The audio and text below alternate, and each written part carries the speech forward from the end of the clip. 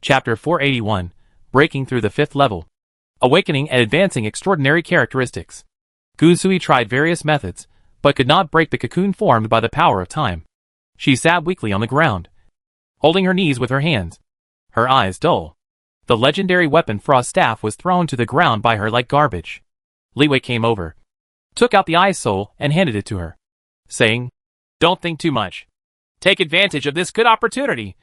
Seize the time to practice and improve your strength." Hearing this, Gusui raised her head and looked at him, her eyes gradually focusing. She asked in a hoarse voice, "What exactly do you want to do? Is cultivation the only thing in your world?" After hearing this, Li Wei was silent for a moment and said, "If you want to know, I can take you to know another world." He can endure the boring practice because he has his own way to relax. Gusui looked at him and asked doubtfully, "Another world?" Levi grabbed her hand and said, "Don't resist. Use the great sleepwalking technique to take her into a dream together." Wow! Guthaway stood on the sunny shore wearing thick bearskin mage robes. Under the scorching sun, she felt a little bit hot. Looking at the endless blue waves in the distance, and the white waves constantly lapping on the beach, she looked confused. "This is where?" "In a dream."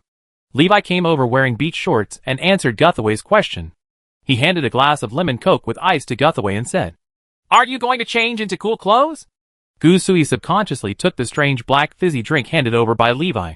She said in a daze, "In a dream?" Levi took a sip of happy water, breathed a sigh of relief, and said, "Yes, this is the dream world. As long as you think about it, you can change into various shapes and conjure various things." Levi prompted, "First imagine the coolest clothes you usually wear." Gusui subconsciously imagined according to what he said. Levi sensed that her imagination had occurred and snapped his fingers. Clatter! The power of dreams materializes Gusavir's imagination.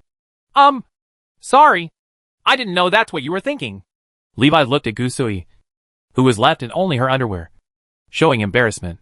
Gusui glanced down and his face instantly turned red. "Idiot!" She slammed the happy water in her hand towards Levi. After a period of confusion, Gusui finally adapted to the dream world and could change her clothes on her own. If you want to create items, you can only rely on Li Wei, the Lord of Dreams. Gusui stood in the sea wearing a thin silk skirt, feeling the cold sea water infecting her skin, revealing a look of great curiosity. "Is this true for the real ocean?" Levi lay on the beach chair under the sun umbrella and said, "That's right. Dreams depend more on my subjective consciousness. In my opinion, the sea is like this. The real sea may be more different." Gusui showed admiration and said, "I have never seen the sea. I really hope to have the opportunity to see the real sea." Li Wei thought of the endless sea and felt that Gusui might not be talking about the kind of bad sea. What everyone yearns for is a beautiful scene. No one would like a rough sea full of violent storms and constant tsunamis. While Levi was still thinking, Gusui came back, walking to Levi's side. Shadows covered Levi's eyes, and he looked up at the slightly majestic mountain peak. "What's the matter?" Gusui said. "I want to go out and practice." Levi was a little surprised. "You figured it out so quickly?" Gusavi nodded and said, "The dream is indeed very wonderful. Everything seems to be real. But I want to see the real sea. And before that I have to be strong enough. When you are tired from practicing, enter the dreamland to relax." Levi left these words and took Gusui out of the dreamland. The two returned to the secret realm of time. Li Wei handed the 3 Ice Souls to Gusui and said, "This belongs to you." Gusui did not refuse, took off the Ice Soul, nodded and said, "Yes." She looked into Levi's eyes and said sheepishly, "Thank you." Levi smiled and said, "You're welcome." The two sat down, not far apart, and practiced separately. Li Wei didn't know what the secret realm of time actually was. However, the various magical elements in the secret of time are very full and balanced. Don't worry about not being able to practice here. After Levi saw Gusui starting to practice with the Ice Soul, he took out the last bottle of Amethyst Source Potion and drank it in one gulp. Prepare to break through the 5th level in the secret realm of time. He held a trace of unrealistic thoughts in his heart, hoping to obtain the extraordinary characteristics of time when he broke through the secret realm of time. But he knew that the possibility was almost zero. Extraordinary characteristics will not appear out of thin air just because he broke through the realm in the secret realm of time. What's more, it is the most mysterious and powerful time-based extraordinary characteristic. 2 days later, Li Wei reached the 4th level of Dzogchen. Fire Sun Concept, 4th level awakening, for 56/10,000. The potion of amethyst source was still very powerful. So Levi took the opportunity to seize the opportunity to complete the awakening of his extraordinary characteristics. Half a month later, the efficacy of the amethyst source potion was exhausted, and the awakening progress slowed down significantly. Fire Sun Concept, 4th level awakening, 5888/10,000. There is no auxiliary practice using secret medicines and magic potions. It took Levi half a year to complete the awakening of the 4th level of extraordinary characteristics. It can be foreseen that without the amethyst source potion, it would take at least 2 or 3 years for Levi to break through the 5th level of normal cultivation. When Levi broke through the 4th level, the extraordinary characteristics he awakened were the 2 epic extraordinary characteristics, Nuclear Mystery and Arcane Enlightenment.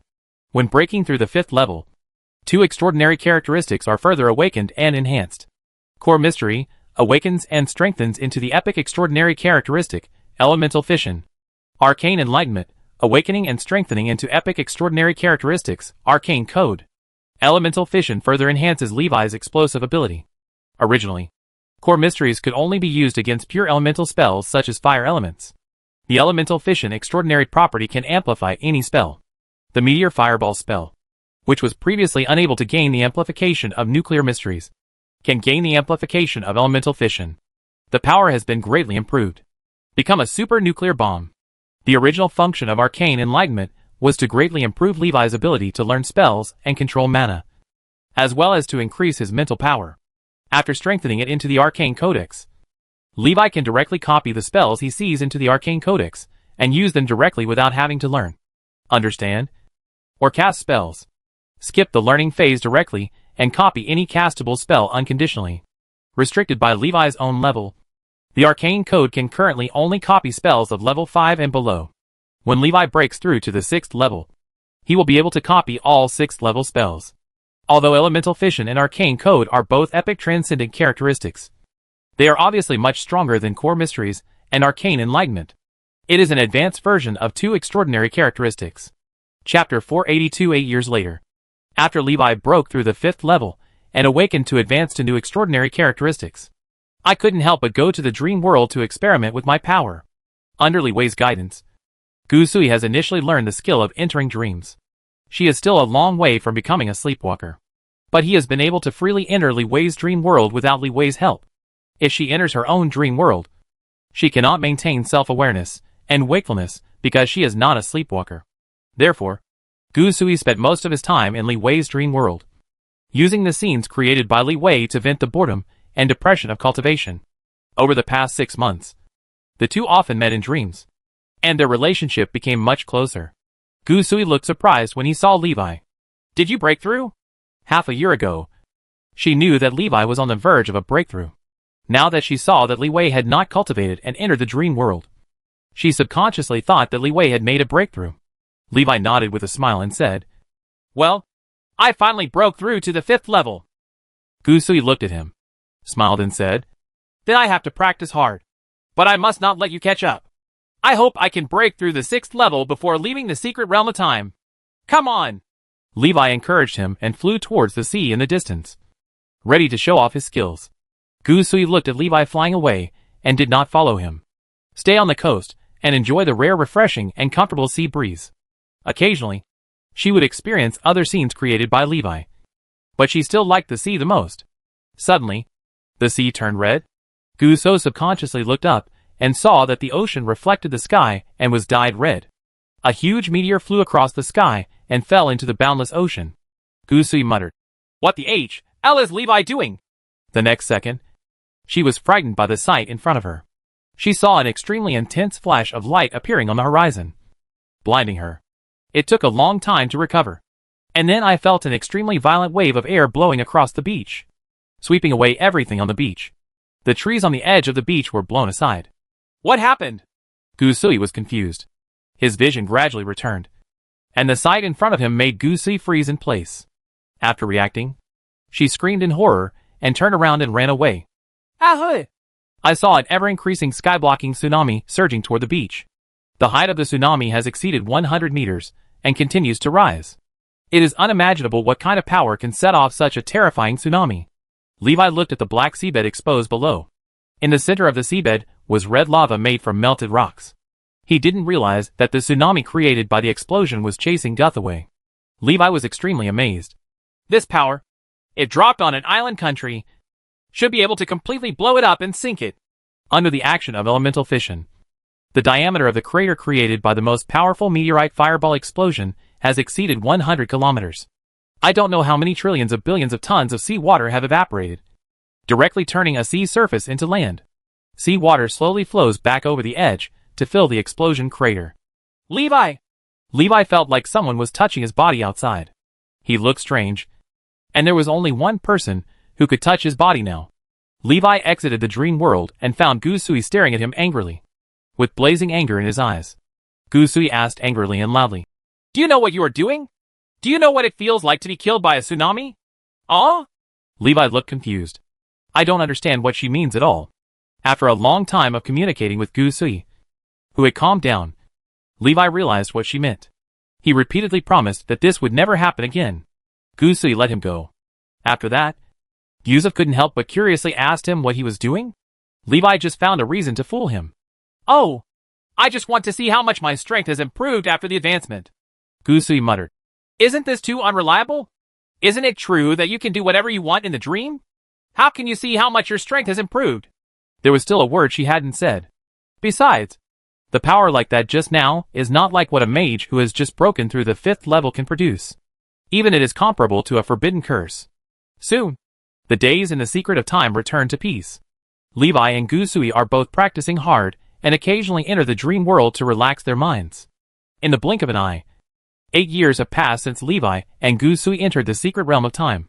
In the absence of secret medicines and magical medicines to assist him in his cultivation, it took Levi more than 7 years to reach the peak of the 5th level and enter the advanced stage of awakening extraordinary characteristics. However, after 8 years of immersion, Levi mastered all the spells and skills he had mastered to the 5th level. The advanced version of the fireball technique, Meteor Fireball Technique, has been deduced to the 6th level, and is only one step away from the 6th level of perfection. Gusui also broke through the 6th level 6 years ago. In the same situation, Gusui also showed the true talent and strength of the Saint of Ice and Snow City. The speed of cultivation is really much faster than that of Li Wei. At the same time, Li Wei broke through from the 4th level to the 5th level, and then reached the peak of the 5th level. Gusui was promoted from the 5th level to the peak of the 6th level. The gap is not generally large. The relationship between the two also made breakthrough progress, like their cultivation. Although I didn't do much in the secret realm of time, I did everything I needed to do during the time we spent together in the dream. Yuzue leaned on Levi and looked at the changing time dragon egg. Levi put an arm around her shoulders. His appearance didn't seem to have changed much. Levi and Shingi share the long lifespan of the sacred dragon. For him, 8 years is just a small stage in a long life. But 8 years is a long time for Guthaway. Although her appearance has not changed much, it is obvious that she has become much more mature. If he couldn't break through the legendary level, Gusui's lifespan would only be 100 years. After breaking through the legendary level, the life form will undergo a transition, and the lifespan will be greatly increased. But it can only survive for 500 years at most. Compared with the real immortal elves and dragons, they are not at the same level at all. Only by becoming a god can one truly get rid of the limitations brought by lifespan.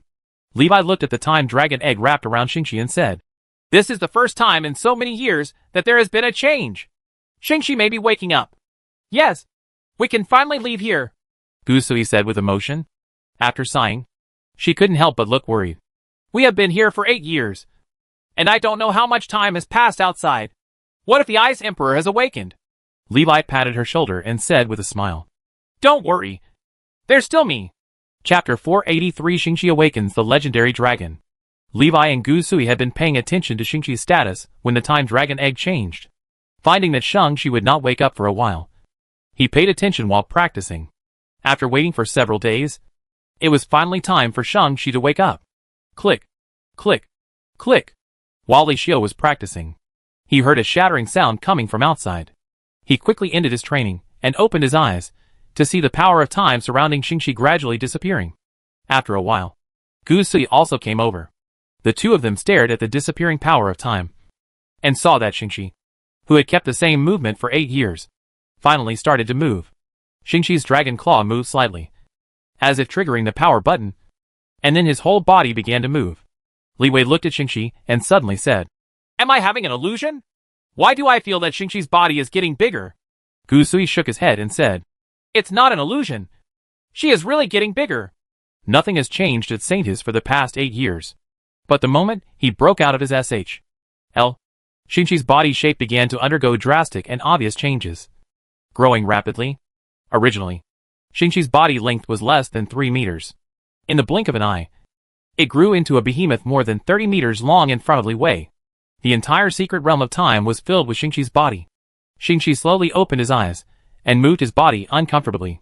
He found that the space around him was too small, and he couldn't stretch out at all. She had no choice but to give up the idea of moving her body. For Levi and Gu Sui, they only spent 8 years in the secret realm of time. But for Shingi, who is inside the time dragon egg, her growth time has reached thousands of years due to the influence of the power of time. Directly from infancy to adulthood, the growth stage is skipped. Shingi also directly gained the powerful strength possessed by the adult sacred dragon. When a sacred dragon grows to adulthood, it becomes a legendary dragon. When Shingi's body shape changed, Levi's body also underwent amazing changes. He felt an extremely powerful force pouring into his body. The terrifying vitality of the legendary sacred dragon poured into his small body like a sea, making him feel like his whole body was about to burst. In addition to vitality, there are also various terrifying abilities from the legendary sacred dragon, subject to Levi's own strength level. He didn't get all the abilities of the legendary sacred dragon.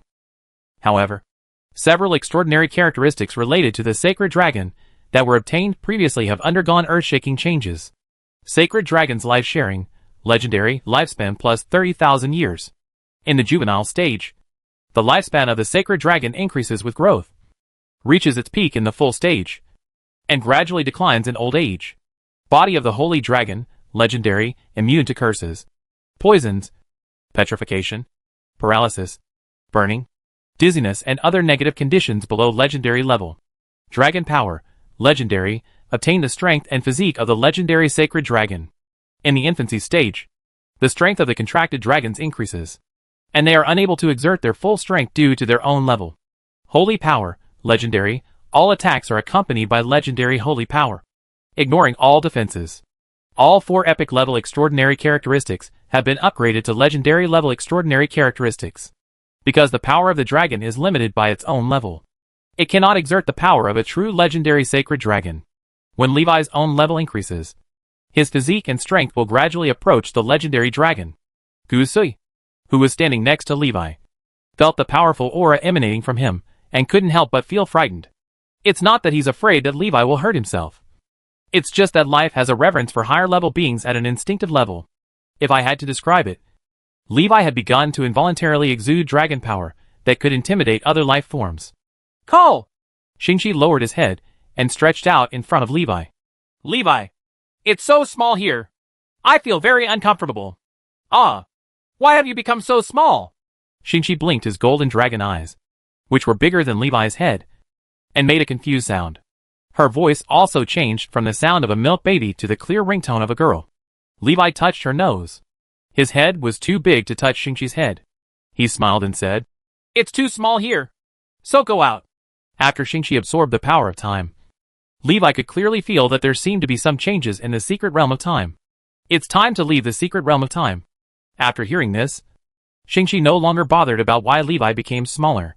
She raised her head, closed her eyes and concentrated for a moment. And a colorful time dragon scale between her eyebrows shone brightly. The time dragon reverse scale has completely integrated with her. Shingi got a little bit of the time power of the time dragon. She can easily control the secret realm of time.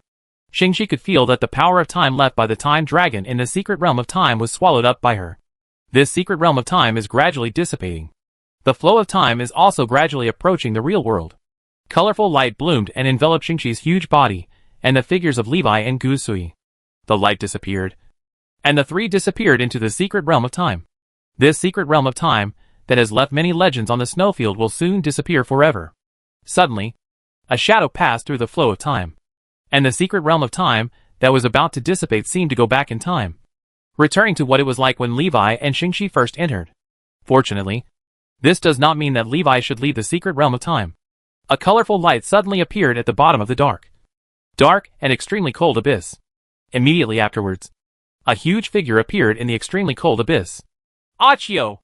The cold air made Shingi's nose feel a little uncomfortable, which caused a big problem. And the airflow around him changed. Guthaway tightened the thick fur mage robe around her body. Although he was protected by the ice elves, he still felt a bit cold. After Levi obtained the body of the legendary holy dragon, the cold had lost its effect on him and could not affect him. It just feels slightly uncomfortable. Just like Shingi would sneeze when suddenly encountering cold air. There was a loud, gurgle, sound coming from Shingi's stomach. She lowered her head and complained. Levi! I'm so hungry! I'm starved to death. Levi patted her feet and said, You have to be patient for a while. I'll let you eat when you get out. Shingi's body shape has changed dramatically. Although part of the energy is provided by the power of time, the huge energy demand brought about by the change in body size still causes Shingi to feel extremely hungry. Hearing this, Shingi had no choice but to stretch out his claws, dig out a piece of ice that was harder than steel, and throw it into his mouth. Now I have nothing to eat but ice cubes. Fortunately, the ice cubes in the extremely cold abyss also contain considerable ice magic energy. For Shingi, it was like eating a frozen candy bar. Better than nothing. Chapter 484 Ice Emperor. Shingi awakens and becomes a legendary sacred dragon. After coming out of the secret realm of time, Levi and Gusui discussed for a while and planned to move in the direction where the group of people left a long time ago. For Levi and Guthaway, that was 8 years ago. Li Wei didn't remember much clearly. Fortunately, after he deliberately recalled it, the powerful mental power possessed by the mage allowed him to quickly recall the past. He still doesn't know how strong his mental power is. I don't know if it can match the legendary mage. Much stronger than Gusui. Gusui is now at the peak of the 6th level, and only needs an opportunity to embark on the legendary road and become a legendary mage. When she fully deployed her mental perception, the range was only 800 meters. However, Levi's mental perception range can easily exceed 1,000 meters. According to his estimation, the perception range may have reached about 1,800 meters. During the battle, Levi's advantage was far greater than Gusui's. Gusui might not even be able to see Levi before he could be killed by his attack. Levi's spiritual perception kept spreading toward the darkness ahead. Click, click, click. The sound of Shang-Chi chewing on ice and stones kept coming from overhead. Occasionally, some ice shards and gravel fall. To Shingi, he is a scum. But to Levi and Gusui, he is a big guy. Being hit accidentally is no small matter. Levi thought for a while, raised his head and said, Shingi, let us sit behind you, and you can take us flying. It's faster this way. Shingi didn't have any objection. She couldn't wait to leave this cold and dark place. Seeing that Shang-Chi agreed, Levi smiled and flew behind Shang-Chi with Gusui. Falling behind Shang-Chi, Gusui showed a look of surprise. She found that she could not feel the extreme cold of the Arctic abyss here at all. It's so warm here, Gusui said looking at Levi. Levi smiled, knelt down and patted Shingi on the back, saying, Okay, let's set off at full speed. Li Wei is responsible for guiding the way and communicating with Shingi in his heart. Shingi flew quickly at the bottom of the dark and lightless Arctic abyss. After flying for a long time, Levi's mind felt that the surrounding area was getting narrower, and it seemed that the front was about to reach the end of the extremely cold abyss. Along the way, Levi didn't see that group of people. Either a long time has passed, and they have awakened the Ice Emperor and left. Either they are still ahead, and Levi hasn't caught up yet. He reminded Shang-Chi. Be careful. The road ahead has become narrower. Don't hit the wall. Shingi let out a dragon roar to show that he understood. It's not slowing down. Gusui stood next to Li Wei, looking at the sacred dragon at his feet, then turned to stare at Li Wei's side face with gentle eyes. Although they had been together in the time mystery realm for 8 years, she still felt that Levi was full of mystery. She had never thought about riding a dragon before. This is the first time for me to have this novel experience. After entering the gradually narrowing glacier gap, the surrounding environment seemed to have undergone some changes. Levi felt that the darkness around him seemed to lighten a little. After flying some distance inside, this feeling became more obvious. Soon, an icy blue light appeared in front. Shingi rushed in and entered a glacier world made entirely of ice blue crystals. It is no longer completely dark here, and the light coming from more than one source illuminates the entire glacier world. Levi looked around and could see Shingi's figure constantly reflected in the glacier world. In an instant, there seemed to be 1,000 more Shingi. Levi knew it was just a reflection, like a person in a mirror. Gusui suddenly grabbed Levi's hand and said nervously, "The Ice Emperor is right in front." She held the Staff of Frost tightly in her other hand. Rumor has it that the Frost Staff is a legendary scepter made from materials dropped from the Ice Emperor. Therefore, you can feel the location of the Ice Emperor by holding the Frost Staff. It's useless if they are too far apart. Levi's eyes narrowed slightly. He showed a faint smile, and gently held Gusui's soft little hand. "It's okay. I will protect you." After hearing this, Gusui's nervous mind gradually relaxed under the influence of an inexplicable force. She believed Levi. When getting along in a dream, Gusui learned more or less about Levi's strength, knowing that he is far more powerful than he imagined. It is said that he once killed a powerful creature that would soon become a legend. At that time, Levi was only at the 4th level. Nowadays, Levi's strength has gone a step further and become even more unfathomable. Gusui has full confidence in Levi, but I still felt a little uneasy. She grew up in the Arctic ice field and heard countless stories about the Ice Emperor and the master of the Arctic ice field. Knowing that the Ice Emperor is extremely powerful, he was afraid that Levi might be in danger. She glanced at the sacred dragon at her feet, and her worries diminished. At least, with the help of a legendary dragon, there might be a chance to fight the Ice Emperor. Levi comforted Gusui and said, "Don't worry. You can sense that the Ice Emperor is right in front. This is a good thing, and it means they haven't revived the Ice Emperor yet." Gusui nodded and responded softly, "Yes." She felt that what Levi said made sense. Looking at it this way, although the two of them have been in the secret realm of time for 8 years, the outside world should not have passed a few days. Gusui couldn't help but feel a little lucky. She stared at the glacier world deep in front of her, praying in her heart, "I hope it can come in time." Call. It seemed that he felt the anxiety in Levi's heart. Shingi's flying speed increased, and the dragon's wings shook, increasing the speed. Levi didn't let Shingi slow down. He grabbed the dragon fin behind Shingi and hugged Gusui tightly with one hand to prevent him from being thrown out during the sharp turn. As Shingi accelerated his pursuit, a light soon appeared in front of the narrow glacier crack. Shingi rushed out of the narrow glacier crevice and entered a huge, empty ice cave. This ice cave is more than 10 kilometers in diameter. It seems that there is only one exit through the glacier crevice, and all other directions are closed. Hoo ho ho! The extremely cold air was passed, and was blocked by the sacred power of Shingi. Levi looked forward. The extremely cold airflow comes from the front. Could this be the source of the extremely cold airflow? Gusui held the vibrating frost staff, looked into the depths of the ice cave, and said calmly, "It's right in front." "Shingi!" Levi shouted. Shingi accelerated and flew forward.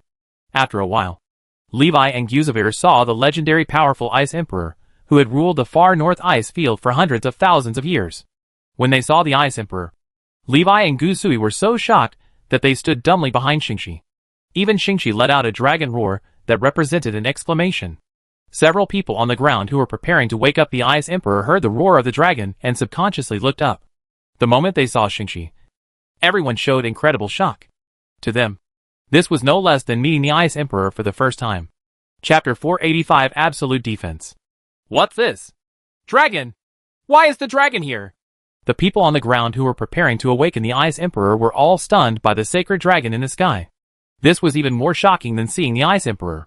The shock brought by seeing the Ice Emperor was just that I didn't expect that there was such a huge creature in the world. The shock of seeing the sacred dragon was that a species that should have been extinct reappeared in the world. One is an unprecedented shock. One is an unreasonable shock. The leader, who was shrouded in a black coat, was the first to react. It only took less than 5 seconds from seeing the sacred dragon to reacting. He shouted quickly, "Don't look! Hurry up! They might be here to ruin the ceremony!" The leader in black coat had long heard that the Snow Queen of the Ice and Snow City wanted to sabotage their plan.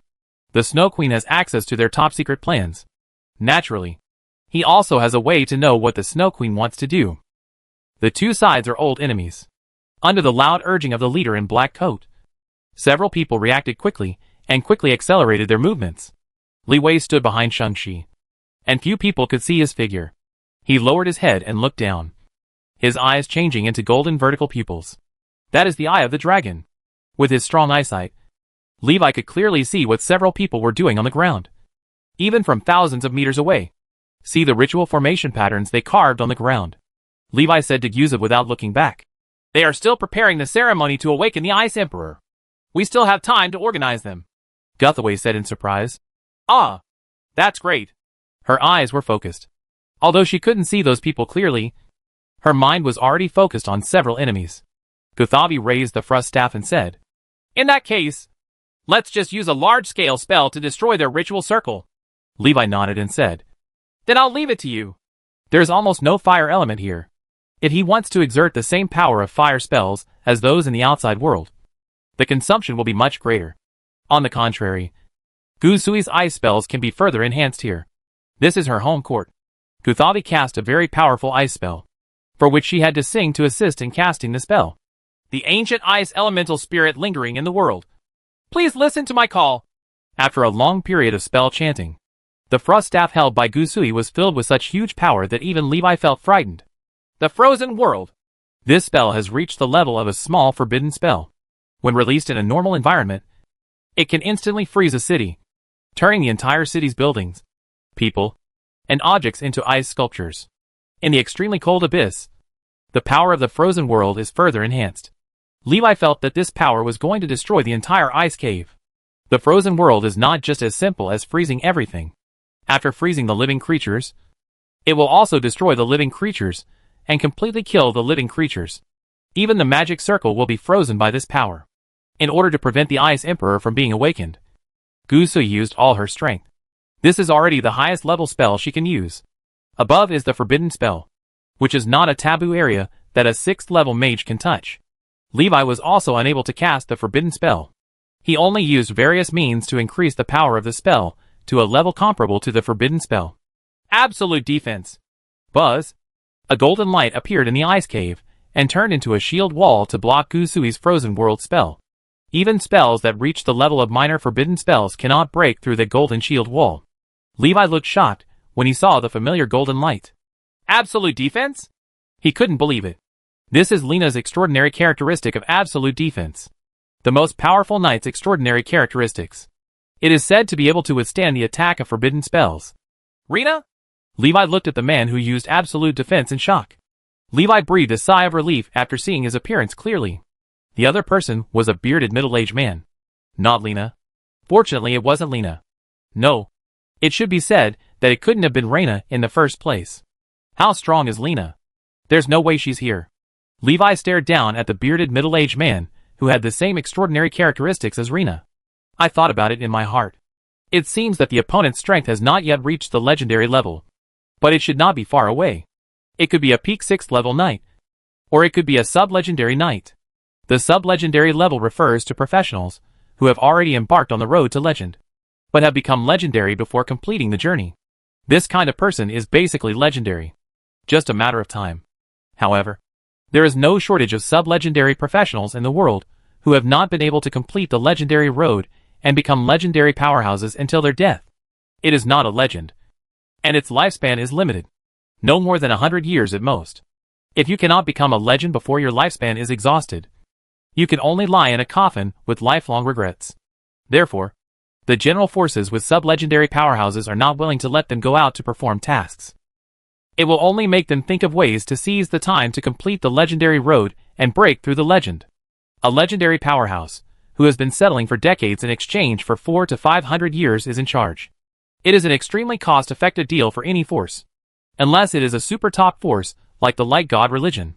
He doesn't care too much about sub-legendary masters. In the eyes of the Light cult, sub-legendaries are nothing at all. Even legendary powerhouses are nothing. Only gods deserve attention. Li Wei was very curious about the origin of the bearded middle-aged man. What kind of force was he? He was actually willing to send a sub-legendary knight to such a dangerous place. Gusui saw that the spells of the frozen world were blocked by others, making it impossible to get close to the ritual circle. She shouted anxiously, Levi, what should I do? Levi also felt a headache. The strongest knight's extraordinary characteristic, absolute defense, was not just talk. Rumor has it that a 6th level knight can block the attack of a forbidden spell by using absolute defense. Of course, only to protect yourself. It is impossible to completely block it like blocking the spell of the frozen world. But it is also enough to illustrate the power of the extraordinary characteristics of absolute defense. Li Wei said helplessly. There is no other way. Then you can only let me try. It is difficult to break through absolute defense simply by relying on powerful spells. Levi could only find a way to find another way. Use the power of rules, and see if you can break the absolute defense. The intermediate flame rules are the power of rules. And the legendary sacred power is also the power of rules. A fireball made entirely of divine power appeared in Levi's palm. The fireball flew towards the knight, who was in an absolute defensive state.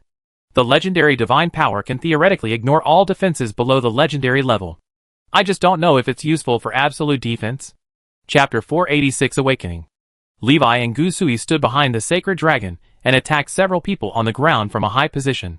Gusui's use of a small forbidden spell was blocked by the enemy's knight professional using absolute defense. This was something that neither Levi nor Gusui expected. Facing a knight with absolute defense known as the strongest defense ability, Levi used the new ability he just obtained. The legendary divine power. He wasn't sure if it would work. A golden fireball filled with divine power flew towards the knight on the ground. The knight, shrouded in the golden light of absolute defense, looked up at Levi and Gusui. He had already seen the two people standing behind the dragon. Suddenly, he saw an inconspicuous golden ball of light falling from the sky. There was a hint of confusion in the knight's determined eyes. What is this? It doesn't look very powerful. However, years of combat experience told him that the enemy would not use meaningless attacks. Therefore, he did not take it lightly and faced the enemy's attack with the strongest defense. Just hold the two people for a while, and the awakening ritual that can awaken the Ice Emperor is completed. So the knight thought. Coming! The golden ball of light approached, and the knight's eyes showed seriousness and solemnity. This is an unprecedented attack. The moment when the sacred fireball comes into contact with the absolute defensive golden light, the knight's always calm and determined expression changed drastically. He looked extremely shocked. What the hell is this? Years of accumulated combat experience allowed him to still retain his instinctive reaction ability even in extremely shocked situations. When absolute defense was useless against the holy fireball, the knight immediately swung his sword and struck at the holy fireball. The moment when the 6th level exquisite long sword collided with the sacred fireball, the knight knew that the sword was going to break. The sacred fireball passed directly through the long sword with an unreasonable force, leaving a gap in the long sword. The knight also took the opportunity to change the direction of the sacred fireball. Call! After the sacred fireball deflected, it landed on the glacier land, melted into a bottomless pit, and then disappeared after its power was exhausted. The knight looked at the knight's sword with only 2/3 left in his hand, feeling extremely painful. At the same time, I was extremely shocked. What power is this? This was the first time he encountered such a strange power. Levi looked down at the battlefield and saw the broken sword in the knight's hand and the look of shock on his face. He smiled and said, "It seems to be useful."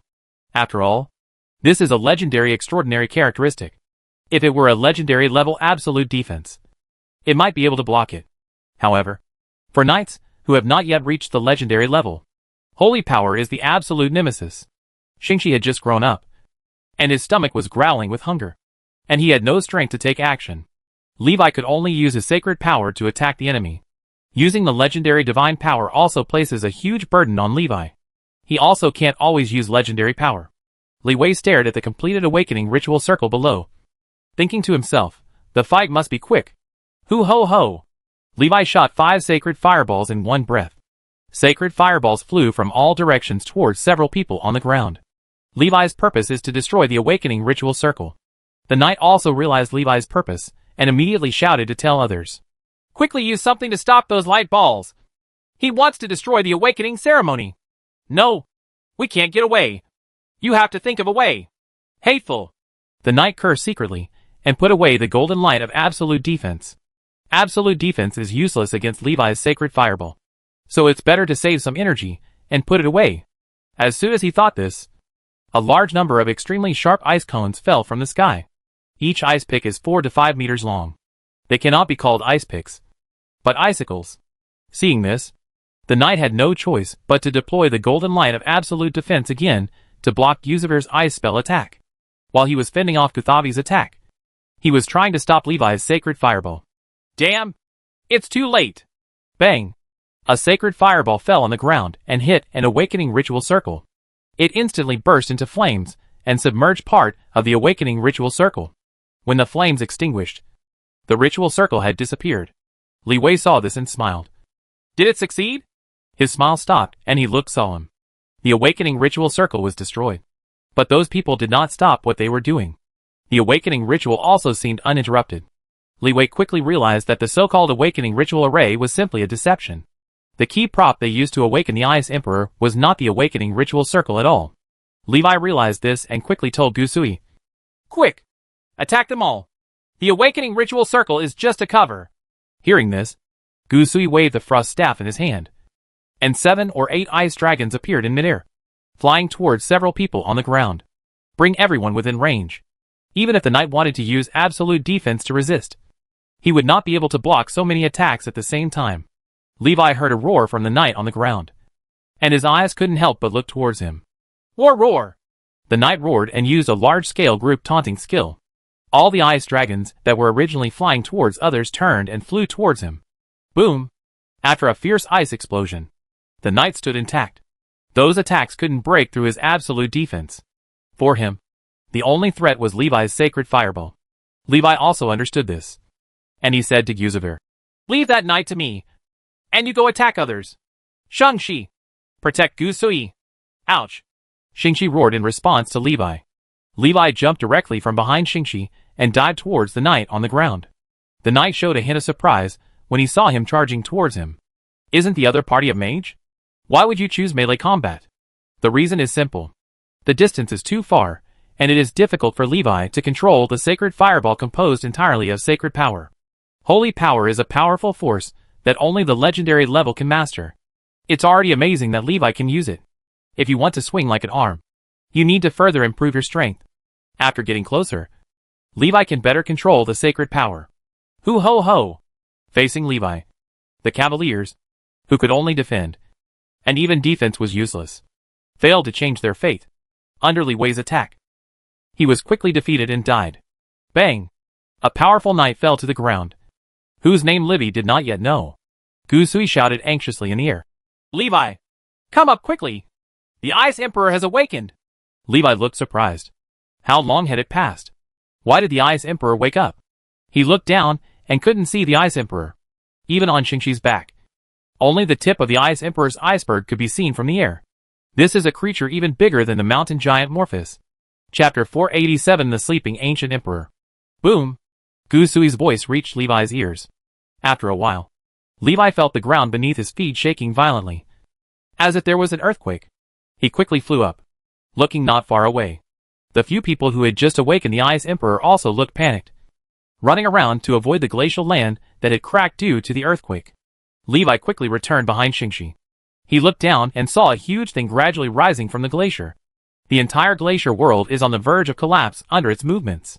Levi looked at the behemoth below, and suddenly understood where the huge ice cave in front of him and the ubiquitous extremely cold airflow in the extremely cold abyss came from. The huge ice cave is the exhalation port of the Ice Emperor. When the Ice Emperor was sleeping, the gas he exhaled unconsciously created a huge ice cave in the glacier. Those extremely cold air currents are the breath exhaled unconsciously by the Ice Emperor. After the extremely cold air current accumulated too much in the ice cave, it broke through the extremely thick glacier, creating the glacier crack that Levi passed through when he entered. It blew into the extremely cold abyss from the glacier cracks. Then it rises from the bottom of the extreme cold abyss and blows outside the extreme cold abyss. Levi could not imagine that such terrifying extremely cold air was just the breath exhaled unconsciously by the Ice Emperor. He felt ridiculous for his previous idea of challenging the Ice Emperor. The Ice Emperor's strength may have exceeded everyone's imagination. Boom! The entire glacier shook violently due to the Ice Emperor's activities. It seemed like the entire glacier was about to collapse. Gusui grabbed Levi's arm nervously and asked in panic, What should we do now? Levi lowered his head and glanced at the Ice Emperor, who had woken up. He made a quick decision and said, Let's get out of here first. It's too dangerous to stay here. If it was buried hundreds of thousands of meters underground due to glacier collapse, Levi didn't even know if he had a chance to go out. After hearing Levi's order, Shang-Chi flew towards the only exit as fast as possible.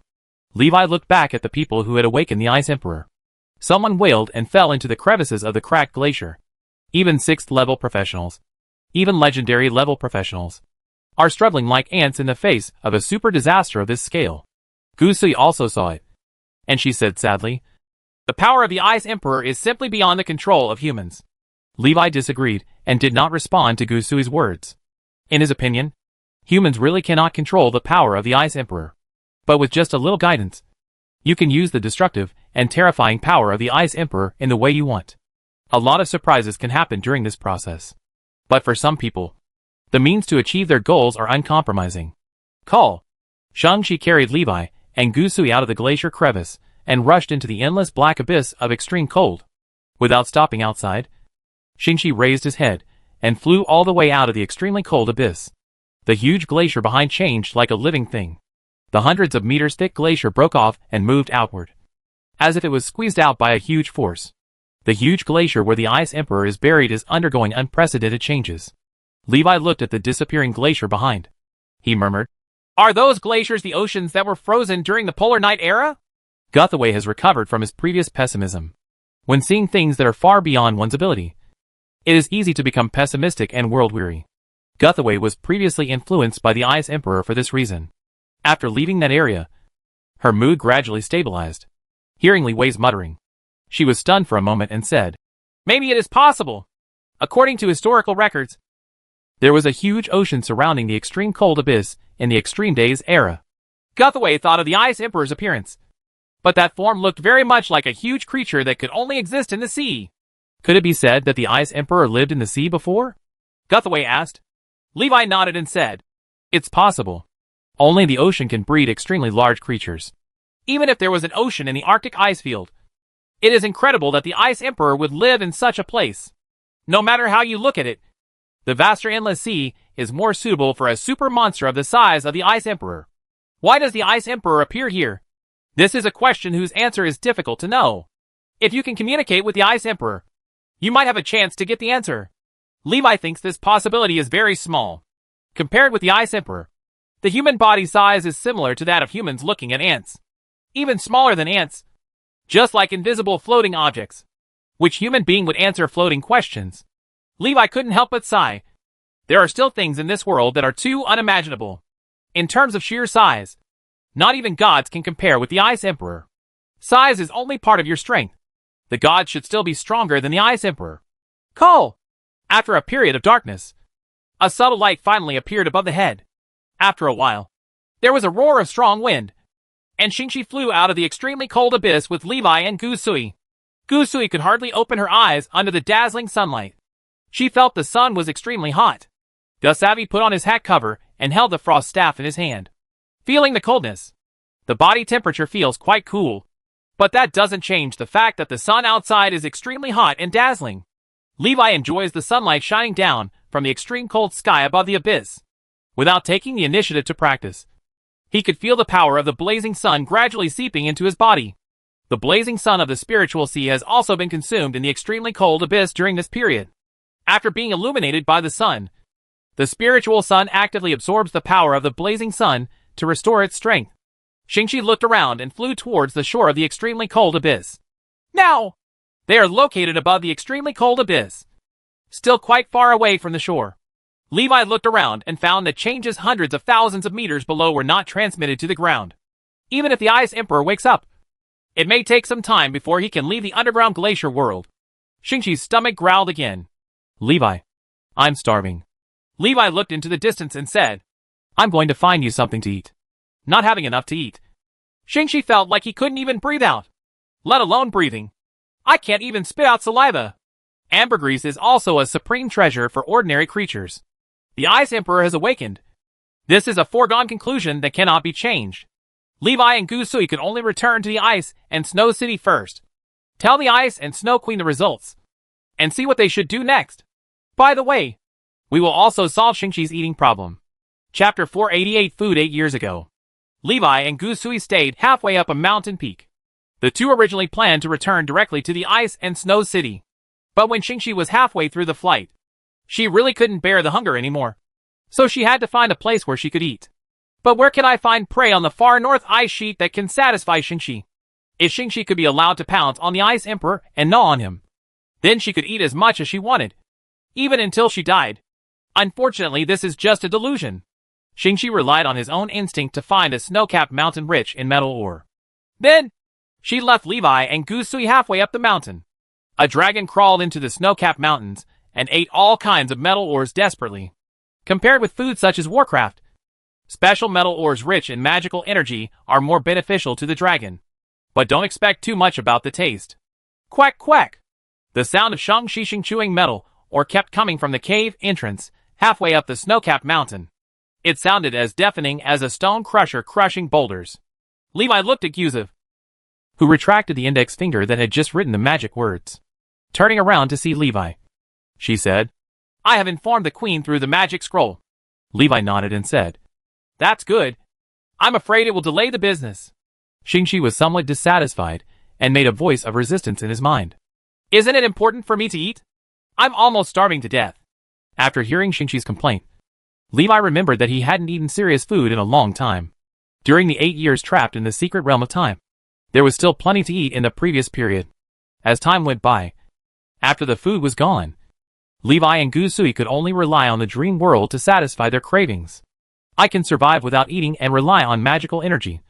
But I feel all kinds of discomfort. A feeling that something is missing. And I am very uncomfortable." Fortunately, Levi and Gusui have already developed elemental bodies. Otherwise, the two of them would starve to death in the secret realm of time. Levi thought about going back to have a good meal. He thought for a moment, and it seemed like there was something he could eat. Levi dug out the bee eggs from the space ring that the queen bee gave him as a gift. It can be used as emergency food and as a material for summoning bees. Levi took out a bee egg the size of a pigeon egg and handed it to Guthavi. Yuzue looked at the translucent golden oval-shaped object in his hand, showing curiosity, and asked, "What is this?" Levi smiled and said, "Try some food." Gusui picked up the transparent elastic bee egg with 2 fingers and stared at the bee egg for a long time without recognizing what it was. After Levi gave Yuzaver a bee egg, he took out another bee egg and threw it into his mouth. Ah! After swallowing the bee eggs in one gulp and biting the explosive eggs, a rich and mellow honey smell spread wildly in the mouth. It's as if even the heart is about to be sweetened. Levi showed a look of enjoyment on his face. He tasted the delicious royal jelly again after 8 years, and he couldn't help but let out a cry of happiness. Gusui saw the look of enjoyment on Li Wei's face, glanced at the bee eggs in his hand, and was filled with great expectations. She also put it in her mouth and took a bite. She found that the bee eggs were a bit tough, and it took a lot of effort to bite them open.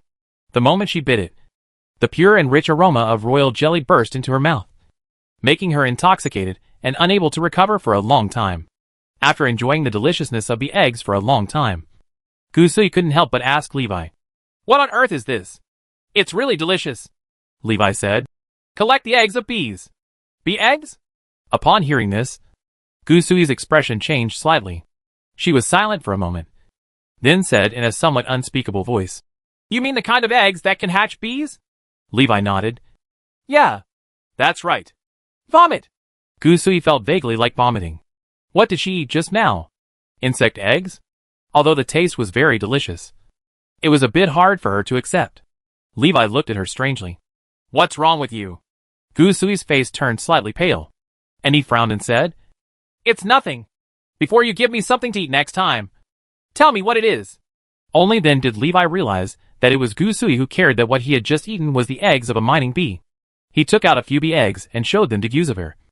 "Although they are bee eggs, they are a little different from what you imagined." Gusui quickly took a few steps back and stretched out her hands to make a gesture of rejection. "No, don't show it to me. I'm afraid I won't be able to help but spit it out later." Levi was a little speechless.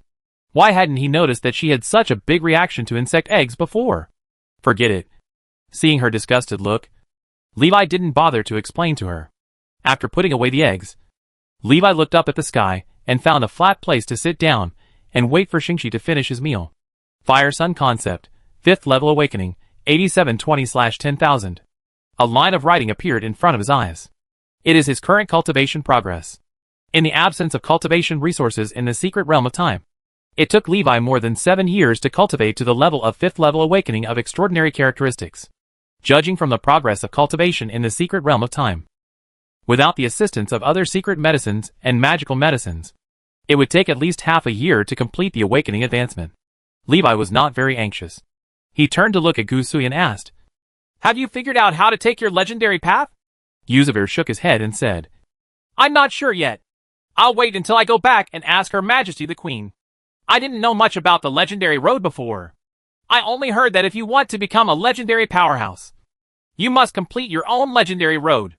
I don't know what the legendary road refers to specifically, but the Queen will definitely know, Levi said with a smile. When you go back, the Snow Queen will be shocked. Hearing this, Guzui also smiled, sat down next to Levi, and looked at the blue sky in the distance. Yes, for Her Majesty the Queen, maybe only a few days have passed. But for us, 8 years have actually passed in the secret of time. She turned to look at Levi's side face and said, 8 years ago, I couldn't imagine that our relationship would be like this. Levi asked curiously. Then what did you think before? Guzui showed a look of reminiscence, and after thinking for a moment, he said, My impression of you was a bit bad at that time. I was forcibly taken away by you when I met you for the first time. No one else would have a good impression of you. When Li Wei heard this, he could only smile stupidly. He, Guthaway continued. When the Queen asked me to go to the extreme cold abyss with you, I was very resistant in my heart. I never thought about becoming a partner with you at that time. Probably when I saw the sea for the first time in the dream world, some changes occurred in my mind. Chapter 489 Transformation. Levi and Guzui sat on the flat ground halfway up the mountain and recalled the past 8 years. Weird noises kept coming from the snow-capped mountains below. That was the sound of Shingi chewing metal ore. Levi listened to Guzui describe the process of his change in her eyes. At the end, Levi suddenly raised a question that he felt was very important. I have a question. If I see Mr. Guzui after I go back, should I change my name to Uncle? Guzui was slightly panicked after hearing this. Only then did she remember that Li Wei was Guzui's disciple. How should I explain this to Guzui? Guzui hesitated and thought for a long time. Then said, I don't know either. Or we should not tell my brother first. Levi had no objection. The breakthrough event in the relationship between the two occurred in the dream world. In the real world, both of them are still perfect. While Levi and Guzui were waiting for Shingi to finish eating, a group of uninvited guests came to the snowfield. Ouch! Shingi, who had eaten and drank enough, let out a roar full of energy, breaking through the top of the snow-capped mountain from inside the mountain. Bang! A large amount of snow and gravel was blown away and scattered in all directions. Levi quickly raised his magic shield to block the falling snow and gravel above his head. He looked up at Shingi, who was soaring into the sky. The sacred dragon with golden luster all over its body soars in the sky, venting its power wantonly and feeling the hard-won freedom. Hoo ho ho! A strong wind whipped the ground, and a huge shadow fell from Levi's head. Boom! Shingi landed on the mountainside, looked down at Levi, and said, I don't have to hide now. Li Wei looked at her and said, Although you have become much stronger, we cannot take it lightly. The enemy we have to face is stronger than imagined. Hearing this, Shingi nodded. Oh, I know. She looked at the sky in the distance. On the other side of the sky was the enemy. The enemy is very powerful. Even if she has become a legendary dragon, she is no match for the enemy. Thousands of years ago, the dark dragon had reached its peak, calculating the duration of the peak period based on the dragon's lifespan. After 1,000 years, the dark dragon may still be at its peak. It may take a few hundred years before it reaches its peak. Shingi never gave up the idea of revenge against the dark dragon. But the only way for her to complete her revenge is to wait for the passage of time. To wait for herself to gradually grow up. And to wait for the dark dragon to reach its peak and decline in strength. In addition to the extremely powerful dark dragon, Shingi is currently also threatened by the light cult. So far, Levi only knows that the light cult seems to be looking for the sacred dragon. As for why he was looking for the sacred dragon, he didn't know. In addition, rocks from the alchemy tower also seems to be under someone's will and is looking for traces of the dragon. If Shingi reveals his identity, he will attract a large number of enemies. Levi also understood that Shingi longed for freedom and soared freely in the sky. But the current situation, unless Shingi is willing to stay in this sparsely populated corner of the world, he will be discovered sooner or later, which will cause countless troubles. But he couldn't tell Shingi to stay in his magic cabin. The dragon should not be huddled in a cave like a mouse. Shingi also understood Levi's tangled thoughts. Both souls are connected and can feel the subtle emotions in each other's hearts. Shingi said nothing. She lowered her head, and her body exuded a divine radiance. The divine light enveloped her whole body. And soon, the divine light quickly shrank to the size of a human being. When the light dissipated, Shingi, who transformed into a human girl, appeared in front of Levi. Levi looked surprised. Ah, you can become a human? Gusui also looked at Shingi, who turned into a girl in surprise. Shingi wore a white and gold war dress. Her long, silky golden hair hung down to her waist. 2 golden dragon horns protruded from the hair on her head, looking like decorations pinned to her hair. She looked at Levi and blinked. The dragon power in his eyes gradually faded away. The golden vertical pupils symbolizing the dragon disappeared and turned into ordinary golden round pupils. However, his temperament still looked noble, like a noble imperial princess. Shingi explained. After breaking through the legendary level, I gained the extraordinary characteristic of transformation, which allows me to transform into creatures I come into contact with. Levi looked surprised. So powerful. Is this a unique ability of the sacred dragon? Or does it exist in all dragons? Shingi said. It should be the exclusive ability of the sacred dragon. In my inherited memory, I rarely see other dragons that can transform into humans and other creatures. Levi smiled. He looked at the 2 dragon horns on Shingi's head and asked, Can't the dragon horns be hidden? Shingi said. That's all I can do now. I can hide it when I get stronger. Hearing this, Gusui smiled and said, It's okay. Leave it to me. Levi looked at her and saw her rummaging for something in the space ring. After a while, Gusui took out a golden crown and put it on Shingi's head with both hands. The crown and the dragon's horns were integrated into one, and you couldn't find it unless you looked carefully. At first glance, you will only think that the dragon horns are part of the crown. Li Wei smiled with satisfaction. It's really suitable for Shingi. Shingi touched the crown on his head and asked curiously, Really? Let me see what it looks like. Gusui waved her hand, and a mirror made of ice crystals appeared in front of Shingi's eyes. The mirror clearly reflected her current appearance. Shingi stood in front of the mirror looking a bit stinky, looking back and forth, trying to fiddle with the crown on his head to make himself look better. Levi looked at Gusui curiously and asked, Why is there a crown in your space ring? Yusuver said, Oh, this is not a crown. It is a gift given to me by the queen when I became a saint. Ah, that's not important to you. Li Weigang wanted to ask Shingi to return the crown to Gusui. Gusui interrupted him and said, It's okay. It's just a decoration. Although it is made of pure gold, it is not a special magic item. It only has commemorative significance. Besides, I'm very happy to see Shingi like it so much, Gusui said with a smile. Shingi finished her beauty, ran over and hugged Levi's right arm, looked up at Levi and said coquettishly, Let's go eat something delicious. Stones and ice are too unpalatable. I want to eat the barbecue from last time. Levi touched Shingi's hair with his left hand and said with a smile, Okay, I will let you eat as much as you want when we return to the Ice and Snow City. Oh yeah. Let's leave quickly. Shingi couldn't wait. Gusui smiled slightly as she looked at Shingi, who was pestering Levi to buy delicious food like a little girl. Chapter 490 The Last Solution. Click. Click. Click. Boom. A large number of cracks have appeared in the glaciers of the extremely cold abyss. And super glaciers hundreds of thousands of meters thick are breaking. A huge force spreads from the inside of the glacier, destroying the original stable shape of the glacier. Some of the broken glaciers sank and turned into deep valleys. Some glaciers rise and turn into new snow peaks towering into the clouds. The changes taking place in the extreme cold abyss are similar to the impact on the environment caused by the movement of continental plates hundreds of millions of years ago. However, the driving force this time was not plate movement. The scope of the impact is not as huge as plate movement. What has changed in terrain is only the 1,000 miles glacier inside the extremely cold abyss. Boom! The center of the glacier continues to rise, turning into a huge mountain.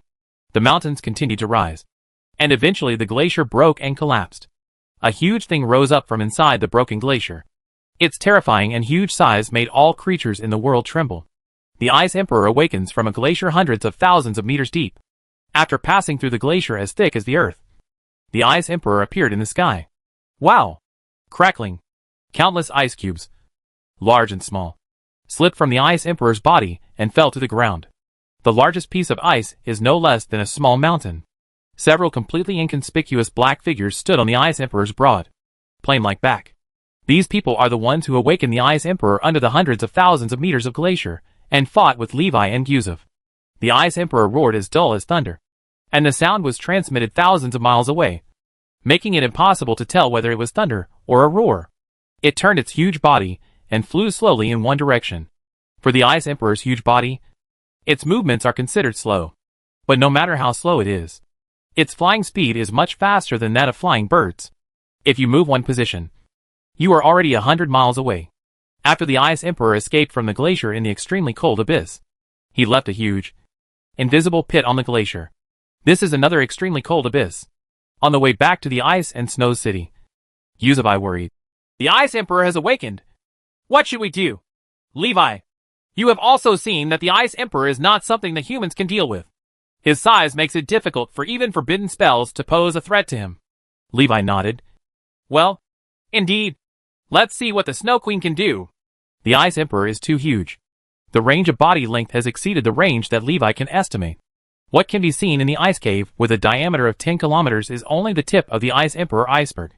When Li Wei first saw the Ice Emperor, he thought for a moment that the entire glacier was built behind the Ice Emperor. Like the mythical turtle carrying the continent and walking in the endless sea. Is the Ice Emperor also burdened with an extremely cold abyss? It's really hard to imagine what means humans would use to control such a behemoth. Levi didn't have any good way to deal with the Ice Emperor. Levi and Gusui rushed back to the Ice and Snow City. 2 days later, the strength of the two people has become much stronger, and their speed has become faster. The long distance still made the two of them feel that the journey was long. Li Wei, Gusui, and Shangji met the Snow Queen, and Gusui personally explained the details of the matter to the Snow Queen.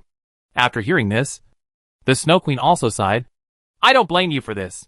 It's because I didn't figure out what method they used to awaken the Ice Emperor. If I had known this earlier, you might have had a chance to stop them. Levi took a step forward and asked.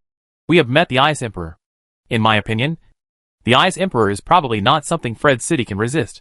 The Ice Emperor can destroy the entire city as long as it lands in Fred's city. There is no need for it to launch any attack. The two sides are not opponents at the same level at all. The Snow Queen sighed helplessly. That's true. After failing to prevent the Ice Emperor from reviving, the only thing we can do is to escape from here. Levi frowned and asked. Where to escape? As far as I know, there seems to be only one city in the far north icefield. Fred City. Are you willing to see the Ice Emperor destroy Frederick City? The Ice Emperor can destroy one Fred City, and it can also destroy the second and third cities. If no one stops it, I'm afraid everyone will lose their home. The Snow Queen closed her eyes, thought deeply, then opened her eyes and looked at Levi, and said, There is another way to stop the Ice Emperor. Gusui looked surprised, and Li Wei quickly asked, What can I do? He didn't ask the Snow Queen why she didn't tell her earlier. The Snow Queen is willing to give up Fred City, but is not willing to tell him the way. Obviously, in the eyes of the Snow Queen, this method may cause greater losses than giving up Fred City. The Snow Queen said, Believe in the god of frost and Warhammer. Before the Ice Emperor comes to Fred City, a sacrificial ceremony will be held to summon the god of frost and Warhammer to come. When the light of the gods envelopes Fred City, the Ice Emperor will no longer attack Fred City. When Levi heard this, he frowned slightly because he felt that something was wrong. Rely on the power of the gods? Now it seems that this is the only way, Levi said. He glanced at the Snow Queen strangely and asked, I'm a little strange. Why are you unwilling to use this method? The Snow Queen glanced at Levi, looked at Fred City at the foot of the mountain outside, and asked, Have you seen the temple since you came to Fred City? Levi recalled for a moment, shook his head and said, It seems not. The Snow Queen said, Fred City is a city without faith. It does not belong to any gods. Li Wei asked, Is there anything wrong with believing in gods? The Snow Queen said, For ordinary residents, belief in gods is a good thing. But for me, that will make me lose Fred. Levi looked at her, blinked, and the flower god suddenly appeared in his mind. He suddenly felt that the Snow Queen seemed somewhat similar to the flower goddess. But the Snow Queen is not a god, and no one believes in her. No, although no one thinks that the Ice and Snow Queen is a deity. The attitude of the Aborigines in Frederick City, and even the entire Arctic ice field towards the Ice and Snow Queen is very similar to the attitude of the residents of Feihua City towards the flower god. It's just that the residents of Feihua City believe that the flower god is a god. The Aboriginal people of the far north icefield believe that the Ice Queen is the king of ice elves. Now, in Levi's eyes, this king of ice elves has a question mark. So far, The Snow Queen has not admitted that she is an ice elf in front of Levi. Chapter 491 Mechanical God Appearance. Levi was confused about the identity of the Snow Queen, and was thinking hard. The Snow Queen has made her decision.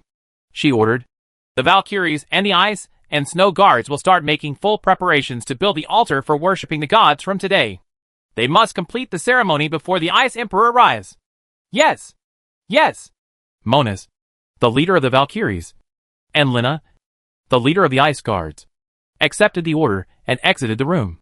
"Go and carry out the Ice Queen's orders."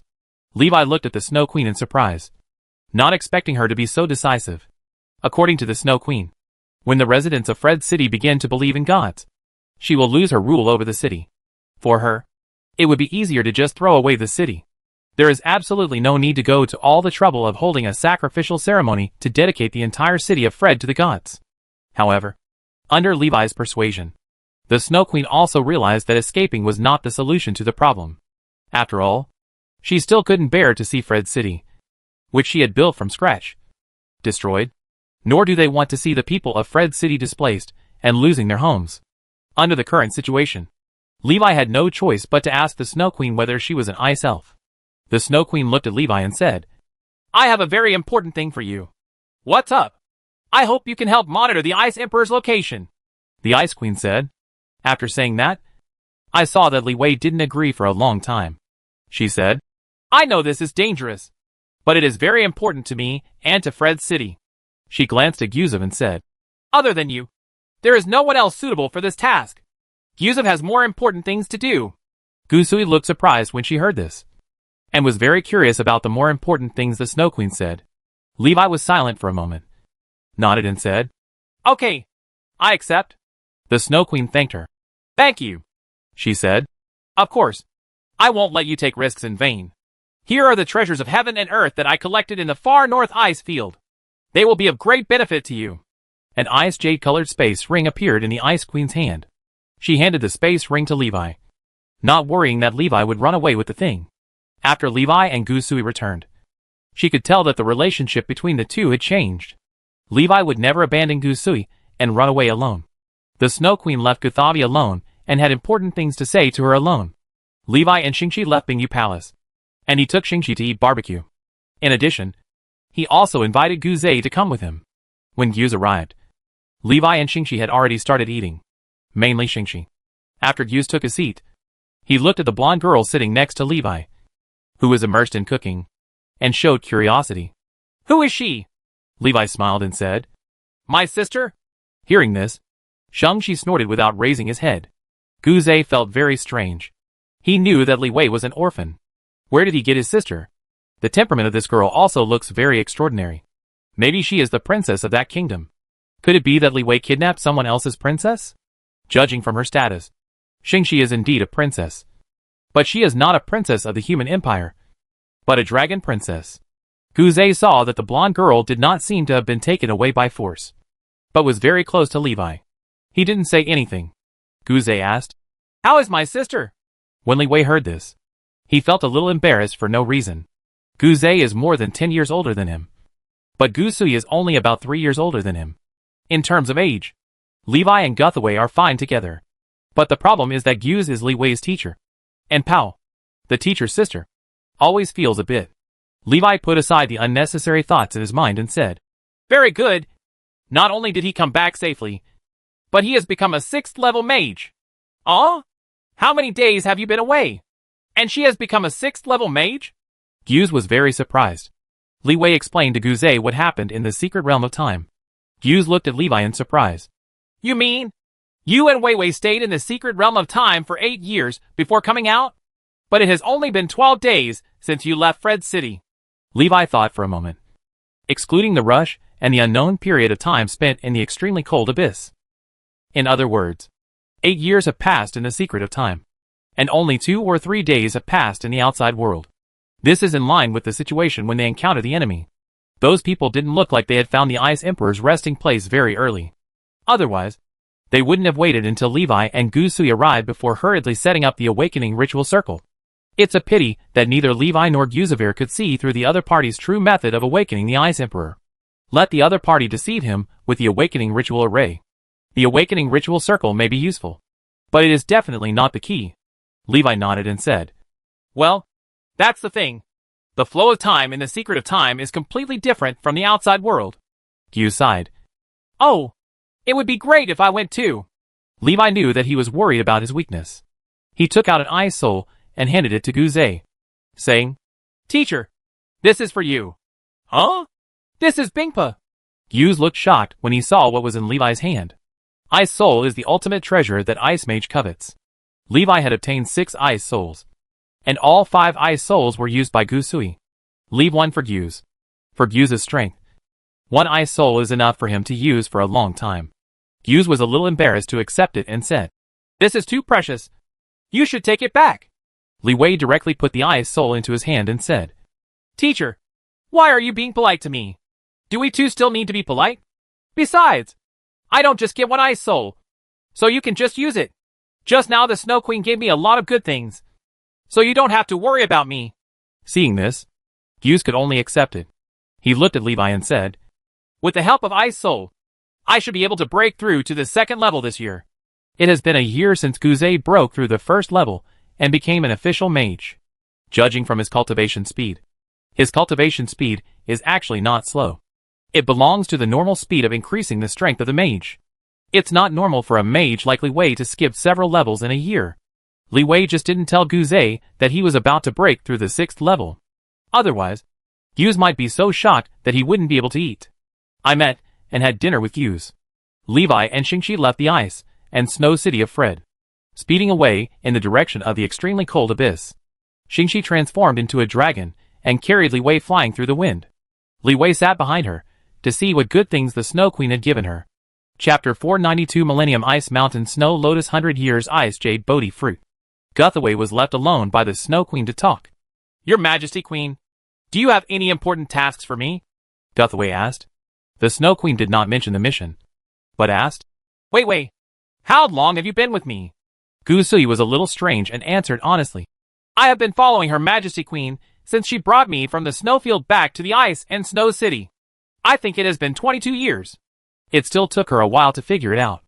I almost said it was 20 years. But I thought that the 8 years in the secret of time did not count. So I said it. The Snow Queen sighed with emotion. Yes, it has been 12 years. You were just a little girl at the beginning, and now you have grown so big. Gusui smiled and said, Yes, I still remember the first day when the Queen took me back to the Ice Jade Palace. At that time, Monus was still a trainee Valkyrie. My Queen, the passage of 12 years has not left any trace on you. You are still as beautiful as ever. The Ice Queen smiled when she heard this. Unlike humans, she naturally will not finish her life in a few decades like humans.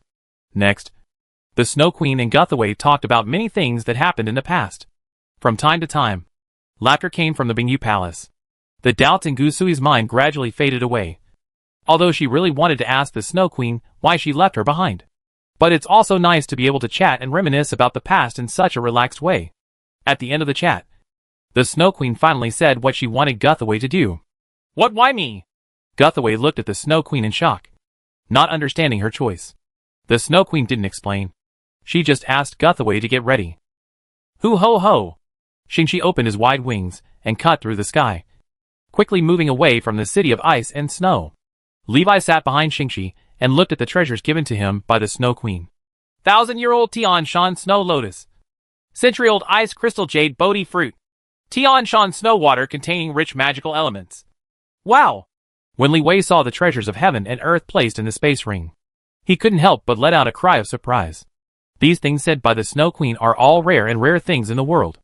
1,000-year-old Tian Shan Snow Lotus is a top-quality natural and earthly treasure that enhances mana. And its effect is even better than the Amethyst Source Potion.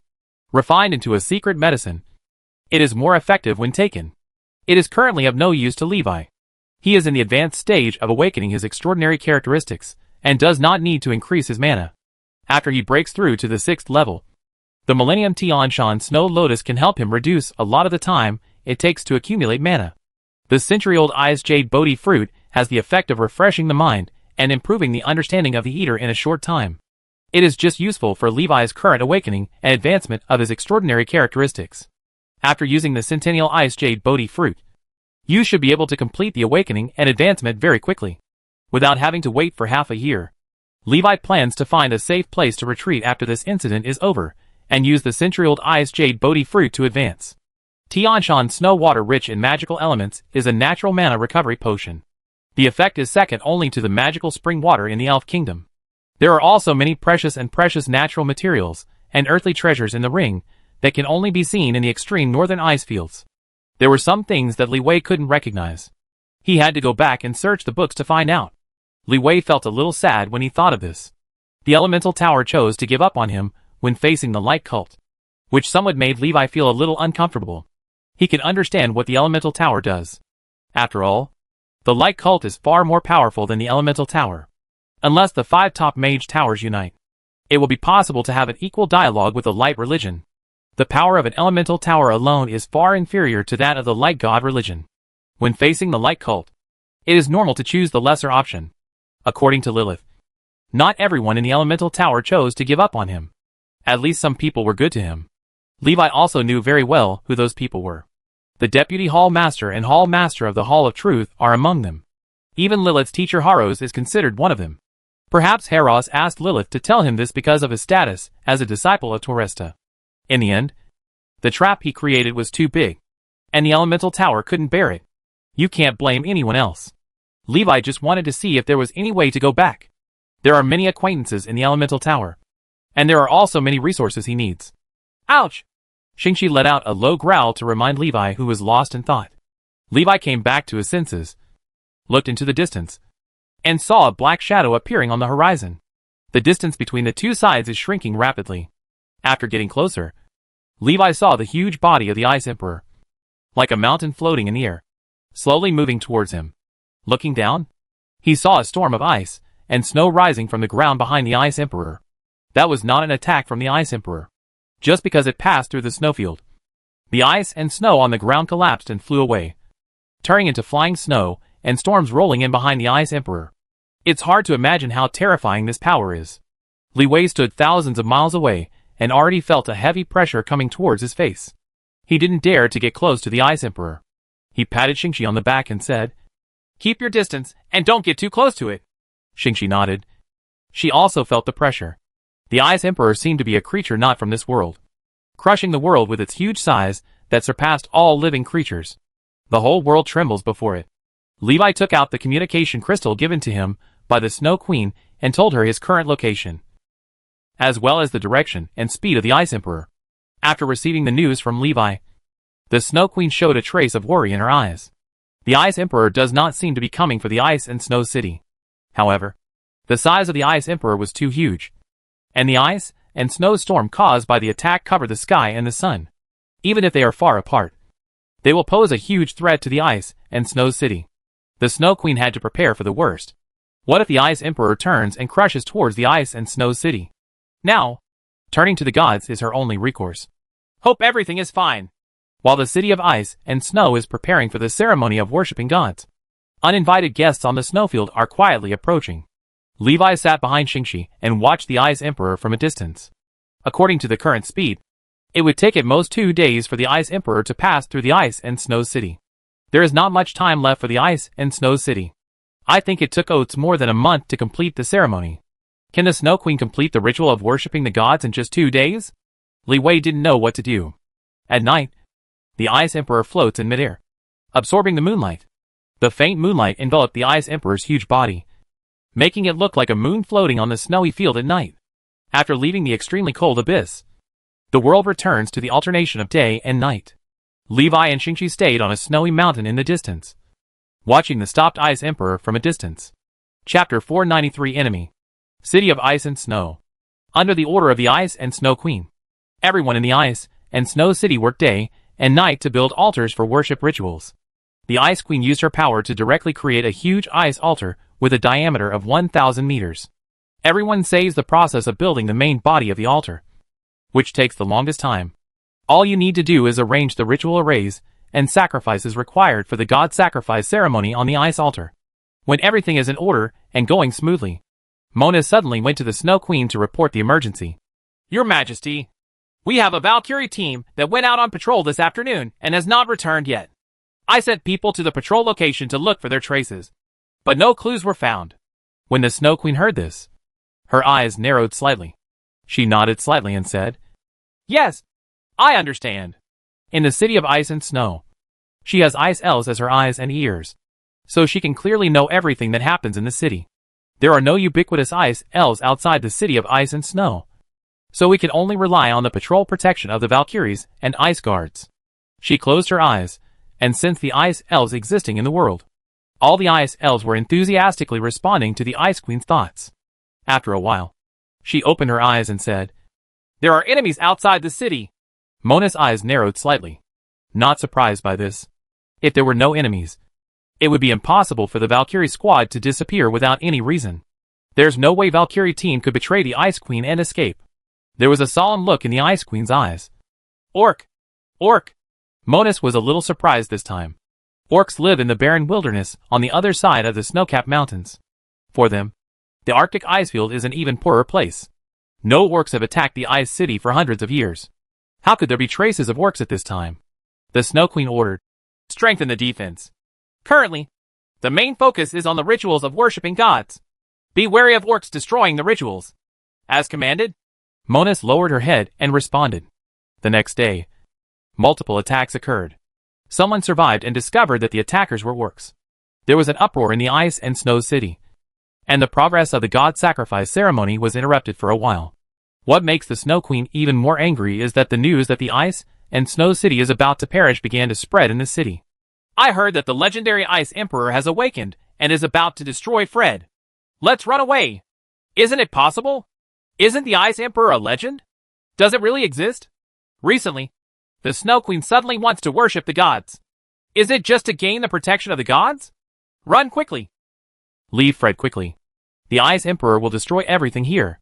Rumors spread throughout the city, and people were panicked. As a last resort, the Snow Queen personally came forward to comfort people. Fred's city will not be destroyed. Everything is just a rumor. Someone with evil intentions deliberately spreads rumors to destroy peace. At the same time, the Valkyries and Ice Guards also took quick action inside and outside the city. After arresting the people who spread the rumors, they found that they were all orcs and half-orcs living in the city of ice and snow. Under strict interrogation, some people admitted that they spread the rumors because they received benefits. Monus wished she could just kill these people. The Snow Queen built the Ice City into a peaceful and neutral city. Only then are people of any race allowed to stay in the Ice and Snow City and enjoy equal treatment. As a result, these orcs helped outsiders destroy the peace of the Ice and Snow City. But from a racial perspective, the orcs outside the city are the same kind as these people. The Valkyrie troops searching for traces of orcs outside the city have made no progress. They were also attacked by the elusive orc troops, causing considerable casualties. The Snow Queen's power is limited to the scope of the Ice and Snow City, and cannot have much impact on the outside world. She couldn't find traces of the orc troops in the vast snowfield. It was good luck to find out whether the missing Valkyrie team was attacked by orcs. Just when the orcs attacked the Valkyrie team, an ice elf passed by nearby. The matter gradually got bigger and bigger, and it reached the ears of Gusui, who was carefully preparing to hold a ceremony to worship the gods. She volunteered to go outside to find the orc troops and solve the Snow Queen's worries. The Ice Queen refused her invitation and told her that the ritual of worshipping the gods was the most important at present. In order to allow the god sacrifice ceremony to proceed smoothly, the Ice and Snow Queen had to pay a higher price to allow those responsible for preparing the god sacrifice ceremony to work peacefully. Give workers higher pay. The wages of avarice is death. The Snow Queen offered them a bargain they couldn't refuse. Monus was so busy that she was busy preparing for the ceremony, while looking for the orc troops who were causing sabotage. Damn it. It would be great if we could find their lair. Monus was also very helpless. She also knew that the queen was also worried about this matter. The orc troops who came to attack the Ice City obviously knew the scope of the Ice Queen's capabilities. They have been hiding out of range and failed to let the Snow Queen discover their traces. In desperation, the Ice Queen turned to Levi for help. Levi was waiting to sit and barbecue with Shingi, who had transformed into a human. Shingi bit off the stick in one bite. Crunching, the roasted meat and the stick were chewed together in her mouth. Levi looked at her speechlessly. Why are you eating in such a hurry? No one will snatch it from you. It's delicious. Buzzing.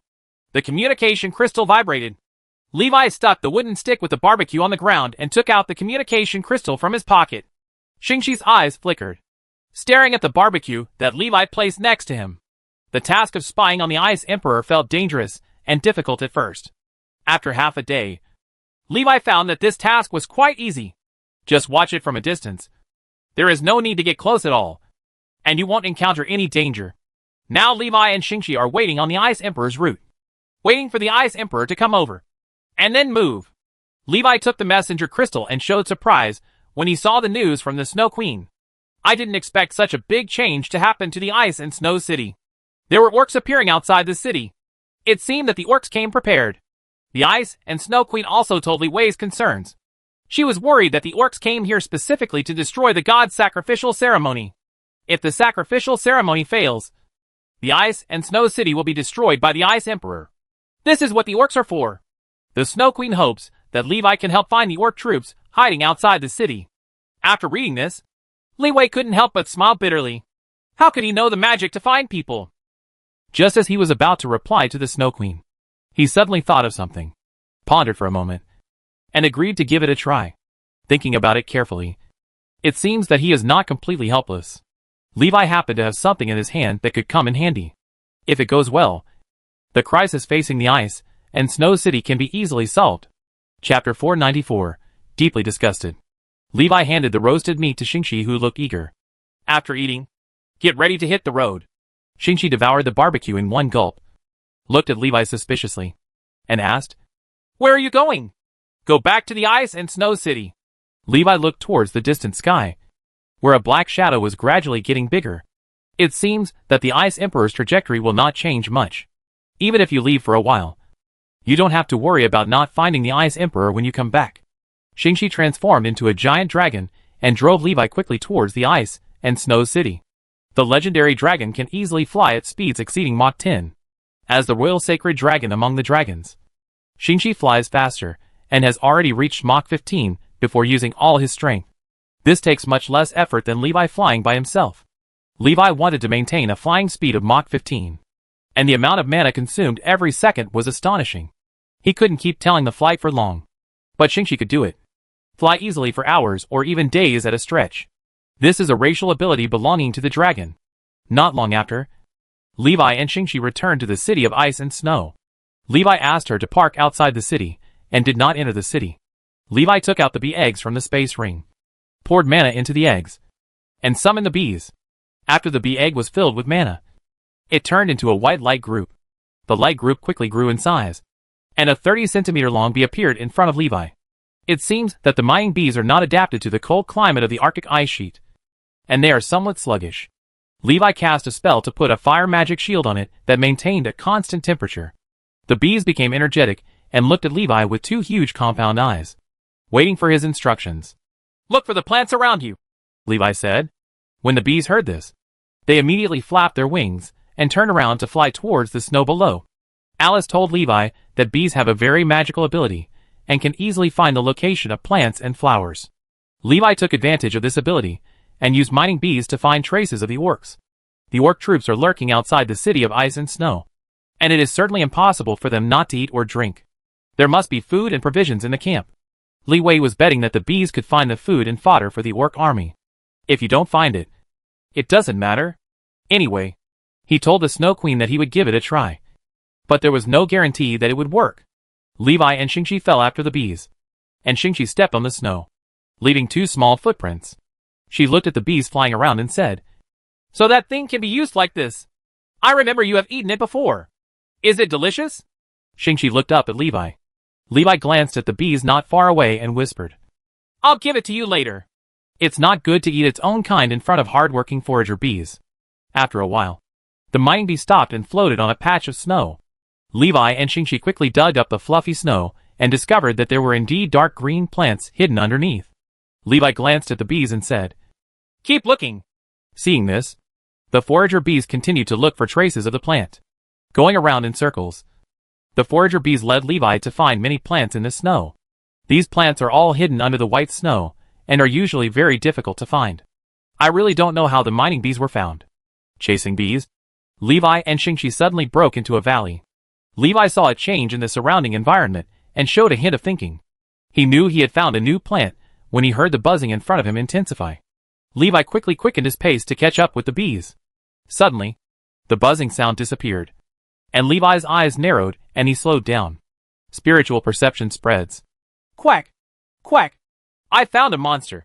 Just in time for a snack. Why are there bees here? Who knows? Who cares? Do you want to eat it? Levi and Shingi were hiding behind a rock.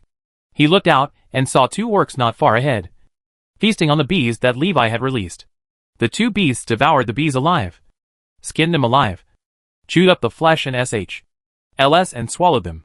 He looked like he hadn't eaten meat in hundreds of years. The bees were killed by the orcs, Levi thought to himself. But its mission was accomplished. The mining bees took Levi to find the stronghold of the orc army. The orc troops are hiding in the snowy valley 100 miles away from the city of ice and snow. They seem to have found a natural cave, and they all hid in it to avoid the wind and snow and avoid the search of the ice and snow city. Only a few orcs stood guard outside. Levi has used his spiritual perception to explore the situation here. The number of soldiers in the orc army is small, only a few hundred, but all of them are powerful, and the weakest one is at the level of a first-level professional. Most have reached the second or third level. They are obviously the elite troops of the orcs. Being able to reach here through the vast Arctic snowfield also shows how powerful they are. Ordinary orcs would have been frozen to death on the road. There seemed to be several powerful orc professionals deep in the cave. Levi didn't feel it deeply, for fear of alarming the strong orcs inside. If there is a 6th level professional, it is easy to detect his spiritual perception. Just as Levi was about to turn around and leave, a group of orc soldiers appeared behind him.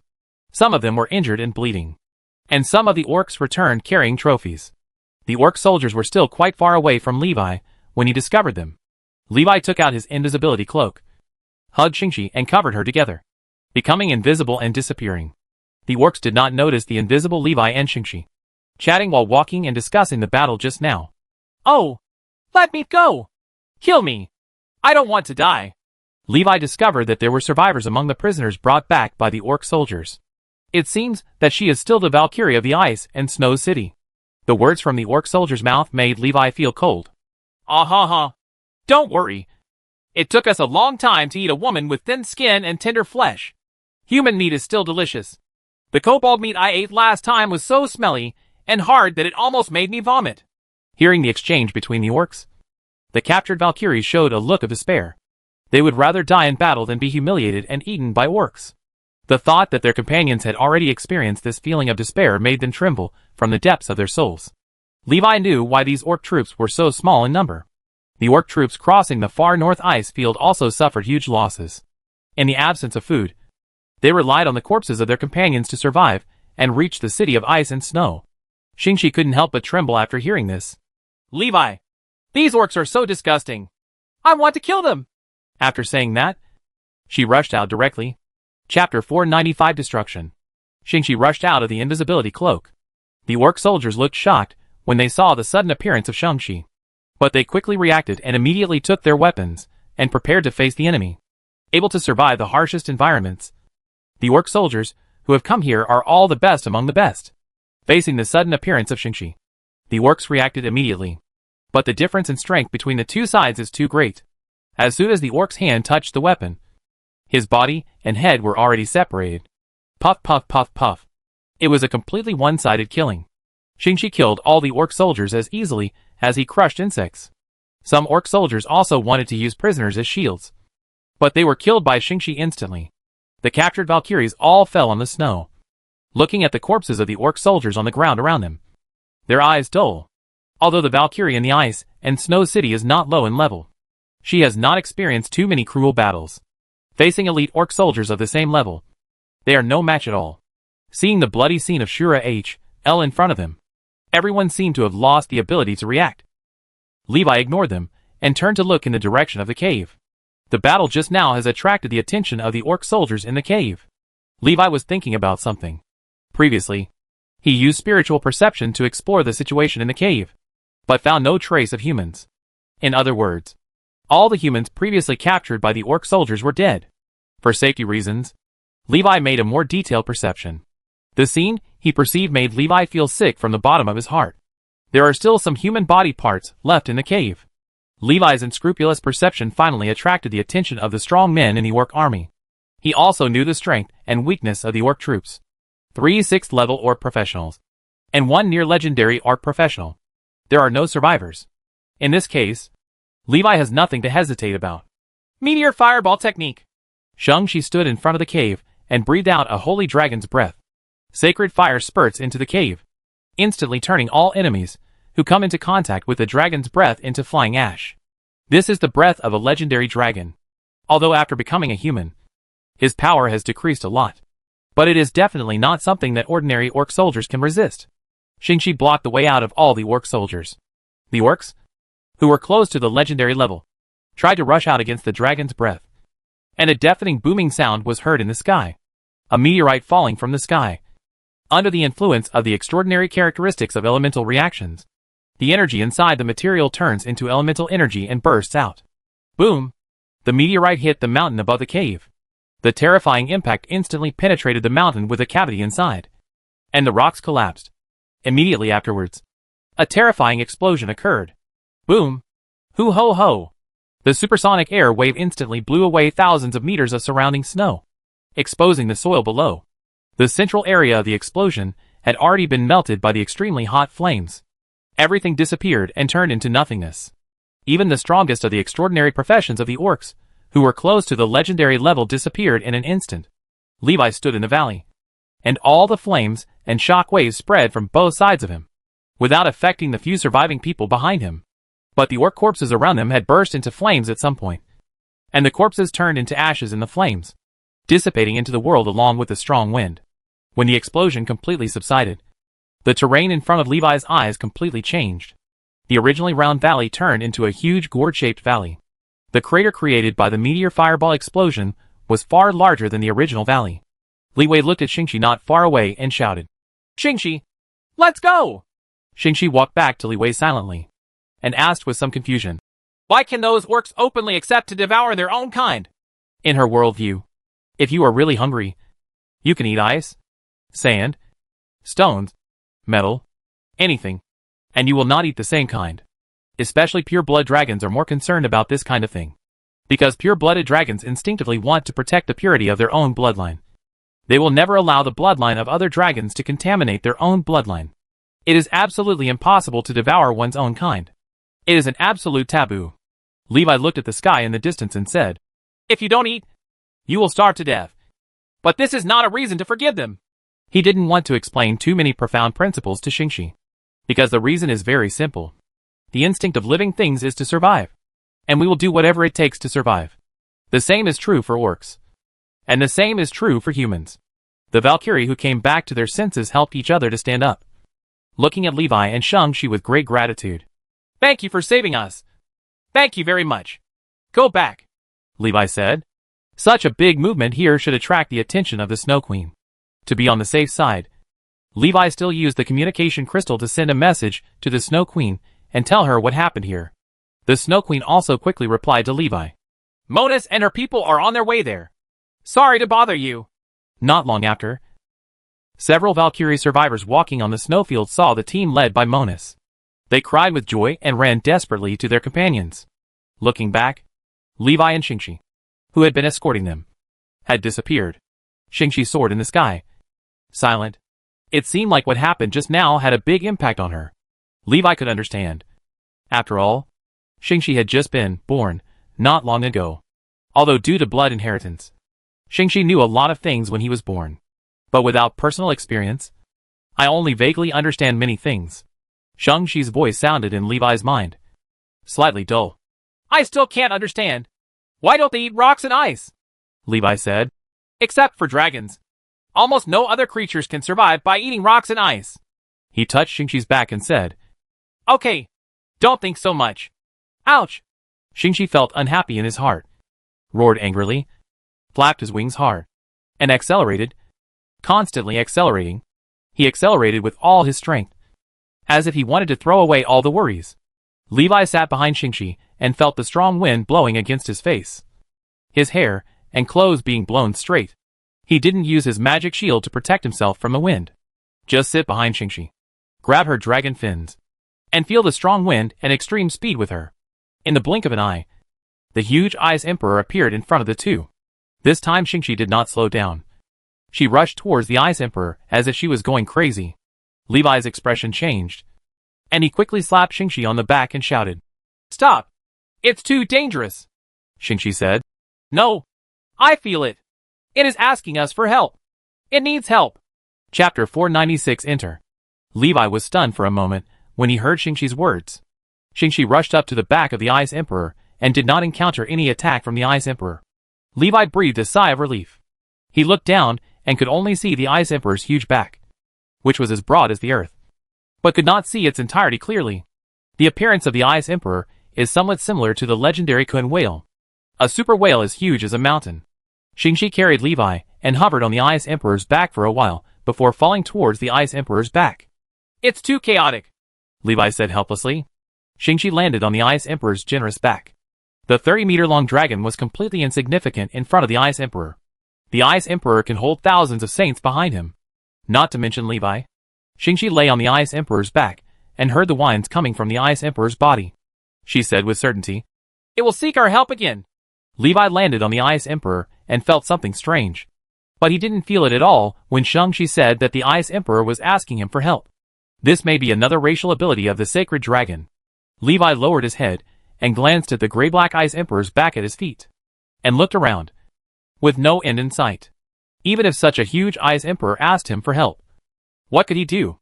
Levi looked at Shingi and asked, "Well, I understand. What should we do?"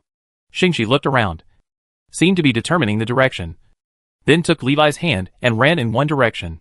"This way." Levi followed Shingi and ran behind the Ice Emperor. And the feedback from his feet was very strange. A bit like a rock, but with a hint of rubbery elasticity. If Levi had to describe it, it was like a thick and hard piece of rubber. When Levi and Shingi fell, they were right at the head of the Ice Emperor. Even so, with Shingi leading the way, they ran for a while before reaching the place where Shingi was going. A gradually sunken black pit appeared in front of Levi. The pit may be more than 20 meters in diameter. "What is this?" Levi looked puzzled. Shingi said, "You can enter this big guy's body from here. It wants our help to clean up the foreign objects in its body." "Inside the body? Foreign body?" Levi looked suspicious. He looked at Shingi and asked her with eyes that once again confirmed that she heard correctly. "Are you sure you want to enter the Ice Emperor's body?" Shingi nodded and said, "Yes, that's right." After Levi was silent for a moment, he nodded and said, "I understand. What is the foreign object you are talking about?" Shingi shook his head and said, "I don't know either." Levi guessed, "That's probably something from the outside world that invaded the Ice Emperor's body. Maybe it's some kind of harmful parasite." "Right." He thought of the figures he saw in the freezing abyss. Could it be that the foreign object refers to them? They achieved the purpose of controlling the Ice Emperor by going deep into the Ice Emperor's body? If that was the case, then he would have to go in and take a look. Before that, Levi sent a magical message to the Snow Queen, telling her that he would probably not be able to contact her for some time. Levi also didn't know that the transmission crystal in the Ice Emperor's body could work. So prepare for the worst first. Anyway, as long as the current location of the Ice Emperor is told to the Snow Queen, she can probably judge how long it will take for the Ice Emperor to arrive in the Ice and Snow City. I don't know what the Snow Queen is doing. After Levi sent the magic message, she waited for a long time, but did not reply. Levi put away the communication crystal and followed Shingi into a huge pit behind the Ice Emperor. When he walked in, Levi was still thinking about what this deep pit was. The Ice Emperor's nasal cavity? It's possible. But it's a pity that no one told Levi the answer. Levi and Shingi flew into the dark passage leading to the Ice Emperor's body. After flying down for 10 meters, a large number of thick black hairs appeared on the surrounding flesh wall, each of which was 10 meters long. Countless long hairs blocked the downward passage in front like crossed spears. Levi and Shingi didn't want to alarm the Ice Emperor and cause an accident, so they could only find the gap between the long hairs to pass through, but could not directly destroy these extremely thick black long hairs.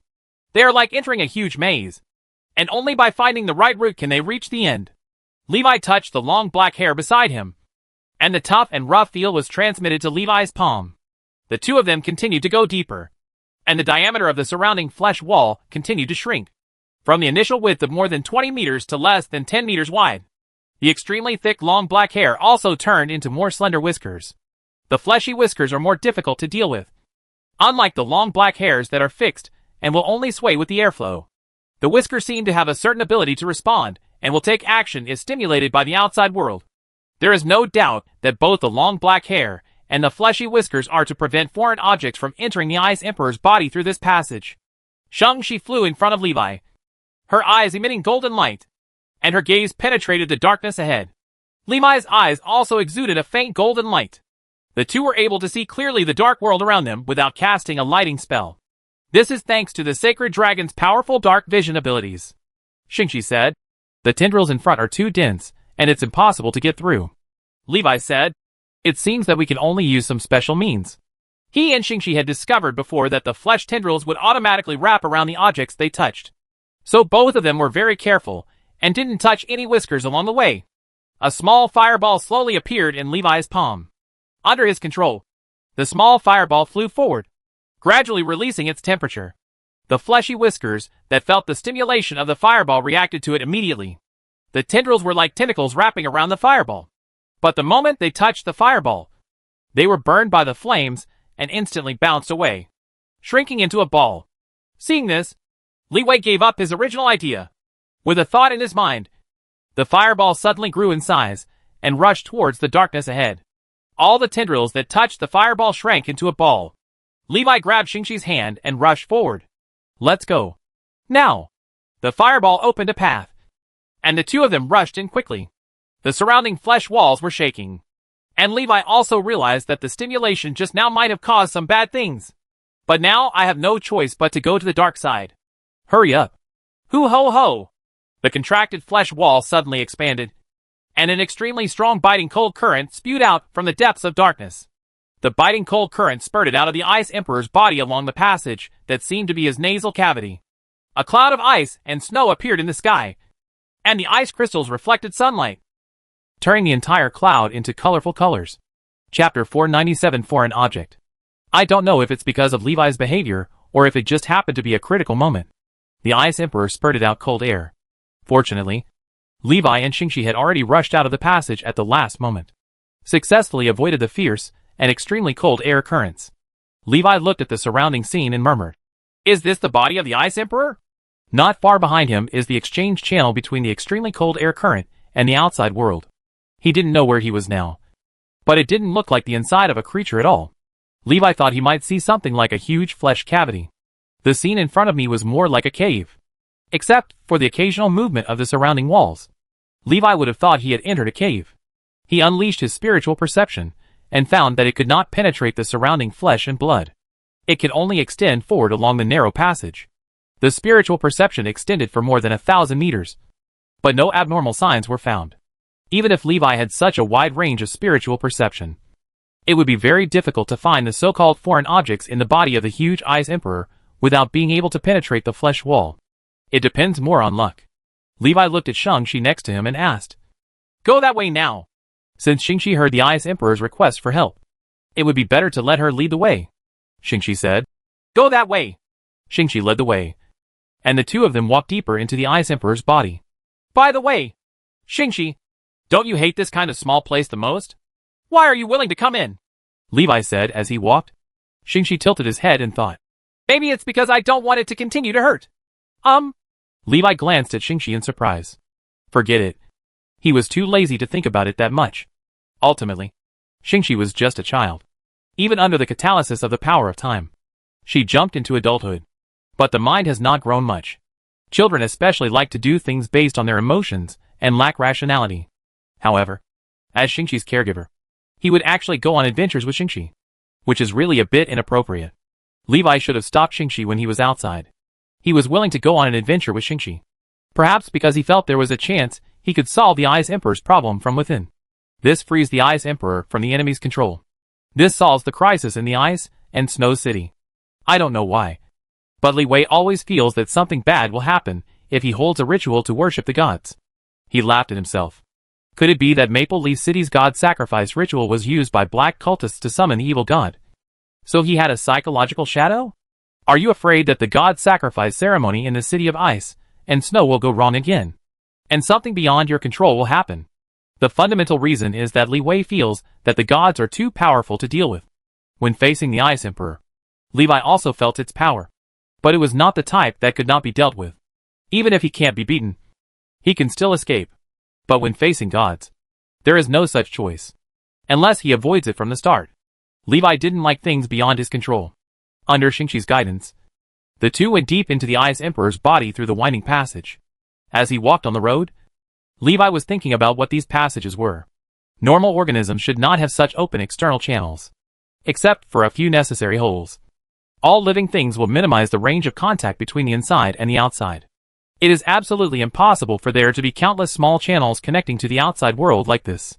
This is definitely not something like the Ice Emperor's capillaries. The more Levi thought about it, the more confused he became. Forget it. It is unreasonable to look at creatures from other worlds from the perspective of Earth's creatures. Let alone supergiant creatures like the Ice Emperor that have exceeded the concept of ordinary creatures. If given the chance, Levi would of course want to find out which part of the Ice Emperor's body the place he was currently walking on belonged to. But it is not suitable for him to do this kind of thing at the moment. Soon, the scene in front of him changed amazingly. A huge space appeared at the end of the narrow passage. Levi and Shingi stood at the end of the passage and looked outside. Outside was a huge slope, like a wilderness. Levi stared at the end of the slope with wide eyes, hoping to see clearly what was at the end. His eyes penetrated the darkness, and saw the end of the field across the vast distance. There is a huge white wall standing there. The huge white wall extends to both sides with no end in sight. Levi thought for a moment, and guessed that this might be the mouth of the Ice Emperor. "We're going down," Shingi said. Levi nodded and jumped down with her. The passage the two walked out of was still dozens of meters above the huge wilderness below. Levi looked in the opposite direction, where he saw the white wall before. And as expected, he saw a bottomless black hole. "That should be the esophagus," Shingi shouted while still in midair. "I saw it." Levi looked at her doubtfully and asked, "What did you see?" "Foreign objects. Things that can cause harm to everyone." Levi quickly looked in the direction she pointed. After careful observation, "I saw many small black spots on the slope field below." Levi and Shingi flew towards that direction. After getting closer, Levi looked at the small black dots clearly and showed a shocked expression. "Starworm? Why are you here?" A starworm actually appeared in the Ice Emperor's mouth, which was unexpected by Levi. Starworms are creatures that live in the star realm and have extremely strong adaptability. The same attack is almost impossible to cause damage to the starworm a second time. Levi had only seen starworms in the Infinite Maze in the past. Infinite Labyrinth is the name given to the Tower of Elements. The real name of that place should be called Prison of Gods. There Levi got the first legendary weapon, the Judgment Blade. A super weapon with powerful instant death effects that can easily kill any enemy below the legendary level. Levi rarely uses this weapon recently. However, the current situation seems to be the perfect time to use the Judgment Blade. After all, except for the Judgment Blade, attacks of any attribute will be adapted by the Star Worm and gradually become ineffective. Only rules level attacks can cause absolute damage to star bugs. The star bugs in the field also discovered the two people in the air. The carapace on their backs split and grew thin wings like cicada wings, making a buzzing sound and flying towards the two people. A swarm of star bugs flew in like locusts. Call out. The Judgment Blade turned into a bright white stream of light, drawing a beautiful arc and flying into the star insect swarm. Puff puff. In an instant, the stream of light erupted like a storm and chopped up a large number of star insects. Chapter 498 Female Insect. Whoosh. The Judgment Blade, under Levi's control, continuously killed the surrounding starworms. But there are too many starworms, and it is impossible to kill them all with the Judgment Blade alone. If you use magic, the starworm will evolve into a form adapted to magic and gradually become immune to magic attacks. Levi glanced around and said, "We must find the starworm's nest and kill the starworm queen. Otherwise the starworms will not be killed at all." After coming out of the Infinite Maze, Levi had learned about the strange race of star bugs in detail. It was discovered that the starworms seemed to be a single individual, but in fact they were all controlled by one leader, the starworm queen. As long as the starworm queen is killed, all starworms will be paralyzed until a new starworm queen takes over control of the swarm. Shingi quickly asked loudly, "Where is the star bug nest?"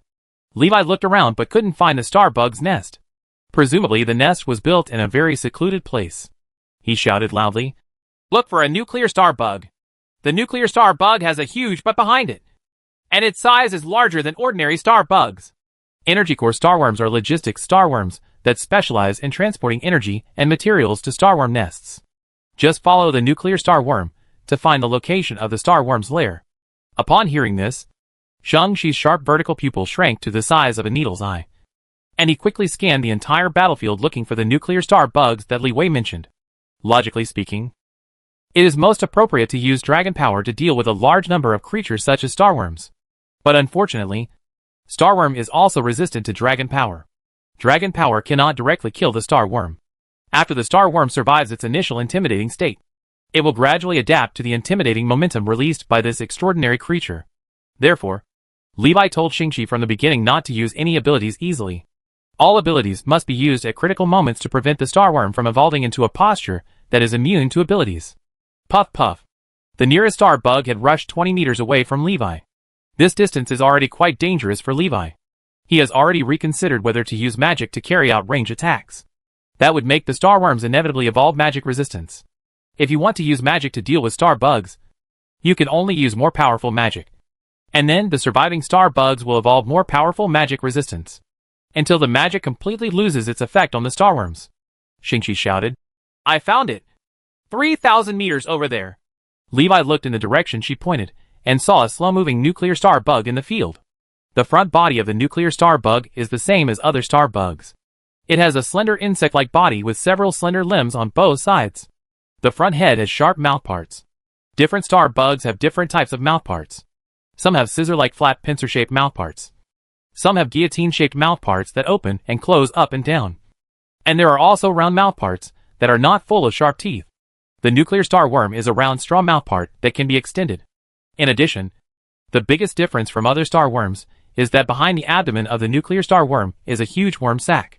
The size of the cyst is several times the size of the front half of the nuclear starworm's body, and can store a large amount of energy material. It can be said to be the transport vehicle among starworms. After Li Wei locked the position of the nuclear starworm, he shouted, Shingi, rush over there and catch the nuclear starworm. Shingi understood what Levi meant, and his whole body emitted a dazzling white holy light. Levi also didn't hesitate to use magic to strengthen the fire ring. Hoo ho ho! The huge enhanced version of the fire resistance ring was like a wall, pushing all the surrounding starworms away, creating a blank area with a diameter of more than 50 meters. The maximum attack distance of a normal fire ring is no more than 10 meters. Shingi transforms into a dragon. Levi grabbed Shingi's tail, and Shingi roared and charged towards the nuclear star bug 3,000 meters away. Bang bang bang. All the star bugs blocking the front were smashed to pieces. Ouch! Got it! Shingi's hind legs flexibly grabbed the body of the nuclear star bug and lifted it up to fly away. Levi had climbed up behind Shingi and said loudly, Quick! Fly towards that side and get rid of the star bugs behind you. Okay. Hoo ho ho! Shingi was racing inside the Ice Emperor's body. I don't know how the Ice Emperor feels, but it probably doesn't feel anything. After all, it is too empty here. Neither the previous battle nor Shingi's violent surge caused any damage to the surrounding flesh and blood tissue.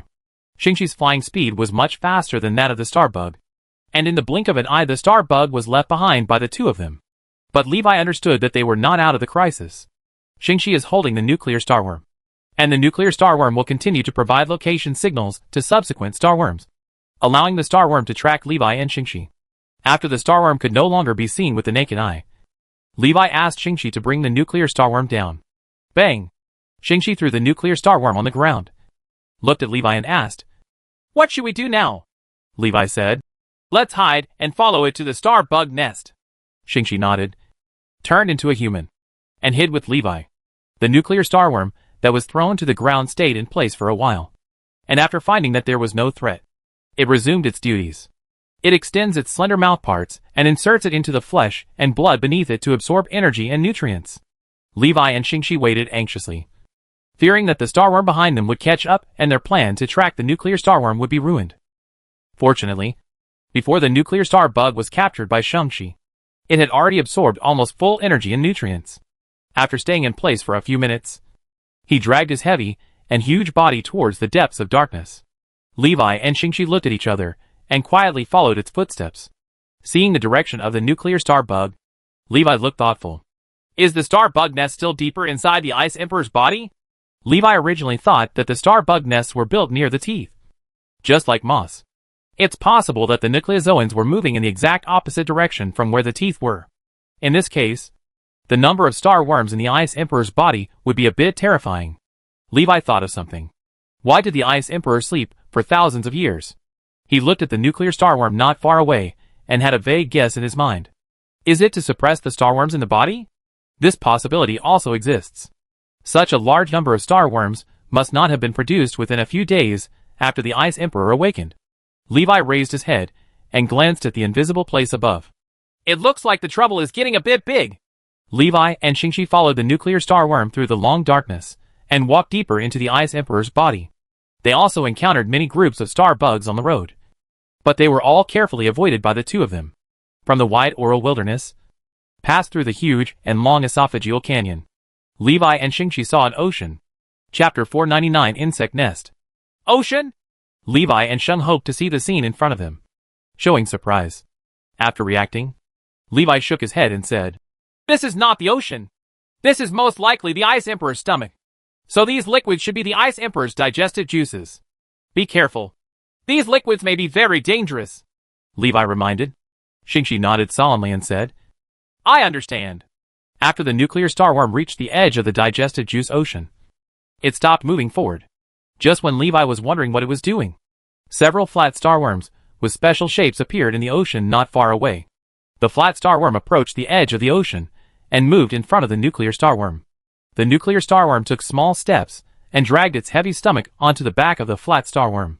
A ship composed of several flat starworms carries nuclear starworms to the depths of the ocean. Levi and Shingi looked at each other with surprise. It seems that these seawaters are indeed very dangerous. For this reason, starworms have evolved special units for transportation in the sea, Li Wei said. Shingi said nonchalantly, "That's okay. We can fly anyway." "That's true. Let's go. But be careful that star bugs can also fly." The two continued to keep up with the progress of the nuclear star worms, looking for nests that might be hidden in the ocean of digestive juices. Li Wei felt that the insect nest should not be set up in such a place. Wouldn't it be two shackles? Of course, from the perspective of the Ice Emperor, it is a good thing that the insect nest appears in the ocean of digestive juices, which can limit the reproduction of star insects to the greatest extent. If it was really here, it might be the Ice Emperor who resisted. Everything is possible. During the flight, Shingi suddenly looked up and said, "Levi, something seems to have fallen from above?" Levi raised his head and looked attentively. His expression soon changed, and he quickly unfolded the invisible armor shield to wrap the two of them. A light drizzle fell from above the head, lasting for several minutes before stopping. Levi waited until the rain had passed before unhooking the shield. "Acid rain is very corrosive," Levi said solemnly. In order to resist the acid rain just now, Levi consumed 1/10 of his mana. 1/10 of his mana now is enough to cast a large 6th level range attack spell. This shows the horror of acid rain. This is not the ordinary acid rain in the outside world, but the super stomach acid secreted from the body of the Ice Emperor. Even metal and jade can be easily melted and corroded. Magic shields are also subject to corrosion. Levi lowered his head and glanced at the ocean of acid below. The acid rain was so terrifying. If he fell, he might not even be able to get his bones back. He glanced around and said, "Let's go quickly. Don't lose us." After Li Wei came to his senses, he quickly urged Shang-Chi. The two of them hurriedly chased in the direction where the nuclear star bug disappeared. After resisting the acid rain for a few minutes, the nuclear starworm disappeared from their sight. Now Levi knows why, even though only one flat starworm is needed to transport the nuclear starworm, there are still several moving together. It turns out that we have to resist the acid rain falling from the sky. Fortunately, the starworms did not move very fast in the acid ocean, and Levi and Shingi quickly caught up with the nuclear-powered starworms that had been lost earlier, moving forward in the extremely dangerous ocean of acid. And after several acid rains, Levi finally saw the destination of the nuclear starworm, a black island floating in a sea of acid. The black island is more than 500 meters long and wide. You can see many uneven potholes on the island, and starworms crawl in and out from time to time. After the nuclear starworm climbed down from behind the flat starworm, it crawled in along a larger hole and disappeared from Levi's sight. Levi looked at the black island not far away, and was 90% sure that this was the nest of the star bug. Shung hoped that the huge black island in the distance would squirm and deform like a living thing, and asked in a low voice, "What should we do now?" Levi said. "To be on the safe side, we need to first confirm whether the star insect queen is inside. If it is inside, we will use magic to completely destroy it." She glanced at Levi and asked with some doubt, "Can your magic to summon meteorites from the sky be used here?" Levi was stunned for a moment, touched his chin and pondered for a moment, then said, "This is also a problem. It is probably impossible to use the meteor fireball technique in the body of the Ice Emperor. So you have to think of other methods." Shingi raised the corners of his mouth, patted his chest and said confidently, "Why don't you leave it to me? I've long been impatient with these disgusting bugs. Watch me spray these disgusting bugs with a puff of dragon flame." Levi did not doubt that Shingi had this strength. However, he still resisted Shingi's impulse. "Calm down. Don't alert the enemy. If we let the Mother Queen go this time, it will be difficult to find the star insect Mother Queen again. Let me first see if the Queen Mother is here." Levi looked intently at the black island below, and he tried to use spiritual perception to explore the star bug nest. It was discovered that the starworm lair has a certain ability to block perception. After strengthening the intensity of mental perception, mental power can penetrate the star insect's nest. Buzz! A sudden change occurred in the starworm nest, and a large number of winged starworms rushed out of the nest and charged in the direction of Levi and Shingi. Levi glanced at it and knew that he was discovered by the starworm after his spiritual perception was strengthened. Seeing this, he didn't hesitate at all and directly used his mental perception to its maximum. In an instant, mental power was like an X-ray that penetrated the star bug nest, reflecting all the structures and dynamics inside the star bug nest into Levi's mind. The scene inside the huge star bug nest appeared in Levi's mind. Soon, the mental force sensed an individual with huge energy.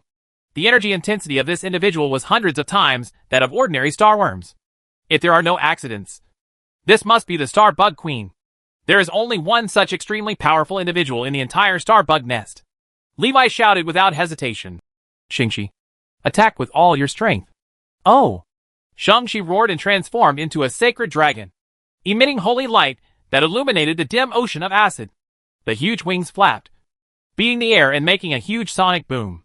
The next moment, Shingi turned into a golden meteor and rushed towards the flying swarm of star bugs.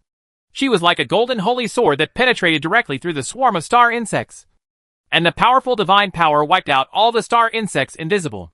The starworms that survived the attack quickly changed their bodies, trying to evolve into a form that could withstand the divine power. Bang, bang, bang. Eventually, all the starworms exploded in the air. They cannot evolve into that form. Levi put away the judgment blade and showed a smile. "It seems that I don't need to take action anymore." Shingi rushed to the sky above the star insect nest, opened his mouth wide, and the breath of the golden holy dragon brewed in his mouth. Chapter 500 Fighting the Legendary Queen Mother. Ouch! The huge holy dragon that Shingi transformed into spewed out the breath of the holy dragon with destructive power.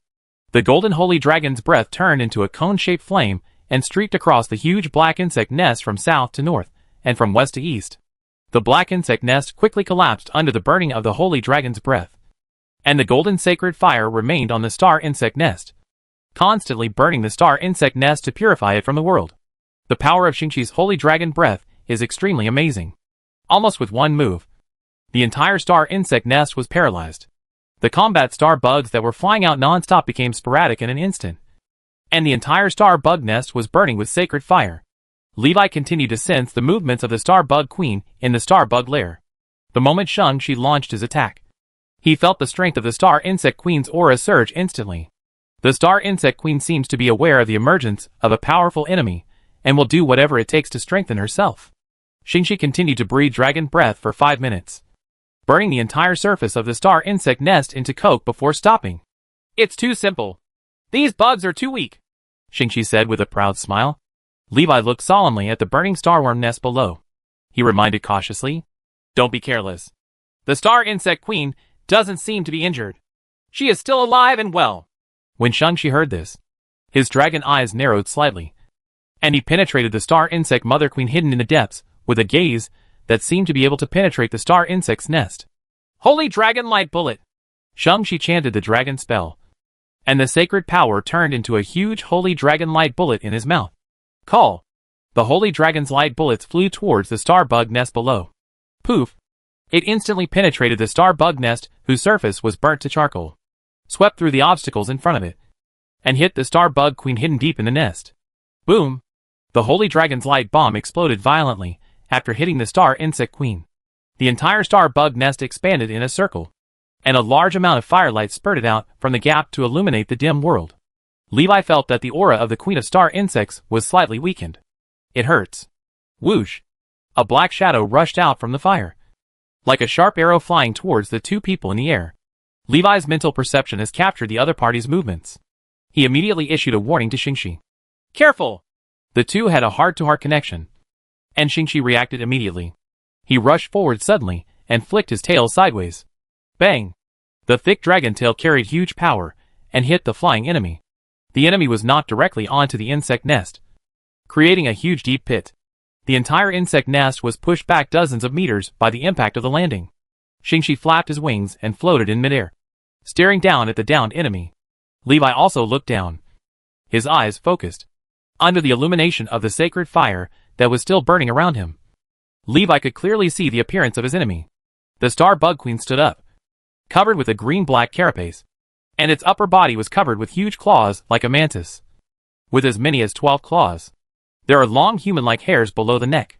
If you look closely, you can see that these long hairs are all tiny tentacles. At the top of the tentacles are round mouth parts full of sharp teeth. On the back are 4 pairs of long transparent wings similar to dragonfly wings.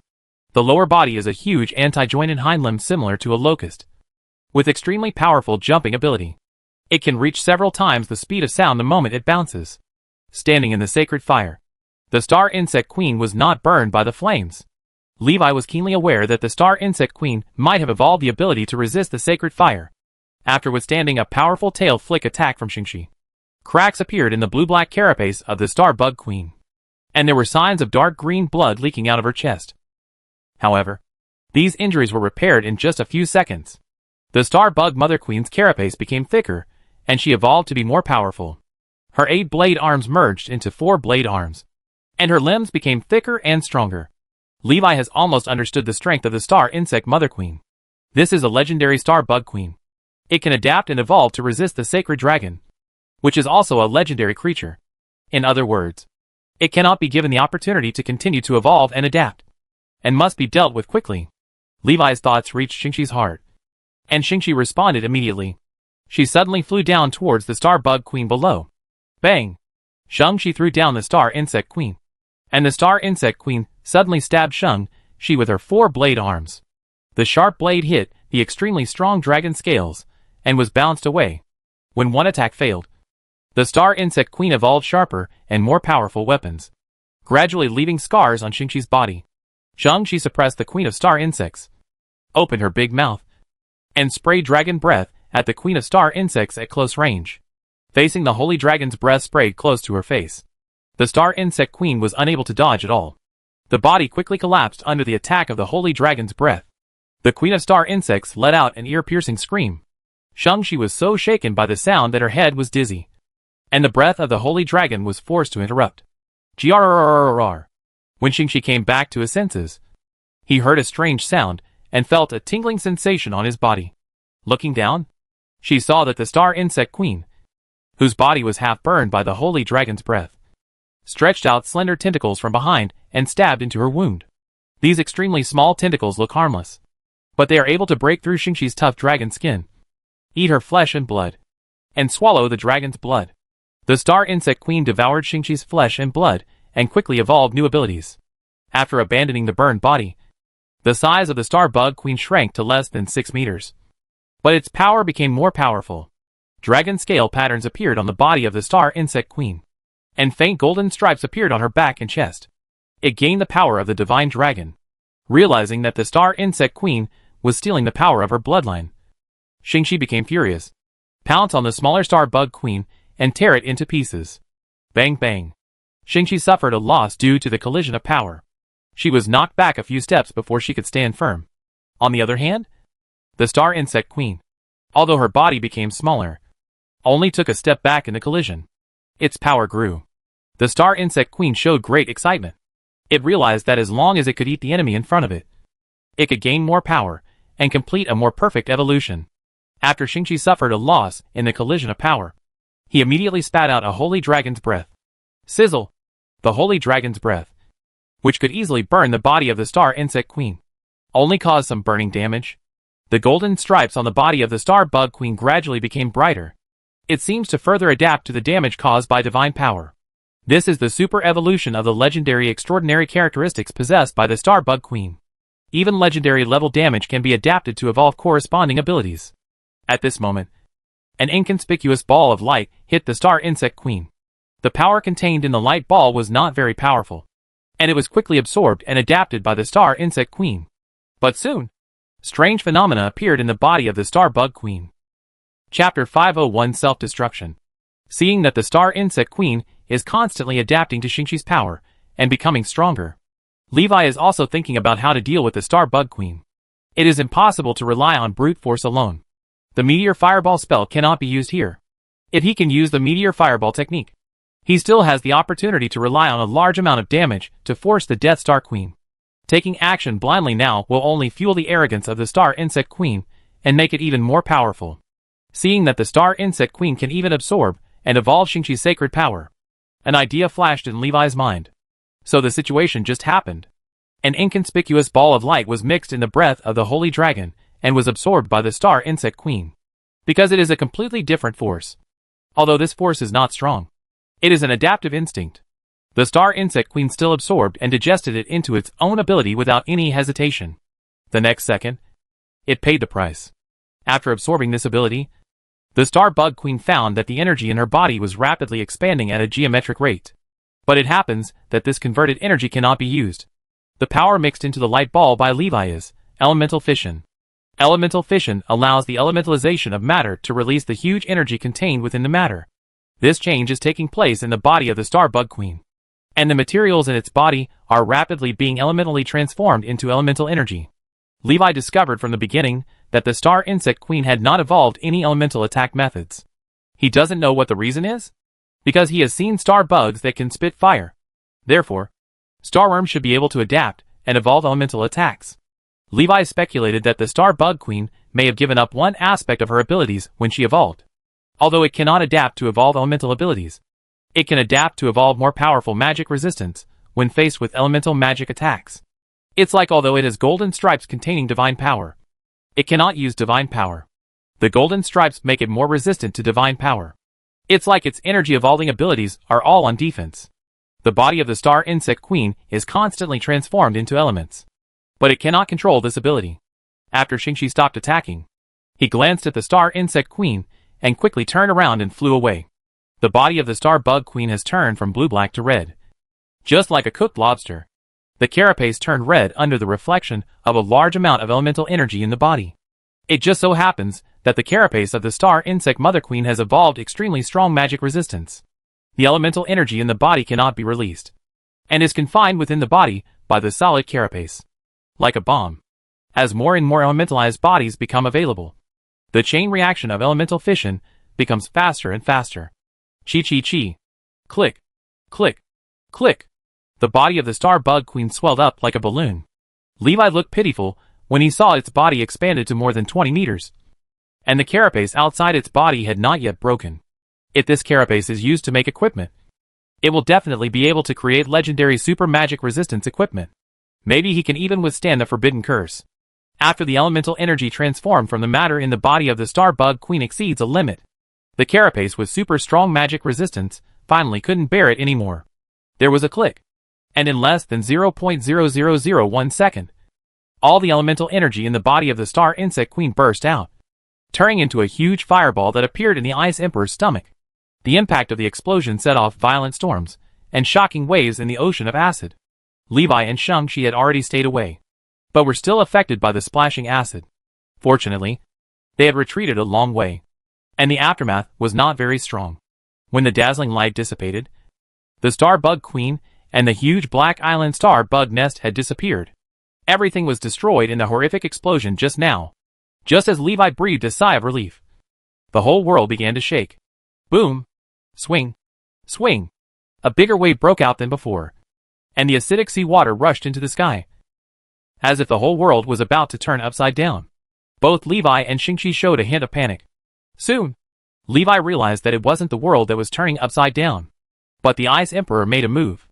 The explosion just now also had some impact on the Ice Emperor, which led to the doomsday scene in front of us. The world was churning for more than 10 minutes before it suddenly stopped. Just when Levi thought everything was over, an overwhelming superstorm swept through. Levi and Shingi, who were caught in the storm, lost track of each other in an instant. The storm carried Levi to the end of the acid ocean, where he saw a huge whirlpool. The storm sent him straight into the whirlpool. Levi's expression changed drastically, and he hurriedly defended with all his strength. Bang! The whole person sank into the whirlpool of the acid ocean. Sizzle! The magic shield is being corroded rapidly, and Levi's mana is being consumed at an alarming rate. Fortunately, this didn't last long. Levi was thrown out of the whirlpool, and came to a strange world. He was floating in midair, and after finally recovering from his dizziness, he was stunned by the sight in front of him. In front of you is a huge ring-shaped world, with endless land above and below your head and to the left and right, covered with trees. For a moment, he couldn't tell which side was the sky and which was the ground. Levi floated in the air for a while, then fell in one direction. When he fell, Levi remembered the separated Shingi. He quickly looked for Shingi. What's going on? Didn't Shingi come? Levi did not sense Shingi's aura. Close your eyes and feel the soul connection between the two parties. Shingi is still alive and well, uninjured, and emotionally stable. Levi breathed a sigh of relief. Although I don't know where Shingi was swept by the sudden storm, but at least she wasn't in danger. The next step is to find a way to merge. The two sides are too far apart, and Levi cannot communicate with Shingi at the soul level. The direction of the other party can only be determined through vague soul induction. Levi flew in the direction of Shingi. He looked around. Not far away was a ring of land filled with trees. Although it is a ring-shaped earth, when it falls on the ground, it cannot be seen as a curved surface at all. Levi felt that he had consumed most of his mana, and thought, before looking for Shingi, he must first recover some mana. Otherwise, if you encounter any danger and don't have enough mana to deal with it, you will be in trouble. Levi took out some Tianshan snow water and drank it, slowly recovering his mana. The surrounding trees seemed to react to the Tianshan snow water in his hand, making a gurgling sound. Levi turned around and saw several trees growing towards him, like a Venus flytrap that had found its prey and gradually surrounded him. Chapter 502 Shadow Warrior's New Body. Levi saw the surrounding scene and immediately realized that he was surrounded. These tree-looking things are not plants at all. If he guessed correctly, this should be the intestines of the Ice Emperor. Then these things should be the villi on the Ice Emperor's intestines that digest and absorb nutrients. To the Ice Emperor, what was a small tissue was fluff. But in Levi's eyes, it was an incomparably huge tree. Just as Levi was about to take action, he held back. He quickly rushed towards the gap and escaped from the surrounding trees. Levi thought about the consequences of the Star Bug Mother's self-destruction just now, and he did not dare to touch anything in the Ice Emperor's body easily, for fear of causing unpredictable disasters. By now, he has figured it out. The storm just now was probably just the Ice Emperor taking a breath. As for the reason that caused the Ice Emperor to inhale, it was probably the discomfort caused to its stomach after the Starworm Queen self-destructed. Levi also felt very helpless. The Ice Emperor posed an extremely huge threat to him with just an ordinary inhalation. He was directly separated from Shingi, and he was also thrown into this strange place. Levi rushed out from the gap of the surrounding trees, looked down at the trees under his feet that were still growing upward, trying to pull him down, and he quickly increased his height. After avoiding the dense, activated trees around him, Levi moved forward in the direction of the connection with Shingi's soul, looking for Shingi. Wow! Large waves appeared in the woods not far away, and a large number of originally stationary trees quickly activated, forming a magnificent wave that spread rapidly toward Levi like a sea wave. Levi showed a look of surprise, and turned his head to look into the distance behind him. There was something over there that caused this vision. The wave quickly spread to Levi, and he finally saw the culprit that caused the commotion. A pitch-black ball. The ball floated in midair, and flew towards him at an alarming speed. Countless trees behind him came to life one after another, stretching out their branches to try to catch the ball flying overhead. Levi's eyes narrowed, wondering, what is this? Mental perception quickly enveloped the body of the black ball. The surface of the black ball has a mental shielding layer. Mental perception cannot penetrate the surface of the black ball, and it is impossible to know what is inside. But Levi could sense that this black ball was some kind of living thing. The smell also made him feel familiar. Levi's heart moved, and he suddenly remembered what the Star Insect Queen was with this familiar aura. He was shocked.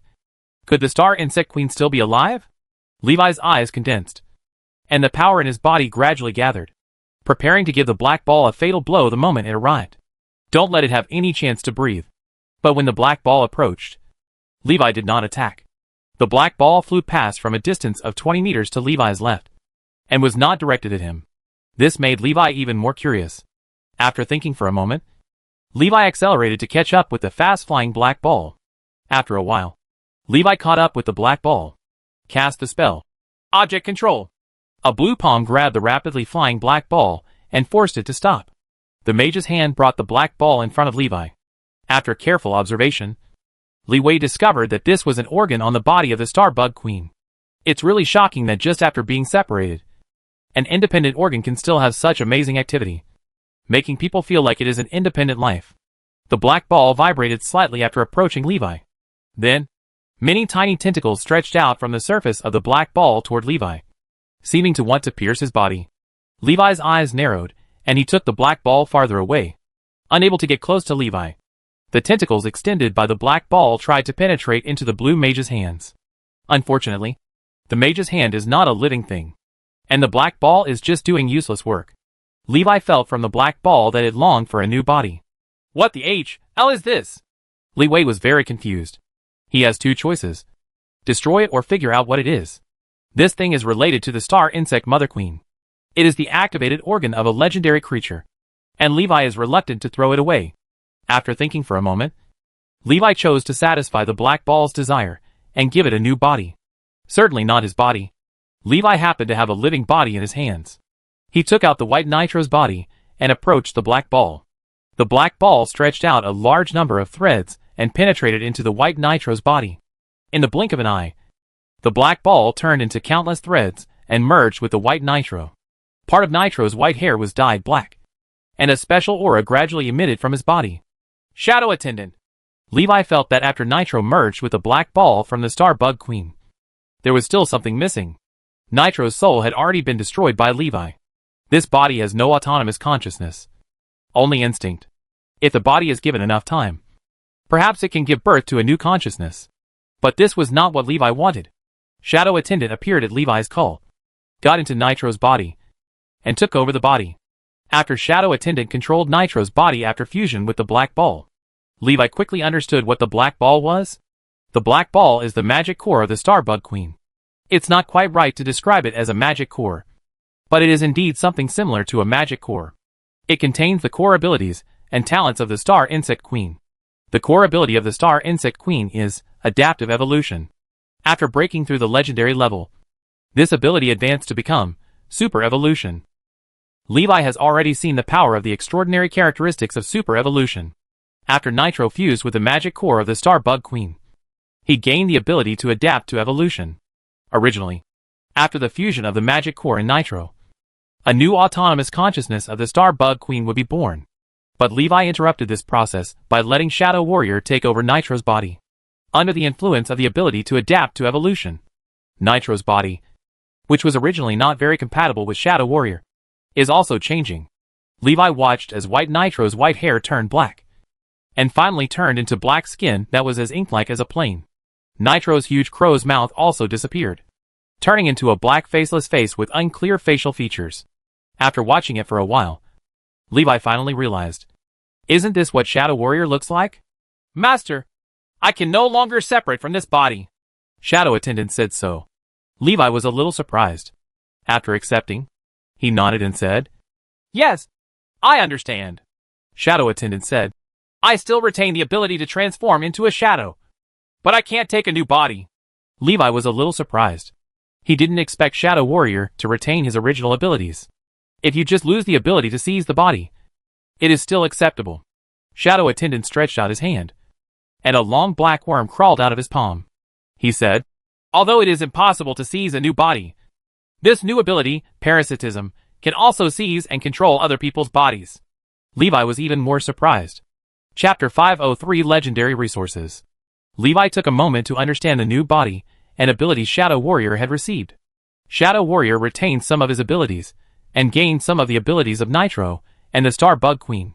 Nitro's powerful physique and strength, and the adaptive evolution and parasitic control of the Starworm Queen. These are not the most important. Most importantly, Levi discovered that Shadow Warrior now has the potential to become a legendary creature.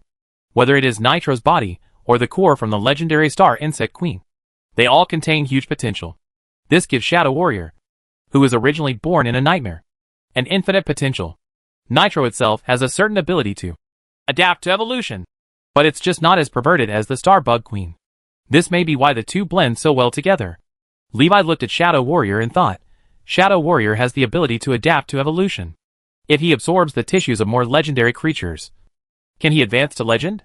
He put forward his guess, and Shadow Attendant replied, according to the memory of the Star Insect Mother Queen, this is an optional advancement path.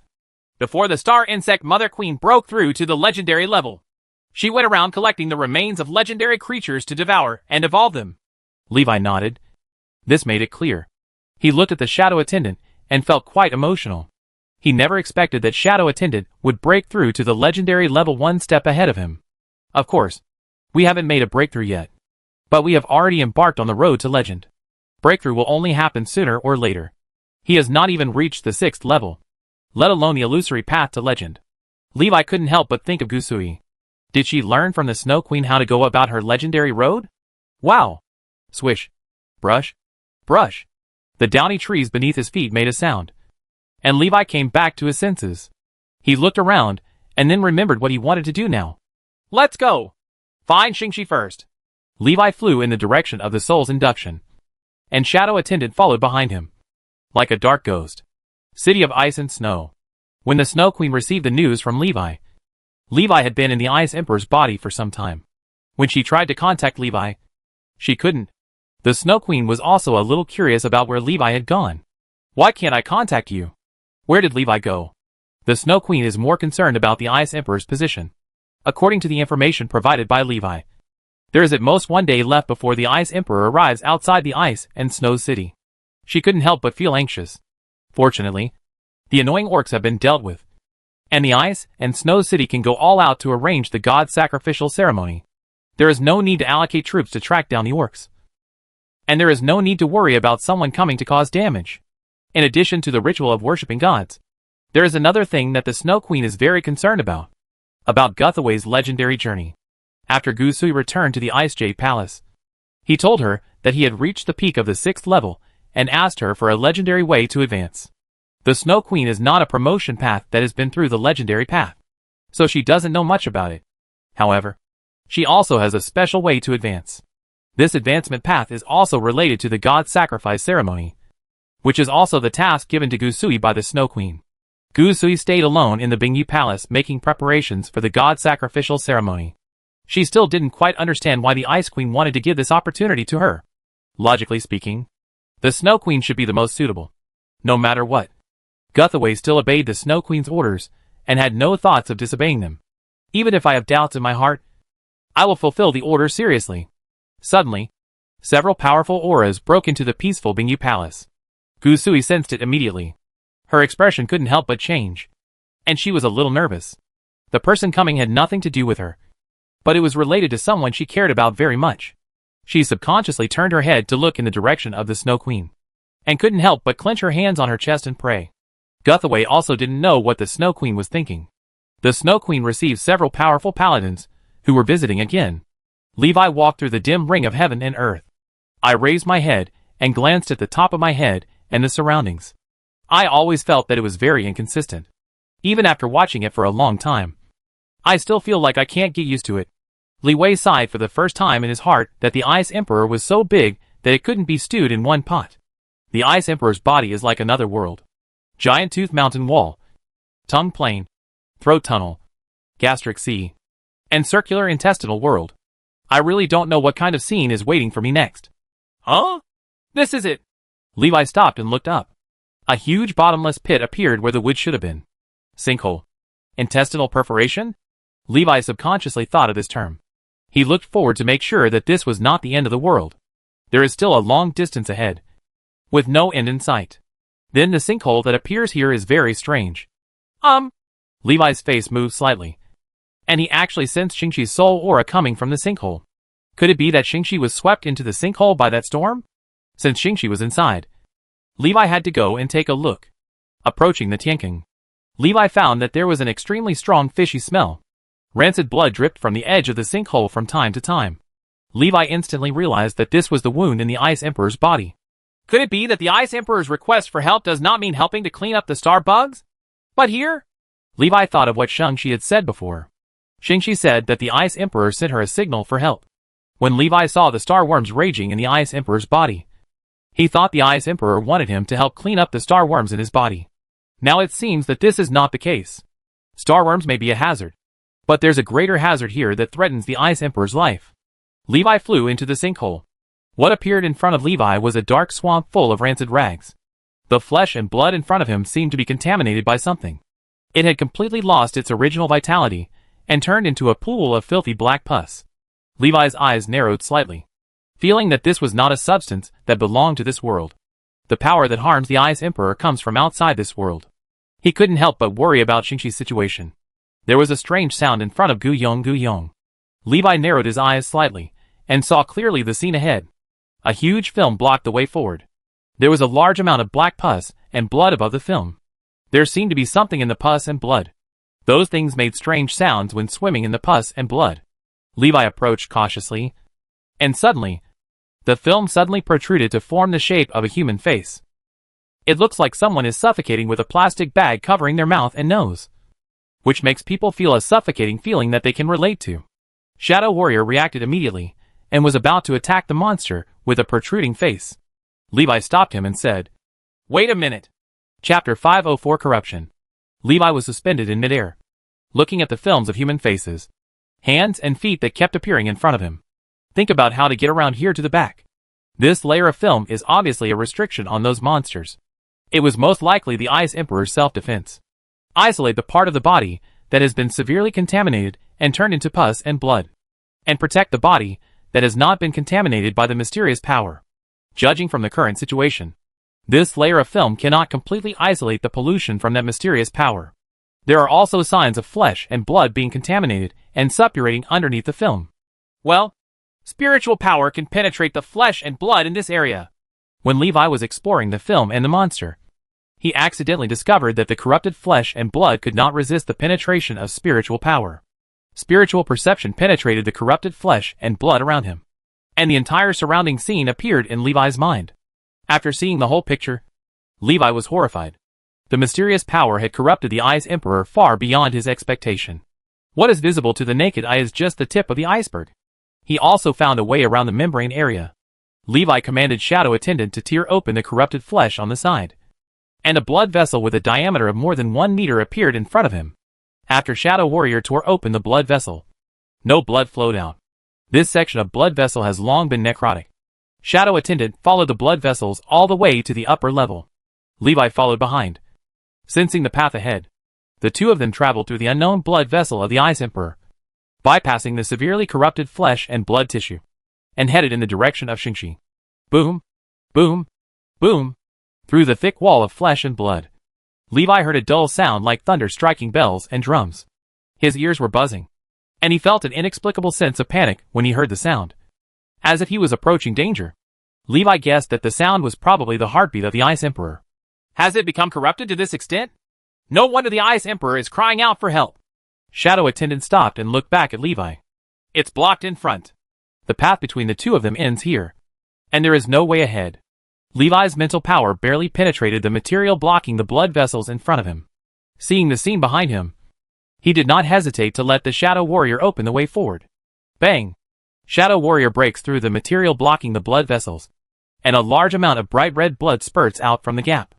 Levi and Shadow Attendant faced the difficulty, and drilled into the main return blood vessel leading to the heart despite the pressure of the gushing blood. Bang! Just after passing through the gap in the blood vessel below seemed to be squeezed by a huge force, and was instantly crushed to stop the gushing blood. Levi was slightly shocked. If he was still inside, he might have been crushed by now. There is so much danger here. His eyes were blood red, and he couldn't see clearly. A torrent from behind pushed Levi to slide forward. Going downstream, Levi entered a huge space. He was ejected by the torrent from a high hole, and fell into a huge cave completely occupied by a blood-red lake without any place to stay. Blood flowed from outside Levi's magic shield, and fell into the lake below. Like a waterfall woven from red satin. The waterfall keeps pouring blood into the lake. The blood is not overflowing. And I don't know where it is going. Levi turned his head to look. And there was more than one waterfall of blood in the space in front of him. Compared with these, Levi is more concerned about where Shingi is. He sensed carefully for a moment, and showed a look of surprise. Shingi was not far from here. The distance is quite close. And both parties can already communicate with each other. Shingi, where are you? Is there any danger? Levi quickly asked Shingi about his current situation. Shingi responded to Levi after a moment. I'm safe here for the time being.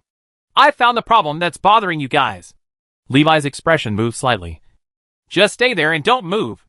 I'll go find you right away. Walk, Levi said to Shadow Attendant. And the two quickly flew in the direction of Shingi. After flying for a while, a red cliff appeared in front of me. There is no road ahead.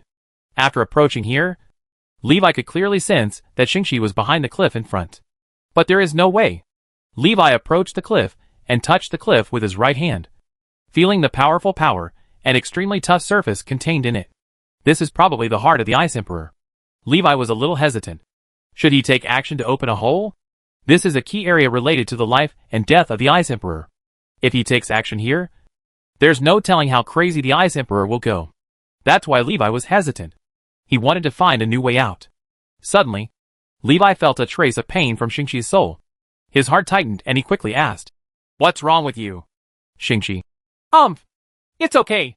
I just got caught up. Levi's eyes narrowed. Was he caught up? In other words, Shingi is being hunted now? Who is chasing Shingi? Shingi is a legendary sacred dragon. What level of enemies can hunt her down? Levi felt a huge crisis. He had no time to consider the consequences and ordered, Shadow Attendant, penetrate this place. Shadow Attendant obeyed the order and attacked the tough cliff ahead without hesitation. Bang! A punch hit the cliff wall hard. The extremely tough cliff shook a few times and then stopped responding. Seeing this, the Shadow Attendant put the 5 fingers of his hands together and bonded them together to evolve into an extremely sharp blade. Poof! The sharp finger knife pierced the extremely tough diaphragm of the heart. Levi urged, Hurry up! There was a small fire in his eyes. And when Shadow Warrior attacked with all his strength, he was also preparing for battle. When the Shadow Attendant heard this, he waved his hands as fast as lightning, creating countless afterimages. Suddenly he seemed to have hundreds of extra arms. Wow! Boom! There was a loud sound from the blood lake behind him. And the impact of Shadow Warrior's attack on the Ice Emperor's heart had already come. The blood waves surged into the sky, rushing toward his face. The hole opened by Shadow Warrior is also shrinking. And the huge force is oppressing Shadow Warrior, and it is difficult to maintain the offensive. Levi's eyes condensed. And he couldn't care so much anymore. Shadow Attendant, get out of the way! Shadow Attendant ran out of the hole in a flash. A pillar of fire burst out from in front of Levi. And the Phoenix fire line released with green flames was extremely powerful. The high temperature of hundreds of thousands of degrees instantly penetrates the hard muscle layer and carbonizes the surrounding muscles, making it impossible to close the gap. Levi and Shadow Attendant took the opportunity to pass. Click, click, click. As soon as Shadow Attendant came out, the charred flesh and blood on his back began to crumble, and was squeezed together by a huge force. Levi had no time to care about what was happening behind him. He looked forward. Levi! Whoa! Shingi noticed Levi's figure, shouted and sped towards him at high speed. Levi looked behind Shingi with solemn eyes. And there was an evil figure behind her. Chapter 505 The Power of the Devil. After Levi and Shingi met, they encountered a powerful enemy. Levi! Shingi shouted excitedly while rushing towards Levi. Levi glanced at Shingi, then looked beyond Shingi's figure to the enemy with wings behind her. He felt the extremely powerful aura on the enemy's body. The enemy is very powerful. Boom! Boom! Shingi braked very quickly, and almost hit the wall of flesh before stopping. She said extremely nervously, Levi! He has the power of the devil. Demon? Levi looked shocked. Levi had only seen a little bit of knowledge about the devil in history books. All we know is that the final battle between gods and demons thousands of years ago established the current structure of Sky Continent. The gods rule the Sky Continent, and the defeated demons are driven out of the world, leaving no trace for thousands of years. Now, Shingi actually said that the enemy had the power of the devil, and Levi was naturally extremely surprised. Demons are also gods. The enemy possesses the power of a demon that is comparable to the power of a god. Levi's eyes became extremely solemn. Hoo ho ho! The enemy with the power of the demon gradually slowed down and stopped not far in front of Levi. After getting closer, Levi could clearly see the other person's appearance. The enemy is more than 3 meters tall. He is completely black and has a slender figure. His hands and feet are extremely large and have sharp claws. On his torso is a huge hideous face with closed eyes and mouth. There are wide black wings growing on his back, and his head and nose are the above parts are covered by a black devil mask. Lord Bassam, this guy came here to disrupt our ceremony and delayed your arrival into this world. A figure appeared behind Bassam, pointing at Levi and shouting. Li Wei fixed his eyes and saw that the man was an enemy he had encountered in the extremely cold abyss and glacier. He couldn't help but look at Bassam and realize that the enemy with the power of the demon god in front of him was summoned to this world from the outside world by those people. Bassam looked at Levi, his pure black eyes turning slightly. Human, our lord is about to come to this world. I will give you a chance to surrender to me and my lord. Bassam has just arrived in this world, and his power is still very weak. It will take a lot of energy and time to summon the demon behind him to this world. But if there is a powerful mage to help, this process can be greatly shortened. The mage is proficient in magic and can assist him in creating a cross-border teleportation circle to respond to the arrival of the devil. Levi looked at him calmly and asked, Who is the demon behind you? Bassam crossed his arms and said proudly, The Emperor of the Void, His Majesty Grayus. As long as you surrender to my lord, the Emperor of the Void will grant you powerful power and infinite knowledge.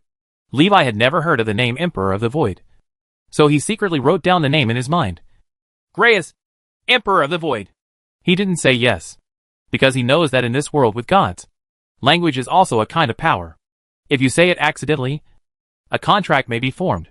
A contract at the level of gods is not something Levi can break. What will you do to the Ice Emperor again? Levi asked. Bassam was a little impatient, seeing that Levi was a mage, and it would be a great help if he could recruit him.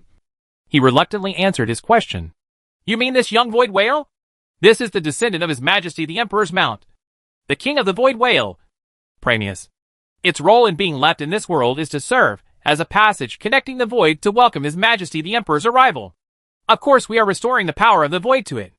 Okay, I've told you enough. Now it's time for you to answer me. Surrender or destroy? Bassam stared at Levi, his eyes like a sharp dagger piercing Levi's heart. Levi's heart couldn't help but beat in panic. The enemy is too powerful, Levi said. Of course I will send you to die. The super holy fireball, condensed with all the sacred power in his body, flew out from in front of Levi. At the same time, Shingi, who agreed with Li Wei, also spat out his sacred breath with all his strength and launched the most violent attack on Bassam. Divine power is currently the only power Levi has that may cause harm to Bassam, who has the power of the devil. Under the action of elemental fission, the magical elemental energy contained in the sacred power is quickly stimulated, and is induced and transformed into more sacred flames by the sacred power. The power of this attack is comparable to the most powerful meteor fireball technique. The only difference is the attack range. Bassam narrowed his eyes slightly, raised his right hand and put it in front of him, stretched out his sharp 5 fingers, and caught the flying sacred fireball from the air. The next second, the fire of the sacred breath drowned Bassam's figure. Bang bang bang. Extremely powerful energy fluctuations erupted from the Ice Emperor's body. This caused the Ice Emperor to twist his body and let out an earth-shattering roar. Even the Snow Queen, who was thousands of miles away, could hear the huge sound coming from the sky. Everyone in the Ice and Snow City subconsciously stopped what they were doing and looked up at the sky, looking for the source of the sound. They didn't see anything. The people hiding behind Bassam looked at the scene in front of them in horror. He said carefully, Lord Bassam, are you okay? Call. A strong wind blew away the surrounding smoke and dust, revealing Bassam's figure. He suffered minor burns on his right hand. That's all. Levi and Shingi's strongest combined attack only barely hurt Bassam. Bassam was not happy, because he used the power of the devil to block the blow. There is no way to communicate with the demon god of the void, who is far outside the void. So the power of the demon god he possesses will be used less and less. For him, this is already a big loss. Bassam looked forward and saw that Levi and Shingi had already disappeared. He recalled Levi's face in his mind, with a grin on his face. Human, I will definitely kill you when we meet again.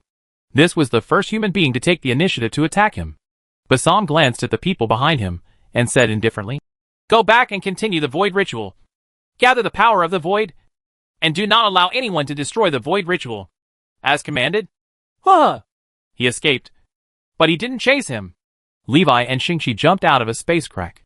He quickly glanced behind him and breathed a sigh of relief when he found that Bassam had not come over. Shingi had turned into a human form, and she said in horror, That guy is too strong. Even that can't kill him. Levi glanced around, observing the environment while answering Shingi's questions. At that moment, I felt an extremely powerful force. That power was above the rules. It was probably the power of the demon god. It's normal that the two of us couldn't kill him. After all, Bassam has the demon god power. Shang-Chi's golden pupils condensed slightly, with a trace of doubt on his face. She said, I feel that kind of power has a very familiar feeling. I seem to have seen it somewhere before. Li Wei looked at her in surprise. After thinking for a moment, he asked, Is it the inherited memory of the Dragon Clan? After Li Wei's reminder, Shingi immediately searched for the inherited memory. And after a while, he finally found the source of the familiar feeling. Shingi said with an ugly face, I remembered. That power is very similar to the power that killed my mother. Levi's eyes condensed. And after thinking for a moment, he said, The Dark Dragon has taken refuge in the devil? Has it obtained the power of the devil? Shingi nodded and said, It is possible that the Sacred Dragon has always ruled the Dragon Clan in the past. Although the Dark Dragon is also very powerful, it is far from the opponent of the Sacred Dragon Clan. After all, the Dragon God is behind the Sacred Dragon. Without the help of other gods, the Dark Demonic Dragon would not be able to defeat the Holy Dragon Clan. After hearing this, Levi felt that things seemed to be getting more troublesome. The conflict within the Dragon Clan between the Sacred Dragon and the Dark Dragon actually involves the gods. Just thinking about it makes my scalp tingle. Levi shook his head and threw the unnecessary thoughts out of his mind. He looked at the shimmering cave on the right and said, Let's go. Don't think so much. Take your time. Sooner or later we will be strong enough to defeat all opponents. Levi has this confidence. Hearing this, Shingi could only suppress the worries in his heart. If the Dark Demon Dragon really surrenders to the Demon God, then following Levi now will only bring danger to him. Shingi had an idea in his mind. Levi looked at the surrounding cave, which was emitting a faint purple-black light. I don't know what's in front of me, but it should still be inside the body of the Ice Emperor. No. Is it the baby of the giant void whale? It's really outrageous. Such a huge creature is still just a baby. How huge is the real void whale? Levi couldn't help but sigh. Shingi came back to his senses, hid his thoughts deep in his heart, and said, My inherited memory seems to have the knowledge of the void whale. The adult void whale seems to be able to swallow stars as food. When Li Wei heard this, he couldn't help but clicked his tongue a few times. The Emperor of the Void can tame such a huge creature into a mount, which is also very powerful. Devouring stars is probably more powerful than the gods. A purple-black light ribbon fell in front of Levi. He subconsciously avoided it, and then used his mental power to sense it. I discovered that this is a brand new power. A power that does not belong to this world. When he fought with Shingi and Bassam, he found that he was defeated and immediately used the space-tearing technique to tear up the space and escape. After escaping into the space mezzanine, use the space-tearing technique to return to the real world. Using space-tearing in the space mezzanine will tear the most vulnerable point, which is the weakest connection between the space mezzanine and reality. It has not moved very far in the space mezzanine, and it should still be inside the body of the giant void whale, the most fragile connection between the void whale and space. Levi's spiritual perception spread forward quickly like running water, looking for the source of this mysterious power. Just in front. Chapter 506 Void Core. Levi sensed that the source of the mysterious power was not far ahead. The two of them quickened their pace and soon entered an empty chamber, with a purple-black hollow polygonal ball suspended in the center of the chamber. There is a constant flow of purple-black energy emanating from the purple-black hollow polygonal ball. As soon as Li Wei walked into the chamber, he was discovered by several people who were originally in the chamber. Who is it? Someone turned to look at him and shouted. Levi turned around and saw several people's faces, their eyes fixed. They were the remaining people who had been seen in the extremely cold Abyss Glacier before. The leader, a man in a black coat, was among them. Several of them were standing next to the core of the void. There were 3 purple-brown crystals floating above their heads and shoulders. The purple-black energy bands flowing out of the crystals were constantly interacting with the core of the void. Seeing this situation, Levi thought of Basam's previous words to let the Ice Emperor restore the power of the void and become a channel to guide the Emperor of the Void to come to the world. Levi then judged that what Basam was talking about was the way to restore the power of the void. In other words, as long as you destroy what is in front of you, you can prevent the Ice Emperor from being transformed into a giant whale of the void, and prevent the Emperor of the Void from coming to this world. The time to think seems long, but is actually very short. Almost as soon as he saw a few people, Leeway had already completed the association and thinking in his mind. He also reacted immediately, and the fire element condensed into a spell in front of him. Several people also reacted quickly. After discovering that the person coming was not Basam, they immediately took action against Levi. Several crystals on his body released purple-black void energy and turned into a huge dark hand to grab at Levi. The divine power was exhausted against Basam. All Levi can use now is mana. Facing the void energy master who didn't know the strength or weakness, Levi also used his strongest attack, Purple Flame Gun. The purple flames condensed into a flame spear and flew out, hitting the big palm of void energy. An invisible force field grabbed the purple flame gun, and the purple flame gun burst out with ultra-high temperatures that exceeded the limits of space. In an instant, the space at the tip of the spear was melted. Whoosh! The purple flame gun penetrated the space, passed through the big palm of void energy, and hit the huge core of void energy behind it. Several people's expressions changed, and they pushed out their hands one after another, injecting all their strength into the void energy core to strengthen its defense. A large amount of purple-black energy light flow is released from inside the void energy core, instantly forming a purple-black void shield. The purple flame gun collided with the void shield, and there was a stalemate.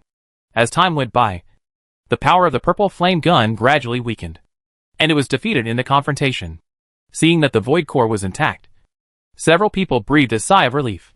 He turned to look at Levi, with a look of horror in his eyes. The next second, I saw several small purple flames flying in front of Leeway, like several arrows flying towards several people.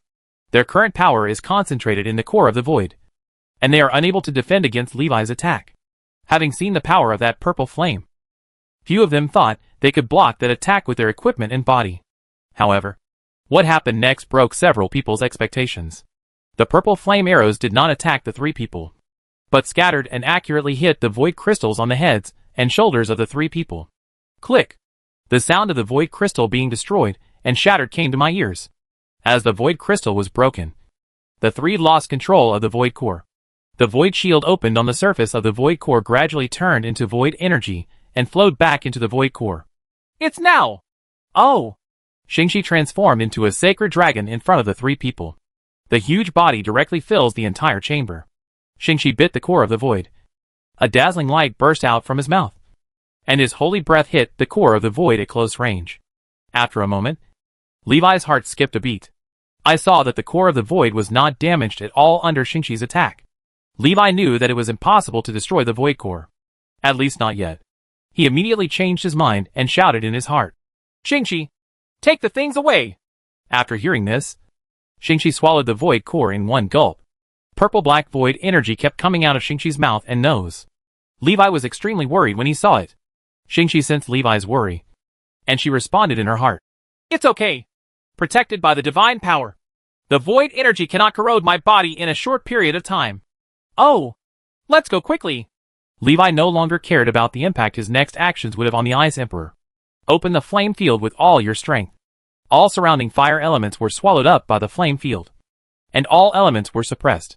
The 3 people who wanted to snatch back the core of the void were almost instantly suppressed by the flame domain and unable to move.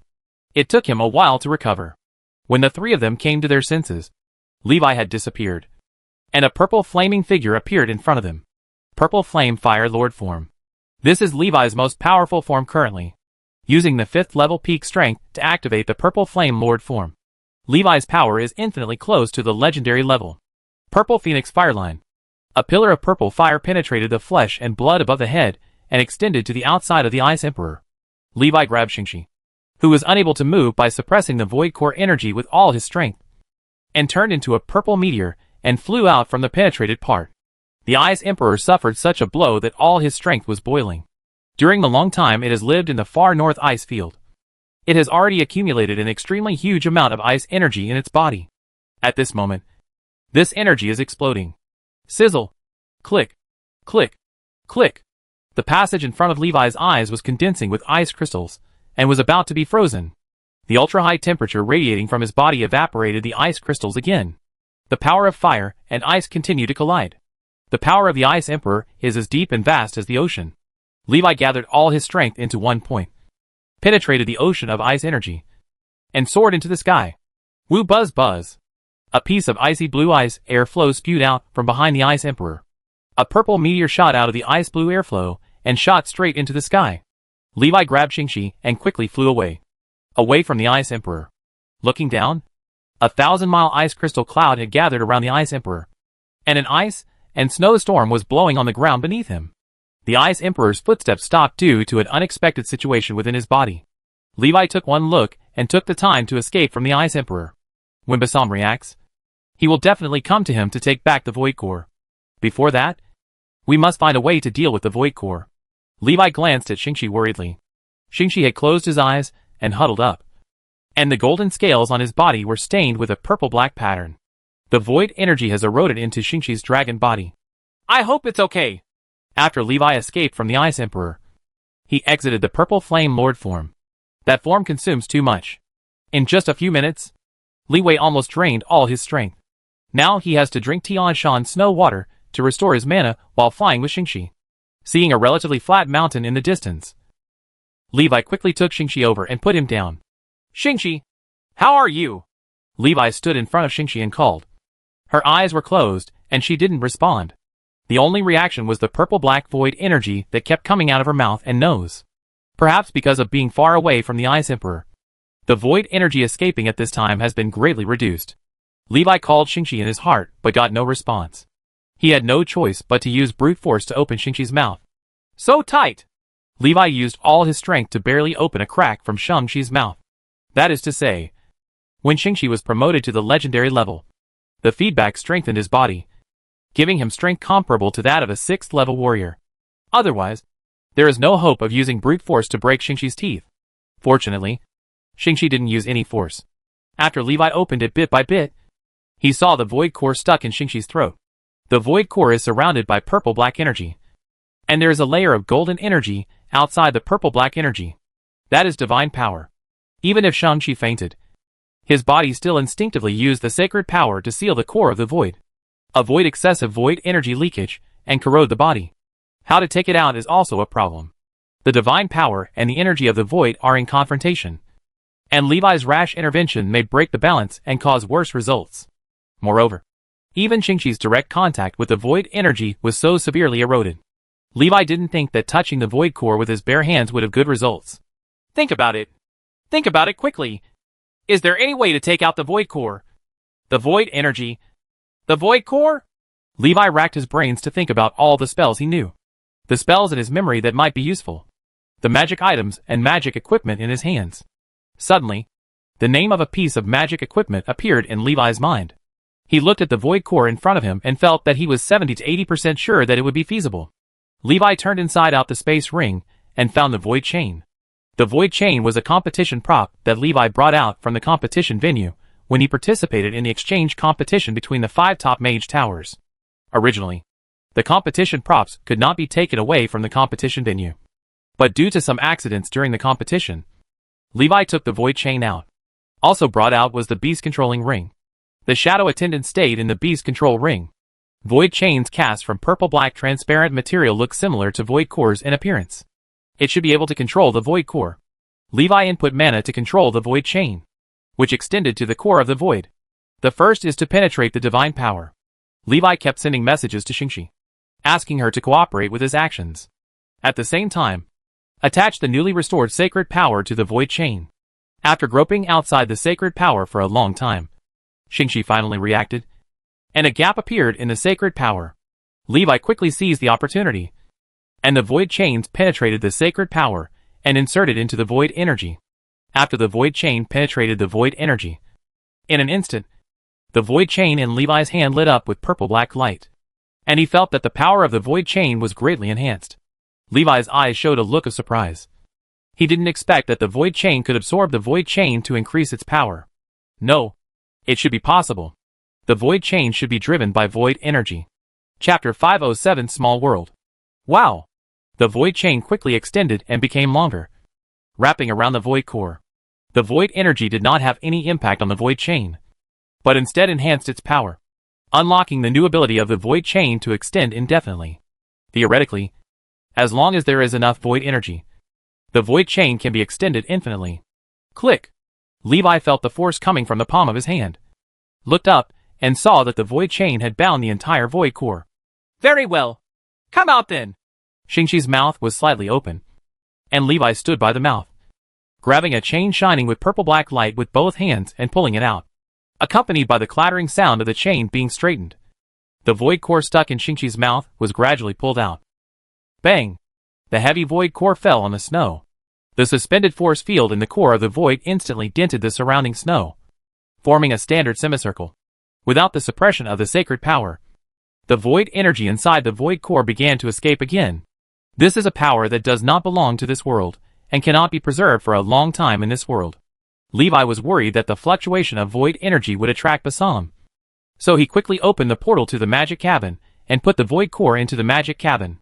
In this way, the void core is no longer in this world. As soon as the void core was placed in the magic cabin underwent amazing changes.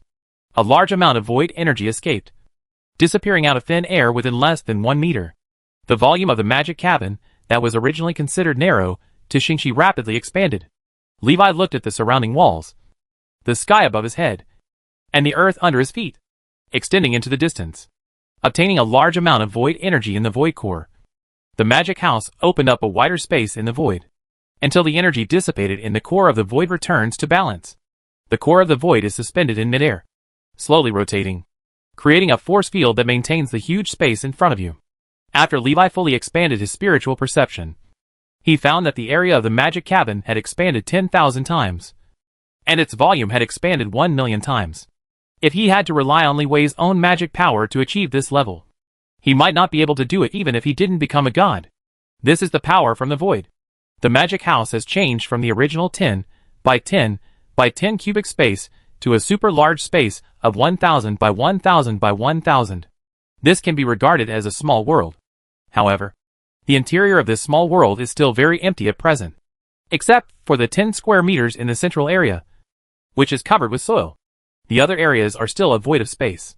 Levi looked at the void core in surprise, never expecting that the void core could have such an amazing effect. The magic cabin has become bigger, and Shingi can come in. After Shang-Chi advanced to become a legendary sacred dragon, his size grew to 30 meters long, and he could no longer enter the original small magic cabin. Levi also never had time to expand the magic cabin. The void core he obtained unexpectedly helped him solve this trouble. Levi quickly left the magic cabin, spent a lot of mana to expand the space portal, and then moved Shingi into the magic cabin. By the way, it also absorbed some snow, soil, and rocks from the outside world into the small magical world, filling the surrounding void area. For the vast void area, the material that Levi could bring in was still too little. Currently being hunted by Basam, Levi has no time to find more materials to fill the small world. After he moved Shingi into the small world, he cast a spell to leave a monitoring magic eye. A magic eye flew into the sky, then became transparent and disappeared into the air. And Levi also closed the magic cabin. After closing the portal, Levi looked at Shingi, who was still in a coma, but his condition was much better, and breathed a sigh of relief. You shouldn't be discovered by Basam if you hide in the magic hut. Stay out of the limelight first, and then go out after a while. As for the Ice Emperor and the city of ice and snow, Levi no longer cares so much. Basam is too powerful, and he is no match for him at the moment. The purple-black lines on Shingi's body are gradually dissipating and fading. The void core is also bound by the void chain. After consuming excessive void energy, it no longer releases void energy outwards.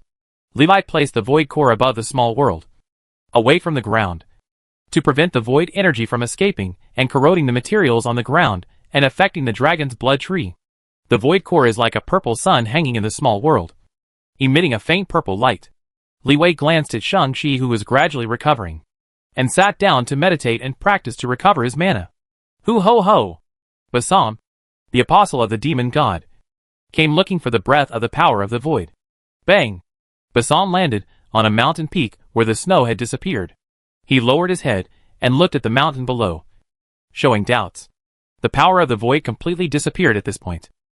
Basam concentrated for a moment and flew up.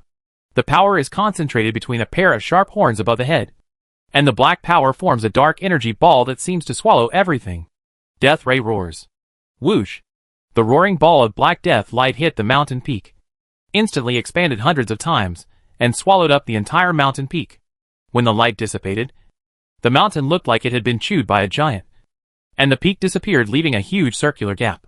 The surrounding snow was also completely melted by the powerful energy, revealing the solid frozen soil underneath that had been frozen for millions of years. Basam glanced at the ground below in disappointment. The roar of the death light has destroyed everything, but the existence of the void core is still not visible. Even the last breath of void disappeared in the roar of death light. He has completely lost the position of the void core. Basam was extremely angry in his heart, but his face was unusually calm. He knew that no matter how angry he was, it would not help. Without the core of the void, it would be extremely difficult to transform the Ice Emperor, who had been soaked in the power of this world for thousands of years, into a giant whale of the void. The only way left for him now is to build a new void teleportation array. This requires a lot of resources and manpower. Basam glanced at the huge gap below, turned around and flew into the distance. After a long time, a portal appeared in midair. Only when Levi stepped out of the portal with half his foot did he realize that there was no ground under his feet. Looking down, there is a huge circular valley below, like a huge crater created by a falling meteorite. The soil is also exposed. Levi guessed Basam's angry expression when he saw the scene. He sensed it for a moment, and found that the surveillance eyes previously placed had not been destroyed, and smiled, summoning the monitoring demonic eye back. Levi saw what happened here for a period of time after he left. A figure with two wings on its back crossed from the sky and landed here. After a while, a huge explosion occurred. When the fire and smoke of the explosion dissipated, the figure also disappeared. Levi knew that Basam probably left without finding the core of the void. I don't know if Basam will be angry with the Ice and Snow City because of this. According to him, his purpose is to help the Emperor of the Void come to this world, not to destroy the world or kill. Basam should not expose himself easily. Levi looked back at Shingi, who had woken up, and said, Shingi, just stay inside and rest for a while. I'll go back to the Ice and Snow City to take a look. Shingi nodded weakly. After closing the portal, Levi flew towards the Ice and Snow City. Approaching the city of ice and snow, Levi breathed a sigh of relief when he saw that the white Snow City was intact. Viewed from a high altitude, a huge trapezoidal altar has been built halfway up the snow peak inside the city of ice and snow. The altar is made of countless stacks of ice crystals, with a large number of mysterious symbols carved on the surface. Various altars are placed in corresponding locations. A large group of people gathered around the altar, and at the top of the altar stood a woman wearing ice blue sacrificial clothing.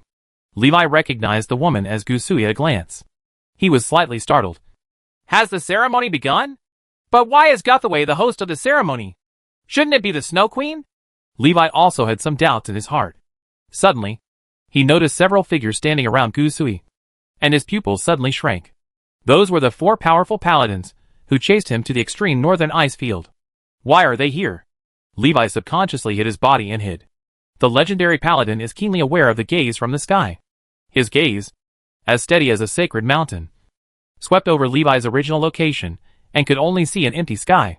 The legendary paladin realized that someone was spying on him, but he didn't pay too much attention. The other party did not create a sense of threat to him. Levi has fallen down and is standing on the top of an igloo wearing an invisibility cloak, looking at the altar halfway up the snow-capped mountain.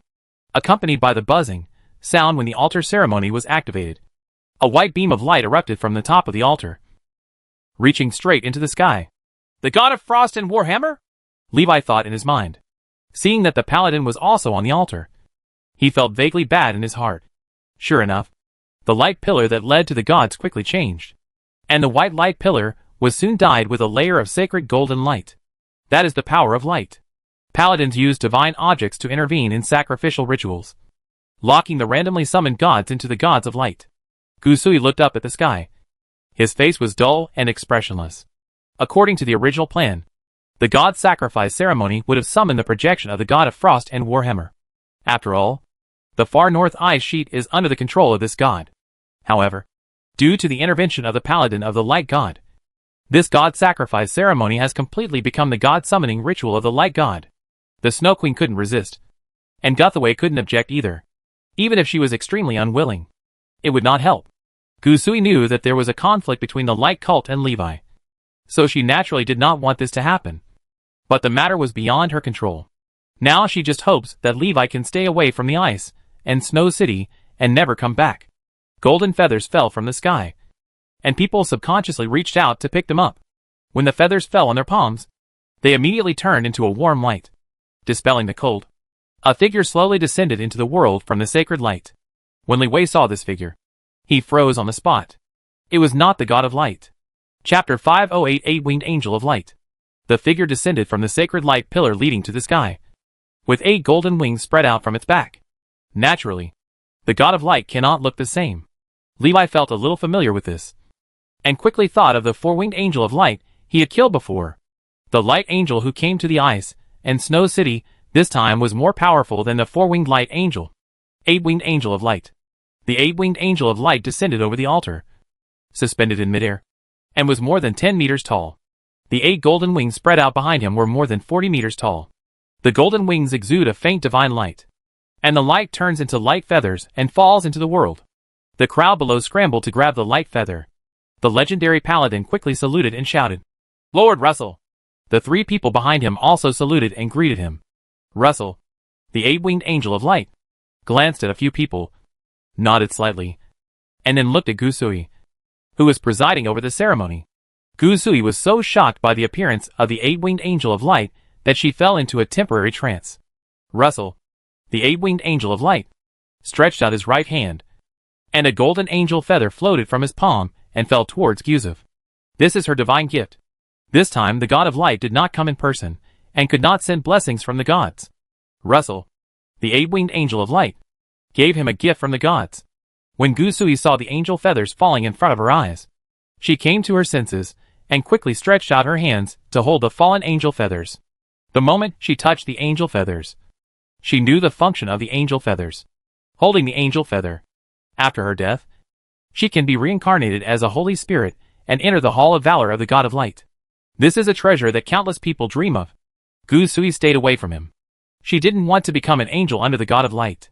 She didn't dare let Russell, the 8-winged light angel, see her inner thoughts. Gusui quickly lowered his head and said respectfully, "Thank you to the god of light. Thank you to Lord Russell."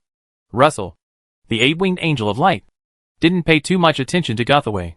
He just saw that Gusui had such strength at such a young age, so he gave her this opportunity. This was not the purpose of his trip. The 8-winged angel of light looked at the distant sky and sensed the vague evil aura on the horizon. The god sensed the invasion of the demon clan and asked him to come down to investigate the demon clan's traces. By the way, let's deal with the humans who killed the 4-winged angel of light before. The 8-winged light angel looked at the distant sky for a while, then turned back to look at the ice jade palace behind him. Before going to conquer the gods and demons, there is one very important thing. That is to harvest the power of faith. The seeds here have accumulated a lot of faith power, and it is time to mature and harvest. The 8-winged angel of light turned and flew towards the ice jade palace. The paladin and Gusui stared blankly at the 8-winged angel of light flying away, wondering what he was going to do. There was a vague ominous feeling in Gusui's heart. After Li Wei saw the 8-winged light angel flying towards the ice jade palace, he thought of the abnormal behavior of the ice and Snow Queen before holding the ceremony to sacrifice the gods. He was very curious about what would happen next. Levi used the illusion technique to create a sparrow clone that flew towards the ice jade palace. By the time the sparrow clone arrived at the ice jade palace, the huge figure of the 8-winged angel of light had disappeared. Li Wei saw the ice and Snow Queen sitting on the throne of the ice jade palace, with a transparent figure that could dissipate at any time like clouds. How is this going? Levi was extremely confused, as the Snow Queen's power seemed to have weakened a lot. It's not even a sign of weakness. She looks like she's about to disappear now. What did the eight-winged angel of light do?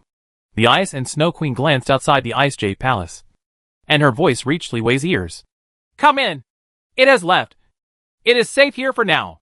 The sparrow flew into the Ice Jade Palace and transformed into Li Wei's figure. Levi looked at the transparent Ice Queen, frowned and asked, What's wrong with you? The Snow Queen said calmly, It's nothing. It's just going to disappear. Disappeared? What do you mean? What did it do? Levi asked doubtfully. The Snow Queen did not answer Levi's question. She looked at the sky outside with a look of memory. A long time ago, I was just a very ordinary ice elf. Just like the ice elves you see. I only had the most basic instincts and no self-awareness at all. Until one day, I suddenly awakened to self-awareness and gained a special power. As long as more lives gather around me, my power will become stronger and stronger. For a long time, I didn't understand what kind of power it was. It wasn't until I met a divine messenger walking in the world that I knew that power was the power of faith. That is the power that belongs to the gods. Not to me. The divine messenger told me that one day the gods will take back this power. This is fate. Thousands of years ago, I received a gift from the gods and gained myself. Now I just return everything to the gods. This is all fate. No, this is not fate. Levi interrupted her. This is the conspiracy of the gods.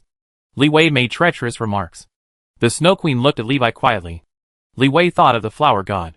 Before leaving Feihua City, the Flower God also told him something. The Flower God said she might disappear. It now seems that the Flower God, like the Ice and Snow Queen, has received gifts from the gods, and then become the seeds of faith, until one day the power of faith blossoms. The gods will send people down to harvest the power of faith. All this is the conspiracy of the gods, not the so-called destiny at all. Levi stared at the Snow Queen and said seriously, Although I don't know how to help you now, the so-called fate is definitely not the reason for you to give up. The Ice Queen's eyes moved slightly, and her figure became thinner. She said, No need. I feel your thoughts. I just hope that after I disappear, you don't tell Weiwei about this. Please help hide it. Levi watched the figure of the Ice and Snow Queen dissipate little by little and turn into snowflakes. There was an indescribable, uncomfortable feeling in his heart. There is not much affection between Levi and the Snow Queen. It is just an exchange of interests. But seeing the Ice and Snow Queen at the mercy of the gods, losing everything like a puppet without any ability to resist, made him feel a deep chill. Is he a puppet of some god? Just thinking about it gives me a chilling feeling. Levi doesn't want to be the next Snow Queen. After seeing the Ice and Snow Queen disappear, Li Wei turned around and left the Ice Jade Palace. He didn't know how to explain it to Gu Sui. Under the altar, countless people knelt down and worshipped the sky. Infected by Guan Yu, everyone has developed a fiery belief in the God of Light. After the ceremony, this fiery emotion may disappear in a short period of time. But the seeds planted in the heart will sprout sooner or later, giving birth to a true believer of the God of Light. A sacrificial ceremony to the gods caused a city to change hands without any bloodshed, quietly and unaware of it. There is no need for the light god religion to build a temple here. People who have faith in their hearts will spontaneously build a light temple, just to better worship the gods. Gu Sui carefully put away the angel feathers. Angel feather is an extra life. It is the most precious treasure at all times. But after resurrection, life no longer belongs to oneself, but to the God of Light. Until the last moment, Guthaway did not want to use the angel feathers at all.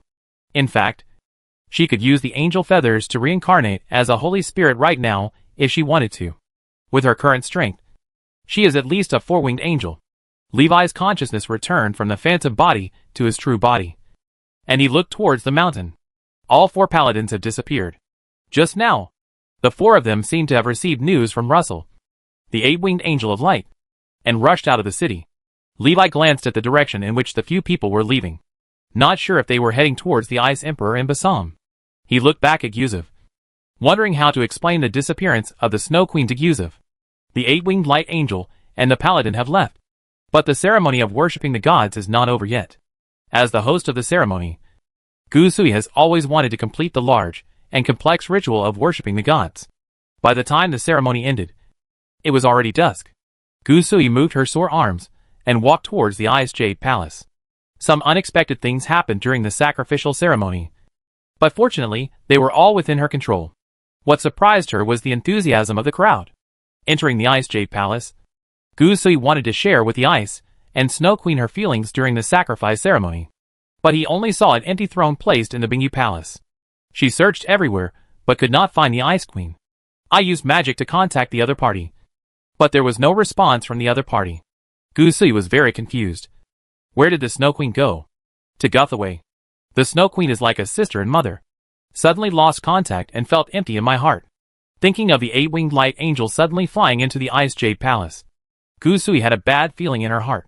She hurriedly ran outside, trying to catch up with the leading paladins and ask them what happened. A figure stood at the door and stopped her. Levi! Guzui was a little surprised when he saw the figure in front of him. Then, she said anxiously, "Go quickly. Don't stay here. Those paladins are still looking for you." Levi said, "I know." After thinking for a long time, Levi finally decided to tell Guzui the truth. The Snow Queen wanted to hide the truth because she was afraid that Gyuzub would be sad. The deeper reason was that she was afraid that Gyuzub would also be harmed by the gods. This was something she had no control over. Since the gods can take action against her, it is also possible that they can take action against Guthaway. Levi said, "The Snow Queen has left." After listening to Levi's story, Guzui stayed where he was. After a few seconds, tears welled up from his eyes. Why? Why? Why? Guzui asked several questions why. Levi knew what she wanted to ask, but he couldn't explain it. The only thing I could do was give her a hug. Guzui hugged Levi forcefully and cried loudly. Today she lost a very important person. Chapter 509: The War Between Gods and Demons. Guzui sat alone on the steps of the Ice Jade Palace holding the frost staff. The cold moonlight under the dark curtain fell on the lonely Guzui. Levi stood not far away and looked at her quietly. After Guzui recovered, it became like this. The frost staff is the scepter often used by the Snow Queen. Guthaway tried to feel what the Snow Queen left behind. Levi can understand Guzui's feelings. The people I have always relied on and the people closest to me have disappeared, and I must feel empty in my heart, feeling that the whole world has lost its meaning. Levi felt the same way when he first came to this world and knew that he had lost everything in his past. Now he couldn't persuade Guzui, so he could only let her digest her inner sadness alone.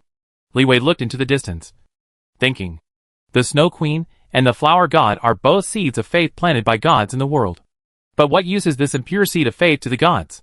For the gods, especially the God of Light, the little power of faith in the Snow Queen should not be worth mentioning at all. Why did he come for this? The followers of the God of Light are all over the Sky Continent, with hundreds of millions of followers. How many people are there in the Ice and Snow City? Even if the power of faith accumulated over thousands of years is probably not as much as the power of faith produced by the vast number of light believers in one day, or even half a day. More importantly, the power of faith from the Snow Queen is an impure power of faith. For the God of Light, the value is even lower.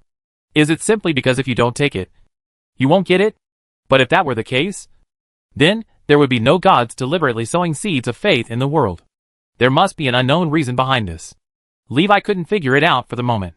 Suddenly, a white line appeared on the dark night sky. Levi's eyes narrowed, revealing a hint of curiosity and solemnity. Who is fighting? The momentum is so amazing. Half an hour later, the sky changed, and white light spread over the city of ice and snow. A layer of ice-condensed clouds appeared in the sky, covering the sky, and the cold air blew down and turned into countless snowflakes falling into the city. A heavy snow fell in the city of ice and snow.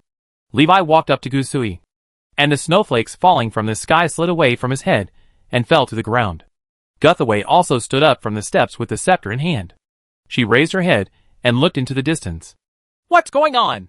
Guzui asked doubtfully. The sight before me was too weird. Suddenly heavy snow fell, which was very unusual. If it was going to snow, she would have sensed it in advance.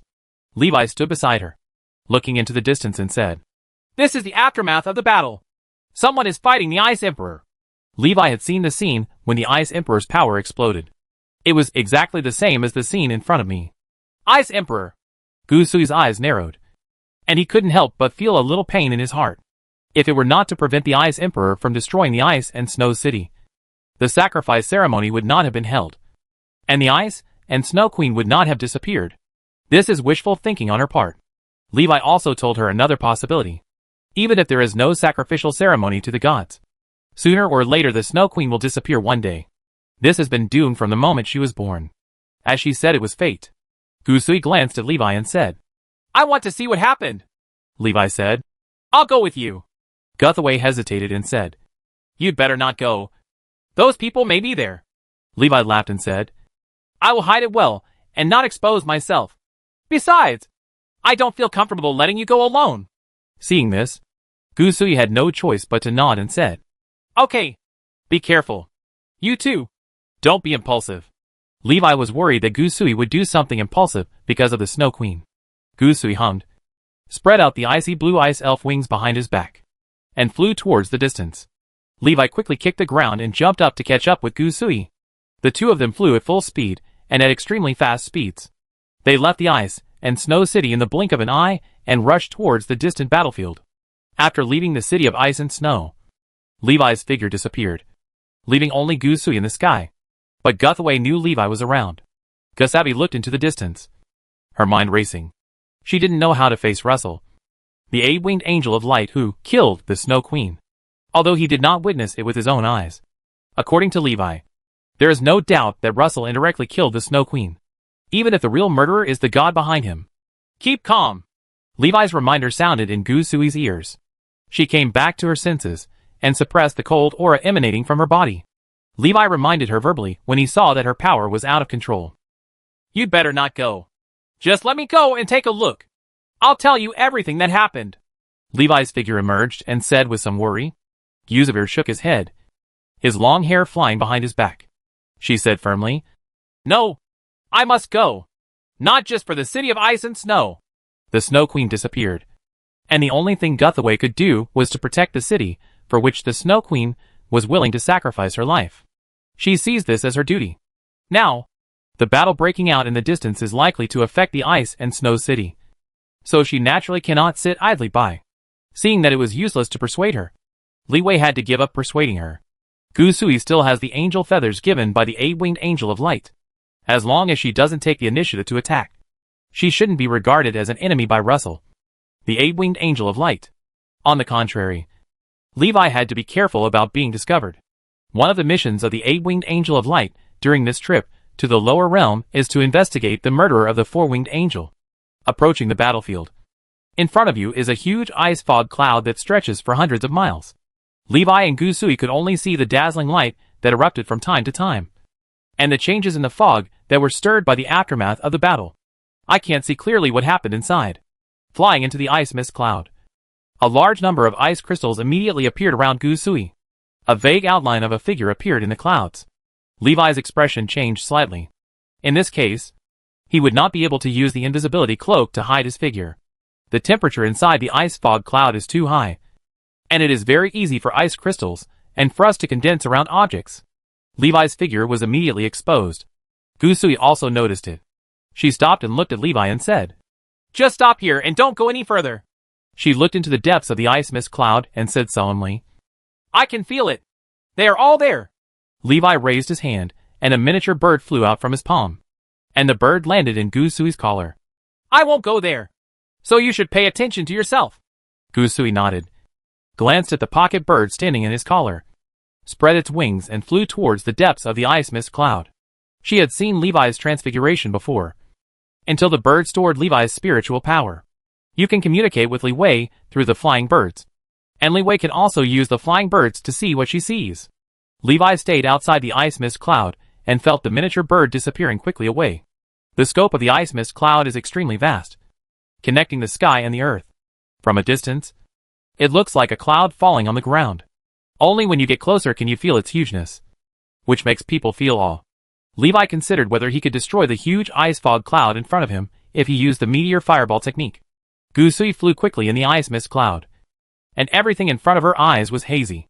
The only way she could discern the direction was the powerful battle wave coming from the front. Gusui felt the wave of battle and couldn't help but feel frightened. She had never felt such powerful energy fluctuations.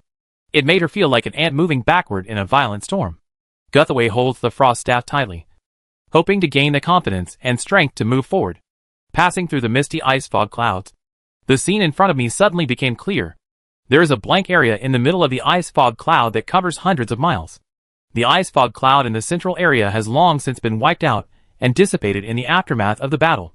Gusui finally saw both sides of the war. On one side is the 8-winged light angel Russell, who exudes divine radiance, and has 8 extremely dazzling wings of light on his back. On one side is the demon apostle Basam, who is filled with black demonic aura, and has a pair of huge black ferocious bat wings behind him. There is also an extremely huge creature, the Void Whale, the Ice Emperor, at the feet of Basam and Russell. Further on the ground, for paladins were also fighting with their opponents.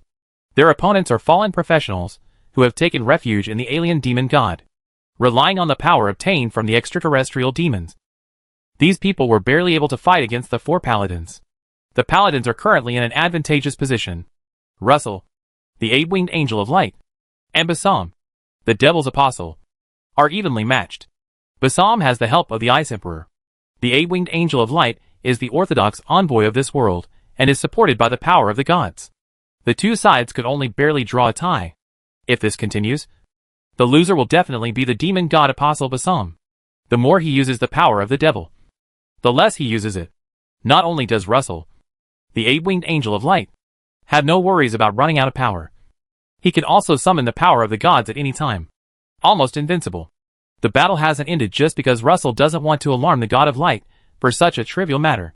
Gusui stood on the edge of the ice mist cloud, looking at the battle not far away, holding the thrust staff tightly, and not knowing what to do.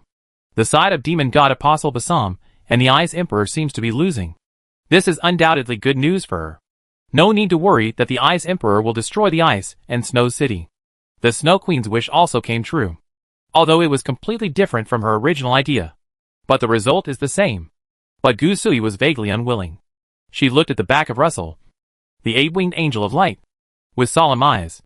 It seems that he wants to see through the 8-winged angel of light in front of him, to see through the idea of the god of light far away in the sky. Ah ho ho ho! The Ice Emperor suddenly let out an earth-shaking roar. The sky shattered, the earth trembled, and the clouds rolled. The figure of the 8-winged angel of light froze slightly, and paused for a moment. Demon god apostle Basam took the opportunity to fall down, and his lower body merged into the Ice Emperor's head. The breath surges? Chapter 510, Reaping the Benefits. Levi saw the battle breaking out deep in the ice mist cloud through the miniature bird phantom left in Gusui's collar. The 8-winged light angel Russell and the demon apostle Basam fought fiercely with all their strength, and the aftermath of the battle could be seen thousands of miles away. Both sides have far exceeded the legendary level of combat power. Legendary paladins cannot intervene in the battle between the two sides. Russell, the 8-winged angel of light, had the home court advantage, forcing demon apostle Basam to use a unique trick with a slight advantage. The Ice Emperor let out an earth-shattering roar, almost shattering the phantom body left behind by Levi. His mental power almost broke off from the phantom body.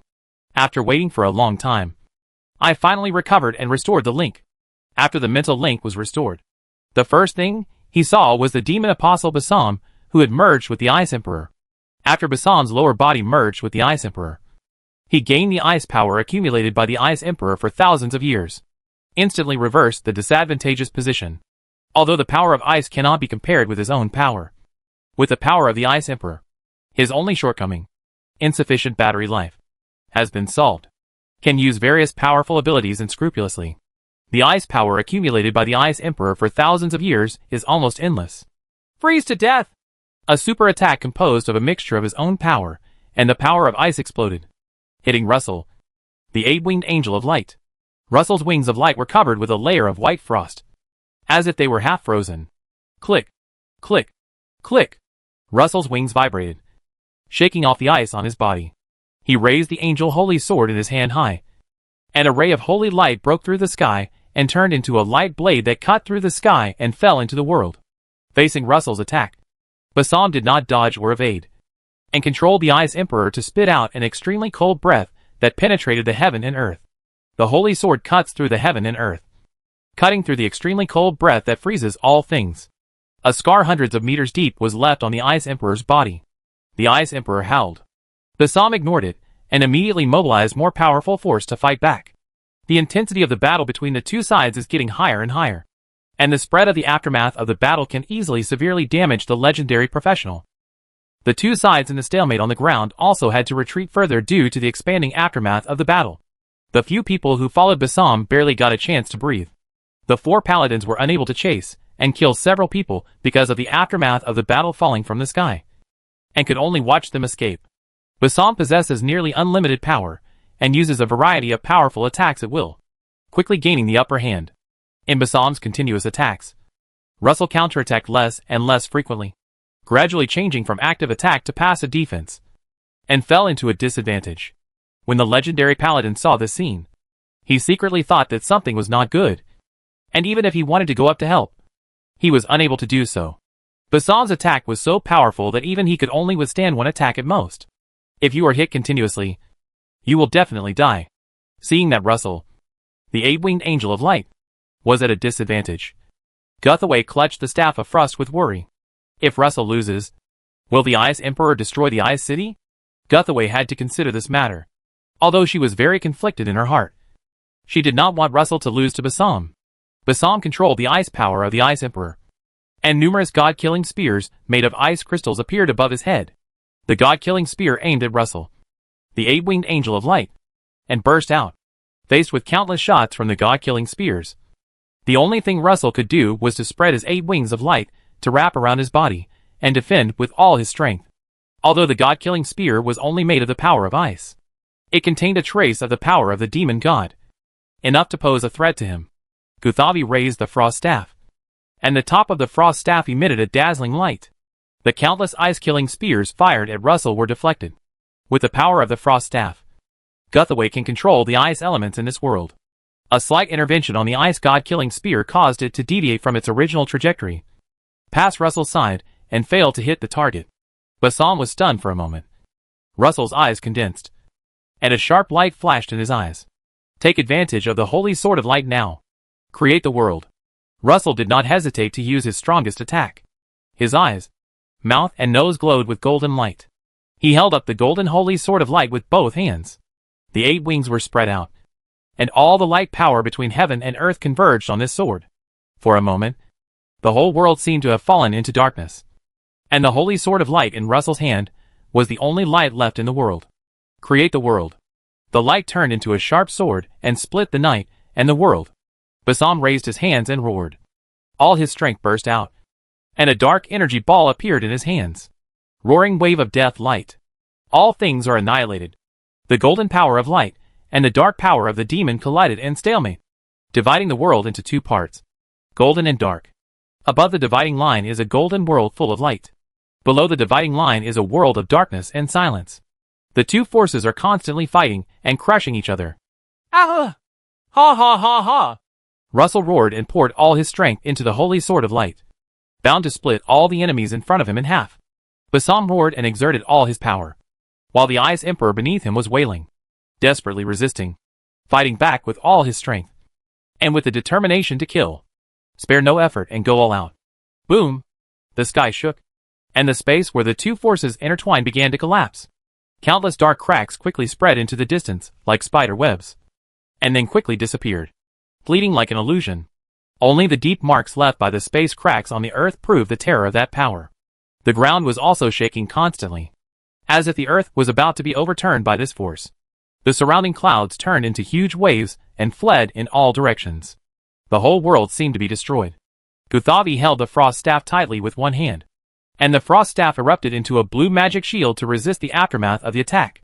He put a hand in front of his eyes to block the dazzling light, and his figure couldn't help being blown back by the strong wind. The exquisite bird, which had been hiding in Gusui's collar, had a nervous look in its eyes, watching the 2 sides fighting and unwilling to move its eyes for a moment, even if you can't see clearly what is happening in the center of the battlefield. Levi, who was far away in the horizon, was quickly heading towards the battlefield. He no longer cared about being exposed. Buzz! The low sound of space trembling reached everyone's ears. Immediately afterwards, the space in the center of the battlefield suddenly collapsed on a large scale. The space collapsed like an avalanche. Out of control. The dark space crack expanded rapidly, swallowing up the 2 figures in the center of the battlefield in an instant. Russell and Bassam had no time to escape before they were swallowed up by the space crack like a black hole and disappeared.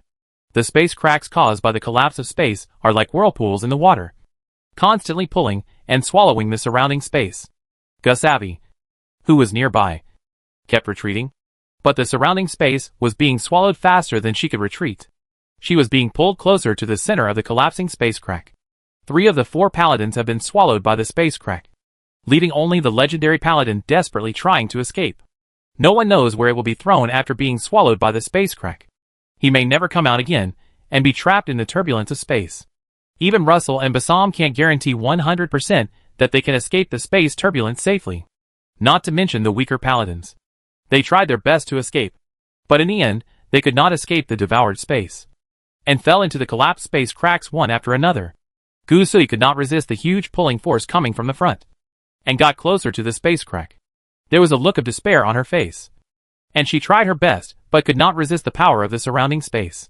The nearest space crack has spread to less than 10 meters in front of her. Falling into it is a narrow escape. Wow! Suddenly, the sound of chains was heard from behind. A transparent chain shining with purple-black light broke through the space and wrapped around her waist. Gusui was stunned for a moment and did not react. A huge force came from the other end of the void chain, pulling her body back quickly, away from the extremely dangerous space rift. Call!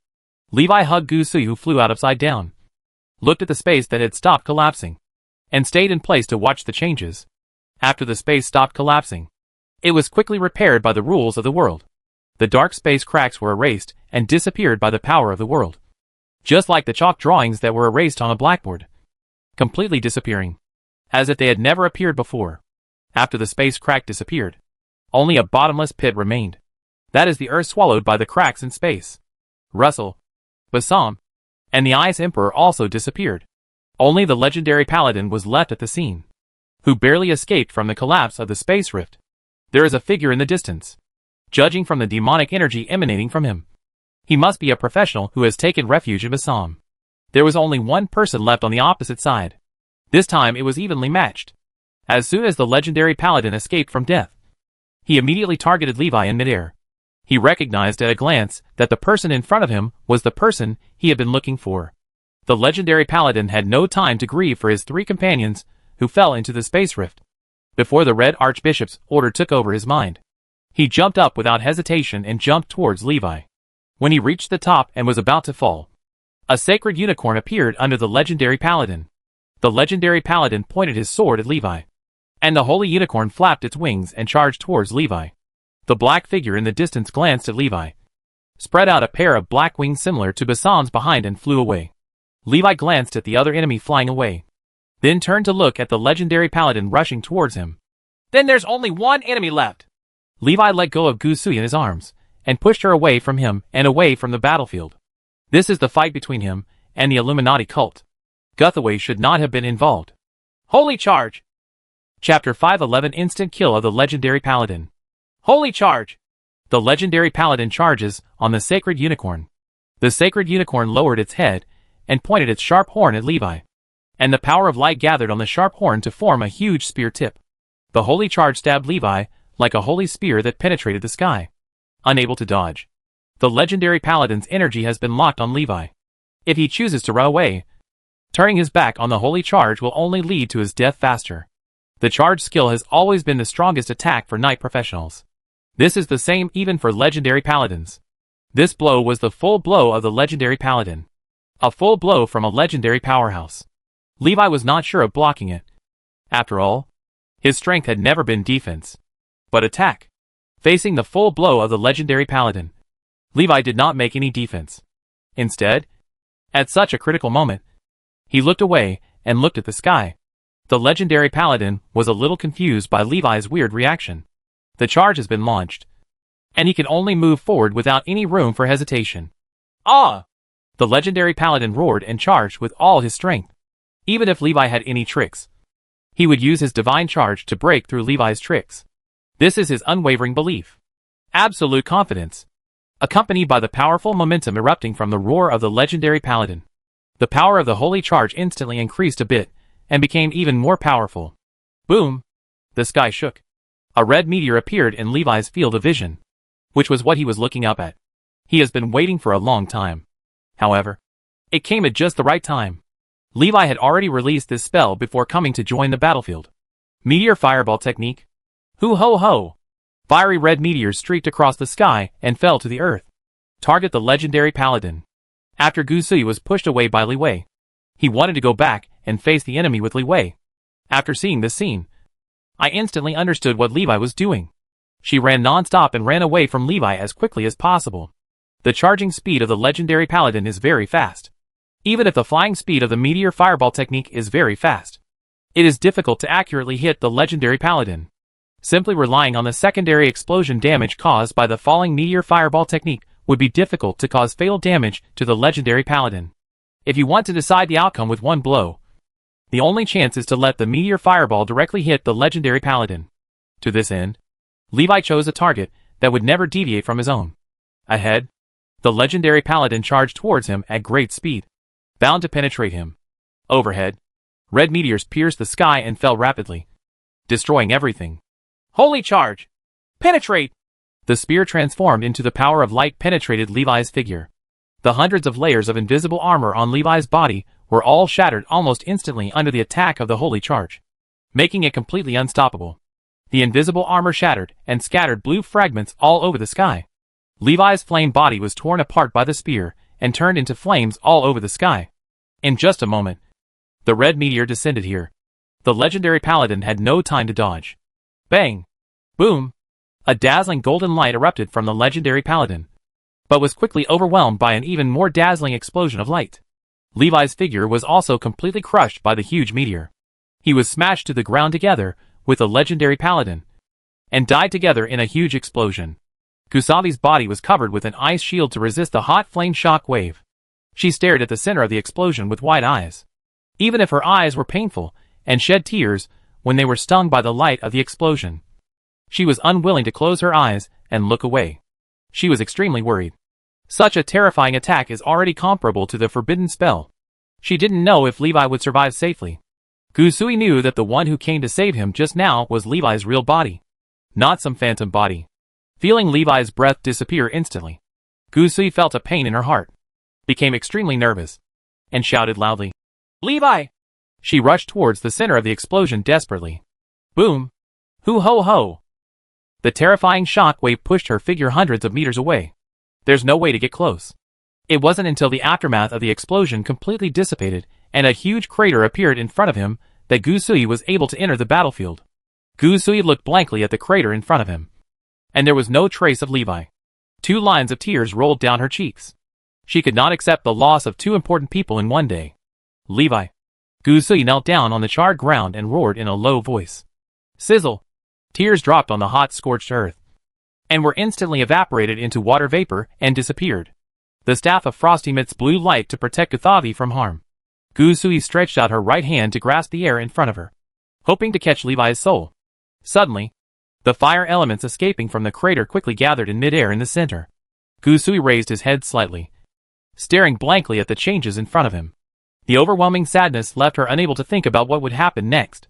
After the fire elements gathered, a fiery red giant egg appeared in the center of the crater. The surface of the giant egg was covered with bright red flame patterns. The sight in front of her brought Gusui back to her senses, and she showed a trace of doubt. What is this? Just when she was about to get closer to explore what exactly appeared in front of her, the dome burned and shattered, and a figure emerged from the flames.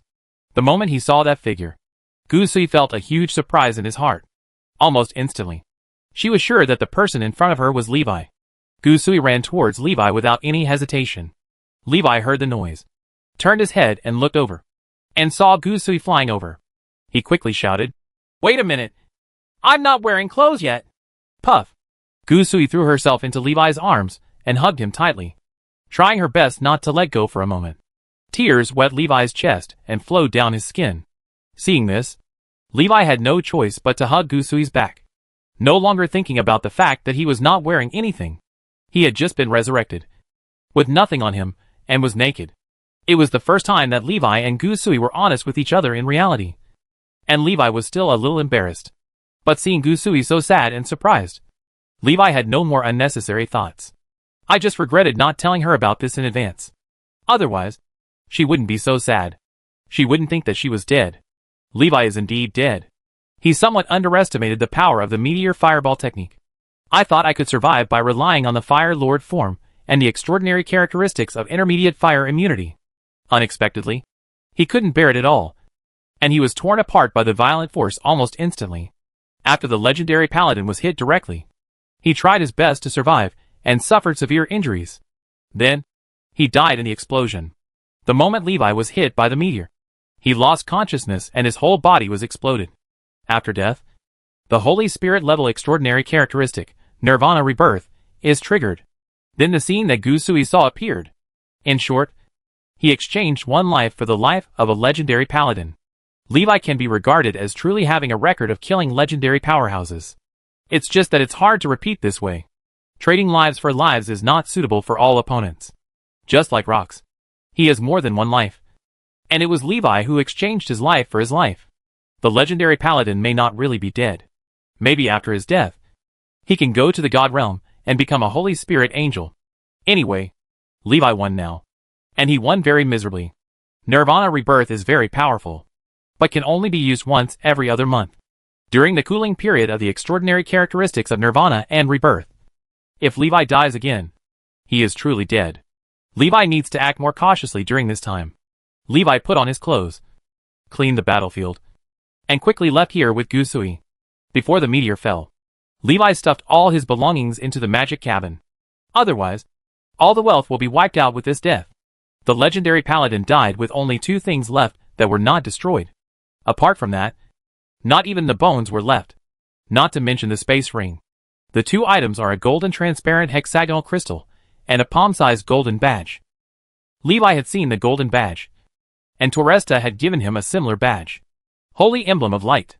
This is a special badge that can only be issued by the Temple of Light. Levi didn't expect that this kind of thing could withstand the attack of the Forbidden Curse. Not a single sign of damage yet. This is beyond imagination. You must know that even the legendary armor and legendary weapons of the legendary paladin were shattered in the explosion. The Holy Emblem of Light did not leave any scars at all. Could it be a creation of divine power? Levi thought in his mind. I am afraid that only divine creations in the world can possess such amazing properties. This is sturdiness at the level of rules. The meteor fireball technique has not yet touched on the rules, so it is normal that it cannot be broken. Levi was not sure what the other item, the transparent golden hexagonal crystal, was. After Gusui saw it, he told Levi what it was. Sacred crystal. He used this to summon the 8-winged angel of light during the god's sacrificial ceremony. Gusui explained. Levi looked surprised. So this is something that belongs to the god of light? Sacred crystal sounds like it might be the same thing as the Holy Spirit heart. However, Levi felt that the sacred crystal contained rich divine power. His eyes narrowed slightly, and he didn't know whether the sacred power could be digested and absorbed by Shingi. The god of light and the angel of light have the same sacred power as the holy dragon. But he is still a little confused. Are they from the same origin?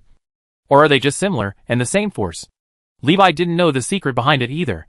Putting away the sacred crystal and the holy emblem of light, Levi and Gusui rushed back to the ice and snow city at full speed. The Ice Emperor, Demon Apostle Bassam, and 8-winged light angel Russell have all disappeared into the space cracks. In a short period of time, Gusui no longer has to worry about the ice and snow city being in danger. Levi finally had time to practice quietly and break through to the 6th level. Chapter 512, Breaking Through the 6th Level. After the battle between Russell, the 8-winged light angel, and Bassam, the demon apostle, the city of ice and snow has finally settled down. Li Wei was finally able to practice steadily and concentrate on breaking through to the 6th level.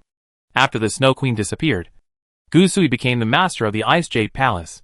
Although there was no ceremony for the Ice and Snow Queen to impart power, as the Saint of the Ice and Jade Palace, Gusui did her part to take the lead when the Ice and Snow Queen disappeared and became the new city lord of the Ice and Snow City. Therefore, Li Wei could safely stay in the Ice Jade Palace and practice in seclusion. Gus came to see Li Wei again and again, but could only see Gusui, knowing that Li Wei was still practicing in seclusion. After a few times, Guzei was also inspired to practice in seclusion, determined to break through the 2nd level before coming out. Although Guzei's talent is far inferior to that of Gusui, becoming a 2nd level mage at his current age is considered to be an outstanding talent. After all, he is only 27 years old now. The 27-year-old 2nd level mage is still very young. There is also hope for a breakthrough to the Archmage in the future. Becoming an Archmage is considered a prestigious figure even in the city of ice and snow. Don't look at the number of 6th level professionals in the Ice and Snow City in double digits. In the past, there was an Ice Queen who was comparable to the legendary level. But there is no real Archmage level expert. Yuzue cannot be regarded as a pure Archmage. Compared with ordinary mage, she is more like a blood warlock who relies on talent.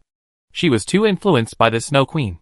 After Guzui finished handling today's affairs, he put down his quill and turned to look at a small palace on the left. Levi retreated inside to comprehend the extraordinary characteristics. Counting from the day the war ended, Li Wei had been in seclusion for almost a month. In recent days, strong fluctuations of the fire element have been heard from time to time in that palace. Guthaway guessed that Levi may have reached a critical moment of breakthrough. Li Wei took the century-old Ice Jade Bodhi fruit given by the Ice and Snow Queen to assist in his cultivation, accelerating the awakening and advancement of his extraordinary characteristics. It took a month, and the century-old Ice Jade Bodhi fruit was almost used up. The progress of transcendent characteristic awakening has finally reached its final moment. Fire Sun Concept, 5th level awakening, 9999/10,000. With the last bit of proficiency increasing, Levi's consciousness was instantly engulfed in flames, and he felt like he had turned into a sun. The visualization in my mind was like a blazing sun, rapidly expanding in size. Rebirth from the ashes. Extraordinary transformation. The divine power and the power of the blazing sun intertwine and merge into the holy flame to forge a new body. The extraordinary characteristics of the High Flame Lord have been transformed to the extreme. Holy Flame Lord, exclusive epic, advanced fire immunity, advanced flame domain, advanced flame rules, advanced magic penetration, advanced abnormal status immunity. The advanced fire immunity characteristic makes Levi immune to fire spell attacks of level 6 and below. The range of the advanced flame domain has been greatly expanded and is no longer limited by the level of extraordinary characteristics. The width of the range depends on Levi's own mental strength. The current radius of the advanced flame field reaches 1,600 meters. As Levi's strength increases, the scope of the advanced flame field will be expanded. The advanced flame rules are already the power of rules at the legendary level. Professionals who are new to the legend can only master advanced rules. If they want to go further, they must understand the laws, which belong to the realm of the gods. For species under the gods, advanced rules are already the strongest power they can control. Advanced flame rules include all flame-related characteristics, covering almost all flame-based extraordinary characteristics: combustion, high temperature, thermal energy, explosion, burning, incineration, embers, extinction, fire, and spread. The high-level magic penetration attached to the Holy Flame Lord comes from the divine power, and can ignore all magic defense methods at level 6 and below, whether it's a magic shield or a magic prop. High-level abnormal status immunity also comes from divine power. Originally, Levi only had immunity to the negative states of paralysis, dizziness, petrification, burning, hallucination, poison, freezing, and bleeding in the conventional sense. The advanced abnormal status immunity ability in the Holy Flame Lord's posture makes him immune to abnormal status from the energy level. For example, the dragon spell, Element Return, that Erica once used. In theory, Elemental Return can allow an elementalized mage to exit his elementalized state and return to his human form. After possessing advanced abnormal status immunity, Levi can be immune to the negative effects caused by the return of elements. Abnormalities similar to those targeting magical elements are not uncommon. Elemental Silence, Energy Erosion, Elemental Plunder, Elemental Siphon. Shingi's erosion by void energy can be regarded as a negative energy state. It's just that the power level of void energy erosion is too high, and even Shingi, who has the body of a legendary dragon, can't resist it. The advanced abnormal status immunity possessed by the Holy Flame Lord may not be effective. After entering the form of the Holy Flame Lord, he can almost be said to be invincible under the legend. The only flaw may be the lack of physical attack methods. If you encounter an enemy that is completely immune to magic attacks, it will be a little tricky. Levi broke through the 6th level. Although compared with breaking through the 5th level, he lacked the extraordinary characteristic of awakening and advancement. But in terms of his strength improvement, Holy Flame Lord is definitely greater than the two extraordinary characteristics of Elemental Fission and Arcane Code. Just one advanced fire rule is more powerful than both. The Arcane Code is a development type extraordinary characteristic. Levi needs to contact enough mages to accumulate enough spells. Only then can the true power of the arcane code be fully unleashed. The arcane code expands Levi's range of spells, allowing him to master more spells without any effort. The elemental fission and the extraordinary characteristics of the Holy Flame Lord both extend the depth of Levi's power. Let his ceiling become higher. Different types have different functions.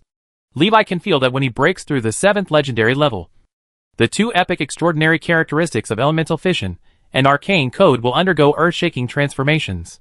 These 2 extraordinary characteristics can be regarded as super powerful extraordinary characteristics among 6th level professionals.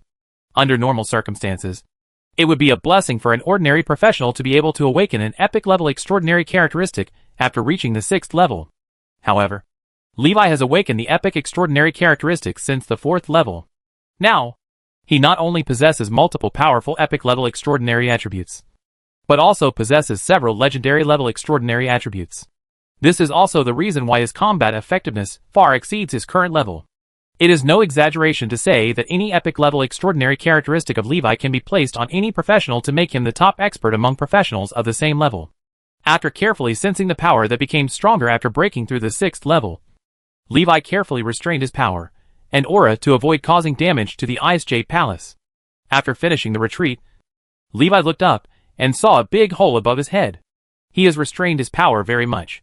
However, at the last moment of breakthrough, he accidentally broke the roof. The main reason is that when the power of the blazing sun is growing rapidly, the power of the blazing sun coming from the outside is too powerful. Levi walked out of the room and saw Gusui standing outside waiting for him to come out. Gusui looked at Levi. His eyes lit up and asked with a smile, "Have you made a breakthrough?" She couldn't sense the strength of Levi because Levi's mental perception had already surpassed hers. Even without the strength factor of mental perception, Levi has an extremely high degree of control over his mana, and very few mana fluctuations escape. It is also difficult for Gusui to sense the strength of Levi's magic power. Gusui discovered this when she first met Levi. She knew that Levi's strength could not be measured by ordinary professional levels. Before he could break through to the 6th level, he was already able to deal with legendary powerhouses. Nowadays, the strength is even stronger, and it is hard for Gusui to imagine how powerful Levi is. Levi nodded and said, "Breakthrough. I just accidentally broke the roof," Levi said, a little embarrassed. Gusui came over, held Levi's hand, and said with a smile, "It doesn't matter. Let's go. You have been practicing in seclusion for a month, so you should take a good rest." The two held hands and walked outside. Gusui glanced at Levi's side face and asked, "What do you want to eat? Grilled bear paws or snow rabbit meat braised with potatoes?" Just as Li Wei Gang was about to say, "Whatever," a person came around the corner in front of him. Monus, who was wearing the Valkyrie commander's armor, stopped, glanced at the two holding hands, glanced at Levi, and then looked at Gyuzov. She looked at Gusui and said calmly, "My lady saint, the whereabouts of the leader of the rebel army have been found. Please give me new instructions." When Li Wei heard this, he looked puzzled. "Rebels?" He glanced at Gusui and did not ask immediately. Hearing this, Gusui let go of Levi's palm. Her eyes showed a little seriousness. She nodded and said, "Very good. Then you will lead the Valkyrie to destroy them. If you can capture the leader of the rebel army, you can capture it. If you can't, then you can capture them. There's no harm in catching them and killing them on the spot." Monus lightly hammered her chest with her left hand, lowered her head and said, "Yes." Then my subordinate resigned. Monus took a step back, looked up at Levi, and turned to leave. The Metal Knight boots hit the ground with a clanging sound, and the steps were firm and steady. Levi looked at Gusui and asked, "What are the rebels?" Gusui pretended to be relaxed and said, "It's nothing. There are no need for those people here. They are just clowns." Levi found that Gusui had undergone some changes. Her aura was more majestic and indifferent than a month ago. Maybe that's the price of being a ruler. When he saw Levi, he was still looking at him, as if he wanted to break the casserole and get to the bottom of it. Gusui had no choice but to explain to him the origin of the rebels. After the queen disappeared, a group of people emerged in Frederick City claiming to liberate Frederick City, and they were causing chaos under the banner of liberating the people. We have arrested many rebels, but the rebel leader has still not been found. Today we finally found him. I hope Monus can put an end to this matter. Chapter 513 Job Change. After Gusui's explanation, Li Wei also roughly understood the composition of the rebels. The rebels should be the rebels who were originally hiding in the ice and snow city. But in the past, due to the Snow Queen's ability to know almost everything in the city, these people had no chance to cause trouble. Until someone discovered that the Snow Queen had disappeared. After the Bingyu Palace's monitoring of Fred's city dropped significantly, this group of hidden troublemakers finally couldn't help but emerge. If that was just the case, Levi wouldn't be too worried.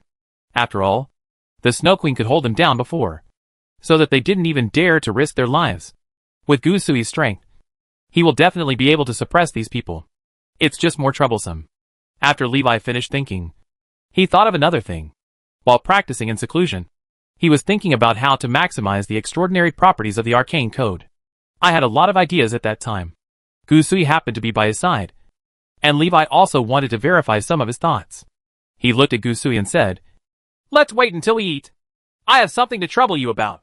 Gusavi asked curiously, "What's the matter? Please show me all the spells you know," Levi said. Gusui was stunned for a moment when he heard this. He was very confused and didn't understand what Levi wanted to do. However, she met Levi's request unconditionally. Gusui responded with a smile. "Okay."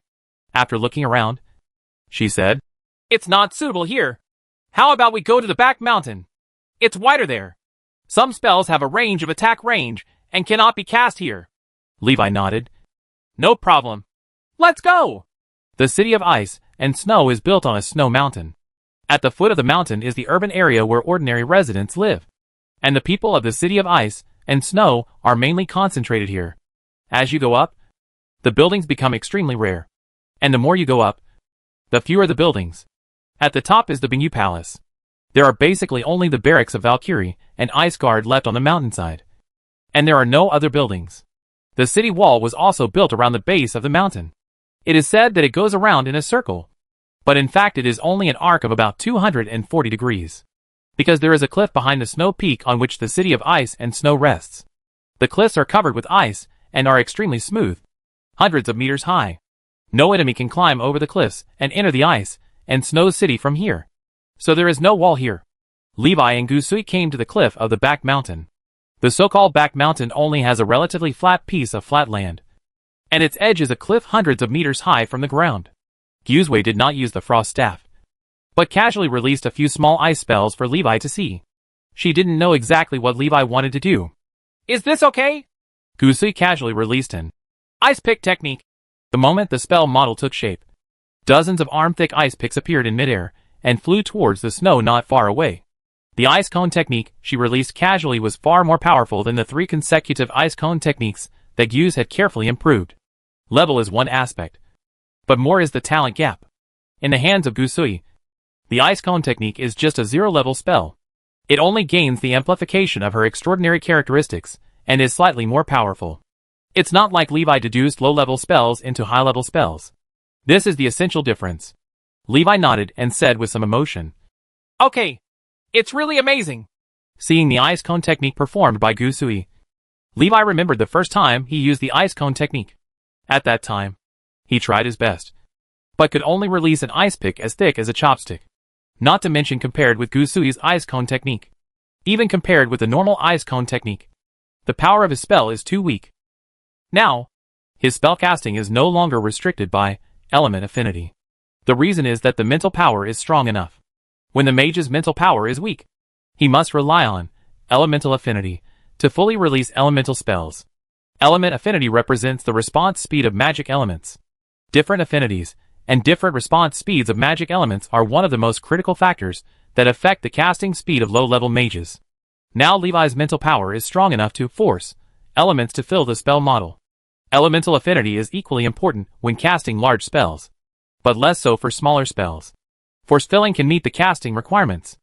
On the other hand, in addition to the increase in mental power, as the mage's strength increases, the elemental affinity will also increase as the mage's level increases. Even though Levi has never improved the elemental affinities of wind, thunder, and earth elements, the affinities of these elements to him today are definitely far higher than when they were weak before. When Gusui heard Levi's compliment, he laughed softly. "It's nothing. You are much better than me." Levi laughed and said, "Then please cover up all the spells you know." Gusui nodded. "Well, no problem. It's just, what do you want to do?" Li Wei stretched out his right hand, and a light appeared in his palm, and an illusory book appeared in the light. This is the arcane code. Activate the ice cone technique just recorded in the arcane codex. Dozens of arm-long ice picks appeared in front of Levi, flying towards the snow in the distance. It is exactly the same as the spell Gusui cast just now. Gusui looked shocked, and she asked in surprise, Can all spells be copied? Or can only low-level spells be copied? Levi said. It has something to do with my own level. Currently, I can only copy spells below level 6. Gusui's eyes were extremely shocked, and this ability was too terrifying. Could this be the extraordinary power that Levi obtained after breaking through the 6th level? Gusui now understood what Levi meant, until he wanted to copy his own spell. Gusui had no reservations, and tried his best to show his best, and let Levi copy the most powerful spell. Gusui has mastered most of the ice spells from level 0 to level 6.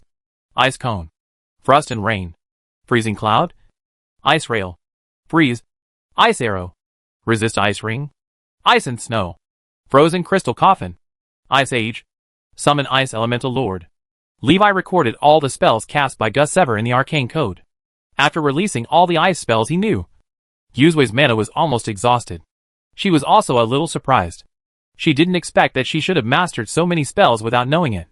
Gusui said with some pity, It's a pity that I haven't learned the Absolute Zero spell yet. Levi looked at the ice spells recorded in the arcane code and said, Isn't Absolute Zero a forbidden spell? Even if you can cast it, I can't copy it. Gusui said. That's right. She approached Levi and asked, How's it going? Have you written everything down? Levi nodded and said, They have all been recorded. There are a total of 47 ice spells. He looked up at Gusui and said with a smile, You are too powerful. You have mastered so many ice spells. Guthaway smiled modestly. It's nothing. Compared to you, it's still far behind. Gusui is talking about strength. However, after Levi possesses the arcane code, he may master the largest number of spells among any mage in history. The arcane codex can copy virtually all spells without limit, as long as Levi's mental power can accommodate the recorded spell models. These spell models were solidified and recorded in Li Wei's mind. With these ice spells, Levi can now change his profession from a fire mage to an ice mage. It's hard for ordinary people to see what's wrong. Putting away the arcane code, Levi thought of the Absolute Zero forbidden curse mentioned by Gusui. After thinking for a while, he felt that it might be possible to rely on advanced flame rules. Absolute Zero freezes everything by lowering the temperature to a point where everything stops moving. This is the rule involving temperature in the fire rules. Levi can heat the temperature of an area to the extreme, and can also control the heat energy in an area to drop to the extreme. Absolute Zero can be reached by removing all the heat energy. Theoretically possible. Li Weigang wanted to prepare to give it a try. There was a sudden explosion in the sky behind him, and he subconsciously looked back. Gusui's expression suddenly changed when he saw the signal fireworks exploding in the sky.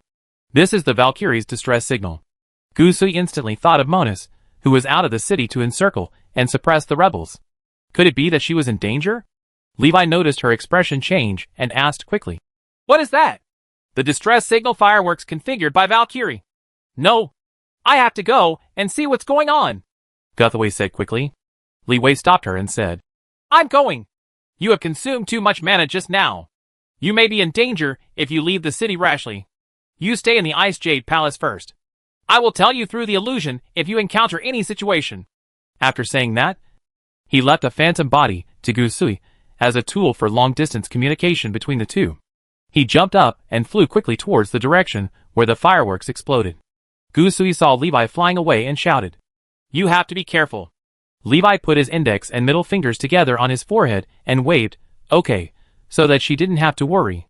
Flying in midair, Levi had a whim, planning to hide his identity as a fire mage in this battle and become an ice mage. Ice elf wings.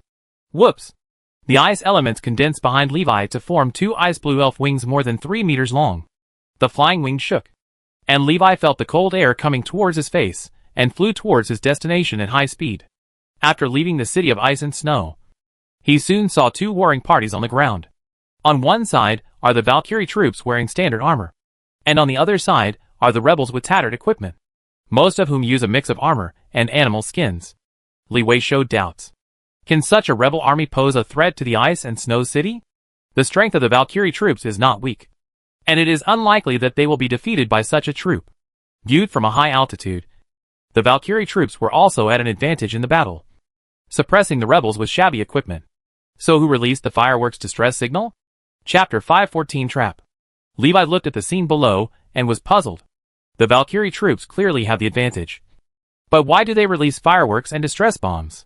Just when Levi was confused, the Valkyries who were fighting the enemy on the ground suddenly fainted collectively. Levi was stunned for a moment. Is this poisoning? When someone raises a weapon, he will cut off the head of the unconscious Valkyrie. Levi quickly stopped and cast a spell. Ice Storm. A vortex of ice and snow appeared in the sky above the battlefield. The vortex of ice and snow quickly rotated and shot out a large number of ice cones as thick as fingers. Ice Storm's attack range covers the entire field. Under Levi's precise control, not a single ice pick accidentally harmed friendly troops. The ice pick pierced the hide and was stained red with blood. Dang. Dang. Dang. The enemy quickly waved their weapons to resist the ubiquitous ice cones. Some ice picks were deflected and accidentally injured the Valkyrie, which was beyond Levi's control. 20 or 30 enemies were suppressed by Levi's Ice Storm move and were unable to harm the unconscious Valkyrie. Levi fell from the sky, preparing to catch an enemy leader and ask what happened. Suddenly, there was a trembling feeling on the back of my head. Almost immediately, Levi's mental perception spread in the direction of the danger. A silent arrow appeared in the mental perception at an extremely fast speed. It's not that it's silent. It's that the arrow has already exceeded the speed of sound. In perception, the arrow at the top of the arrow is engraved with a top-level demon-breaking inscription. It can easily penetrate the magic shield of a 6th-level mage. This is a trap specifically targeted at Gathavi. Levi understood in an instant.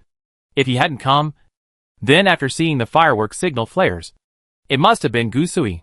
Facing arrows engraved with top-level demon-breaking inscriptions, Gusui may not be able to react and dodge. The only result of resisting hard is to be pierced through the body by the demon-breaking arrow. The mage's body is inherently more fragile than that of professionals of the same level. If he is hit by an arrow that exceeds the speed of sound, he may not be killed on the spot. Levi suspected that the arrows not only had the effect of destroying demons, but also contained deadly poison, which didn't surprise him at all. Demon-breaking arrows can also pose a threat to Levi.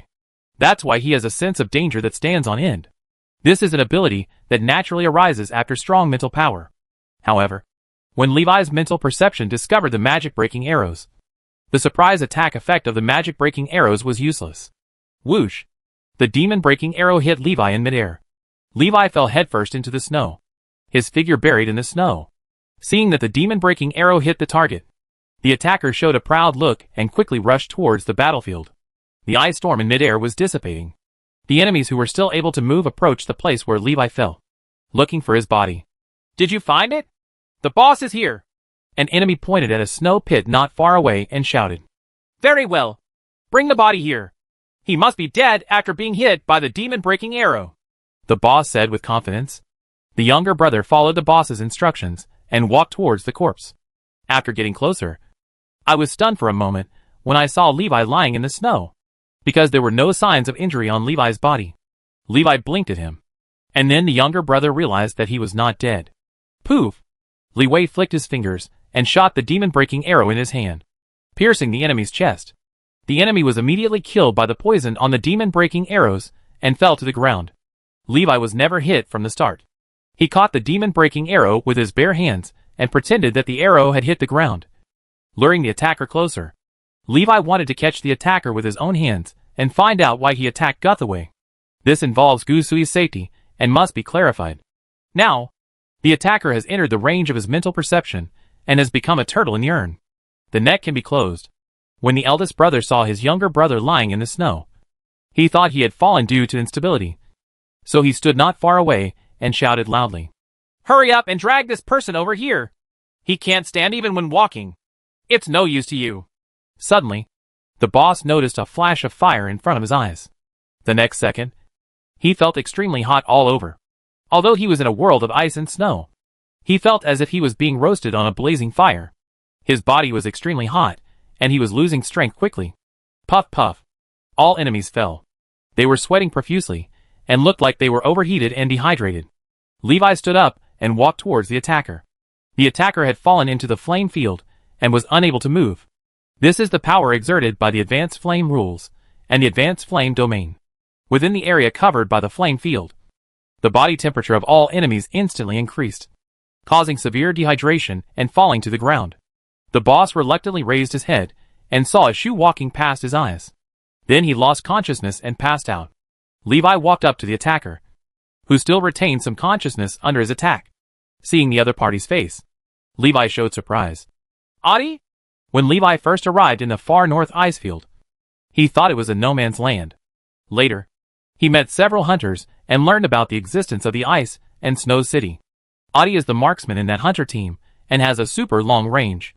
Adi was also shocked and didn't understand why it was Levi. According to the original plan, he should have shot the saint. The bigger question is, why can Levi survive? He clearly hit the opponent. Levi felt doubtful about Adi's strength level. A month ago, Adi was just a second-level marksman. Now, he has become a fourth-level marksman. Levi frowned and felt carefully for a moment, and found that Adi had an unusual aura. This breath of demonic power? No. This is far weaker than the power of the devil. Have you accepted the power of the devil? Adi lowered his head and said nothing. Levi shook his head. Forget it. It doesn't matter where you got this power from. I just want to know one thing. Why did you set a trap to attack Guthaway? Adi glanced at Levi blankly. Levi quickly realized that for most people in the ice and snow city, they did not know the name of the saint. Adi is obviously the vast majority of people too. When Li Wei saw his appearance, he knew that he was definitely not the mastermind behind the scenes. It is impossible for the mastermind behind the scenes not to know that Gu Sui is a saint.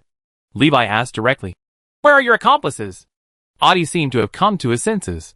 He pressed his hands on the snow, knelt in the snow and hissed. Don't kill me. Don't blame me. They force me. If I don't do what they say, they will kill me. My family. Levi's eyes narrowed and he said calmly. You tell me who is threatening you, and I will help you save your family. Adi suddenly raised his head and looked at Levi, with white snow on his face, making him look extremely embarrassed.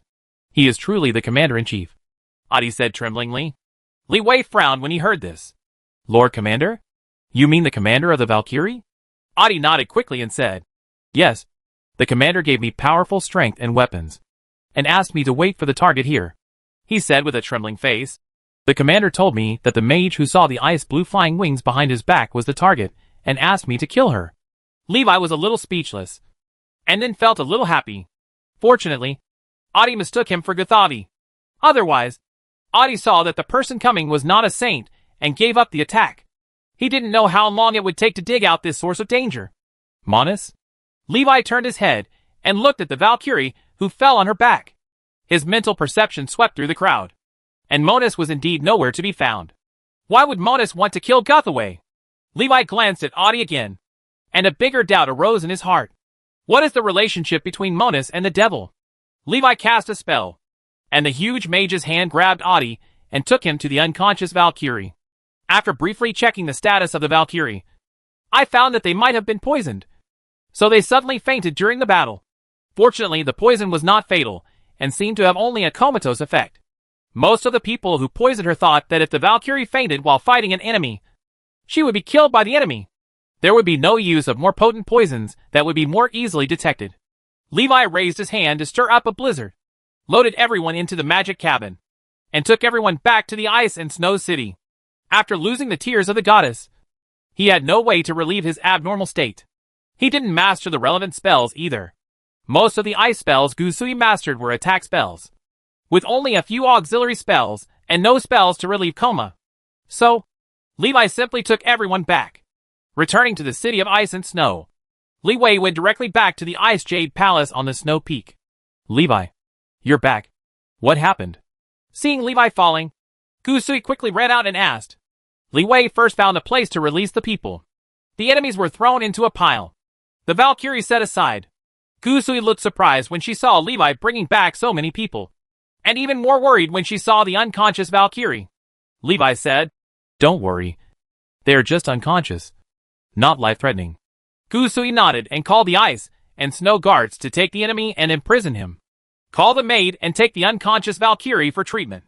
After doing this, Gu Sui asked Levi again what happened. Levi did not answer her question, but asked, Have you seen Monus? Gusui said. I asked her to lead people to encircle and suppress the rebels. Levi said. Those people are the rebels. Ah? Gusui looked surprised. Really? But they don't look strong at all. It's completely different from what Monus said. Guthaway asked doubtfully. Levi glanced at her and asked. What did she tell you? Guthaway said. Monus said that the rebels have many people and are very strong. The Valkyrie troops, who went out to suppress the rebels, failed many times. Have you seen it with your own eyes? Levi asked.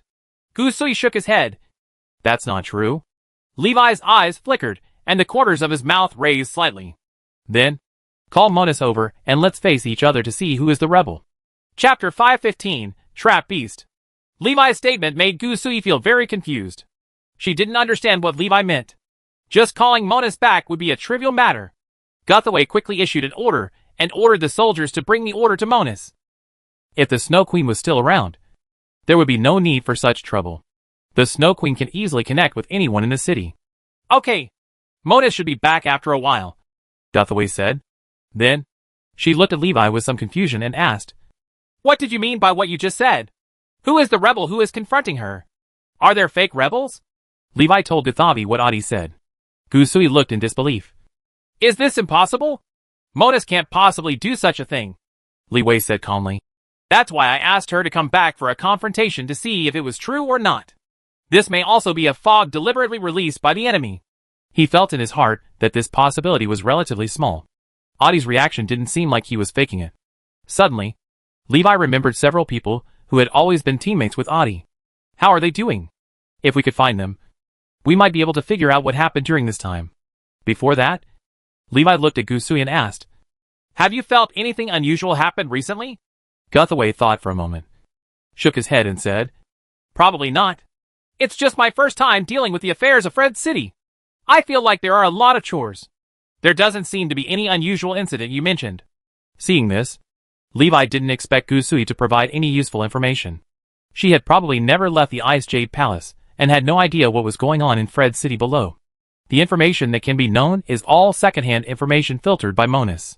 These are all things Monus wants her to know, Levi said. Wait a moment. I will go down the mountain. You stay alone in the Bingyu Palace and be careful. Gusavi nodded and asked. What are you going to do? Levi said. I'm going to find some people. Speaking of this, Liwei suddenly thought of Guse and asked quickly. Where is Teacher Guse? Monus must know that Guzei is Gusui's brother. Maybe they will kidnap Guzei and blackmail Gusui. Gusui heard the worry in Liwei's words, and she said with a smile, Brother is fine.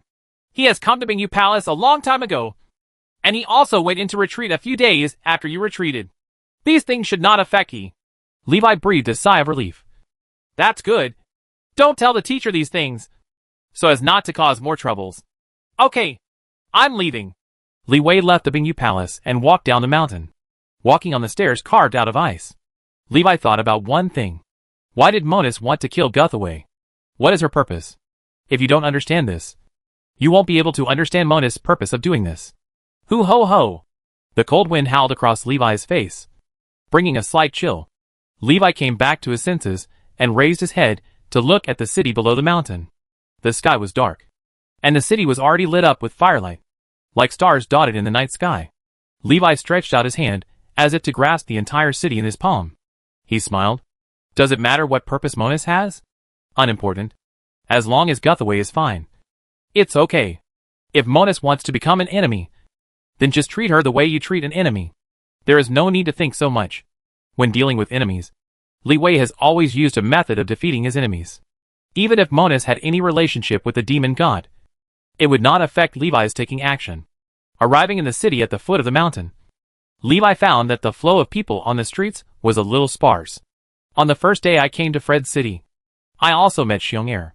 Xiong-Er treated him to a meal, and Levi also visited the night market. That time, the flow of people on the street was not as sparse as before. There were almost no people in sight. Levi felt a panic spreading in the city. When I walked into a restaurant, there were not many people in the restaurant. Everyone lowered their heads and ate without saying anything. The waiter came over and asked in a low voice, What does the customer need? Levi ordered a few dishes, sat down and asked, What happened in the city recently? The waiter glanced at Li Wei in surprise. then quietly glanced at the people around him, and said, I heard that the Snow Queen has disappeared. There are many gangs popping up in the city, and no one cares about them. Now there is chaos everywhere. People who are out hunting it's less. And food prices have risen a lot recently. Levi nodded, took out a gold coin, and handed it to the waiter. Tell me carefully. What else is going on? When the waiter in the shop saw the gold coins given by Levi, his eyes shone with gold. He quickly took the gold coin, wiped it, bit it again to confirm its authenticity, and then carefully put it into his hidden pocket. After receiving a large tip, the waiter did not hesitate to tell Levi everything he knew. Half an hour later, Levi walked out of the restaurant after eating and drinking. A gold coin buys more news than it's worth. In just half an hour, Levi figured out the changes in the ice and Snow City within a month. The origin of everything is the rumor that the Snow Queen has disappeared. Ah ha ha ha! Stop trying to run. Stop struggling. Oh! Help! There was a noise not far away, and Levi turned to look. Several orcs were chasing a human girl, and everyone around them ran away when they saw it. No one was willing to help. Levi's eyes narrowed. Is the city of ice and snow already in such chaos? Ice vines. Sizzle. Click. Click. Click. The frost spread and turned into vines wrapped around the bodies of several orcs. The ice vines instantly fixed the orc in place, unable to move. The orcs were also shivering from the cold caused by the ice vines attached to their bodies. When the girl saw this, she glanced at Levi, who came to help, and without saying thank you, she hurriedly dived into a dark alley. The frozen orc looked at Levi with fear. A dog-headed orc said bravely, Human, don't mess around. This is the territory of our orcs. If you attack us, Lord Bloodhand will definitely not let you go. Bloody hands? Orc territory? Through the waiter's explanation, Levi also roughly understood the current situation in the Ice and Snow City. The Ice Jade Palace's control over the Ice and Snow City has declined significantly. On the surface, the Bingyu Palace is still the largest ruler of the Ice and Snow City. However, in fact, the territory in the Ice and Snow City has already been divided up by several large gangs. Human gangs, orc gangs, dwarf gangs, goblin gangs. Basically, they are divided according to race. Without the strong suppression of the Snow Queen, conflicts between different races broke out fiercely. On the other hand, there is a shortage of food, which forces everyone to do their best to grab more food. Food shortage has always been the #1 problem in the Ice and Snow City. Even when the Snow Queen was there, it was only a slight relief, and everyone could barely eat enough. Now, because of the chaos, the number of hunters out hunting has decreased. They also lost the Snow Queen's unique hunting method. Food continues to decrease, triggering everyone's anxiety. These are things Gusavi doesn't know. The Ice Jade Palace was aloof from the world and was not affected by the city at the foot of the mountain. Gusui could not experience the changes while staying in the Ice Jade Palace. Levi looked at the talking kobold and said, Take me to see the bloody hand you mentioned. The kobold froze on the spot. He did not expect that the human in front of him would be so arrogant. Click! The ice vines on his body shattered and scattered into ice cubes on the ground. After the kobold regained his freedom, he nodded in agreement without thinking. Human, come with me. Bloody Hand is the leader of the largest orc gang in the Ice City. His name comes from the fact that every time he kills someone, his hands will be stained red with blood. Over time, he took this as his title and deliberately dyed his hands red. When other people saw him with blood-red hands, their first reaction was to run away and be afraid. The Bloody Hand also swelled, feeling that he had become the master of the Ice and Snow City.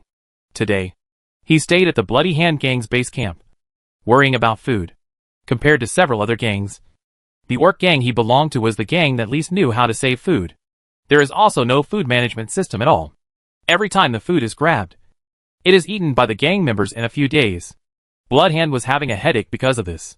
He was thinking about whether to start a war with the Goblin Artillery gang and grab some of the food stored by the goblins to alleviate the food crisis. Bang! The door was kicked open. Shuehand looked up and saw a human standing at the door. The orc boy was already lying on the ground outside. Shuehand was stunned for a moment. Then anger surged into his heart. Damn it! Human, you're looking for death. Shuehand jumped onto the table without hesitation and pounced towards Levi. His strength is not weak either, relying on his orc bloodline and warrior professional level. He is also considered a strong person among 4th level professionals. Unfortunately, The enemy he faced this time was far beyond what he could provoke. Bang! The bloody hand flew back faster and smashed the only table in the room. Levi put down his right foot and walked towards the bloody hand. Cough, cough, cough. His bloody hands lay in the broken wood. Blood spurted from his mouth and nose. And he felt like his bones had been broken by a kick. He looked at the humans in front of him with great horror. How could such a strong man appear in his territory? Levi stepped on Shui Han's chest, letting his upper body, that had just straightened up, lie back on the ground.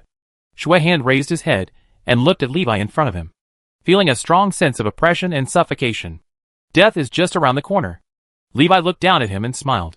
Answer my question, and if you are satisfied, I will let you go. Shui Han swallowed hard and nodded hurriedly. I heard that the Bloody Hands gang has something to do with the rebels. What's going on? Bloody Hands quickly replied. When the Bloody Hands gang was established, it had only a little connection with the rebels. Although our Bloody Hands gang does everything from burning, killing and looting, we are good citizens and will never collude with the rebels, let alone attack the Valkyrie and Ice Guard.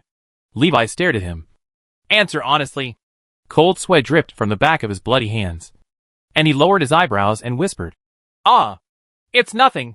It's just that the rebels asked me to help with something. Chapter 516 writes, when Levi came out of the Blood Hand gang, he learned more about the rebels. Previously, the waiter at the hotel didn't mention much news related to the rebels. Possibly, the rebels are not accessible to the general public. After all, the rebels are a fictional force. Naturally, the people in the City of Ice and Snow don't know much about it. I just hear some rumors occasionally. A certain force has a relationship with the rebels, and so is a rebel. Because of the mystery and power of the rebels, people who are often associated with the rebels are also considered to have a backer. Even if it is a rumor, there is no force to actively refute it. What's more, some of them are not rumors at all. Levi learned from the Bloody Hands, the boss of the Bloody Hands, that the rebels had been transferring food and supplies in the city through the Bloody Hands. At least half of the supplies looted by the Blood Hand gang must be handed over to the rebels. No one knows where these supplies ended up. Bloody Hand once sent his younger brother to follow the rebels, but they were unable to find where the rebels hid their supplies. Only one key piece of information is provided. The younger brother who followed the rebels finally discovered that the rebels had entered the military camp in Fred City. From then on, Bloodhand didn't dare to explore anything more about the rebels, although the major gangs have become the new masters of the Ice and Snow City. However, everyone knows very well that the Bingyu Palace, which controls the army, is the real master of the city. The strongest member of the Orc gang, Bloodhand, is only a 4th level professional. The strength of several other gangs is similar, not even as good as the Bloodhand gang. However, the number of 4th level professionals in the army and Valkyrie troops could not be counted on 2 hands. There are even stronger professionals at level 5 and level 6. Levi found that Gusui's rights had been emptied. She is the acting city lord of the Ice and Snow City. In fact, she has no control over the following things. The real power holder is Monus. Levi guessed. In this case, he seemed to be able to guess Monus' purpose. Monus is not willing to be the master of the Ice and Snow City secretly. She wants to be the master of the city openly. Then, Guthaway must die. After the death of the saint, she became the most powerful professional and leader of the highest position in the Ice and Snow City. Of course, he became the new city lord of the Ice and Snow City. Levi felt a little ridiculous. He didn't expect that there would be so many things. And in the end, it would be a ridiculous fight for rights. Monus also put a lot of thought into this. He allowed the racial conflicts in the City of Ice and Snow to intensify, and even actively acted as a driving force behind the scenes to promote the establishment of several gangs. All this is to make the people of the Ice and Snow City blame all the chaos, disasters, and sufferings on the inaction of the Saint as the acting city lord. Then, the Saint died unexpectedly. She took over as the city lord and took advantage of the situation to clean up the gang forces in the city. Give the people a harmonious and peaceful city of ice and snow. With just one pull, you can easily secure your position as the city lord. The poor Bloody Hand gang and others have no idea that they are about to become Monus's meritorious deeds. Still enjoying the carnival before the end. The more they revel now, the greater the people's resentment, and the more secure Monus' position as city lord becomes. What a cruel and ruthless woman.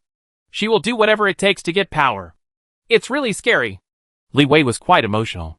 Later, Li Weizong visited several other gangs and visited the gang leaders respectively to inquire about relevant information. It was roughly the same as what the leader of the Bloodhand gang said. Some gang leaders saw Li Wei and were willing to cooperate and solve the problem peacefully. Some gang leaders were unwilling to cooperate. So Levi naturally used some coercive means. Fortunately, we finally got the news we wanted. Levi walked out of the last gang's headquarters and looked up at the Bingyu Palace on the snow-capped mountains. It was already evening, and the Ice Jade Palace on the top of the mountain emitted a faint blue light, like the bright moon hanging in the night sky. It's almost time to go back.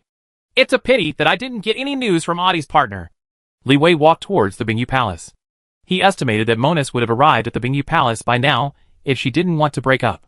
What Monus needs is a legitimate city lord position. Now, of course, she cannot openly disobey Gu Sui's order. Mr. Master Li Wei, the Saint has been waiting for you for a long time. The Saint asked me to tell you that when you come back, please go directly to the main hall of Bingyu Palace. The guard at the door said to Levi. Levi nodded. Yes, I understand. He walked towards the main hall of Bingyu Palace. Arriving at the main hall, Levi saw Monus and Guzavir both here. It seems that I have been waiting for a long time. Gu Sui saw Li Wei walking in and said quickly. Li Wei, if you have anything to ask Commander Monus, you can talk to him now. Monus turned to look at Levi. Her eyes calm. When Levi saw Monus' calm and composed appearance, he actually admired her composure. By now, she should have known that the trap failed and the assassination failed. To be able to be so calm must have a backup plan. Monus looked at Li Wei and asked, Master Li Wei, what do you want from me? Levi showed a faint smile and said calmly, It's not anything important. I just want to ask Lord Commander Monus about the rebels. I met the Valkyrie troops outside the city who were encircling and suppressing the rebels. I helped them and captured some rebels. I unexpectedly found that there were some people I knew among them. Monus showed a hint of surprise. Oh, is Master Levi disowning his relationship with the rebels? Levi laughed. That's not necessary. After all, when it comes to the depth of the relationship, I'm afraid no one is as deep as you. Monus just wanted to explain. Levi said, Of course, I'm not talking about that kind of relationship. Just my understanding of the rebels. Monus remained silent, and for a moment, she was confused about what Levi meant. Levi returned to the topic and said, What I'm curious about is that when I met that person a month ago, he was only a second-level professional. When I met him today, he turned out to be a fourth-level professional. I just want to ask, are all the rebels so abnormal? Gu Sui was very surprised when he heard it. She said with some uncertainty, Li Wei, did he hide his strength before and you didn't see it? No matter how much a person improves his strength, it is impossible to break through 2 levels in a row in a month, let alone upgrade from the 2nd level to the 4th level. If so, it's impossible. Levi knew what Gu Sui wanted to say. She meant that if that person had entered the secret realm of time, such an abnormal situation might occur. However, she and Levi were the only people who had been to the secret realm of time. There is absolutely no third person, unless there is a second secret realm of time in the world. Guthaway doesn't think that's possible. Levi laughed, looked at Gu Sui and said, It is indeed possible to misjudge the strength, but I think the possibility is slim. Even a month ago, it was not possible for ordinary people to hide their true strength in front of me. Made it happen. Gu Sui was stunned when he heard this, then nodded after thinking about it and said, Indeed. A month ago, Levi was only a 4th level mage, but his mental strength had already reached level 6. Unless you are an archmage professional of level 6 or above. Otherwise, it would be impossible to hide his strength in front of Levi. Gu Sui and Levi looked at each other, then turned to look at Monus. Levi said, Commander Monus has been dealing with the rebels for so long, so he should know something about this matter. Right. Monus rejected it outright. I'm sorry. I don't know about this matter. I don't know the members of the rebel army, so I don't know how strong they were before. As for the abnormal events that Master Li Wei mentioned, I will find a way to investigate them. Seeing Monus pretending not to know, Levi didn't bother to beat around the bush with her. Oh, I remember a month ago, you were only at the 6th level intermediate level. Right. In just 1 month, my strength has reached the peak of the 6th level. What kind of adventure did this encounter? Li Wei asked curiously. Monus' expression changed. She didn't expect Levi to be able to see through her hidden strength. Master Li Wei is joking. I don't have that kind of ability, Monus said expressionlessly. Gu Sui was surprised when he heard this. He didn't expect Monus' strength to improve so much. Because of her trust in Monus, she had never used spiritual perception to detect Monus' strength. After hearing Levi's words, she subconsciously sensed Monus' strength. I found that she was still an intermediate level 6. But after a closer look, I found something strange. There seems to be a powerful force hidden within her. That power is hidden under the 6th level intermediate professional level. It is difficult for ordinary people to discover. Without Levi's reminder, she might not have cared about it, and just regarded it as the power fluctuation of some kind of magic equipment. Levi stared at Monus for a moment and said lightly, "It seems that a guy has contacted you. Tell me, where is that person?" Monus' heart trembled. How did he know? She should be the only one who knows about this matter. That person should have had no contact with anyone else. It has always been through her hands that the seeds have been sown. Seeing that Monus had no explanation, Guthaway asked with solemn eyes, "Monus, who is that person? Tell me." When Monus was about to speak, a voice sounded from the Bingu Palace. "Monus, stop hiding. Let it in tonight." Bang, bang, bang. Boom, boom, boom, boom. Suddenly, there were explosions and attacks in the Bingu Palace. Gusui looked shocked and quickly checked to see what was going on. After discovering that the spiritual perception has left the main hall of Bingu Palace, it is like being trapped in a sea of mud, unable to detect the outside world. The main hall of Bingu Palace has been blocked by the enemy using magic barriers. A figure walked in from the gate. Seeing the appearance of the visitor, Levi's expression was just as I expected. Chapter 517 Legendary Shadow Assassin. Li Wei calmly looked at the enemy, who walked into the main hall of Bingu Palace. He had already anticipated who the enemy would be. A month ago, Russell, the 8-winged angel of light, fought against Basam, the devil's apostle. The fight was so intense that the whole space collapsed. In the end, both strong men were swallowed by the collapsing space. Even several of their subordinates were caught in the turbulence of space and disappeared without a trace. On the side of the light cult, there was only one legendary paladin who barely escaped and ascended to heaven. In the end, he was killed by Li Wei on the snowfield. Levi also paid a heavy price for this. In addition to the legendary paladin, one of the several people involved in the battlefield escaped and ascended to heaven. The man in black trench coat who works for demon god apostle Basam. He is the leader who awakens the Ice Emperor and summons Basam to come to the world. The man in black trench coat is already very strong, at least at the peak of level 6. After receiving the devil's power from the devil's apostle Basam, his strength was further improved. Reach legendary level. Because he is a legendary professional who relies on external forces to forcibly improve himself. In that battle, he could only barely fight against the legendary paladin, and was suppressed miserably. However, he is also a legendary powerhouse, no matter what. The professional level is the highest among the 4 present. Monus looked at the man in the black trench coat and said slightly angrily, "Aguru, you have gone too far." Aga, the man in black trench coat, laughed, spread his hands and said, "Don't worry. I have blocked this place. It is impossible for the ignorant people below to know what is happening here. When tonight is over, you can still be your city lord, and I can get what I want." When Monus heard this, she snorted coldly, feeling a little dissatisfied, but she didn't say much. Gusui stared at Monus, feeling chilled in her heart. "Monus, what are you doing?" Agura didn't care about Gusev and just stared at Li Wei. His gaze was as sharp as a sword, as if he wanted to dissect him to see what his inner structure was. Aguru said with a smile, "I admit that you are indeed very powerful and your abilities are somewhat extraordinary. But, can your kind of magic be used here? Do you dare to let everyone here be buried with you?" Agura saw the scene where the legendary paladin was killed by Levi's spell. She is also very afraid of him. Before, he never knew where Levi was. Only Gusui knew about Li Wei's retreat in the Bingu Palace. Guzei knew that Li Wei was in retreat, but he didn't know where he was in retreat. Therefore, Monus didn't know about this either. Not sure where Levi is? Agura did not dare to act recklessly, for fear of being killed by Li Wei's meteor fireball technique.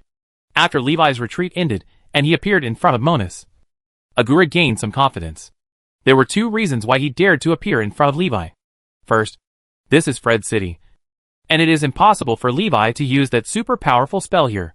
Second, he knew Levi's movements and would never give Levi the chance to cast that kind of spell. Agura was confident that with his own strength, he could kill Levi at will as long as he didn't give him the chance to cast the forbidden spell. In the glacier of the extremely cold abyss, He had seen Levi defeat a knight professional with absolute defensive capabilities. I know that Levi is very strong. However, he was still very confident that as long as Levi didn't use that kind of forbidden spell, Levi would definitely not be his opponent. Li Wei smiled hoarsely and said, "Is this your confidence?" Aguro was angered by Levi's understatement. He smiled cruelly. "Do you think you still have a chance of winning?" Aguro's eyes narrowed, filled with murderous intent, which caught people's minds. His figure dissipated in the air like a bubble. Levi's spiritual perception swept through all corners of the hall, but he did not find the missing figure of Aguro. Suddenly, there was a piercing feeling from behind. Boom! Invisible armor emerged from outside Levi's body. A short knife stabbed Levi from behind but was blocked. Aguro failed to hit the target and disappeared immediately. His profession is an assassin, a rare shadow assassin. After advancing to the legendary shadow assassin, he can freely shuttle between reality and the shadow world. This is also the reason why Li Wei can't sense his presence, because he is not in this space at all. Agel's voice lingered in the palace. "Monus, what are you waiting for?" Hearing this, Monus pulled out the sword from her waist and released the hidden power. A black light flashed in her eyes, and then her aura surged, rising from the intermediate level of the 6th level to the peak level of the 6th level in an instant. After receiving the demon seed given by Aguro, Monus' strength increased significantly. Today, she can easily beat her previous 6th level intermediate self. She also has the strength to fight against Guthavi holding the frost staff. When Guthavi saw Aguro appear, he had already taken out the frost staff. Seeing Monus drawing a sword and pointing it at her, her heart froze. But she quickly reacted and her eyes became firm. "Monus, it's still too late to put down your weapons now. I won't hold you accountable for your mistakes," Guthavi advised. Monus said indifferently, "It seems that my respected holy lady still doesn't understand your current situation. Do you think you are still superior and everyone has to obey your orders? Do you understand me? You don't know anything about the true state of Fred's city, so you are not worthy of becoming the city lord." Gusui felt a pain in her heart. "Monus, you, he." Monus sneered and attacked Guthawi. The sword energy was flowing horizontally and vertically, giving Gusui no chance to cast powerful spells. Gusui waved his hand and created an ice shield to resist Monus' sword attack. Bang! The sword energy was blocked by the ice shield and dissipated in the air.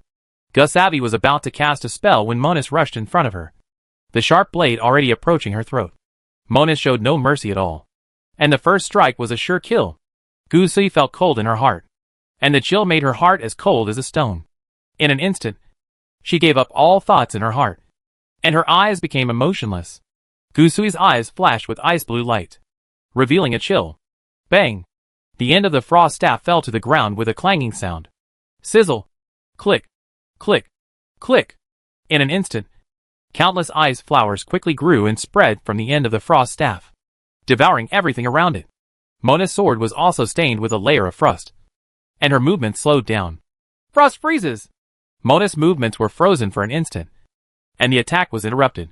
Soon, power burst out from her body, shattering the solidified ice crystals on her body, and she took a step back, lifting the sword's edge in front of him. The sword's body glowed with a condensed fighting spirit, and he displayed his sword skills. Bang bang bang. Broken invisible armor fragments continued to appear on Levi's body. Aguro sighed. "You are really a turtle. The turtle SH. L is so hard. Is this how you survive the forbidden curse?" Levi said calmly. "You talk too much." Aguro hit Levi again, and his movements suddenly stagnated. He felt that the short knife in his hand became extremely hot. I almost let go. After leaving Levi's side, the burning feeling disappeared. He thought it was an illusion. However, in Levi's perception, an obvious heat source appeared nearby. That is where Aguro is. Instantly heat the weapon attacking you. Create a heat source, and sense the heat source within the range through the flame field.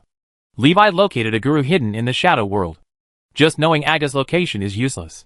How to attack Aguro is still a problem. Levi needed a chance. After Aguro accidentally suffered a defeat, he became more cautious. He has not launched a new attack for a long time, and he is also looking for an opportunity to kill with one blow. As an assassin, you should be able to escape thousands of miles without hitting a single hit. However, Levi's turtle SH. L is too hard. After Levi broke through the 6th level, the invisible armor spell was also upgraded to the 6th level without any hindrance. The invisible armor spell has reached its critical point. Levi's 8 years of accumulation in the secret realm of time can be transformed into real strength. The number of layers of 6th level invisible armor reached an astonishing 360 layers. Each layer of invisible armor is equivalent to a 6th level magic shield. To instantly break through the 360 layers of invisible armor on Levi's body, it would be impossible unless it was a forbidden spell level attack. Agura doesn't have that ability either. Hoo ho ho! Suddenly, frost and snow rolled up all over the palace, and a cold wind howled. Levi looked back and saw that the battle between Gusui and Monus had entered a fever pitch. The power released by Guthavi will freeze the entire palace. Seeing that Levi was distracted by another battlefield, Aguru immediately seized the opportunity. Good chance. Give me a chance to die. Must kill. Deathly shadow killing formation. In an instant, Aguru turned into 8 black shadows and attacked Levi from all directions. Levi was planning to seize the opportunity to fight back. However, the target of Aguru's attack was not him. It's the shadow of his feet. The 8 black shadows cut into Levi's shadow like 8 sharp blades, tearing Levi's shadow into dozens of parts. The damage suffered by the shadow was instantly reflected back to Levi. Puff puff puff puff. There were a large number of crisscrossing wounds on Levi's body. These injuries were transmitted to Levi's body through the shadow, ignoring the extremely strong invisible armor. Just like Levi's sacred power, Aguru also has a unique skill that can penetrate shields. The horrific injuries almost tore Levi into pieces. The blood from the wound kept gushing out. Aguru appeared behind Levi, his eyes cold. It's over. Soul-eating extermination slash. A black power surged out of Aguru's body and wrapped around the short knife. The short knife cut into Levi's neck with a soul-killing power. The moment the attack was about to hit Levi, Aguru's eyes suddenly shrank, revealing an incredible look. He saw the blood spattered from Levi's body turn into balls of golden flames and fly back to the wound. Levi's wounds disappeared in the blink of an eye. Levi turned around at an incredible speed and looked at his eyes burning with golden flames. Chapter 518 Demon Seed. Levi's eyes burned with golden flames. All the fatal injuries all over his body disappeared. Aguru was shocked for a moment, reacted instantly, and accelerated his attack without hesitation. The sharp blade capable of killing souls struck at Levi's neck. It must be killed completely. Soul-eating extermination slash. This is the power from the devil. Unstoppable. At this close distance, even Levi, who is in the form of Lord of Holy Flame, cannot dodge. Tear it apart. The short knife cut through Levi's neck. With the next hair, the dagger instantly stopped. The extremely pure power of the blazing sun burst out from inside the cut wound. An extremely dazzling light burst out from Levi's neck wound. For a moment, Aguru felt like he was looking directly into the blazing sun, and his whole body was about to be burned. The moment the soul-eating extermination slash hit Levi, the black power invaded Levi's mind and wanted to kill his soul. In my mind, this force met the sun, the world of the mind. Levi stood in the sun, looking at the black power pouring in like demons and monsters. His eyes burned like the blazing sun. Do you also want to see the sun in my heart? As you wish. The power of the blazing sun poured out, instantly burning out all external forces, even at night. At this moment Levi reached his peak state. The holy flame burning on his body suddenly surged, as if it was going to burn everything. Aguru felt like his eyes were going blind. He saw the sun. I saw the sun appear in the dark night. Levi grabbed the dagger embedded in his neck. The moment he held the dagger in his hand, the dagger began to heat up and turn red. In just a few seconds, it melted into molten iron and dripped to the ground. Sizzle! The hot molten iron made a sound as it fell to the ground. Levi's whole body was burning with strong holy flames, and his strength reached its peak. Aguru's vision could not return to normal for a long time, and he backed away in fear and wanted to escape. Levi stared into his eyes. Golden flames burst out from Aguru's eyes. Ah! Aguru covered his eyes in pain, and his hands were burned through by the golden holy flame. Immediately afterwards, golden holy flames burst out from Aguru's body, and his entire body turned into a torch. The holy flame had ignited his soul. Aguru burns from the inside out, and his life force is ignited and turned into flames to illuminate the world. Flutter. In the end, Aguru burned everything, turned into charcoal, fell to the ground, and fell into pieces. Victory or defeat only happens in a split second. Levi's strength gradually converged and returned to its original state. I felt the consumption of the power of the blazing sun in my mind. It's great! I won't be able to make up for the consumption this time in less than half a month. Levi thought in his mind. He turned to look at another battlefield. The battle is over. Monus was frozen in a huge crystal. Guthaway is intact. Monus somewhat underestimated Guthaway's strength, and even more so the power of the Frost Staff. As a legendary weapon, the Frost Staff is already very powerful. What's more, it's in the far north ice field. The Ice Jade Palace was built by the Ice Queen using the power of ice and snow. The Frost Staff can exert even greater power here. Let Gusui be infinitely close to the legendary mage. Levi glanced at Monus, who was frozen, then looked at Gusaver and said, The battle is over. Gusavi shook his head and said, The real test begins now. Smash the Frost Staff on the ground. Mobilize the power hidden in the Ice Jade Palace, and instantly break the magic barrier surrounding the entire Ice Jade Palace. Spiritual perception swept across the Ice Jade Palace, and Gusui's eyes radiated a cold light. The frost spread rapidly in the Ice Jade Palace, and the enemies who were fighting the Valkyrie and the guards were instantly frozen into ice sculptures. Gusui showed no mercy to these enemies outside. Just freeze everyone. It doesn't matter if it hurts their lives. Seeing that the casualties of the Valkyrie and the guards were not large, Guthaway breathed a sigh of relief. She looked at Levi and said, It will take some time to deal with the chaos caused by Monus. Levi thought of something and reminded, Monus seems to have stored a batch of supplies. She should be preparing to use them to provide disaster relief and win people's support after she takes office. You can find where she has hidden them. Gusavi nodded. Yes, I understand.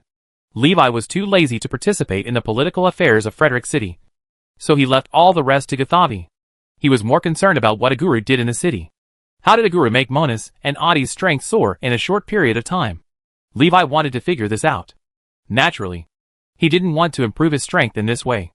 I simply feel that this kind of power may bring about future troubles. No power is a pie that falls out of thin air. Levi was worried that this power would trigger a greater crisis. The next day, Levi learned what he wanted to know. Gusui told Levi that Monus got the demon seed given by Aguru, and then her strength greatly increased. Demon species? Levi looked thoughtful. The demon god has disappeared for tens of thousands of years, and there is not much information about the demon species in the world. Levi could only barely know that the demon species was a very dangerous thing. Gusui said, I found some ancient books left by the queen in the Ice Jade Palace. They seem to have mentioned information about demon species, but I don't have time to read these ancient books now. Levi nodded and said, It doesn't matter. Then leave this matter to me. Gusui handed Li Wei a pile of animal skins, animal bones, and slate ancient books. After Li Wei saw it, he couldn't help but smile bitterly. Even as ancient books, these things can be regarded as ancient books among ancient books. I don't know how many years ago these were. Li Wei didn't recognize many of the symbols and words on it. These things are probably left behind by tribes who lived in the far north ice fields a long time ago. Levi could only rack his brains to find a way to read and understand the words on these stone tablets. Animal skins and animal bones. In the magic cabin, Levi sat under the dragon blood tree, holding a piece of animal skin and thinking about it. Feeling very headache, he turned to look at Shingi, who was lying on the ground next to him, digesting the holy light crystal. He handed the animal skin to Shingi for a look and asked, Do you have these words in your inheritance memory? Hearing this, Shang-Chi opened his eyes, took a look, shook his head and said, No. Most of the Dragon Clan's inheritance memories are related to the Dragon Clan, and rarely record the inheritance of other races. If it's ancient dragon writing, I can help you decipher it. Unfortunately, these writings are obviously not written by the Dragon Clan. Levi nodded helplessly. Okay. How is the digestion of the holy light crystal going? Levi asked. Shinji said, It will be almost completely digested in another month. After digesting this holy light crystal, I should be able to upgrade my sacred power to the late stage of the legend. But if only the divine power is upgraded to the late legendary stage, my strength will not increase very much. Levi shook his head and said, There is nothing we can do about it. According to the natural growth process of the Dragon Clan, it will take at least decades or even hundreds of years to normally grow to the late legendary stage. Even if it is just to upgrade the sacred power to the late legendary stage, it will still take a long time. It saves you a lot of time growing up. Shinji nodded. That's right. She was silent for a moment, looked at Levi and said, Levi, I grew up too slowly. Levi interrupted her and said, Don't worry. It takes a long time for dragons to grow. When other dragons are as old as you, they are just shambling young dragons. Don't be anxious. Take your time. Shingi said worriedly. But I feel like we have no time. Levi laughed, patted Shingi on the head and said, Don't worry. I will protect you. He knew what Shingi was worried about. The Demon Dragon King is too powerful. Worrying won't help.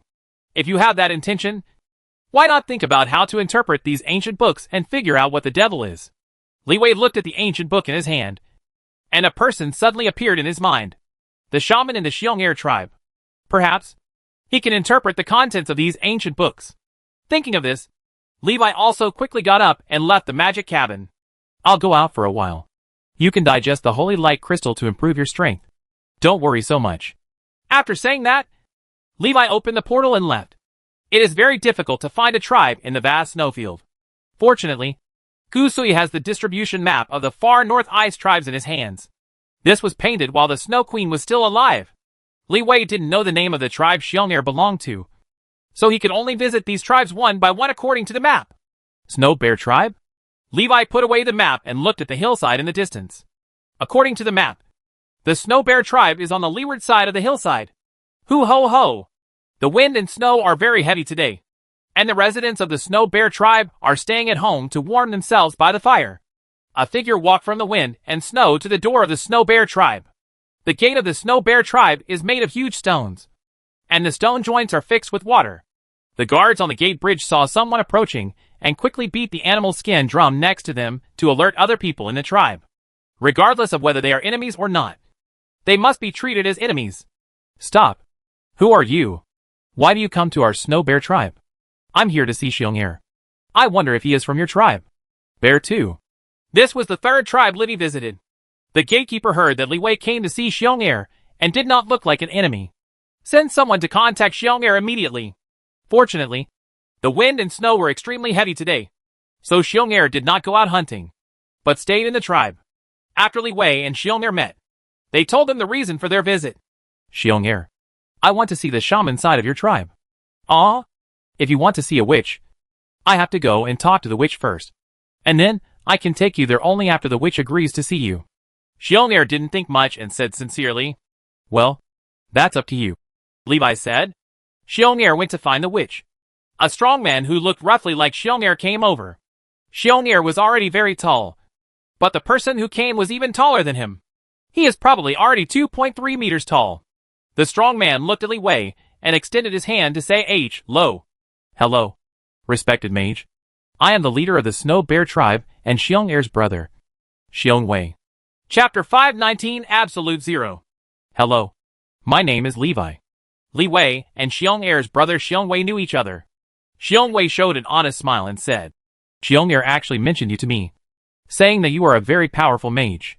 It is indeed extraordinary when I meet you today. Li Wei said modestly, Where is it? It's just a little bit better. The two chatted for a while, and Xiong'er came back. Seeing the two of them chatting happily, Xiong'er was also a little surprised. He glanced at his brother, turned to look at Li Wei, and said, Wu promised to see you.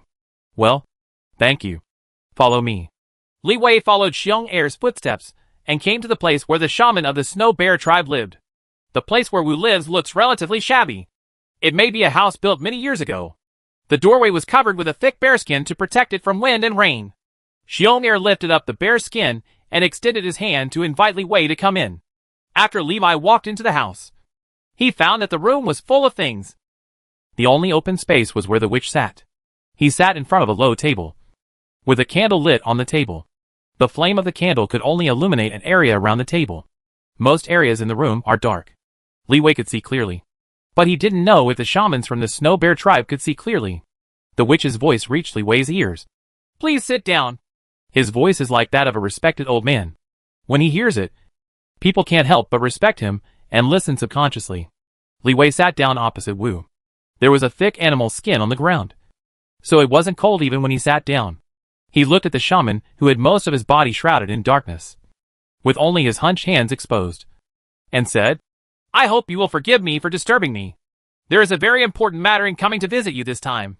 Wu said, If I can help, I will definitely try my best. Li Wei took out the ancient books and put them on the table and said, I heard that you are good at reading ancient books. So I would like you to help decipher some of these ancient books, especially the information about demon species. Please. When Wu saw what Li Wei took out, his eyes moved slightly, and he felt a little moved. He had a special fondness for these ancient things. He reached out and touched the animal's skin and bones, feeling the age and rough texture on them. Wu said softly, I have never seen some of these ancient texts, so I can only try my best. That's troublesome. Levi nodded. Wu picked up the ancient book and read it carefully under the candlelight, trying to figure out the meaning of the ancient words. From time to time, I pick up the animal skin scroll next to me and compare it with the interpretation. Li Wei sat aside and watched, originally planning to learn ancient Chinese. However, just looking at it gave him a headache and dizziness. Simply close your eyes and meditate. Wait for the witch to finish deciphering the ancient text about demon species. I don't know how much time passed, but the sound of flipping through animal skin scrolls finally stopped. Levi slowly opened his eyes and looked at Wu, who had put down the animal skin roll in his hand. Wu was silent for a moment and said, Is the demon species you mentioned related to the ancient demon gods? Levi nodded and told him about the arrival of the demon god apostle into the world. After Wu heard this, he was silent for a long time before speaking. Is the ancient demon god coming back? Levi said nothing. Wu calmed down and picked up a piece of animal bone to interpret the ancient text with Li Wei. The animal bones record the story of demons wreaking havoc on the human world. It sounded like a story to Levi, but it actually happened many years ago. Wu said, Judging from these ancient books, the demon species is not a magical beast, but more like a force that induces human beings to become demonic. Not only humans, but also demonized animals and plants are recorded in ancient books. Levi asked, What is the price of demonization? Wu replied, Perhaps he has lost his mind and only has the killing instinct left. In the early stages of demonization, the demon species will greatly stimulate the individual's potential and enhance the individual's strength. The longer time passes, the deeper the demonization becomes, the less rational it becomes, and eventually it becomes a monster that only knows how to kill. Levi was a little confused and asked, If we just create some monsters, what good will it do to the devil? Do they just want to see the world become chaotic? He doesn't understand this kind of behavior that harms others, but does not benefit oneself. Wu shook his head and said, I don't think it's that simple. This stone tablet records that there was a village where everyone was demonized. All the demonized humans and animals disappeared in one night. There may be the truth you want to know hidden behind this. Li Wei nodded and said, Thank you for helping me interpret these ancient books. This is my thank you gift. He took out a money bag containing gold coins and placed it on the witch's table. Wu didn't look at him and said, You're welcome. Levi stood up and left. Li Wei opened the thick animal skin curtain and walked out of the witch's room. Taking a deep breath, the air in the witch room was a bit turbid, with the smell of various dried materials mixed together, and the smell of unknown medicine being cooked. After this trip, Levi had a general understanding of the demon species. Before the demon seed appears, there is almost no way to determine whether there is a demon seed in an individual's body. The early stage of demonization is characterized by a surge in power. The middle stage of demonization is characterized by demonic appearance changes. The late stage of demonization is characterized by loss of reason and killing instinct. What is the significance of the demon seed to the demon god? Levi didn't know either. He suddenly thought of the power of faith. For gods, the power of faith is power. The way the gods gather the power of faith is to gain the faith of the world. Is the demon god also gathering some kind of power through demon seeds? The gods need faith from living people. The demon will take away all demonized creatures. One life and one death. This may be the incompatible conflict between gods and demons. Levi shook his head, feeling that he was thinking too much, walked towards the gate of the Snow Bear tribe and prepared to go back to the ice and snow city.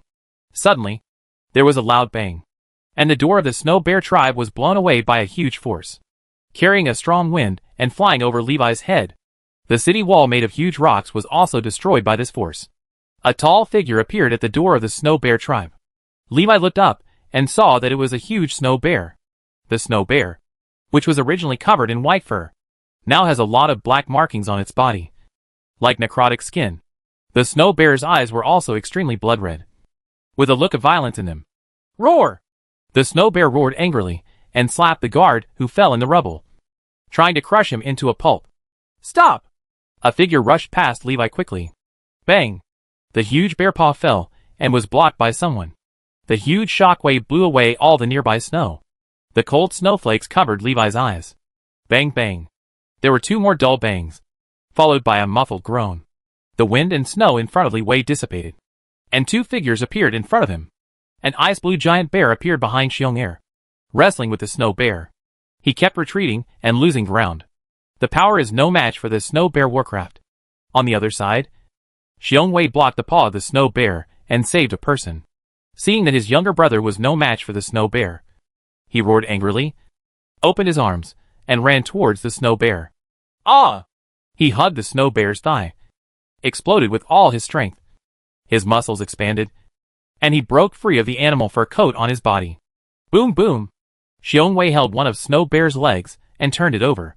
Xiong also seized the opportunity and controlled the ice bear to attack. Ice roar! The ice bear roared angrily. Its claws glowed with ice blue light, and it swatted at the snow bear that fell to the ground. Bang bang! 2 dull sounds sounded like the beating of a cowhide drum. The wind and snow were shaken to a halt for a moment. How's it going? The soldiers of the Snow Bear tribe also ran over with weapons, surrounded the snow bear, and looked nervously at the battlefield. Xiong and Xiong are the strongest people in the Snow Bear tribe. If even the 2 of them can't deal with the snow bear together, then the Snow Bear tribe will be in danger today. Ah! The fallen snow bear let out a deafening roar. Get up and attack the 2. Bang bang. Both Xiong and Xiong were blown away by the huge force, flying over Levi's head and smashing down an igloo. The adults and children in the igloo hugged each other and looked at the scene outside in horror. Ouch! The snow bear lay on the ground and roared to the sky. The red light in his eyes was as dazzling as blood. Thump! Some soldiers of the Snow Bear tribe were so frightened that they fell to the ground, under the joint attack of Xiong and Xiong. The weird snow bear in front of him was almost unharmed. This shocked everyone, and at the same time, they were extremely horrified. Levi stared at the snow bear not far away and felt a familiar aura from it. Is this a demon? A demonized creature? The snow bear lowered his head and scanned the world with his blood-red eyes, looking for the target. Seeing Levi closest to him, he instinctively bit him. Ouch! Ice tomb! Sizzle! Click! Click! Click! Frost spread all over the snow bear's body, and the ice covered the snow bear's body, instantly solidifying into a huge ice block. Under the sunlight, the ice cubes sparkled with dazzling light. Everyone looked at Levi in shock, not daring to believe that such a powerful snow bear could be frozen into ice by him in an instant. Click! Click! Click! Click! Cracks appeared in the ice, and the cracks spread rapidly. With a loud bang, the snow bear broke free from the frozen tomb spell and angrily raised its paw and slapped Levi hard. The frozen tomb was useless, and Levi was a little surprised. It may be that the snow bear itself has high ice resistance. That's why after being frozen, you can still retain the ability to move out of the ice. Originally, he wanted to keep the snow bear alive and study the demonized creatures. What was happening in front of him was beyond his expectation, and Levi couldn't hold back. It just so happened that he had an idea in his mind that needed to be verified. Activate advanced fire rules. Remove all heat energy from the space where the snow bear is located. Heat energy is extracted. Absolute zero. Click. Click. Click. The snow bear's movements became slower and slower, and finally stopped 10 centimeters above Levi's head and stopped moving. There are no scars on its body. However, the temperatures of the blood, muscles, and bones in the snow bear's body are all close to absolute zero, frozen from the inside. At this time, if any force hits the snow bear, its body will be shattered into ice slag. Chapter 520 Demonic Crisis. Levi took a step back and stepped out of the snow bear's shadow. Everyone behind him was stunned. Can't understand what's going on. They didn't even know the snow bear was dead. Seeing that the snow bear was motionless, someone took courage and stabbed the snow bear with all his strength with a spear. Poof! The tip of the spear instantly penetrated the originally tough bear hide. The feeling of powerlessness caused the soldier holding the spear to almost fall to the ground.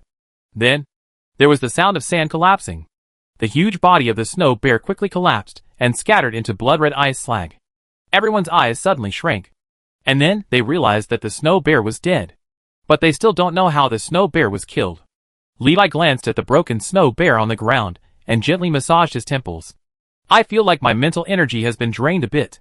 Using advanced fire rules, he can extract heat energy within a certain range.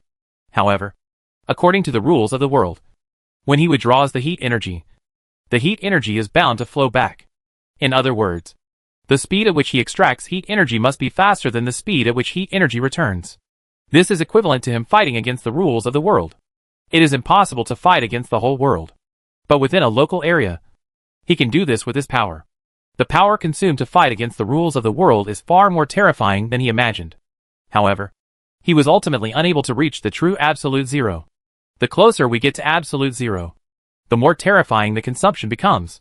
Levi felt that casting thermal energy extraction absolute 0-inch was more tiring than casting the meteor fireball technique. Tap tap tap. Xiong came over slowly and stepped forward. He glanced at the dead snow bear and said sincerely to Levi, "Thank you. Without you, our snow bear tribe might be." Xiong didn't dare to continue thinking about it. He looked at the dead snow bear with some confusion and asked, "Why did this snow bear suddenly become so powerful? There is something wrong with the appearance of this snow bear. I have never seen a snow bear like this before." The normal strength of a snow bear monster is level 3. Even the snow bear king is at the 4th level peak at most. In front of me, the strange snow bear that attacked the snow bear tribe had already surpassed the 5th level in strength, far beyond the level of ordinary snow bear monsters. Xiong also walked over. His arm seemed to be injured, and his left arm hung weakly by his side. He looked at the corpse of the demonized snow bear with a solemn expression. "If there is only one mutated snow bear, then it's okay. But if other snow bears also undergo these changes, it will be terrible." Xiong concerns are not unreasonable. One demonized snow bear almost destroyed the snow bear tribe. If the number of demonized snow bears increases, it will only be a matter of time before the snow bear tribe is destroyed. Swish, swish, swish. A shaman wearing a worn yellow animal skin came out, his face completely hidden under a thick hood. Wu glanced at the snow bear corpse lying on the ground, looked at Levi, and asked, "Is this a demonized monster?" Levi hesitated for a moment and said uncertainly, "I'm not sure. I've never seen a demonized monster." Wu squatted down, picked up a piece of red crushed ice, and rubbed it with his index finger and thumb.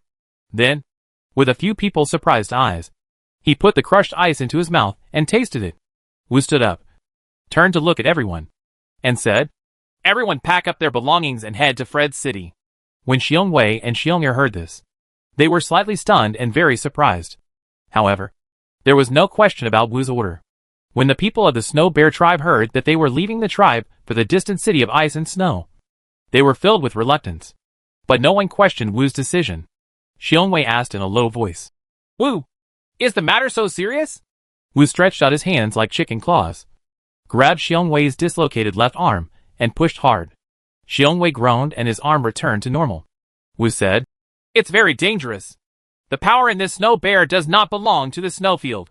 If the monsters and animals in the snowfield are infected by this power, the snowfield will become extremely dangerous. The snow bear tribe alone cannot survive in the snowfield and must move to Fred City." After speaking, he turned to look at Levi. Wu lowered his head slightly and said, "Next, please ask the master to help escort the people of the tribe." Levi nodded and said, "Well, it doesn't matter.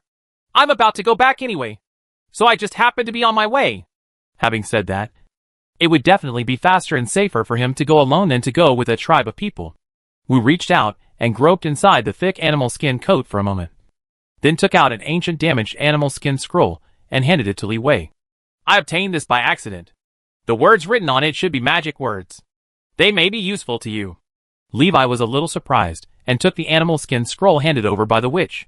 When I opened it, I found that an ancient spell was recorded on it.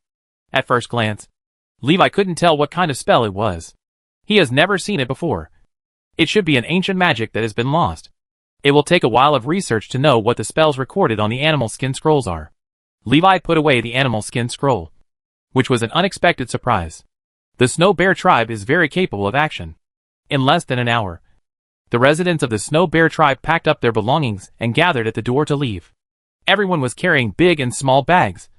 Even the children were carrying packages bigger than a human being.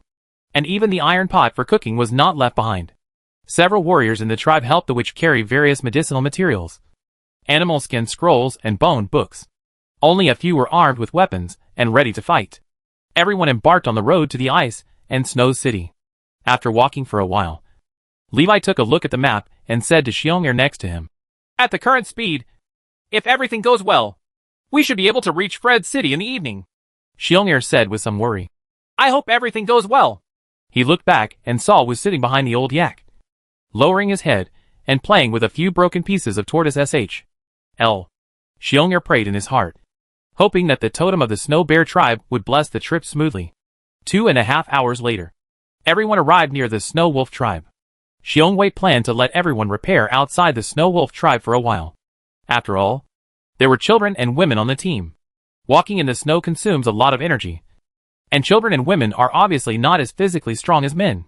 Their physical strength needs to be taken care of. "We're almost there. The Snow Wolf tribe is ahead. Let's take a rest in front," Xiongwei said loudly, cheering up everyone's tired minds. After walking for a while, he felt something was wrong. There was a smell of blood in the wind. Xiongwei's expression changed, and he had a bad feeling in his heart. Levi frowned slightly and noticed something unusual. He quickened his pace and walked forward. And at the same time, he released his spiritual perception to scan the Snow Wolf tribe in front of him. Sensing the situation within the Snow Wolf tribe, his expression became solemn. Levi didn't care that others would be surprised, and quickly got up and flew towards the Snow Wolf tribe. Arriving above the Snow Wolf tribe, looking at the ruins of the Snow Wolf tribe below, Levi looked a little ugly. Mental perception swept through the ruins below and found no survivors. Everyone in the Snow Wolf tribe died, and not even their bodies were left behind. There were only ruins and blood stains left. It seemed that the Snow Wolf tribe was destroyed not long ago, and the bloodstains were not even covered by the wind and snow. Levi is worried that the demonic creature that destroyed the Snow Wolf tribe has not yet left. He walked around and found only some footprints in the south, but no demonized creatures. When he returned to the Snow Wolf tribe, Xiong'er and others had already arrived at the door of the Snow Wolf tribe. Everyone looked at the destroyed ruins of the Snow Wolf tribe in horror. Xiong'er's face was very ugly. If Li Wei hadn't happened to be in the Snow Bear tribe, I'm afraid the Snow Wolf tribe would have suffered the same fate as the Snow Bear tribe. Seeing this, Xiongwei did not dare to stop and rest. He arranged for children and women to take turns to rest on the old yak-drawn cart, and encouraged everyone to work harder and persevere. Everyone rushed towards the ice and snow city with urgency. Ouch! The roar of a monster came not far away, frightening everyone. Xiongwei stared into the distance and saw several figures standing on the hillside. He comforted everyone and said, "Don't worry. It's just a few snow wolves. They don't dare to attack the large army."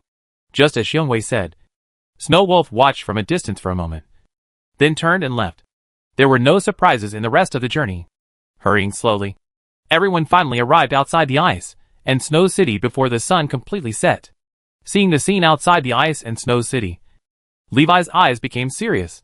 There are many traces of battle left on the snow outside the city wall, and there are still blood stains that have not been covered up by the wind and snow. Obviously, the city of ice and snow was also attacked by demonized creatures. Levi didn't know how many demon seeds Agura had spread on the snowfield. In other words, how many demon seeds have been spread by demon god Apostle Basam. He rode the Ice Emperor from the extremely cold abyss thousands of miles away to the city of ice and snow. I don't know how many monster habitats I passed along the way. If Basam came all the way to sow demon seeds, then the entire Arctic ice field might be in danger. Although the magical beasts in the extreme northern ice field are rare, the area is large, and the number of magical beasts will not be small. Moreover, the monsters that can survive in the extreme northern ice fields are all powerful monsters. The further enhancement of the demonized strength of these monsters will cause a fatal blow to all aboriginal tribes on the far north ice sheet. Li Wei bid farewell to Xiong'er. Xiongwei was busy settling down the clan members, and did not see him when he left. Li Wei told Xiong'er that if necessary, he could go to the Bingyu Palace to find him at any time. Return to Ice Jade Palace. While enjoying the dinner, Gu Sui mentioned today's events to Levi. This afternoon, a group of crazy monsters appeared outside the city and attacked Frederick City. Fortunately, the city gate was closed in time, and no casualties were caused. Levi told Gu Sui about the demonization of creatures caused by demon seeds.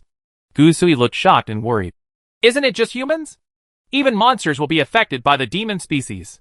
Then Monus doesn't know how to do it, Levi said. Apart from her and those rebel members, We must be alert that there are other people in the city who have been planted with demonic seeds. Gusui's face froze, thinking of the worst outcome. Chapter 521 Time Spell. After Guthaway learned about the huge potential danger that the demon species could bring, Valkyrie troops and ice guards were dispatched overnight to investigate the people in the city. Look for people who may be at risk of becoming demonic. For a demon seed carrier, if the demon seed has not sprouted and grown, it cannot be detected. Only those demon seed carriers whose demon seeds have taken root and sprouted can be found. The characteristics of demon seed carriers are also very obvious. That is, their strength is greatly increased in a short period of time. Gusui sat in the Ice Jade Palace, rubbing her temples with a headache. If the Snow Queen was still around, these things wouldn't need to be so troublesome at all. The Snow Queen can spot all demon seed carriers in an instant. Guthavi glanced at the frost staff placed beside him. She longs to be as powerful as the Snow Queen one day. Gusui stayed up late to check for demon seed carriers and potential demonizers. Levi has slipped into the dream world. In the dream world, he took the ancient spell scroll given to him by the shaman of the Snow Bear tribe and studied it. This is little light magic. After research, Levi discovered that what was recorded on the broken animal skin scroll was a time-based spell called Little Light Technique. This was also the first time he had seen time spells. The difficulty of practicing small light magic is also frighteningly high, almost comparable to a forbidden curse.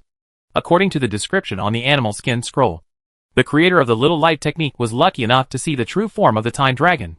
Then he realized and created this magical spell. Small light spells can speed up the passage of time. Although I don't know what the purpose of accelerating the passage of time is. It involves the rules of time. The Little Light spell is definitely an extremely precious spell. I just don't understand why it was lost. Maybe it's too difficult, and no one can learn it except the original creator. After Li Wei's continuous attempts, he finally figured out the complete spell model of small light magic. A new line of handwriting also appeared in front of my eyes. Little Light Technique, Introduction, 0/1000. Next. It's all about hard work.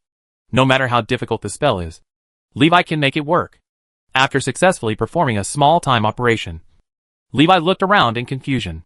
Nothing seems to have changed. Spellcasting failed? However, the proficiency has increased a bit. Little Light Technique, Introduction, 1/1000. Levi was a little confused for a moment, and he didn't know if the small light technique was really effective. In other words, the small light technique must reach a certain level before it can be effective. Unable to figure it out, the only thing Levi could do was to continue. Maybe after practicing to the level of proficiency, some changes will occur in this small light technique. Generally speaking, there will be some obvious changes when the entry-level spells are upgraded to master-level spells. Levi is looking forward to the changes in light magic. Well, Levi, what are you thinking about? You were in a daze while eating. Gusui put down the food in his hand and looked at Levi, who was holding the food but not eating, but was in a daze, and asked. After hearing this, Levi came back to his senses and took a bite of the barbecue in his hand. He said vaguely, "It's nothing. I just encountered some doubts when practicing magic." Gusui looked curious. This was the first time she saw Li Wei encounter confusion in cultivation. She quickly said, "Tell me and listen. Maybe I can give you some inspiration." Levi swallowed the meat in his mouth and said, "It's nothing. It's just that I was practicing a spell recently. I don't know why the spell was successful, but it didn't have any effect." He glanced at the table. The texture on the table condensed into writing. Small Light Technique, Mastery, 23/2000. When I was young, I had already mastered the art of light. Levi didn't notice any changes. He suddenly fell into confusion. This is the first time that the proficiency panel has failed. The proficiency panel was the core of his survival, and its failure was a big blow to Levi. It made him worry about what to do if the proficiency panel becomes useless in the future. Hearing this, Gusui showed an expression of surprise. He held his face with his index finger and thought. Is there such a thing? The spell was cast successfully, but it had no effect? I think there is either a problem with the spell itself, or the conditions for releasing the spell have not been met, Guthaway said. Levi thought for a moment and asked. What do you mean that the spell release conditions are not met? There is a problem with the spell itself, so it should be unlikely. After his deduction, the spell model of the small light spell has been completely perfected. If there is a problem with the spell model, the first step of building the spell model will fail. The second possibility mentioned by Gusui made Levi even more curious. After hearing Levi's words, Gusui picked up a spoon and tapped the edge of the porcelain bowl lightly, making a crisp sound. She said, "It's similar to when practicing spells. We will only use mana to build the spell model, and will not release the spell completely. Although the element filling step is missing. In a sense, the spell has been completed." Hearing Gusui's words, Levi remembered the time he learned the small fireball technique. The first time he learned the small fireball technique, he didn't know how to practice the spell, so he foolishly released the complete spell every time. As a result, I couldn't practice spells more than once a day. Later, I learned the correct method of spell training from Guzei. However, after Li Wei later obtained the great sleepwalking technique, he could practice spells in dreams without any worries about mana restrictions. I just forgot about this method of spell training. After Gusui's reminder, Levi finally remembered. Could it be that the little light technique also lacks some kind of power? Just like elemental spells, they need to be filled with magical elements before they can be truly released. Does small light magic also need some kind of power filling? Time element? Levi wasn't even sure if such a thing existed. Speaking of which, when it comes to time, there is a kind of power that he is familiar with. The power of time. When he was in the secret realm of time, Li Wei had seen the power of time materialize. Is it because of the lack of time power that it is impossible to cast the small light spell? But where can I get the power of time? Levi smiled helplessly. This problem was solved. But a new problem was also created. New problems are even more difficult to solve. Li Wei has no clue at all. Should he go to the extreme cold abyss again to find the secret realm of time and see if he can capture some of the power of time? He shook his head in his mind, feeling that there was no hope. It's not like he didn't try to do this after being trapped in the secret realm of time for 8 years. But it was all in vain. No means will work against the power of time. Perhaps only by mastering the rules of time can we control the power of time. Levi looked at Gusui, smiled and said, "Thank you. You helped me solve a problem." Gusui bit her spoon and said, "It's nothing. Why are we so polite? If you really want to thank me, why don't you accompany me to eat out at noon?" When Li Wei heard this, he was a little surprised and thought for a moment. He nodded and said, "Okay. I just have nothing to do today." Gusui waved the spoon and said happily, "Then it's decided. You can't let me go this time." Letting go is a word she learned from Levi. Levi was a little surprised to see her so happy. Hearing her say that he had let her go, Li Wei Gang wanted to refute. When would he let her go? Then I thought about it and remembered it. When he first came out of the retreat, Gusabi invited him to have dinner. But he didn't get it.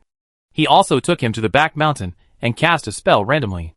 Obviously, Gusui still had some complaints about this matter in his heart. Guthaway dressed up carefully and prepared for the noon date. She looked at herself in the mirror and felt a little imperfect. "Is this a first date?" Gusui thought a little shyly. "Ah ha ha ha, I finally broke through." Guse walked out of the room in high spirits. As soon as they came out, they saw Levi and Gusui getting ready to go out. Guse happily shared his joy with the two of them. He was stuck as a trainee mage for a long time, and was unable to break through the first level to become an official mage. So far, it has only taken more than a year to advance from the first level to the second level mage. It's indeed something to be happy about. When he heard that Levi and Gusui were going out for dinner, Guzei immediately expressed that he would go too and share the joy. Guzei was happy, and Gusui's face dropped. It was originally a date with Levi, but a big light bulb squeezed in. Still a big light bulb that I can't refuse. He was very happy to see his brother, and Gusui didn't want to disturb his mood. He reluctantly accepted the trip of 3 people. While shopping and eating, Levi noticed that Gusui seemed a little absent-minded. It was obviously her who suggested it. So why was she the one who didn't take it seriously? Levi didn't quite understand. Guse was very happy. He ate whatever was delicious, and was happy and joyful along the way. After eating, the 3 of them prepared to return to Bingyu Palace. Boom! There was a loud noise outside the city. And then the ground shook. The snow on the roof was shaken off, falling on Guse's head. Levi helped Gusui block the falling snow on her head. Gusui glanced at him, and looked out of the city solemnly. "Could it be that the demonized monster is here again?" Gusabai asked worriedly. Levi said, "Go over and take a look." "Demonized monster? What is that?" Guzei patted the snow on his head, and asked with a confused look on his face. He has never heard of this kind of monster. The 2 of them rushed to the city wall without any explanation. On the city wall, the ice guards and the Valkyries have picked up their weapons, and are ready to fight. Seeing Duthavi's arrival, Shaniat, who temporarily assumed the responsibility of commanding the Valkyries, quickly saluted and greeted him. Lord City Lord. Seeing that Levi was also nearby, she quickly greeted him. Lord Archmage. Gusavi nodded slightly. Well, what's going on outside? She looked under the city wall. The area below was covered by a layer of flying ice and snow, making it difficult to see what was happening. Shaniat used to be the deputy commander of the Valkyrie force. She is weaker than Monus, with a 6th level professional level and a junior level. After hearing Gusui's question, she quickly answered. Chapter 522 Erosion. Several crazy monsters suddenly attacked the city gate. Fortunately, the guards discovered it early and closed the city gate in time, so there were no casualties. Shaniat explained. Liwei looked down, and the flying snow gradually fell silent, revealing the figures of 4 magical beasts. Roar! Ouch! All 4 monsters showed signs of demonization. Their bodies were covered with black lines. Their eyes were blood red, and they had a violent temperament. A monster looked up at the people on the city wall. He jumped up and ran up the city wall. Stop it quickly! Attack quickly! The guards on the wall shouted. Everyone waved their weapons to attack the monsters that were flying up along the city wall. Stop it from climbing the walls. Even though the monster's heart is full of violence and cruelty, it also knows that if it is hit, it will definitely fall. It quickly dodges the attacks of the guards on the city wall, runs sideways along the city wall, and flies towards the weakly guarded areas. Ouch! Warcraft seized an opportunity, jumped up, and jumped onto the city wall. Bang! The moment he landed, he flicked his tail and knocked back several guards around him. Other guards quickly stepped forward to surround him. Ping ping pong. The guards' weapons and the monster's claws kept colliding with each other, making sounds. From time to time someone was knocked away. Although the guards are weaker than the monsters, they are powerful in numbers, with a numerical advantage. The demonized monsters that flew up the city wall were restrained so that they could not cause chaos on the city wall. However, the good times did not last long. The other 3-headed monsters also followed suit. The guards successfully shot down one of the monsters, and the other 2 monsters found an opportunity to rush onto the city wall and wreak havoc. The defense on the city wall became increasingly chaotic. People are constantly being injured by the attacks of demonized monsters. Aho! A Valkyrie was knocked to the ground by a demonized monster. She looked at the monster with its bloody mouth open in front of her and screamed. Ice Cage! Gusui cast a spell, and the power of the ice element spread rapidly on the city wall. Click! Click! Click! Frost filled the air and instantly turned into 3 ice cages, trapping the 3 monsters tightly. Bang bang bang. The Warcraft struggled to hit the icicles of the ice cage, but could only barely knock off some frost, but could not shake the ice cage at all. Levi looked at the demonized monsters under the city wall and released a spell. Freeze Ray! An icy blue cold light shot out, hitting the monster that was unable to dodge. The monster was instantly frozen into an ice sculpture and lost its vitality. Freeze Ray is a 4th level spell. It is more than enough to deal with demonic beasts, whose strength is only at the 3rd level. It can even be said that it is overkill. In a world of ice and snow, the power of ice spells will be amplified by the environment, making them even more powerful. Levi took advantage of the environment and used ice spells to fight instead of fire spells. If you can save some effort, why not do it? Gusui controlled the 3 demonized monsters and ordered people to take them back. She wanted to study the characteristics of the demonized monster. The guards attacked the demonized monsters through the ice cage. After severely injuring all the monsters and losing the ability to resist, they imprisoned them in real cages and transported them to the Ice Jade Palace. Levi and Gusui had already left first. On the way, I saw Guzei rushing over. You guys left in such a hurry. What happened? Guz asked quickly. It's okay. It's just a few demonized beasts attacking the city gate. It's been resolved, Levi said lightly. Guz asked in confusion. You have been talking about demonized monsters since just now. What exactly is that? Talking as we walk, Levi said. The 3 of them returned to the Ice Jade Palace. On the way, Li Wei explained demonization and demonized creatures to Guz. Guzei was shocked and said, You said that the demonized monsters are related to the ancient demon gods? Levi said. At present, it should have a lot to do with it. At least before the demon god apostle appeared, there were no traces of demonized creatures in the Arctic ice field. While speaking, Levi glanced at Gusui. Guthaway understood, thought for a moment, and said, "That's true. I grew up in Fred City, and have never heard of the existence of demonized creatures. Even the Snow Queen doesn't know about this kind of monster." After Guzay was shocked, he worriedly said, "So, the demonized creatures are the precursor of the ancient demon god's invasion of the world. And the world is in danger." Levi didn't think that much. According to the demon god Apostle Bassam, the ancient demon god has never given up invading the sky world. It's just that it has been blocked from the world by the gods. Even if demonized creatures appear, the demon clan who were driven out of the sky world in ancient times will never be able to return to the sky world so easily. Instead of worrying about the demon god, who doesn't know when he might come, Levi thought it would be better to worry about the large number of demonized monsters that might appear in the future. His idea was to abandon Frederick City, leave the far north ice sheet, and stay away from sources of danger. But Guzui will definitely not agree. Moreover, Levi didn't want to run away anymore. He escaped here from the Tower of Elements. He didn't want to live a wandering life. What Levi wants is very simple. Just a place where he can practice with peace of mind and where he can feel free.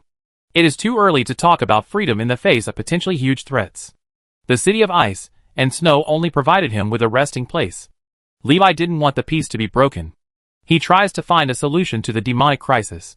Returning to the Bingyu Palace, Hughes finally saw the demonized monster. "Is this a demonized monster? It looks a little special." Guzay stood by the cage and looked at the seriously injured monster lying on the ground. "Roar!" The demonic beast was covered in blood, seriously injured and lingering.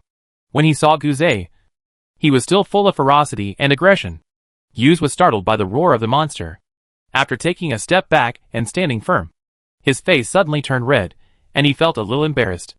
Levi and Guzui didn't pay attention to his actions. The two of them each chose a demonized monster for research. Explore and study the causes, changes, characteristics, abilities, and other factors of demonized monsters from the perspective of a mage. Psychics are a very useful research tool. Levi's powerful mental power allowed him to know the inner structure of the body tissue of the demonized monster without even analyzing it. It also has the effect of a microscopic microscope. The premise is that the demonized monsters will not resist Levi's arbitrary perception. Therefore, keeping the demonized monster seriously injured is a prerequisite for a mage with absolute strength. There is no need to care about so many conditions. Just use mental power to suppress it. Levi pulled out his mental power from the body of the demonized monster, and felt that his mental power seemed to be eroded by an abnormal force. He quickly turned to look at Guzui and reminded, "Be careful. The power of the demon species will erode the mental power." Guzui nodded solemnly. She didn't need Levi to remind her. She also sensed it. Levi possesses the divine power and the inner sea sun, and is extremely resistant to various abnormal conditions and corrosive forces. The corrosive effect of the demonic species on his mental power was quickly purified and removed. But this doesn't mean that he can ignore the threat of demonization. What he encountered now was only the weakest demonic power. It is very different from the real power of demonization. Demonization? What kind of power is it? At night, Levi thought in his dreams. The figure of a demonized monster appeared before his eyes. Based on his understanding of demonized creatures were created in dreams. However, Levi always felt that the demonized creature in front of him was very different from the real demonized creature. Levi feels that demonization is not only a physical mutation, but may also involve the spirit and even the soul. Boom, boom, boom. There was a knock on the door. Levi looked towards the door of dreams. He was a little surprised to see the person outside the door. So he opened the door and let the other person in. "Why are you here?" Levi looked at Guzui in surprise. Guthaway mastered the way to enter the dream world in the secret realm of time. However, she is not a true sleepwalker. Without Levi, she cannot always be awake and control her dreams, especially after leaving the secret realm of time. Guzui did not enter Levi's dream. This is the first time. Guzui walked up to him silently and suddenly lay on his chest, motionless. Levi stood stunned, raising his right hand and not knowing what to do.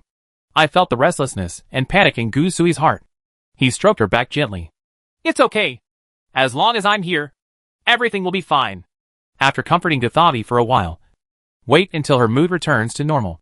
Levi then asked why she came here, very concerned about her abnormal behavior. There was a trace of fear in Guzui's eyes, and she said with some fear, I dreamed about being demonized. Guthaway said she dreamed that she was demonized. Then, he appeared in the dream world. Levi frowned and said quickly, "Don't move. I will check your body." In the dream world, what is presented is the most essential existence at the soul level. If there is any abnormality in the soul, there will be signs showing it. Levi used the rules of the dream world to examine Yu's soul. After a moment, he breathed a sigh of relief. Fortunately, Guthaway's soul showed no signs of demonization. He had just suspected that the demonic power could affect the soul. So he was so worried. After all, when Gusui was studying demonized creatures in the afternoon, his mental power was eroded by the power of demonic species. Levi was worried about the consequences of this. After the inspection, he was still uneasy. "Just wait. I'll go find you right away," Levi said. Gusui was a little surprised. "Ah, that's not necessary. Is it?" Levi said with a serious face. "The demon seed comes from the power of the demon god. So you must be extremely careful."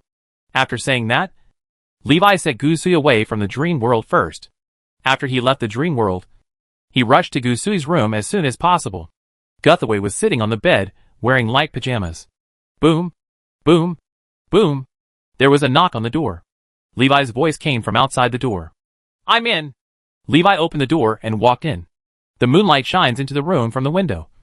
And Yusuf, sitting on the bed, looks like a fairy descending from the moon into the world. Chapter 523: The Use of Small Light Magic. The next day, it was rare for Gyus to get up early. I stretched out and walked out of the room, ready to wash up and have breakfast. Turning around, he saw Levi walking out of Gusui's room. He froze on the spot for a moment. Gyus looked at Li Wei with a stiff face, and said in a stiff tone, "Why are you going to Wei Wei's room so early?" Levi hesitated for a moment. Should he tell Gyus that he stayed in Yusuf's room last night? Actually all night? Prudent.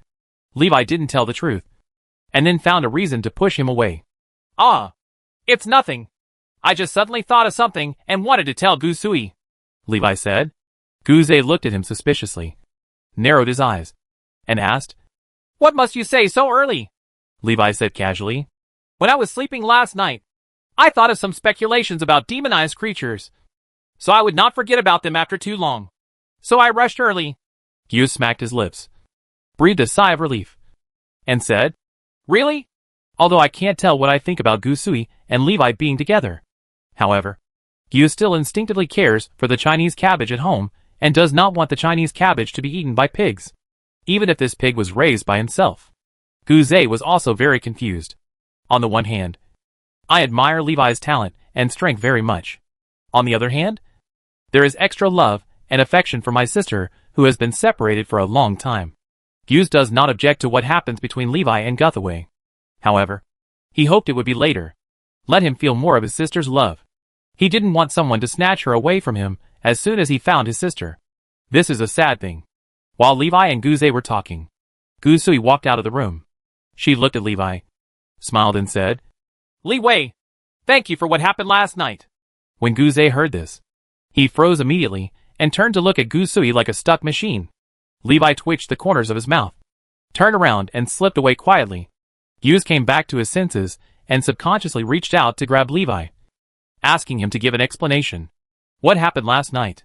He caught the air with his left hand, and when he looked back, he saw that Levi's back had disappeared outside the courtyard gate. Gusei's face tightened. Gusui looked confused when he saw the reactions of Levi and Gusei. Don't understand what the two of them are doing? One sentence broke the true friendship between two men. Gyus spent the whole morning looking for Levi. However, Li Wei was nowhere to be found, as if he had evaporated from the world and disappeared. If he hadn't known that Levi was extremely powerful, there would have been no one in Fred's city who could be his opponent. Gyus was also worried that something bad had happened to him. The more Li Wei avoided him, the more Gyus felt that there was an ulterior secret between Li Wei and Gusui. The more he wanted to find out what happened last night. Originally, he could have asked Gusui directly. However, due to his brother's status, Gusei was a little embarrassed. If you ask Levi, he doesn't have any psychological burden. In a sense, the relationship between Levi and Gusei is even deeper than the relationship between brothers and sisters between Gusei and Gusui. Li Wei saved Gyus's life and changed Gyus's life. The same is true for Gusei and Levi. Li Wei disappeared, not because he was avoiding Gusei deliberately, Instead, he entered the magic hut. Last night, I stayed in Guthaway's room all night. Levi didn't do nothing and discuss many magical mysteries with Gus ever. He finally found a way to potentially cast a small light spell. Levi entered the magic cabin just to experiment with small light magic. The key lies in Shingi. To be precise, it should be the reverse scale of the time dragon on Shingi. If the time dragon's reverse scale contains the power of time, then he may be able to cast the small light spell. Shingi, are you ready? Levi stood in front of Shingi and said seriously, "Our light is a spell that has never been recorded." Li Wei didn't know what the consequences would be after using it. One must prepare for the worst. Although according to the creator on the animal skin scroll, the only function of small light magic is to speed up the passage of time. But he did not explain clearly the specific effect of accelerating the passage of time. How many times does it accelerate the passage of time? Double? 10 times? 100 times? Even 1,000 times? 10,000 times? Levi felt that nothing so exaggerated should happen. But he still had to make plans to face the worst outcome. Shingi turned into a girl with a colorful scale in the center of her forehead. That is the reverse scale of the time dragon. Ever since Shingi absorbed the power of time in the secret realm of time and grown rapidly, the reverse scale of the time dragon merged with her. Shingi nodded seriously and said, "I'm ready." "Then?" he asked with some confusion. "But, Levi, I don't know how to use the power of time. What should I do?" Levi said. "You don't have to do anything. Just stand there and don't move." "That's it." Shingi nodded seriously. "Yes, I understand." Between Levi and Shingi is a sprouting seed. Levi is going to use this germinated seed to verify the effect of small light magic. Close your eyes and adjust to your best condition. Levi calmed down and used all his strength to cast the small light spell on the sprouted seeds. While casting, he concentrated on the time dragon reverse scale on Shingi's forehead, trying to guide the power of time from it. After a while, the small light spell ended. Levi and Shingi stared at the sprouting seeds in front of them. Nothing changes. Levi comforted himself and said, "Maybe the acceleration rate of light magic is too small, so it is not obvious. Let's observe it for a while." Half a day later. Blank. Levi couldn't help but curse angrily. After observing for a long time, there was no change at all. During this period, Levi also repeatedly performed the time-traveling technique many times. I'm afraid that the effective time of the small light spell will end.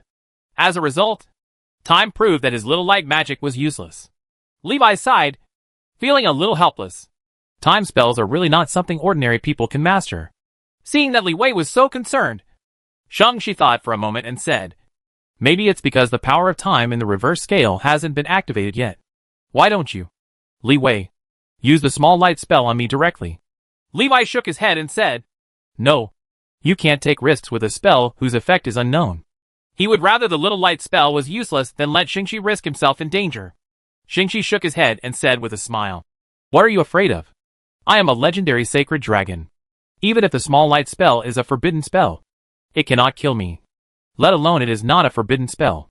Having said that, Levi was still unwilling to take risks. Finally, under Shingi's persuasion, Levi agreed to give it a try. He casually cast a small light spell on Shingi. The original intention is not to want the small light spell to take effect. After the spell was cast, Shingi froze on the spot. Levi asked, "How's it going?" After a while, there was no response. He looked at Shingi worriedly. "What's wrong with you, Jiligwala?" Shingi suddenly spit out a string of inaudible sounds. The world is very short. As if a sentence that originally took 1 minute was shortened to 1 second. Levi frowned. "Has the small light spell taken effect?" For a long time, Shingi's voice sounded in Levi's mind. Oh, Levi. The little light spell has taken effect. You have become so slow. It takes half a day to say a sentence. And I can't hear you clearly." Li Wei was stunned for a moment, thinking of something. Communicate soulfully with Shingi. After a simple communication between the two, Levi figured out the current situation. The small light spell has an effect on Shingi. As Gusui said, the small light spell lacks certain necessary elements, so it cannot be used. That necessary element is the power of time.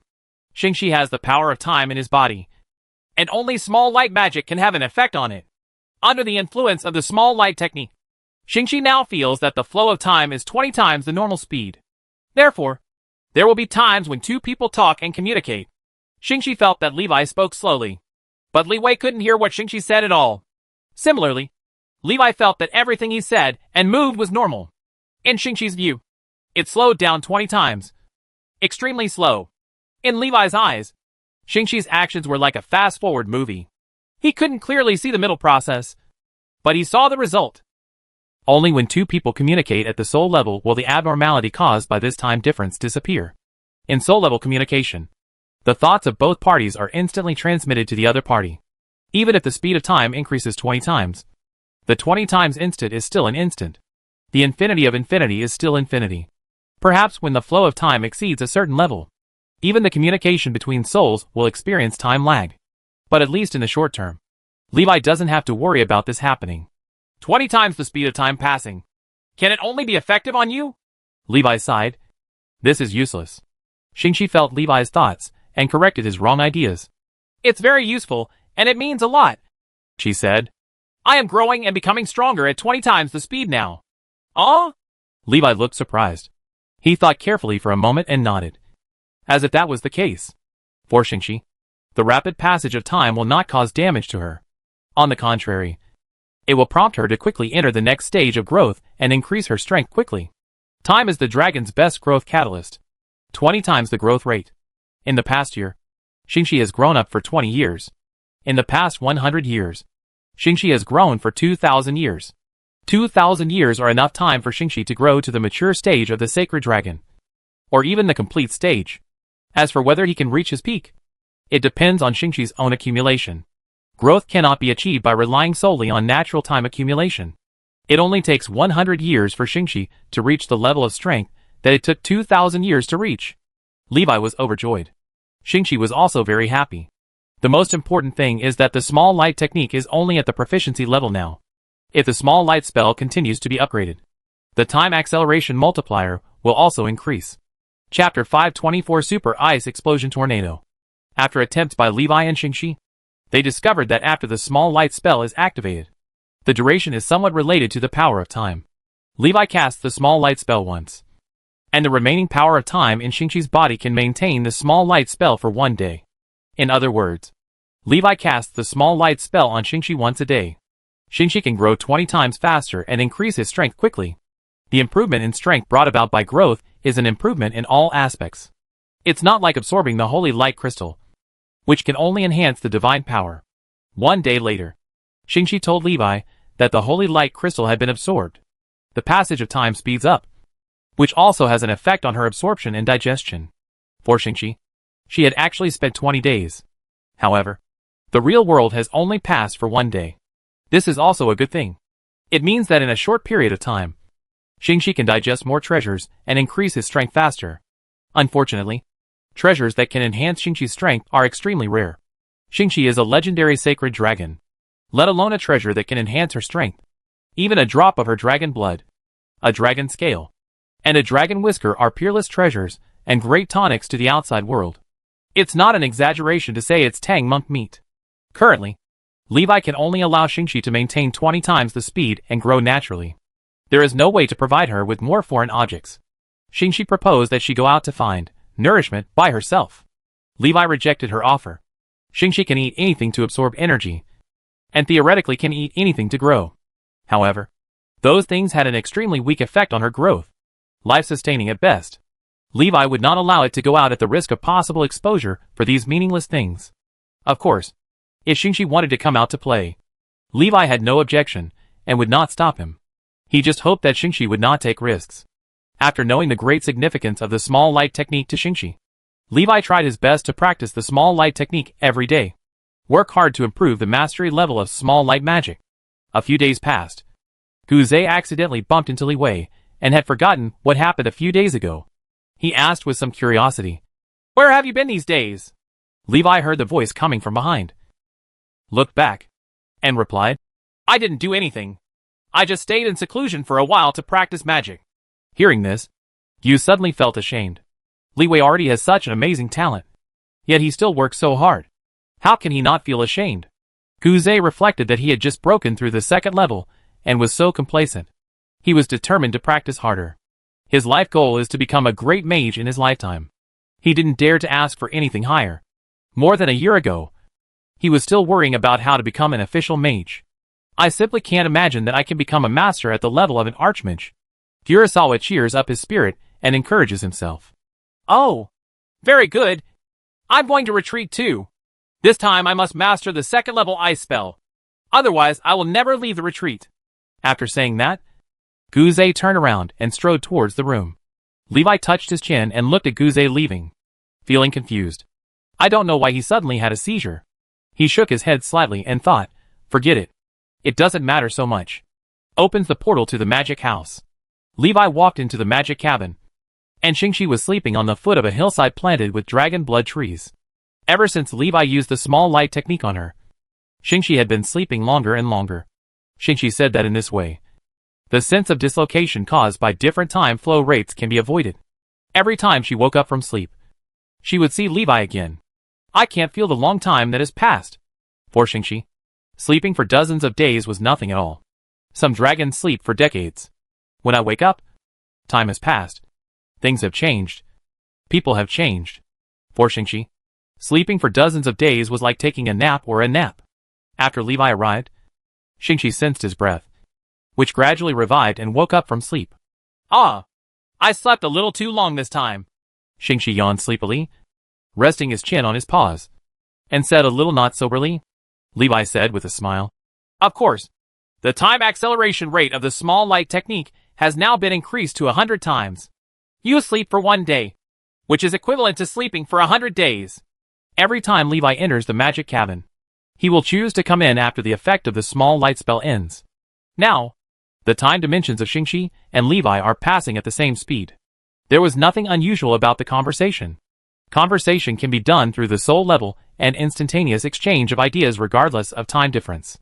However, in terms of action, the two sides were unable to bridge the huge gap caused by the time difference.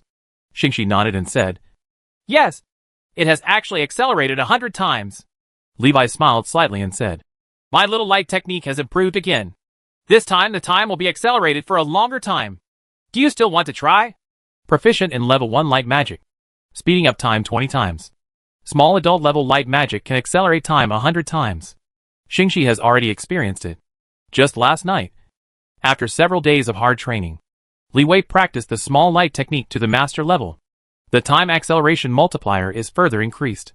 Due to the lack of the power of time, Levi cannot directly use the small light technique.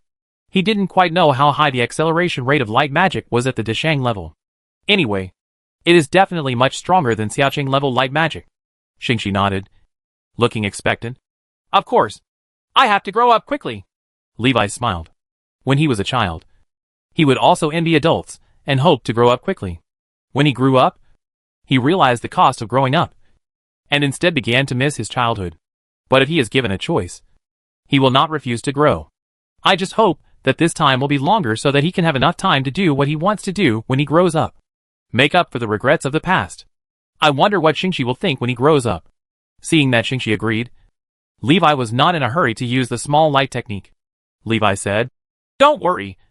After time accelerates this time, I don't know how long I will be asleep. Before that, please fill your stomach first so as not to be hungry later.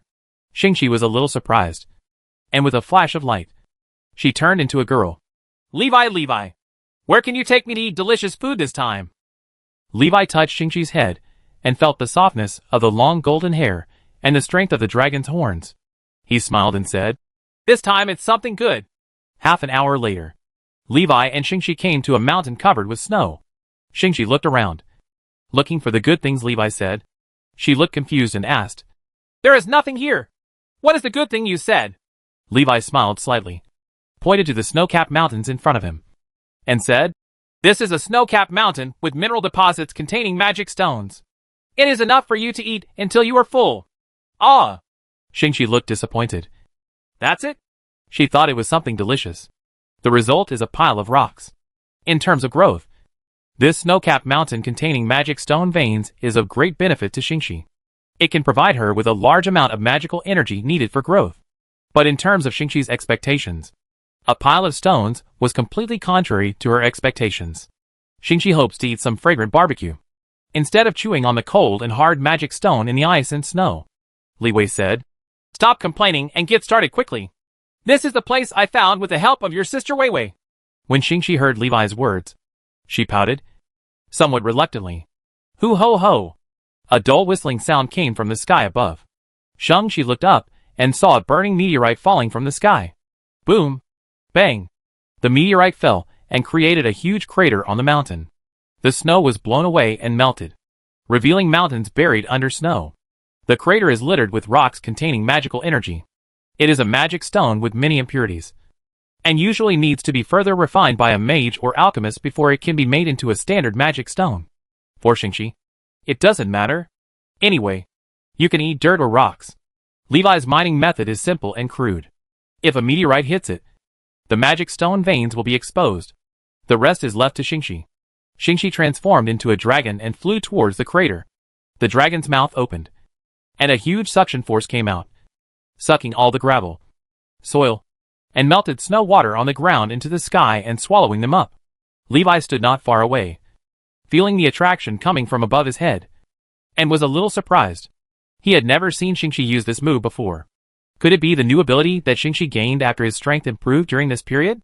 Instead of chewing the stone directly with his mouth, Shingi devoured the magic stone much faster. Soon, a gap was opened in the mind by Shingi. Bang bang bang. There was the sound of a group of monsters running wildly in the distance. Ouch! Soon, Levi heard the roars of the monsters. He looked into the distance and saw a group of demonic beasts approaching. Levi frowned slightly. Shingi also noticed those monsters and subconsciously prepared to swallow them. Levi sensed her thoughts and quickly stopped her. Wait a minute. Don't eat these monsters. They are poisonous. Shingi glanced at Levi suspiciously and stopped. Is it poisonous? The poison should be useless to me, Shingi said. Levi said. It's not the poisonous kind. These monsters are demonized creatures, corroded by the power of the devil. If you eat them, you may be affected. After hearing this, Shingi subconsciously recalled the feeling of being eroded by void energy. Her back trembled, and she immediately lost the idea of eating these monsters. That feeling is not pleasant. To be cautious, Levi stopped Shingi from swallowing the monster. You keep eating, and I will deal with these monsters. Levi cast a spell to kill the demonized beast that appeared. 6th level spell. Super Ice Explosion Tornado. This is the 6th level spell with the strongest range attack that Gusui has mastered. No matter how strong it is, it has already exceeded the 6th level. The 1,000 Miles of Frozen spell does not belong to the category of 6th level spells, but is a super level spell. The extremely violent Super Ice Blast Tornado swept through the beast group, rolling all the monsters into the sky, freezing them into ice blocks, and falling into pieces. Chapter 525 1 Day and 1 Year. After using the Super Ice Explosion Tornado spell to kill most of the demonized monsters, in order to prevent the remaining power of the demon species from affecting other creatures, Levi burned all demonized monsters to ashes. After making sure that no trace of demonic energy was left behind, I felt relieved. Levi and Shingi stayed in the mine for most of the day. A huge mine was eaten to pieces by Shingi. Leeway was very curious. Where did so many magic ores go after being eaten by Shingi? The weight of the magic ore that Shingi ate was probably dozens of times more than her own body weight. But her body shape didn't change at all. Speaking of which, Levi thought of the last time Shingi came out of the secret realm of time. And he also consumed a large amount of ore crazily. That time, they ate up all the ore in a snow-capped mountain. Last time, I didn't see any changes in Shingi. Levi speculated that Shingi might have a stomach pouch dedicated to storing food. Seeing Shingi flying back, Levi asked, Are you full? Shingi nodded. I can't eat any more. It's already full. Levi looked at her curiously and said, By the way, where were all the magic ore swallowed? Your stomach shouldn't be able to hold that much magic ore. Shingi lowered his head and thought for a moment, then said, I don't know for sure. Anyway, the things I eat will continue to provide me with energy for a long time in the future. Oh, then you may have an independent space similar to a space ring in your body to store food. Levi guessed. Since Shingi himself is also vague, he only knows how to use it but not the principles. Levi was too lazy to think too much.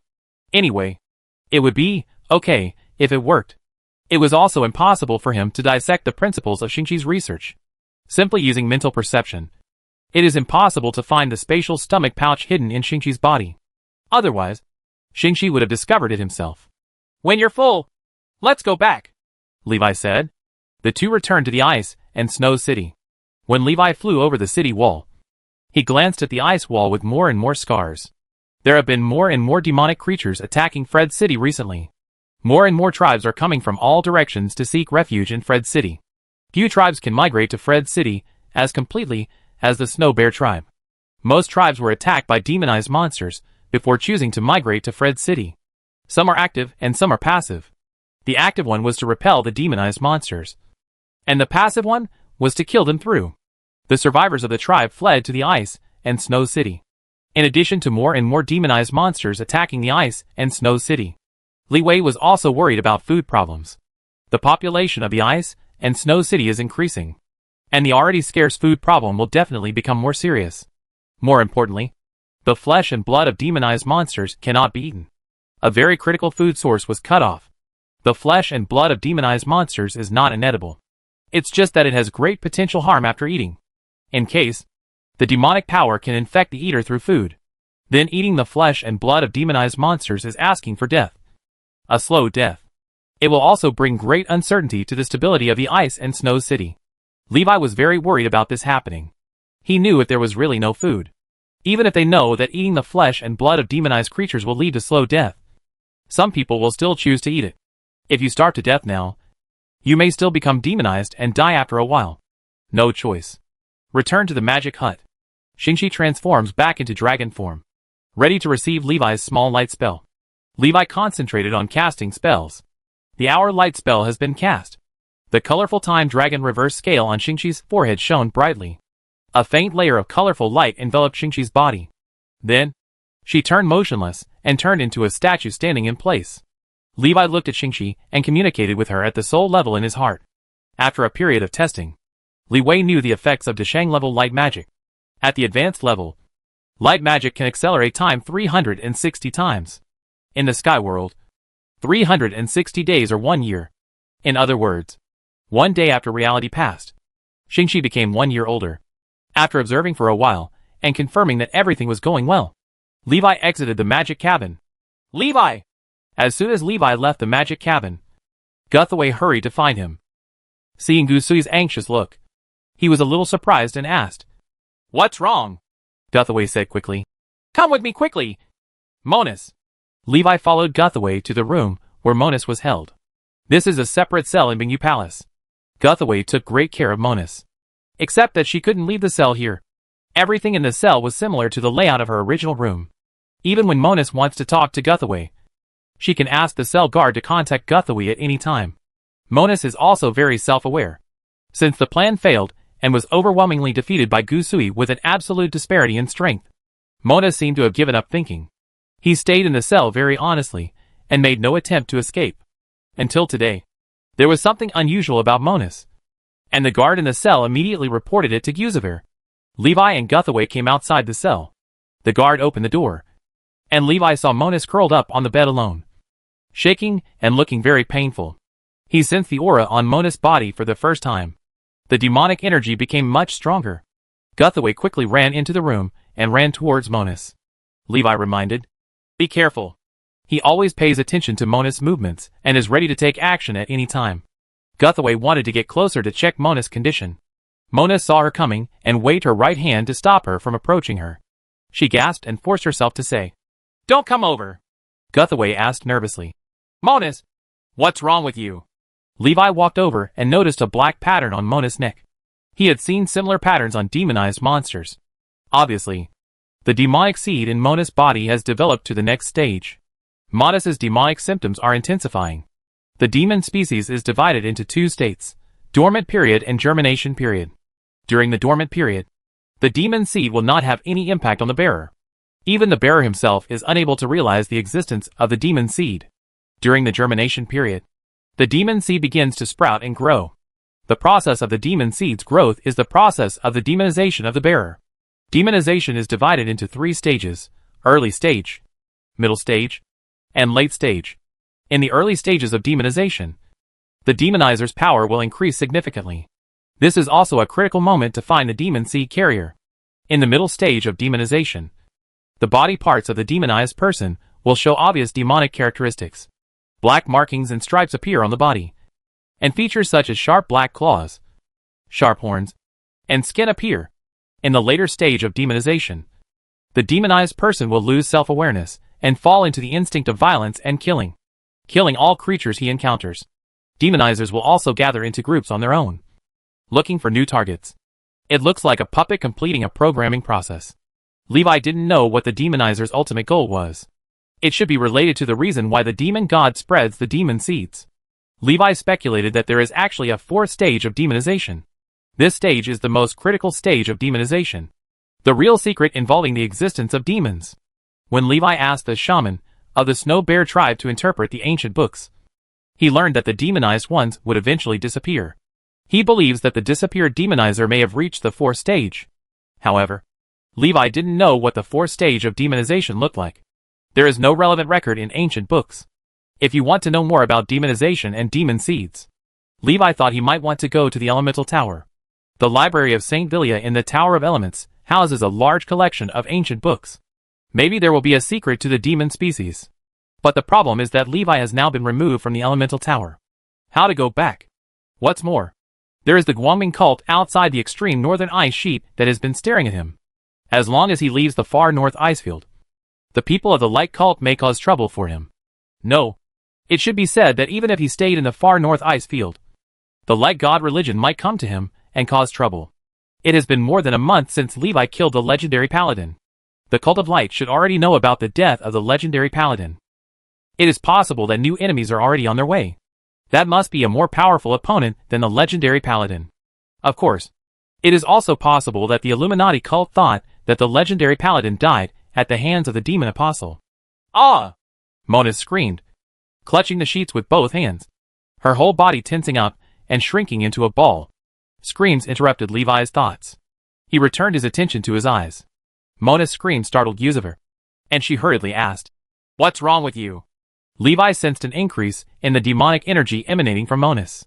He pulled Gusavi back a few steps. "Be careful. She might lose her mind." Bang! Monus punched the wall hard. The huge force smashed the wall into countless spider web-like cracks. "His ha-ha-ha!" Monus gasped and seemed to regain some consciousness. With her hair disheveled like a madman, she turned to look at Yuzuver. Underneath the disheveled hair were eyes that glowed faintly red. Gusui's heart trembled when she was stared at by Monus. She stretched out her right hand and said in a trembling voice, "Monus, kill me while I'm still conscious." Monus gritted her teeth and said. Gusui couldn't help but shed tears of sadness and couldn't do anything. Levi said calmly, "You can still maintain your self-awareness. Maybe you can be saved." When Monus heard this, she subconsciously turned to look at him. Gusui also quickly looked at Levi and asked quickly, "What can you do?" Levi said, "My research on demonized creatures found that demonization not only affects the body, but also affects the spirit and soul. If Monus' soul can be separated from the demonized body, it should be possible to slow down the speed at which the soul is demonized and prolong the time she can remain conscious. This will give you more time to find a way to remove the demon." Gusui quickly asked, "How to divide the soul?" Chapter 526, Dividing the Soul. How to divide the soul?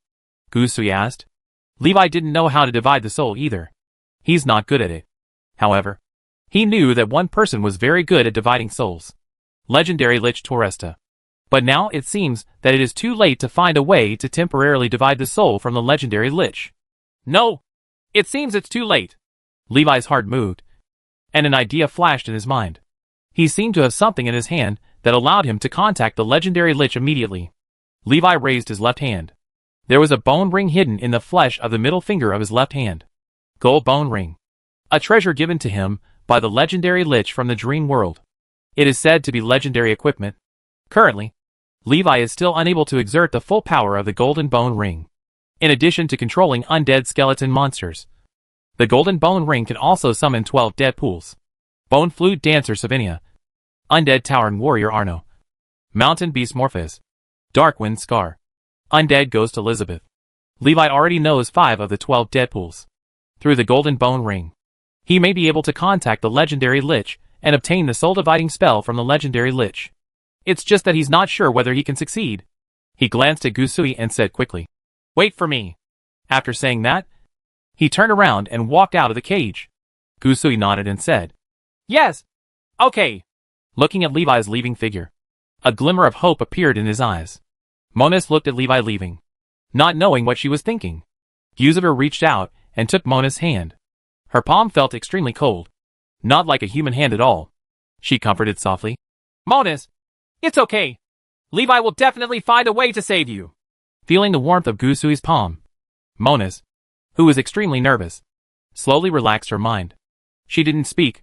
She looked up at the ceiling quietly, not knowing what she was thinking. After Levi left the cage, he found a safe place. Used the power of the golden bone ring. His consciousness fell into the golden bone ring and sank into a dark space. 12 dim lights and shadows appeared in the dark space.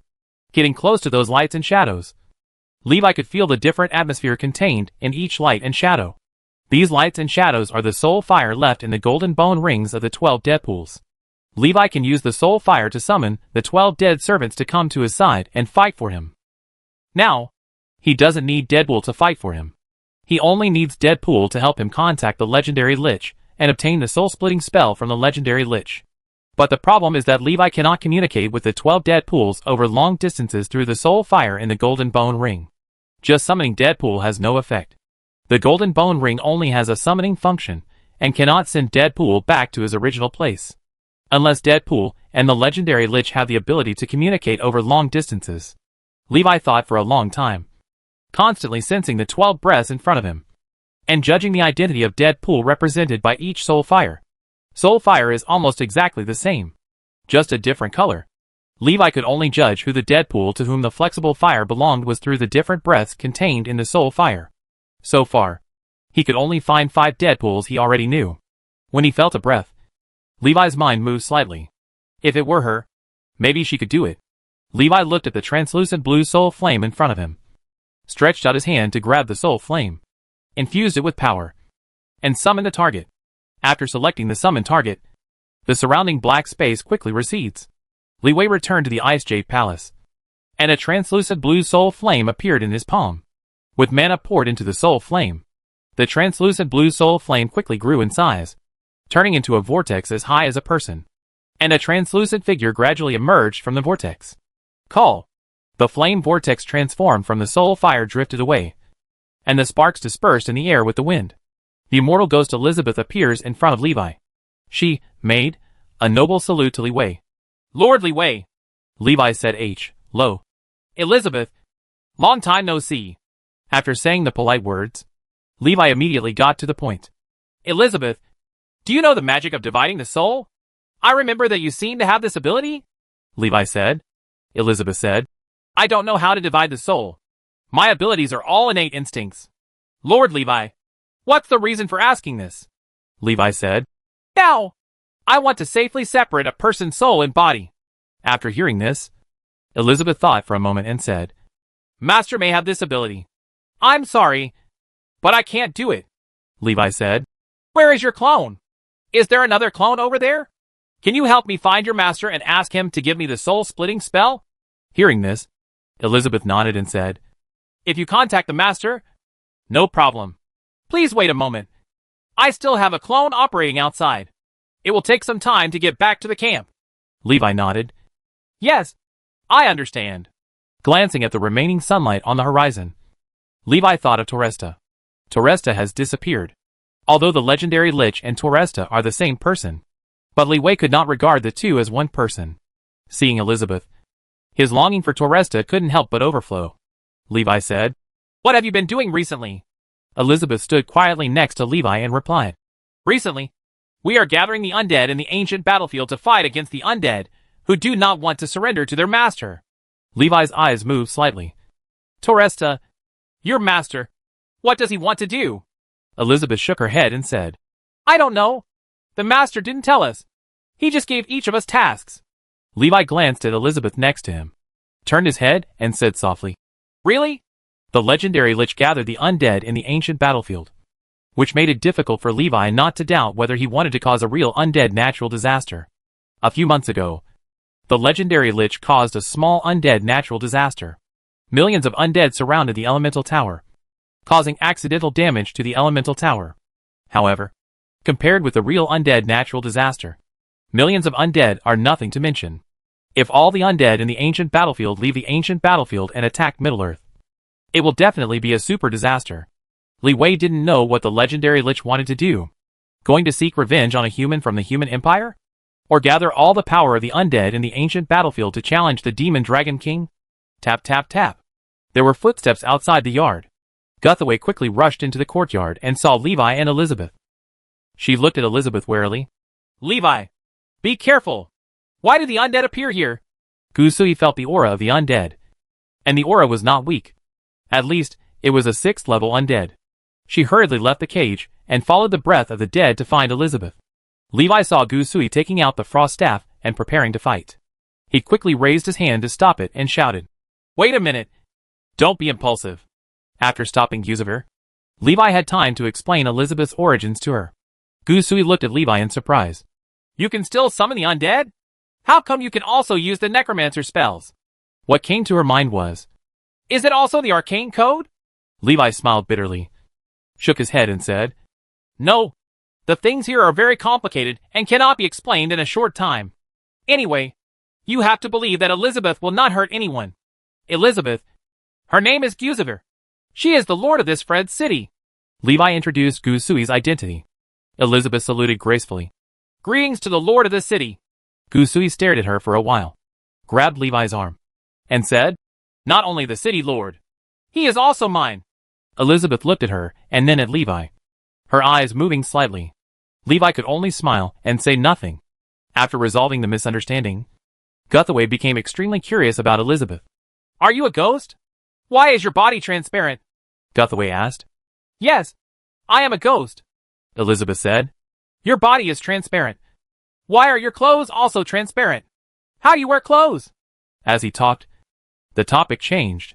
Levi quickly interrupted Guthaway's question. He looked at Elizabeth and asked, "How's it going?" Elizabeth originally wanted to answer Guthaway's question, but after hearing Levi's words, she answered his question first. She said, "We have returned to the camp, and we should see the honor soon." "Master?" Gusui looked strange. Her eyes wandered between Levi and Elizabeth. Gusui asked a little strangely, "Levi, didn't you summon her? Isn't her master you?" Before Levi could speak, Elizabeth explained, "Master Levi is one of my masters, and the master in my mouth is the master who created me." Gusui was stunned. "The person who created the 6th level ghost?" So how powerful is the master in Elizabeth's mouth? Li Wei actually knows such a strong person. She subconsciously turned to look at Levi. Levi explained helplessly, "Elizabeth's master is, in a sense, my master." "Your master? Your master is not." Gusui recalled what Guzei had told her. She knew that although Guz was Li Wei's teacher, there was someone else who really taught Li Wei. That man was the strongest person in the Mage Tower where Guz was located, and he was also the master of the Mage Tower. Elizabeth suddenly said, "The master gave me the soul-splitting spell." When Li Wei heard this, he said in surprise, "Very good." Then, he frowned again and said, "If you don't know how to do magic, how can I learn the soul-splitting magic?" Elizabeth stretched out her hand and said, "Master Levi, hold my hand and you can see it." Without thinking, Levi held Elizabeth's hand and extended it, soft as if nothing existed. The next second, Levi felt a feeling of soul fusion. Elizabeth injected a force into Levi's soul through her palms. That is the power of Elizabeth's soul. Chapter 527 Soul Box. Elizabeth gives Levi the soul engraved with the spell. Levi successfully obtained the soul-splitting spell he wanted. Under Guthavi's gaze, Levi let go of Elizabeth's hand. He looked at Elizabeth and asked, "Does this hurt you?" Elizabeth smiled and said, "It doesn't matter. I'm used to it. That in itself is one of my abilities." Levi nodded slightly. "Really? I understand." Cutting off the soul and handing it over to others would naturally not cause any harm, especially for the ghost tribe. The soul is everything to them. Cutting a piece of soul is no different from cutting a piece of meat. When Gusui heard that Levi had obtained the soul division spell, he quickly said, "Levi, since you have obtained the spell, let's hurry up and help Monus divide her soul." Levi shook his head and said, "Don't worry. I have to master this spell first. Otherwise it will hurt Monus. Monus is in good condition right now. Don't worry. I will get this spell done soon." Gusui had no choice but to nod. "Yeah. Okay. Then you practice your magic. And I won't disturb you." After that, She was ready to leave. Seeing Elizabeth standing motionless next to her, she quickly took Elizabeth's hand. She smiled and said, "Is this your first time in Frederick City, Sister Elizabeth? I'll take you around the city." Gusui was worried that a ghost girl would stay with Levi all the time. Elizabeth smiled and said, "Then I'll trouble you, Lord City Lord." Gusui said, "You don't have to be so polite. Just call me Wei Wei." The two left the courtyard. Levi returned to the room and entered the dream world to practice spells. Soul splitting is a soul-based spell, and the difficulty of learning is not much lower than that of Little Light. Generally, the difficulty of learning soul spells is not very high. If it is purely used for attacks, the soul-splitting technique is not difficult to learn. But if you want to use the soul-splitting technique to split the soul according to your own wishes without harming the target, the difficulty will instantly increase thousands of times. After thousands of years of improvement by the legendary Lich, the soul-splitting technique no longer looks like the original soul-cutting technique. Even in the dream world, Levi did not dare to experiment on himself. He could only improve his proficiency first and improve his mastery level of the soul-splitting technique. Sleepless and restless, the liver explodes all night long. The next day, Levi came to the cage where Monus was alone. He didn't tell Gothaway. Levi was not completely sure, fearing an accident, and planned to wait until success before telling Gusui, to avoid any accident that would make Gusui sad. Having to kill Monus because of demonization is easier to accept than having Monus die due to an accident during soul division. Levi was prepared for the worst. Monus was a little surprised to see Levi arriving alone. "Are you alone?" Monus sat on the edge of the bed and looked at Levi. Her mood seemed much more stable. However, his eyes were still red, revealing a manic and restless look. Levi said, "Well, let me tell you in advance that the soul-splitting technique is not foolproof. So you have to be prepared for the worst." Monus laughed. "Uh-huh. Do you think I'm afraid of death?" Levi nodded and said seriously, "Very good. But if you want to increase the success rate of the soul-splitting technique, it's better to be afraid of death. The desire to survive can increase the success rate." Monus glanced at Levi, a little surprised that he was still in the mood to joke. "I won't give up until you give up," Monus said coldly. "Very well. Let's begin." Levi cast the soul-splitting technique. After an all-nighter last night, the mastery level of the soul-splitting technique has been raised to the minor level. Levi is already more than 80% sure of success. Soul-splitting technique. The color of the world in Levi's eyes faded away, leaving only grayish-white. Monus also turned into a white figure. Levi knew that it was her soul. Monus' white soul was tinged with a faint layer of black energy. This black energy was like a parasite, burrowing into Monus' soul and devouring her soul power. Levi first used the soul division technique to remove Monus' soul that had been eroded by the demonic energy. Monus gritted her teeth and endured the severe pain of having her soul cut off. Like a ruthless machine, Levi completely ignored Monus' pain and continued to accurately cut off Monus' soul. The pain at the soul level, even if it is extremely painful, cannot be escaped through coma. Coma is simply the body's way of preventing the body's mental breakdown. The pain of the soul cannot be suppressed by any means. Monus could only resist. The corners of her mouth were bleeding, and she had bitten her lip. Veins popped up in his temples. His brows were furrowed, and there were big beads of sweat deep in his forehead. Ah! She finally couldn't help but scream. The guard outside the door subconsciously looked back into the cell. The door had been closed by Levi. He had told the guard that no one was allowed to come in without his permission. The guard was very curious about what was going on in the room. Unable to see the scene inside, she could only imagine through Monus' screams. After Levi removed all of Monus' eroded soul, he paused for a moment. He glanced at Monus, who was already lying on the ground, almost weak. "Do you need a break?" Monus said in a hoarse voice. Continue. When Li Wei saw this, he was not polite and took the next step. The second step is to separate Monus' still intact soul from her body to prevent her soul from being eroded by the power of the demon seed again. This step is more troublesome than removing Monus' eroded soul. Levi went all out and used his abilities to the extreme.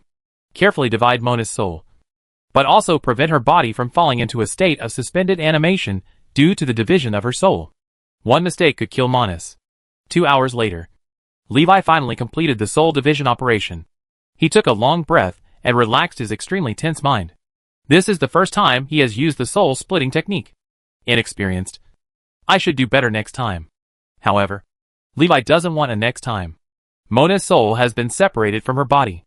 Levi used a soul bottle prepared in advance to preserve Mona's soul. The next step is to find a way to regain control of Monus's body. He waved his hand, and blue light appeared on Mona's body. Her body floated automatically, and she lay down on the bed. Check Monus's physical condition. She is currently in a vegetative state. There was no death.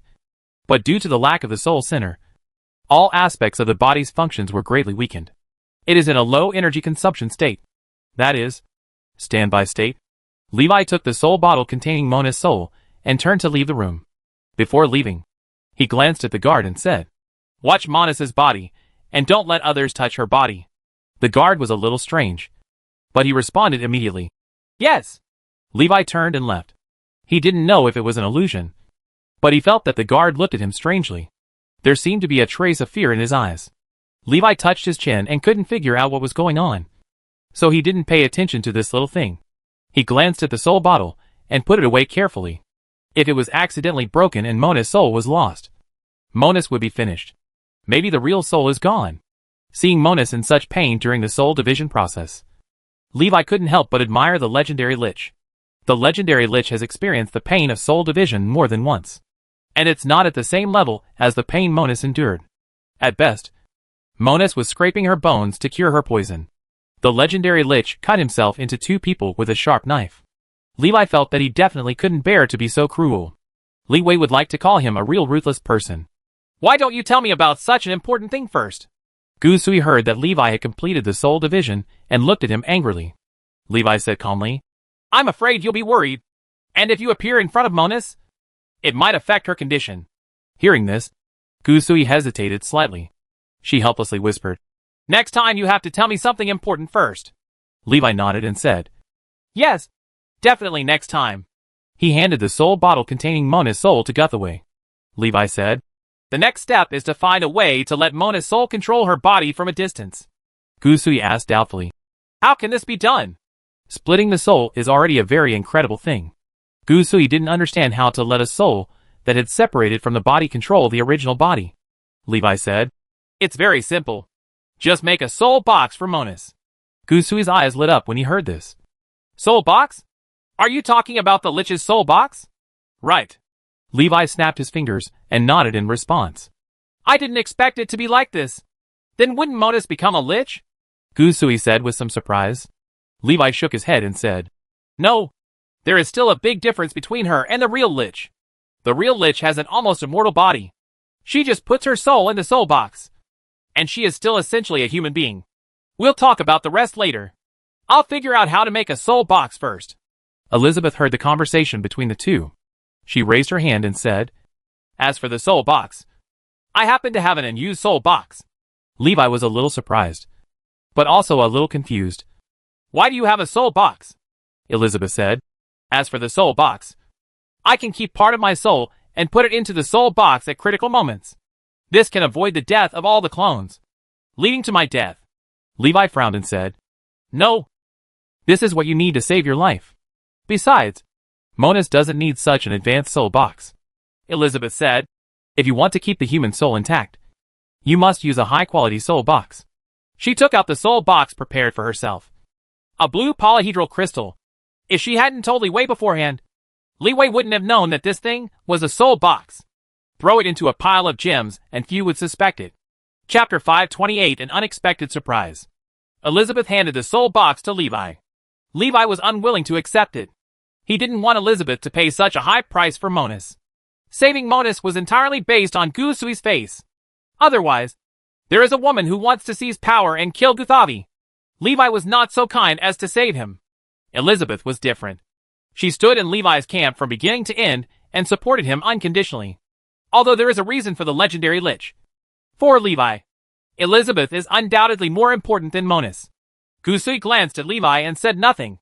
She knew Levi's attitude towards Monus.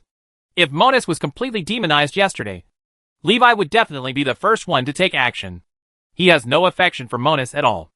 Elizabeth turned around and handed the gem soul box to Guthaway. Gusui took the gem soul box with great confusion and said sincerely, "Thank you." She couldn't help but feel a little guilty. Yesterday she even doubted Elizabeth for being such a good ghost. Elizabeth smiled slightly and said nothing. Gusui said, I will definitely give you a better soul box.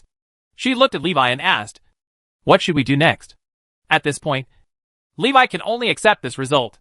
Elizabeth voluntarily handed over the gem soul box. And Guthaway accepted it and promised to repay Elizabeth. Whatever Levi said would be too much. He's not that pretentious either. Everyone has his own choice, and he won't interfere too much. Levi said, leave the rest to me. He took the soul bottle and gem soul box from Gusui.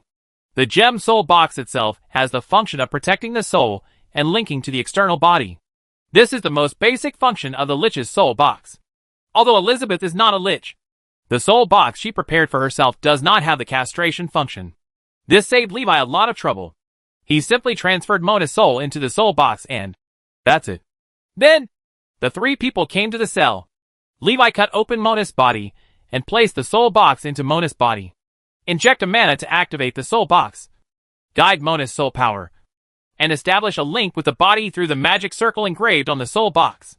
Separated by a layer of soul box, Levi doesn't have to worry about Mona's soul being eroded by the power of the demon seed.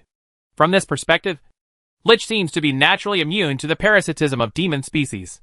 However, the demon god doesn't seem to have any thoughts about the undead. Demon species also parasitize living objects, whether they are humans, animals, or plants. Possessing life is the first criterion for demon parasitism. The undead are obviously completely inconsistent with the development concept of the devil. After completing this, Mona's body trembled slightly. Her eyelids moved, and she slowly opened them. She looked at Levi, Monas and Elizabeth standing beside the bed. The red eyes revealed a sober look. Affected by the demonic power, Mona's eyes turned red. After removing the corroded soul, although the corrosive changes in the body cannot be eliminated, at least one can stay awake. Levi took a step back and said, okay, but you have to pay attention to replenishing magic energy to maintain the normal operation of the soul box. Monas is not a mage. Her power is fighting spirit. It cannot use its own power to maintain the normal operation of the soul box. So it needs to rely on external objects to replenish magical energy. Gusui stepped forward and helped Monas apply ointment to speed up the automatic healing of the wound. In fact, no ointment is needed at all. After Mona's body was demonized, she already had a strong ability to heal herself. Enhanced self-healing ability seems to be a common ability of all demonized people. Monas sat up, looked at Levi and said coldly, thank you. Levi chuckled. If you want to thank, just thank Gusui. Monas said nothing and looked at him quietly. Guthaway hugged Monas and said, it's great that you're okay. Monas pushed her away gently and said, City Lord, you better not get too close to me. After all, even if I can stay awake, my body has been demonized, which may affect you. Gusavi laughed and said, I'm not afraid. But Monas didn't want to have too much contact with Gusavi. She glanced at her hands. Her nails, which were originally polished and rounded and suitable for holding a sword, were now long and sharp, like the black claws of a monster. The degree of demonization of Monas' body is still mild. When a demonized person reaches the advanced stage of demonization, he cannot even recognize his original species form. Suddenly, Monas' expression changed, and she suddenly raised her head and looked forward. Here we come! Many more demonizers are coming! As soon as these words came out, both Levi and Gusui were shocked. Levi frowned and asked, what do you mean? Monas said, I feel that there are many demonizers approaching here. Here? Fred City? Levi asked. Monas shook her head and said, no, it's the demonizers in the city who are approaching the Ice Jade Palace. Boom! Suddenly, there was a loud noise outside. Levi immediately released his spiritual perception. Many demonizers were seen appearing in the Ice Jade Palace. Most of them have entered the middle stage of demonization, or even the late stage of demonization, under the attacks of the demonizers. The guards of the Ice Jade Palace and the Valkyrie were retreating steadily. He is no match for a professional after becoming demonized. Levi was also very surprised. Why did so many human demonizers suddenly appear? A thought occurred in his mind. Could it be that they were the human rebels who were planted with demon seeds by Aguru? The rebels couldn't tell how many people there were in the rebel army. Aguru was instantly killed by Levi again with one move. Except Aguru himself. I am afraid no one knows how many demon seeds he has sown. Levi turned and walked outside, preparing to deal with a demonizer who appeared in the Bingyu Palace. He was also a little surprised. Why did these demonizers suddenly attack the Ice Jade Palace? Is there something here that attracts them? Elizabeth followed in Levi's footsteps. Guthaway is also preparing to go out to fight the demonizer. Monus suddenly stopped Gusui, who was turning around, and said, "I want to fight too." Guthaway stopped and looked back at Monus, seeming to be hesitating. After hesitating for a moment, she chose to believe Monus. "Okay." Gusui cast a spell to lift the seal on Monus. Monus felt the power return to her body, and the red light in her eyes became deeper. Dang. Dang. Dang. The guard brought Monus' armor over, and Monus put on the armor and picked up the weapon, followed Gusivir and walked out of the cage. She glanced at her hands and saw that she could no longer wear the original metal gloves. He can't even hold a sword well. Simply put the sword behind your back and fight with your bare hands. She could feel that her fingers were as sharp and strong as metal weapons. This is a weapon belonging to the demonizer. Bang! Crackling. A demonizer was hit by Levi's fireball, ignited instantly, and burned to ashes in just 10 seconds. Levi felt the breath behind him, and he looked back. I was a little surprised to see Monus appear.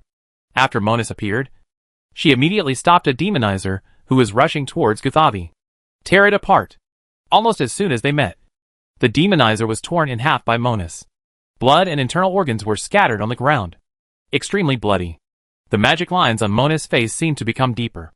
Levi noticed that after Monus killed the demonizer, the demonic energy in her body seemed to become stronger. It was noticed that she was still awake and calm, but her fighting style became cruel and wide open, tearing the enemy's body and tearing off the enemy's hands and feet at every turn. After Monus became demonized, her strength was already at the peak of the 6th level. These ordinary demonized professionals are no match for her at all. Not long after, all the demonizers who attacked the Ice Jade Palace were killed. Li Wei originally wanted to leave a message of inquiry, but all the demonizers had lost their minds and could not ask questions. Just kill them all. After the killing, Li Wei deliberately burned all the corpses. Avoid the remnants of demonic power. The injured Valkyrie and the guard were also isolated and treated separately.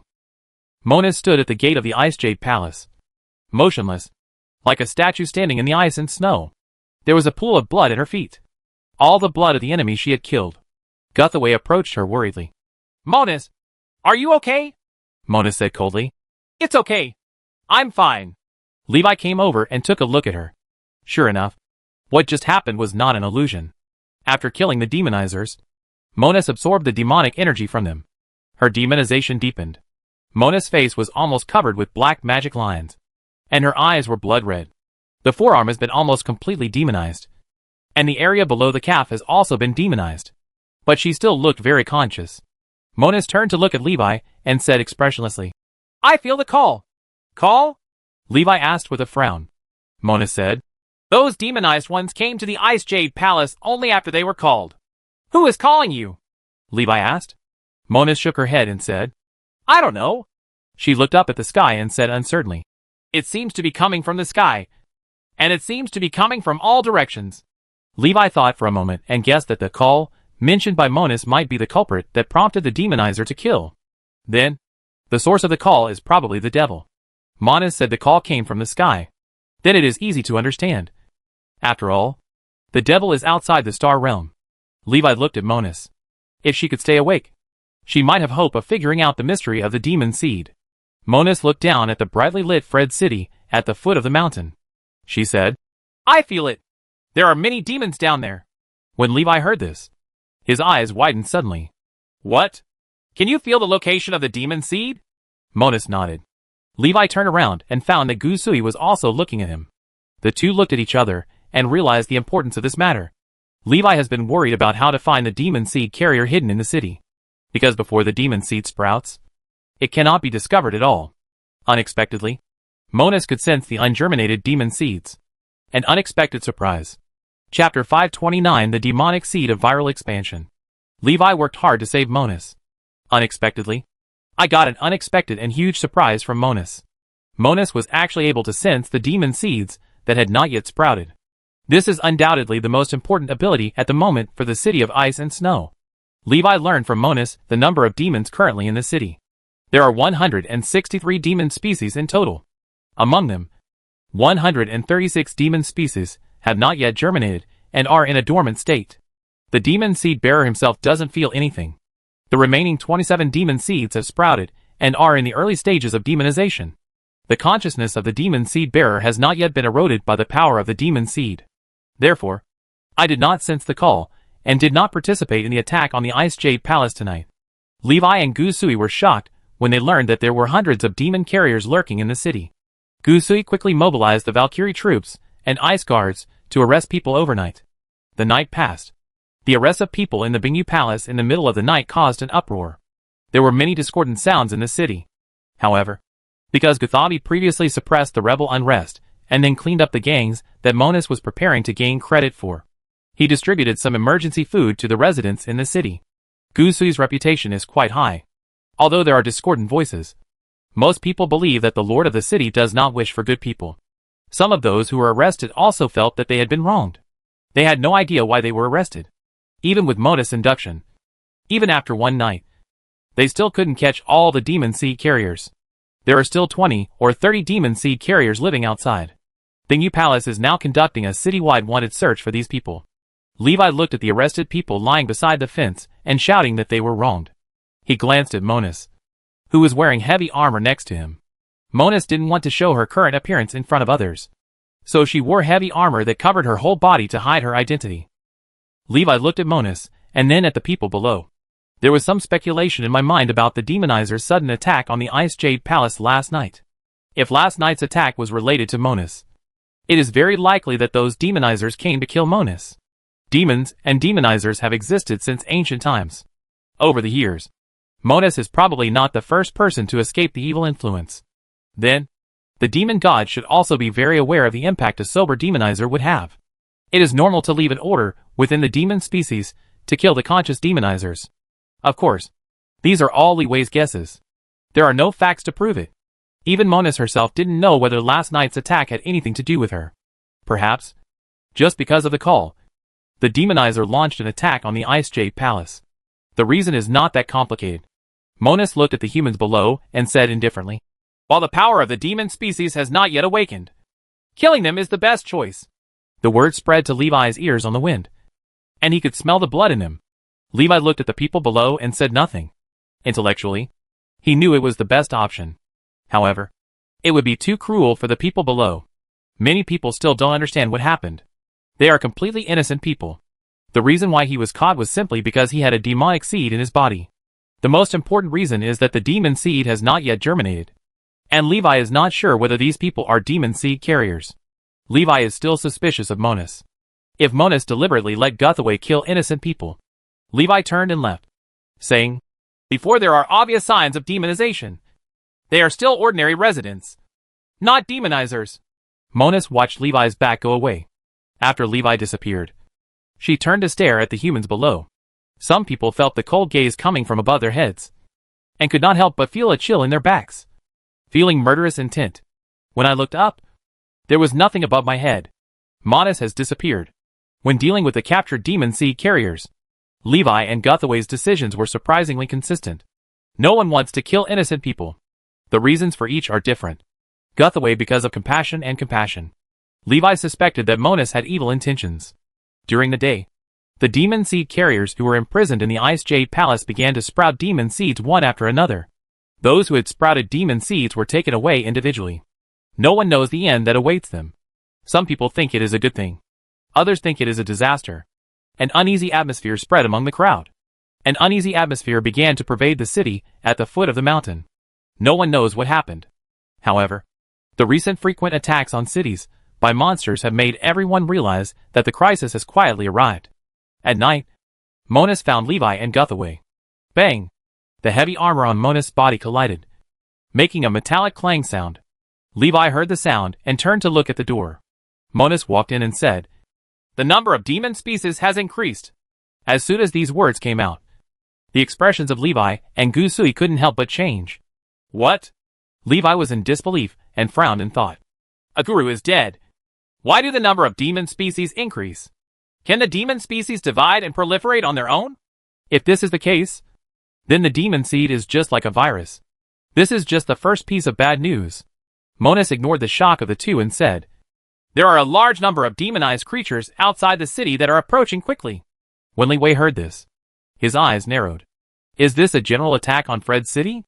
He looked at Gusui, and the two looked at each other.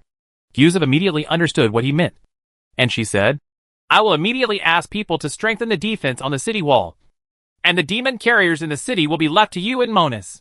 We must find out the reason for the increase in demon species. Otherwise, the disaster caused by the demon species will never end. Levi nodded and responded. Well, okay. Let's divide the work like this. He looked at Monus and said, I'll trouble you next. Monus said coldly. I will naturally obey the city lord's orders. Gusui looked at Monus helplessly. Soon, a large number of ice guards and Valkyries rushed to the city wall to support the barracks halfway up the mountain. Guthaway also went to the front line in person. There are some guards left in the Ice Jade Palace to guard the Demon Seed carriers. Gusui issued an order to kill everyone directly if the Demon Seed carrier could not be controlled. Now that things have happened, there is no room for her to be cruel. Sympathy toward potential enemies is cruelty toward one's own people. Levi and Monus acted alone to find and eliminate Demon Seed carriers at targeted locations. Last night's operation was based on Monus information, and was carried out by the Valkyrie force. Therefore, there is omission. There may also be someone who senses something is wrong first and transfers in advance. Only then would 20 or 30 people be missed. Tonight, the arrest was carried out personally by Levi and Monus. There will be no more omissions. In addition, Levi's more important mission is to find the reason for the increase in demon species. This problem must be solved. Otherwise the demonization will never end. Monus was walking on the street wearing heavy armor, which attracted passers-by to turn their heads frequently and become very curious about her. Levi glanced around, his spiritual perception already spreading. He asked, Where is the Demon Seed carrier? Monus said, 50 meters ahead. There is a Demon Seed carrier in the second house to the west. With Monus guiding the way and Levi taking action, the targeted killing operation progressed rapidly. All the people Levi caught were thrown directly into the magic cabin. He divided a separate area in the magic cabin and imprisoned these people with a magic barrier. And with Shingi in charge, there is no need to worry about Demon Seed carriers causing damage to the magic cabin. Bang! A man who turned around and ran away as soon as he saw Levi and Monus turned his eyes white and fell to the ground.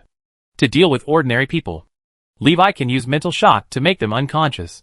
Levi opened the space portal and threw the unconscious person into the magic cabin. This is already the 36th one. How many more are there? Levi closed the space portal and asked. 9 more, Monus said. Suddenly, she paused for a moment and said, It's 10 now. Levi's eyes narrowed and he said quickly, Go find the person who suddenly appeared. Monus thought so too. Soon, the two came to an unoccupied house in the corner of Fred's city. Levi's spiritual perception penetrated the wall and saw the scene inside. Nobody? It's inside. Underground, Monus said. When Li Wei heard this, his mental perception spread downwards, and what he saw made him look surprised. There turned out to be a complicated tunnel below. No matter how complicated the tunnel was, it could not escape Levi's mental perception. And soon, he locked onto the two figures hiding in the tunnel. It's here! Without saying a word, Li Wei used the 6th level object control technique. A huge blue hand appeared in midair and penetrated the ground like a tofu, overturning a large area of the ground. 2 figures below were revealed. The two looked up in horror at the ceiling that was lifted above their heads. Seeing the 2 people standing at the entrance of the cave, they were extremely horrified. One person reacted, turned around and ran away.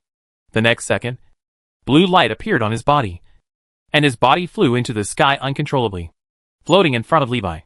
Huh? Demonic species? Levi was keenly aware of what was in the other party's pocket. Several thumb-sized black fruits flew out of the pocket. Levi felt a trace of evil energy from the black fruit. The man quickly knelt down and begged for mercy. Sir, have mercy on me. I picked up these things. I really didn't steal them. The other person was confused and stood nearby not knowing what was going on. After questioning, Levi learned the origin of the black fruit from the beggar. The black fruit comes from a strange fruit tree. After eating the black fruit, you can get powerful power. Therefore, he picked some black fruits and secretly sold them to some people who were eager to gain power. The confused person next to him was an innocent person who had eaten the demon seed fruit. Chapter 530 Demonized Plants. Levi throws the innocent people involved into the magic enchantment of the magic house. Take the man who sells the magic seed fruit to find the magic seed tree. The man took Levi and Monus to an abandoned house. It's strange that the tree is here. Why is it missing? Sir, you must believe me. I definitely did not lie to you. If I lied to you, I would die badly. I would be struck by lightning. Levi followed the man to the location of the demon seed tree. But here it is empty. The man pointed to a tree pit on the ground and kept saying, That tree used to be here. Why is it missing? Levi's mental perception quickly swept around, looking for the missing demon seed tree. Monus turned to look to the right and said, Over there. I felt a very subtle demonic power. After saying that, Monus turned around and walked over there. Levi grabbed the man and followed Monus' footsteps. Soon, after the two walked around a fence, they saw a small tree more than 2 meters high. The trunk is black, and the branches and leaves are partly green and partly black. There are demon seeds of different sizes growing on some branches, which seem to be immature. According to the man, the magic seed fruit will automatically fall off after it matures. If you try to pick it by force, you will be attacked by the tree instead. When the man saw the demon seed tree, he said happily, This is it. This is it. I said I didn't lie to you. Right.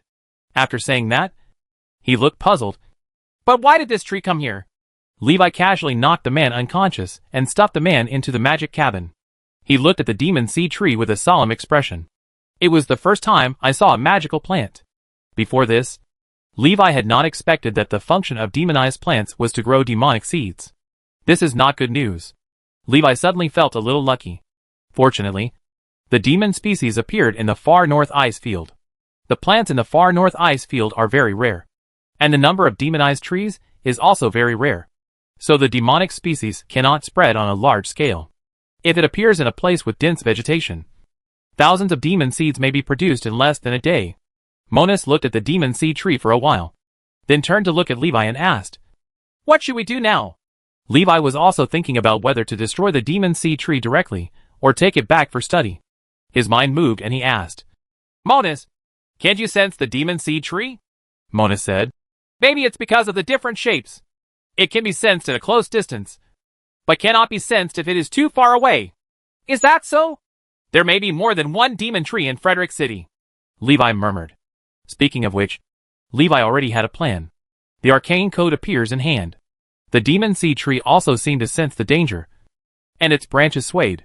Levi saw its roots pulling out of the ground and seemed ready to escape. The frozen coffin! The ice elements gathered and enveloped the tree that encapsulated the demonic seed. After a while, the demon seed tree was frozen into a huge ice block. The frozen coffin is like an oversized amber enveloping the entire tree. The demon seed tree is just a demonized tree, and its power itself is not very powerful. At best, it is equivalent to the level of a second-level magical beast. Very dangerous for ordinary people. But for Levi, it was just a small problem. The 4th-level spell Frozen Coffin can easily freeze it. After confirming that the frozen demon tree was no longer a threat, Levi took it into the magic cabin.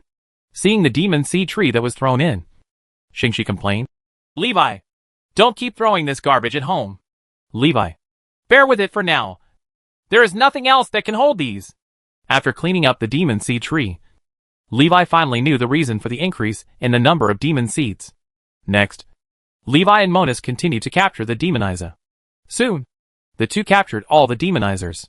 During the whole process, Levi and Monus explored Fred City. The second demon tree was not found. Levi breathed a sigh of relief.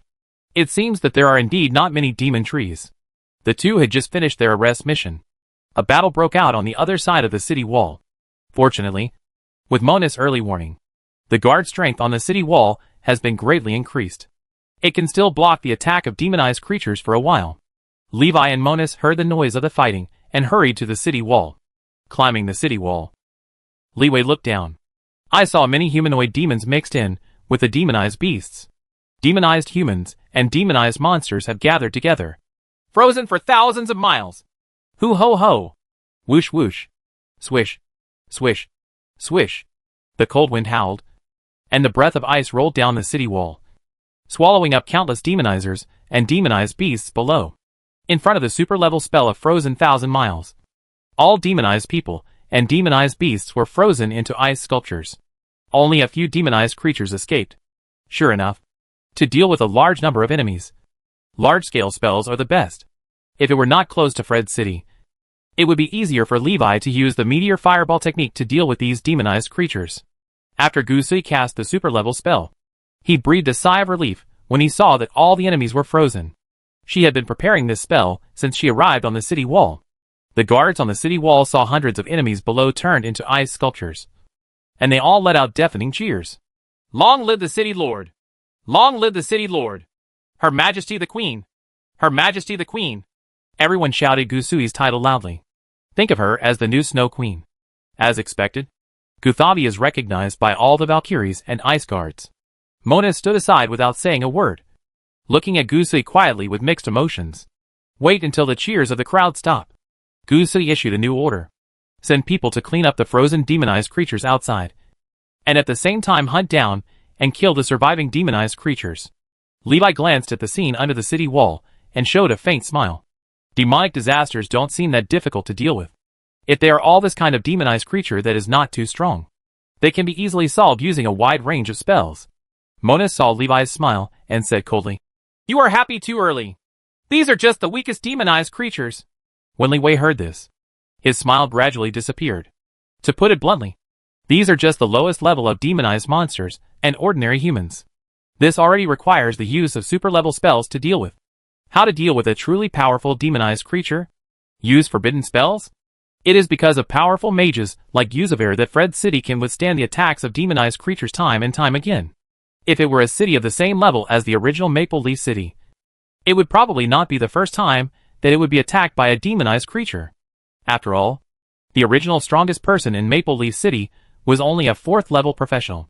If you don't count Toresta. Under normal circumstances, in ordinary human cities, 4th level upper level professionals are considered to be at the top level. The strongest person in an ordinary human kingdom can only be a 6th level professional at most. After the 5th level monster is demonized, it can easily surpass the 6th level. Looking at the entire world, demonization is definitely a super disaster. It's just that in the far north ice field, demonized creatures are subject to various restrictions and do not appear to be very strong. For the aboriginal tribes in the far north ice field outside the city of ice and snow, there is no doubt that it is a super disaster. Everyone has begun to clean up the frozen demonic creatures outside the city wall. Gusui came over and said, "I think we should recruit some professionals to participate in the city defense battle. Otherwise, the pressure of defending the city will be too great just relying on the Valkyries and ice guards." Levi nodded and said, "Okay, this is a good idea." He told Guthaway about the demon seed tree. After hearing this, Gusui was greatly surprised. She did not expect that the demon seed would actually grow from the tree in the form of fruit. She worried, "If there are many demon trees outside, wouldn't there be countless demonized creatures?" Levi said, "Fortunately, the demonized creatures appeared in the far north snowfield. If they were in other places, they would have been out of control." Gusui was also a little lucky, thinking about it from another direction. This is also Frederick City's misfortune. If demonized creatures appear elsewhere, the isolated Fred City may not suffer from demonic disasters. Under the overturned nest, there are no eggs left. Levi knew what she was thinking and would definitely tell her this. It's not that Levi regards saving the world as his own duty. He simply understands that if the evil disaster spreads on a large scale, the whole world is bound to be in crisis. It was only a matter of time before Fred City faced a demonic disaster. Facing the demonic disaster that had not fully erupted in the early stage, it was better if you encounter a demonic disaster in the later stage as soon as you arrive. Millions and tens of millions of demonized creatures will surge in. I was afraid that I would be overwhelmed without even a chance to resist.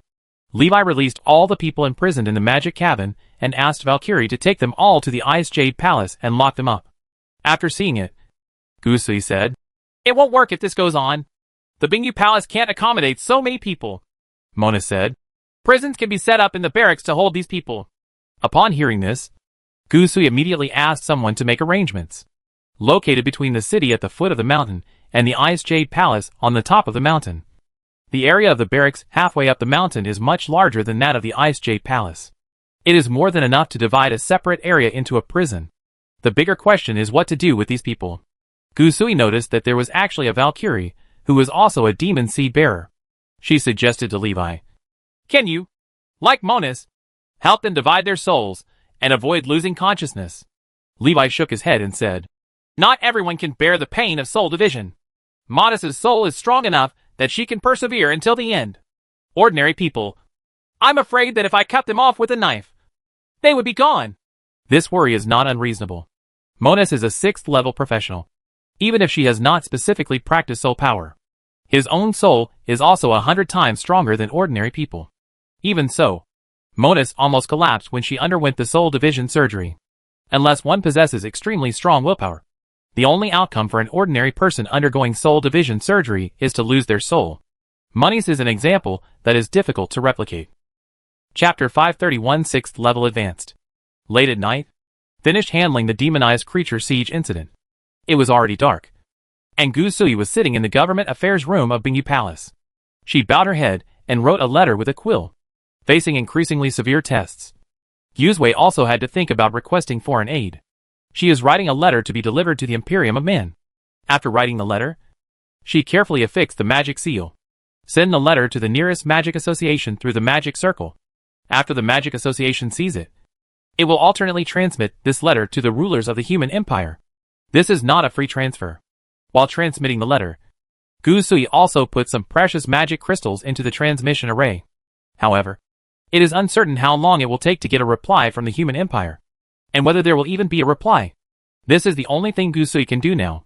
Frederick City is located in the far north ice field, and has been isolated from the world for many years, with almost no communication with the outside world. There weren't many people Guthaway could find. When something as big as a demonic disaster occurs, the human empire, as the largest ruling force in the world, should take it seriously. Gusui could only comfort herself in this way. She looked out the window. It was a starless night. The light moonlight also disappeared. Fred City seems to have been abandoned by the world. This afternoon, Levi told Yusuf that he would be in seclusion for another period of time. Guthaway had no reason to stop. Now, she can only shoulder the heavy responsibility of protecting Fred City alone. That's why I came up with the idea of asking for help. It's strange. Why didn't I have this idea before? Guthaway reflected on herself. Is it because I believe that with Levi here, all problems can be solved? Gusui couldn't help laughing when she thought of this. It's really incredible. Levi went into seclusion again to improve his strength. He took the 1,000-year-old Tianshan Snow Lotus presented by the Snow Queen, and took the time to practice and improve his magic power. Both Guthaway and Monus have reached the pinnacle of their careers. There is almost no way to improve their strength, and the only way left for them to rise is the road to legend. But until now, Gusui has not yet understood his own legendary path. She doesn't know how to go. Doesn't know how to become stronger? Only Levi can continue to improve his strength. After eating a piece of Tianshan Snow Lotus, Levi felt a surge of pure magical energy pouring out of his body. He quickly meditated to absorb this power, and turned it into his own mana. As his mana grows, Levi's mental power continues to improve. The sun in my heart shines brightly. In the blink of an eye, half a year has passed since Levi arrived in the far north snowfield. The far north snowfields are becoming increasingly desolate. Frederick City became the only isolated island in the extreme northern snowfield. Beyond this, there is no safe place. Demonic creatures roam the snowfields. The people of Fred City have also adapted to the changes after the emergence of demonic creatures. It's just that the problem of food shortage is getting worse. As a last resort, eating the flesh and blood of demonized creatures has become the only way to survive. Fortunately, several months have passed, and there have been no victims who have developed demonic syndrome due to eating the flesh and blood of demonized creatures.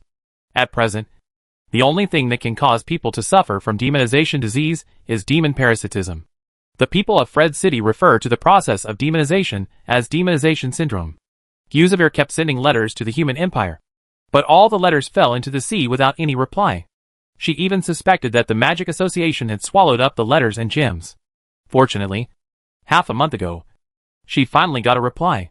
This made her no longer doubt the Magic Association. The person who responded to the letter was a certain prince from the human empire. He stated that he took the demonic disaster very seriously, and would soon send someone to investigate and support Fred City. He also expressed in the letter that he hoped to get support from Frederick City to help him find something. The prince's letter did not mention what he was looking for. Just tell Guthavi, and his messenger will tell her. Calculating the time. From the time he got the reply to now, The prince's messenger should have almost arrived in Fred's city. Guthaway was a little worried about the safety of the prince's messenger. If you are not strong enough, it will be very dangerous to encounter demonized creatures. Dang. Dang. Dang. The sound of heavy footsteps as metal collided with the ground was heard. Monus walked into the palace, raised her right hand and saluted, and said, "Lord, City Lord, a group of demonized beasts are about to arrive in Fred's city." Hearing this, Gusui nodded and said, "Yes, I understand." She looked at Monus and said, "You have worked hard over the past 6 months. If you hadn't warned me in advance every time, I'm afraid Fred's city would have been invaded by demonized creatures.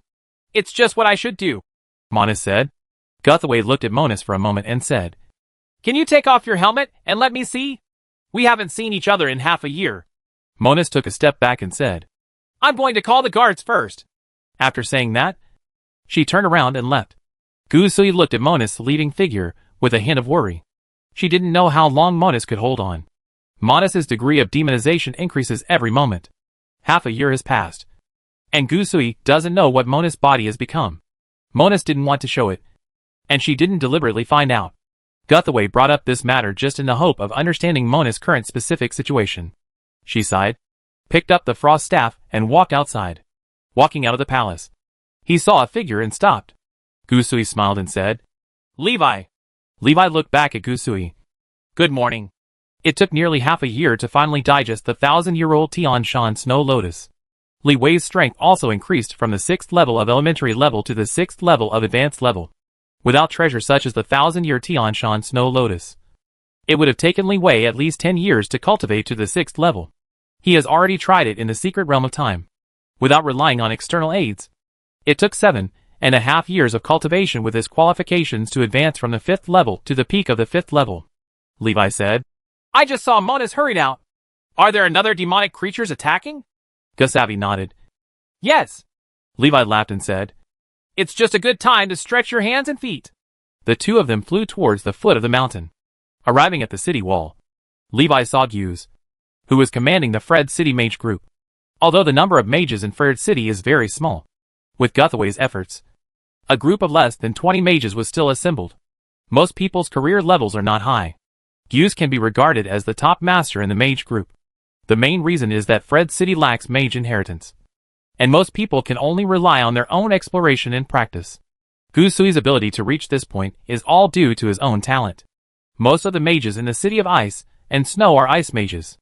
Under the command of Guse, everyone is reinforcing the city wall.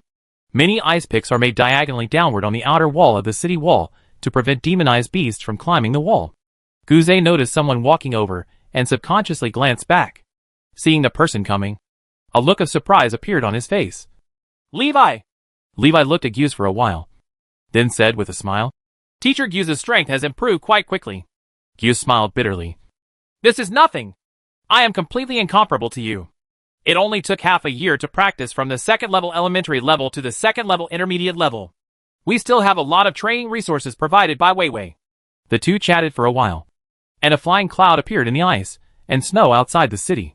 The ice and snowstorm caused by the running of the demonized beast quickly approached Frederick City. Suddenly, the city gate opened wide. A group of black demonized beasts rushed out of the city. Levi looked surprised. When he arrived at the city wall, he sensed a group of demonized beasts hidden underneath. "I thought it was a demonized beast that had begun to attack the city, but I didn't expect it to be a demonized beast within the city. Has the city gate been lost?" Levi glanced at the expressions of Gusui and others, and no one showed panic. It shows that all this has become normal in their eyes. So what is this? Suddenly, Levi felt a familiar aura appear among the group of demonized beasts rushing out of the city gate. He stared intently and saw Monus wearing heavy armor sitting behind a demonized giant bear. The demonized giant bear carried Monus and ran forward in large strides. Levi asked, "What's going on?" Guthaway explained. "About 3 months ago, Monus suddenly had the ability to command and control demonized beasts. In the following battles, at the end of each battle, the captured demonized beasts will be tamed by Monus and become the force that protects the Ice and Snow City. However, the demonized beast still retains its killing instinct. Except for Monus, anyone approaching the demonized beast will be attacked. So, we can only keep all those demonized beasts in cages within the city walls. Only released during the battle. Levi nodded and said, That's good. It can reduce a lot of defensive pressure. Guthaway sighed. Yes. If it weren't for Monus, Fred City would have been breached long ago. Demonized beasts kept coming, and every professional in Fred City died. With the continuous fighting, the defense of Fred City became weaker and weaker. It wasn't until Monus awakened the ability to control the demonized beast that the crisis was saved. Now, Levi can only believe that Monus has changed for the better. Dozens of demonized beasts controlled by Monus rushed together with hundreds of demonized beasts. After restraining some of the demonized beasts, the remaining demonized beasts bypassed Monus and rushed towards the ice and snow city. To the demonized beasts, Monus is of the same kind and is not the target of their attacks. Monus attacks them, but makes them feel confused. However, the demonized beasts have lost their self-awareness. They don't think. They just act on instinct. After being attacked, the first reaction is to fight back. Often one demonized beast controlled by Monus can contain 2 or 3 demonized beasts. The monstrous beast will rarely attack a second target until it has killed the enemy. Monus demonized beast troops instantly reduce the number of enemies attacking the ice and snow city by half. The remaining demonized beasts will first undergo the baptism of large-scale attack spells. Then, a small number of surviving demonized beasts were besieged by professionals. After taking care of most of the demonized beasts, the new Valkyrie commander Shingi led the stronger professionals to support Monus. A battle is over. Nearly half of the demonized beasts controlled by Monus were killed or injured. However, she also got more untamed disabled demonized beasts. As long as these demonized beasts are tamed and controlled, the defensive power of Fred City will be further enhanced. The demonized beast recovers easily after being injured. Just provide them with enough food. The food is naturally the corpses of other demonized beasts. People have identified which parts of the demonized beast are edible, and which parts are inedible. All the inedible parts were thrown to Monus' army of demonized beasts for food. When the battle to defend the city ended, Li Wei watched the whole process without taking any action. Fred City has been able to gain a foothold in the demonized disaster. This is something to be happy about. After killing hundreds of demonized beasts and obtaining a lot of new meat, Fred City held a rare celebration banquet in the evening. All residents of the city participated and enjoyed a rare day of food. Wow! It's so delicious! I haven't eaten such delicious food in more than 100 years. Shingi said excitedly at the banquet in Bingyu Palace. For nearly half a year, Li Wei practiced in seclusion and did not forget to help Shingi accelerate his growth. A day is a year. Shingi has grown up to be more than 100 years old. As an adult, Shingi's strength has been greatly improved after more than 100 years of natural growth. The overall strength has grown to the late stage of the legend, and the sacred power has grown to the peak of the legend. According to Shingi, she is still a little short of her divine power being able to break through to the 8th level. Still, just missing it by a little is tough, because the 8th level is a completely new field. The 8th level is also called demigod. The Demon King Dragon is at this level. Still an extremely powerful demigod. Hearing this, Gusui glanced at Shingi strangely, wondering what she meant. Levi did not tell Guthaway about the little light magic. Mainly, this spell can only work on Shingi so far. Shingi has a large amount of residual power of time in his body, and he has the reverse scale of the time dragon, so he can use the small light technique. Elsewhere, small light spells are completely ineffective. Otherwise, if Levi used the small light technique on himself, wouldn't he become a god instantly? Gusui didn't think too much. She picked up a large piece of barbecue and placed it in front of Shingi. She smiled and said, Eat more if you like. There's still more. Wow. Thank you so much. Sister Weiwei. Sister Weiwei. You are so kind. Shingi wolfed down the food, looking like a starving man. Levi couldn't help laughing when he saw her eating. Dang. Dang. Dang. A female guard ran in and whispered something into Guthaway's ear. Gusui looked surprised and stood up quickly. She glanced at Levi and Shingi and said, You guys eat first. I'll leave first. Levi nodded. Well, if you have something to do, please do it first. Gusui is not Li Wei. Apart from practicing spells, he basically has nothing to do all day long. She is also responsible for the government affairs of the entire Fred City, managing all kinds of events and troubles, large and small. Levi only thought that Gusui had encountered another emergency and needed to deal with it. For Guthaway, this matter is indeed urgent. The Prince's Messenger is here. Chapter 532 Prince's Messenger. Half a year ago, Gusui wrote a letter asking for help to the Human Empire. It took 5 months for Guthaway to get a reply. A certain prince of the Human Empire is willing to help Fred City, which is far away in the remote Arctic ice field, survive this disaster. The premise is that Gusui wants to do something for him. The specific details of what to do will be told to her personally when the prince's messenger arrives in Frederick City. Guthaway has been waiting for the prince's messenger to arrive. Until tonight, she was informed by the guards that a person claiming to be the prince's messenger was outside the city gate. Almost non-stop, Gusui flew directly to the city gate. Her mental perception swept outside and found a dozen people standing outside the city gate. There are not many of them, but they are all strong. The weakest ones are also 5th level professionals. Is this the power of the Human Empire Prince's Messenger Corps? So powerful. Gusui ordered, "Open the city gate quickly." The Prince's Messenger Corps has been standing outside in the wind and snow for some time. Gusui did not dare to neglect and quickly asked the guards to open the city gate. Originally, the city gates were not allowed to be opened at night, especially after the demonic creatures wreaked havoc on the Arctic ice fields. Jia. The city gate opened, and Gusui took the Valkyrie out of the city gate to greet the prince's messenger. "I've kept you waiting for a long time. Please come in," Gusui said. "Hello. I am Lox. I came to Fred City on the orders of His Royal Highness the Emerald Prince," the tall man standing at the front of the crowd said with a smile. He was wearing a thin noble uniform, but he didn't feel stiff or cold at all, as if he couldn't feel the ice and snow at 20 to 30 degrees below zero at all. Hearing this, Gusui quickly introduced himself. "Hello. Nice to meet you. Mr. Rox.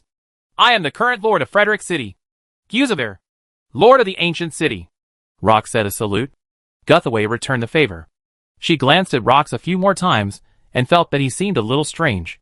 However, in the previous hurried induction, Rox was indeed the most powerful person in the Prince's Messenger group. In addition to Rox, there were 2 other people in the Prince's Messenger team who caught Guthaway's attention. One is a man covered in a black cloak. Guthaway could barely see his face, let alone his gender. The other is a man wearing the official uniform of the Human Empire. He looks more like a Prince's messenger. The rest of the team are professionals, who are fully armed and wearing armor.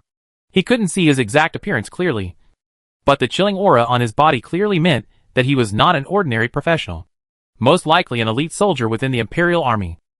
Gusui did not dare to neglect, and quickly invited everyone to go to the Bingyu Palace to welcome the Prince's Messenger team. When she learned that the Prince's Messenger arrived, she had already made arrangements for the reception. Gusui had been preparing for this day for a long time. When the Prince's Messenger group arrived at the Bingyu Palace, the large dining hall specially used to receive distinguished guests was already filled with the aroma of food. Even the most elite soldiers of the Empire have experienced nearly a month of hardship, facing the hot food that appeared in front of me. I couldn't help but feel a moment of trance and longing. However, they quickly came to their senses. After receiving Locke's order, they took their seats one after another, sitting upright. Even if they are extremely eager to take a bite of hot and delicious food, they will not move until they receive an order. Rox and Guthaway had a great conversation. He did not talk to Gusui about the conditions mentioned by the prince. Instead, he kept asking about Fred City and the demonic disaster. It seems that he has forgotten the purpose of his coming. Although Gusui was very concerned about it, she did not take the initiative to bring it up. There were more than 10 people sitting in the huge restaurant, but the only voices were Guthaway and Rox talking. Everyone else was as silent as dead. It wasn't until the food on the table was almost cold that Rox said, "I'm hungry after walking for so long. If the Ancient City Master wants anything, we can talk about it after we finish eating." Gusui was speechless. "Weren't you always talking?" She nodded quickly. "Yeah. Eat," Rox ordered. After he took the first bite, everyone started eating. Gusui looked at the elite soldiers who lifted their mouth masks to eat, with a trace of doubt in their eyes. There's something weird about these guys. Even soldiers who are under orders should not feel like machines. After Li Wei and Shang-Chi finished their meal, they took a walk in the Bingyu Palace. He saw the lights on in the restaurant not far away that was hosting distinguished guests, and waitresses were constantly bringing hot food in. Levi was a little curious. Who deserves to be treated like this by Guthaway? After one glance, Levi turned and left. Although he was a little curious, he had no intention of getting involved. He never interfered with Guthaway's management of Fred City. Li Wei himself was not very fond of communication and officialdom. "Let's go over there and have a look," Levi and Shingi walked towards the backyard of Bingyu Palace. After drinking and eating, Rox finally mentioned the purpose of his trip to Guzavir. Locke said, Prince Jade hopes that the ancient city master can help find something. Gusui was shocked. She finally came. Please tell me. If I can help, I will definitely help, Guthaway said. Locke said, as long as the ancient city lord can help the prince solve the problem. The problem facing Fred's city now is just a trivial matter. He pulled out an object and said, It will tell us when what we are looking for is nearby. Guthaway looked at the emerald-like thing in his hand. She asked a little strangely, What is this? Why is it flashing? When Rox heard this, he subconsciously glanced at the emerald dragon scale in his hand. His pupils suddenly shrank, showing joy. It's nearby. Gusui was stunned. What do you mean? Soon, she came to her senses and asked in surprise. Are you talking about what you are looking for? Lox held the emerald dragon scale tightly and said, Yes, that dragon is nearby. Quick, everyone takes action immediately. We must find its traces and never let it go. Everyone present immediately stood up and rushed out of the living room to look for traces of the dragon. Gusui was stunned on the spot. Dragon? Rox looked at the emerald dragon scales in his hand with a look of enthusiasm and said, Yes, what we are looking for is the dragon. The real dragon.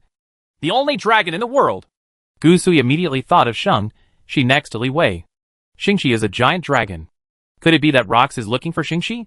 Gusui's face changed slightly, and she had a bad feeling in her heart. Rox walked out holding the emerald dragon scale that could sense Xingxi's position. The closer he got to Xingxi, the more intense the gleam of the emerald dragon scales became. Shang-Chi and Li Wei walked on the road in the backyard of Bingyu Palace. Suddenly, she felt a stinging pain coming from the bottom of her heart. The feeling took her breath away. Unspeakable sadness welled up from the bottom of my heart. Why are you crying? Chapter 533, Old Acquaintances. In a physical sense. Why are you crying? Levi looked at Xingxi in panic. This was the first time he saw Xingxi cry. His expression looked extremely sad. The intense sadness turned into tears. Xingxi murmured, My mother. Your mother? Levi showed doubts. Xingxi turned around and ran away in one direction. As she ran, she started to fly. So fast that even Levi couldn't catch up. Li Wei was stunned for a moment. And then he realized when he saw Shang-Chi's back almost disappearing behind the courtyard wall. He quickly used the object control technique to fly and chased after Xingxi's back. Wait until Levi catches up with Xingxi. She found that she was surrounded by a group of people. Just when he was wondering who these people were, he saw a familiar figure appearing in the crowd. Rox! Why is he here? Li Wei was extremely surprised. Guthaway did not tell Levi about her request for help from the human empire. Xingxi stared at the emerald-like dragon scale in Rox's hand. Tears kept falling from his eyes. Mother. Those were her mother's dragon scales, which contained her mother's aura. Lox held the emerald dragon scale and stared at the girl in front of him with a look of surprise. Is she the dragon we are looking for? Why a human? Wait a minute. Are those dragon horns? Rox noticed the dragon horns above Xingxi's head. He immediately realized that the girl in front of him was not a human being, but a giant dragon. Humanity is but its incarnation. Locke's eyes narrowed slightly, realizing that something might be a little beyond imagination. However, he was fully prepared before coming to hunt down the dragon. Even if you encounter a legendary dragon, you still have a chance of winning. Form up and prepare to fight. Everyone heard the sound and immediately started moving. He raised his weapon and pointed it at Xingxi, forming a battle formation.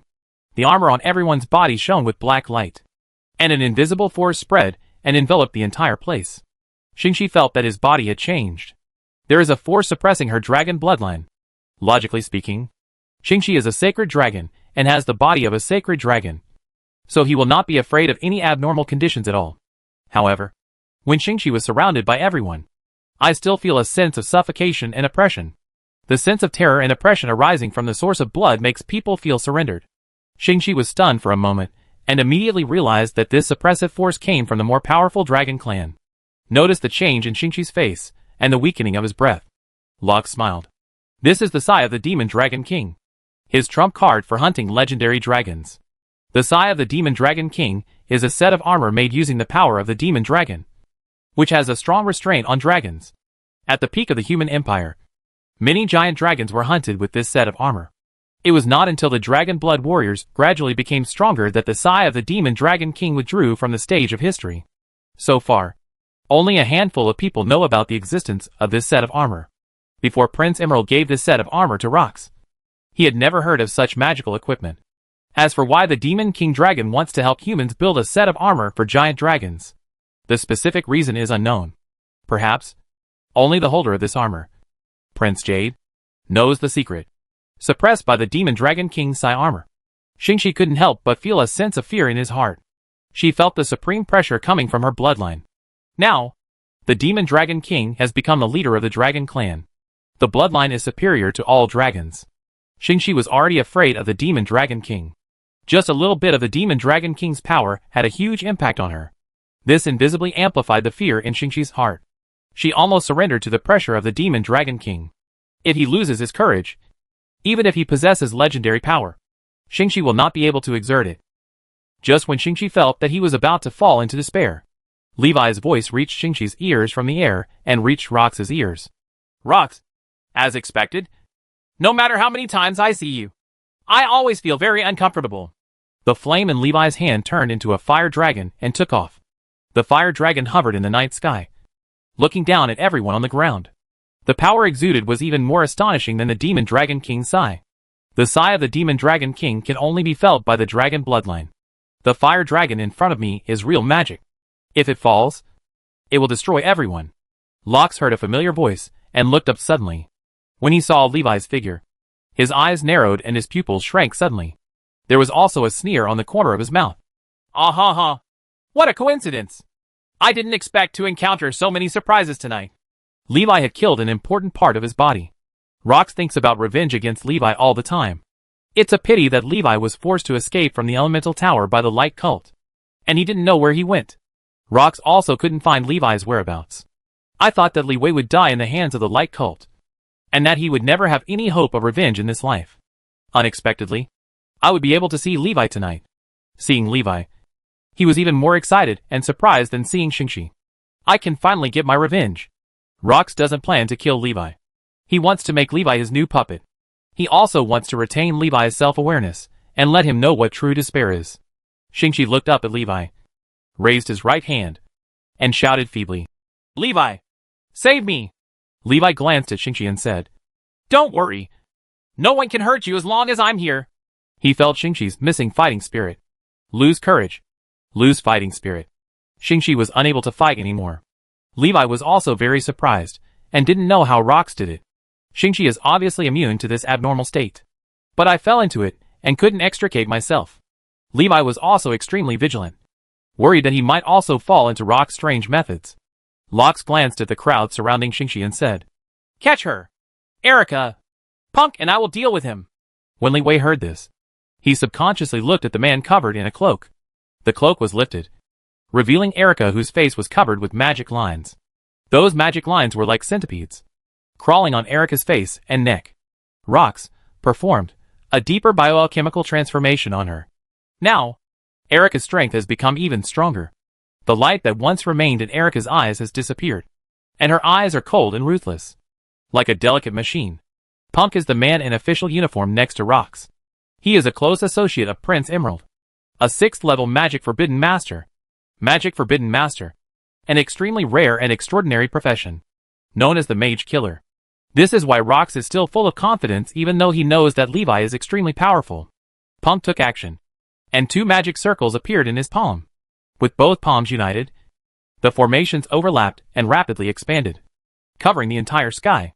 Wherever the magic circle passes, all magic elements are silent. The fire dragon created by Li Wei also dissipated with the wind and disappeared invisible. The fire elements that make up the fire dragon have been dispersed by Punk's magic circle. Levi's eyes narrowed, trying to mobilize the surrounding fire elements. But he found that the fire element that used to be so passionate was now as cold and solid as cement, and could not be shaken. He glanced at the strange magic circles scattered across the sky.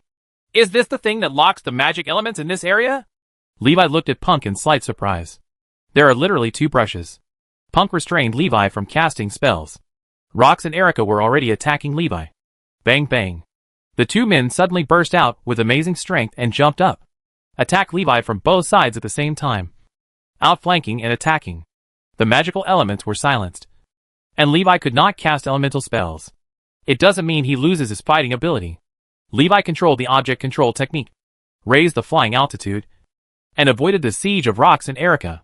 Seeing Rox and Erica bumping into each other, Rox suddenly spun 180 degrees in the air, with his head down and his feet up.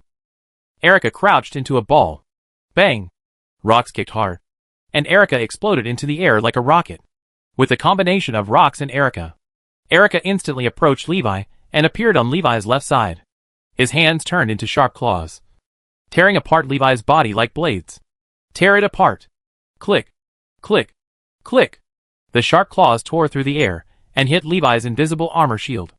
After breaking through 2 layers of invisible armor shields, he was unable to move forward. Erica's claws were also bounced away.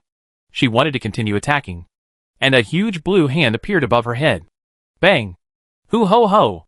The super large mage's hand pressed Erica directly to the ground in midair. Losing her footing, Erica was unable to withstand the huge force coming from above her head. I could only watch myself fall. She attacked with all her strength, trying to break the mage's hand that was pressing down on her head. Bang! Erica fell to the ground, and the mage's hand exploded, turning into blue fragments and dispersing in the night sky. Rox turned to look at Punk, and the two looked at each other. After making eye contact for a moment, Rox attacked Levi again. Jump up and shoot into the sky. Levi looked at Punk, planning to deal with him first. If you can't use elemental magic, you will really be at a disadvantage. Levi flew up, avoiding Rox, and flew towards Punk. Suddenly, Rox, who was about to fall, had his clothes on his back shattered, and 2 blood-red wings grew out. Locke's eyes also turned into golden vertical pupils. He laughed loudly and rushed towards Levi. Levi! This is a body specially built for you! Call! Rox was extremely fast and turned into a red and black lightning to catch up with Levi. He flicked his left hand, and his arm turned into a poisonous snake and bit Levi. Levi quickly dodged, but couldn't dodge, so he planned to use his invisible armor shield to resist. Suddenly, he realized something was wrong. The figure paused slightly. Poof! The poisonous snake transformed into Rox's left hand, actually penetrated the invisible armor shield, and appeared in front of him. Levi held the venomous snake's neck with his right hand, his eyes flashing with golden light. The dragon's eyesight allows him to see extremely fast venomous snakes. The moment the poisonous snake penetrated the invisible armor shield, he caught the poisonous snake. He couldn't let Rox's evil trick succeed. Holding the poisonous snake, Levi could not feel the authenticity of this thing. It feels like holding a ball of slippery, cold gel. It seems like it will slip out of the palm with a little force. This thing is obviously no longer just flesh. Hiss! The poisonous snake suddenly opened its bloody mouth, revealing 2 extremely sharp snake teeth. 2 streams of venom shot out from the snake's fangs, hitting the unsuspecting Levi. Sizzle! The venom corroded the clothes on Levi's chest. Rox showed a hint of pride and said, "You are dead. This is the Netherworld Serpent. No one can resist its poison." Oh, is it so? Despite the unexpected attack, Levi's face remained calm. Locke's eyes narrowed, and he saw that Levi's chest was unharmed. The deadly venom of the Netherworld Serpent only corroded the clothes. The moment the venom hit Levi's body, it was evaporated by the terrifying high temperature. He looks like an ordinary person, but in fact, he has entered the form of the Holy Flame Lord. Because of Punk's magic forbidden circle, the power of the Holy Flame can only burn within Levi's body. Sizzle! Rox felt the searing pain. Levi's palms were like red-hot irons. The poisonous snake caught in his palm gradually burned and carbonized. Click! Levi squeezed hard, and the venomous snake shattered into debris all over the sky. Locke's expression suddenly changed. Hateful! Rox yelled at Punk on the ground. What are you waiting for? Punk looked at Levi calmly, stretched out his right hand, and made sword fingers with his index and middle fingers. Draw vertically in front of you from high to low. In an instant, Levi heard the sound of the invisible armor shield shattering in his ears. Punk had been waiting for an opportunity to break through Levi's defensive shield. Breaking shields is also a specialty of the Demon Forbidden Master. Ha! Suffer death! Rox laughed when he saw Levi's shield shattered and punched Levi in the head. Now, he didn't have any mercy in his heart. Even if Li Wei is killed, as long as part of Li Wei's body can be left behind, he could also make Levi alive again. Bang! Rox looked stunned. His fist was caught in a palm. Rox stared at Levi in disbelief. You must know that his body possesses powerful power comparable to that of a 6th level advanced monster. Strength is not what this body is good at. However, it is impossible for a mage to resist it. However, Levi blocked it. After Levi broke through to the 6th level, the power he got from Shingi far exceeded that of the 5th level. Moreover, as Shingi's strength increased, Levi's power also continued to increase. Now, Liwei's physique has already reached the peak level of the 6th level. Even a warrior at the peak of the 6th level may not be as powerful as him. Levi crushed Rox's fist. Rox's face was distorted. Part of it was the intense pain. Part of it was the incredible shock. It wasn't just as simple as crushing his fist. White smoke emitted from Locke's right fist. An amazing heat was transmitted to Locke's body through Levi's palm, burning his bones and flesh, making all the blood in his body boil. Blue smoke came out of Rock's body, and his whole body twitched violently. Eventually, the brain is burned to ashes. Call. The body fell to the ground. There was a dull sound, and Locke's body was shattered on the ground. There was no blood, and the flesh and blood all over his body had turned into charcoal. Chapter 534 completely killed Rox. Locke's body fell to the ground. Everyone looked at it in disbelief at the charcoal that was broken into pieces. Punk's face looked very ugly. He has imposed a magic ban on Levi. Why can he still use magic? Levi wasn't using magic. It's extraordinary power. It is the power of rules. These powers are not within the limits of the magic ban. Levi looked at Punk, appeared in front of him in a flash, and raised his hand to kill him. Punk was shocked and panicked. A figure stood in front of him. Levi's movements paused for a moment, and he looked at the person in front of him quietly. Erica! Get out of the way! Erica and Levi looked at each other for a long time. She suddenly lowered her head and let go of Punk behind her. Punk felt a chill in his heart. Levi attacks Punk. Poof! Levi's abdomen was pierced with a poisonous needle. A scorpion tail appeared under Erica's crotch. Levi was unprepared and was stabbed into his body by the poisonous needle at the end of the scorpion's tail. He looked at Erica with some confusion. Erica showed a weird smile. She looked at Levi, but what came out of her mouth was a man's voice. Are you sad? Are you desperate? Aha! I didn't expect that you would want to save her. It's really unexpected. How does it feel to be killed by someone you believed in? Levi stared at Erica's face, his expression gradually becoming serious. Rox. The dead Locks appears in Erica's body. Levi's expression of pain was not physical pain, but I felt heartbroken over Erica's death. He thought of the scene when Erica left. Levi regretted extremely. He should have stopped Erica from going back. At least Erica didn't go back and could die with dignity, instead of being transformed into this by Rox. Become Rox's new body. Locks glanced at Erica's body, lifted Levi's body up with his scorpion tail, and said to himself, what a pity. I originally wanted to let Erica grow for a while. It's a pity that you forced all this. If you hadn't killed my body, I wouldn't have used Erica's body so that she could continue to live. Immediately afterwards, he showed excitement and his face was distorted. Erica's face and Rox's face overlapped. Disgusting. Locks was extremely excited, looking at Levi as if he were looking at an extremely beautiful piece of art. It doesn't matter. Erica died, but I got a better body. Don't worry. I will definitely transform your body into the strongest one possible. I will definitely make the best use of such a wonderful body. Levi, I have to say that you have always refreshed my understanding and always given me huge surprises. I hope that after getting your body, you can give me more surprises. Rox was extremely coveted for Levi's body, especially after Levi showed his extraordinary strength. Rox had the urge to get Levi's body. Punk behind him was stunned. Punk couldn't even react. What happened? Levi reached out and grabbed the scorpion tail inserted into his abdomen. Rox showed a hint of amusement. You don't think you can turn defeat into victory? Do you? Do you know what this is? Scorpio's poison. One of the 10 most poisonous in the world. Even the legendary dragon can be poisoned. Rox's face suddenly became serious as he thought of something. Oh. I remembered. You were poisoned by Scorpio poison last time. But the goddess tears you relied on is gone. What else can you rely on now? Locke scoffed. During the exchange competition among the 5 top mage towers, Levi met an alchemist with the biochemical demon profession. That man had used Scorpio's poison. At that time, Levi still owned goddess tears. Rox had been watching the battle outside, so he naturally knew what was going on. More importantly, The biochemical demon was also transformed by him. The Scorpio poison that man possesses is just a little bit of supplementary material left after his transformation.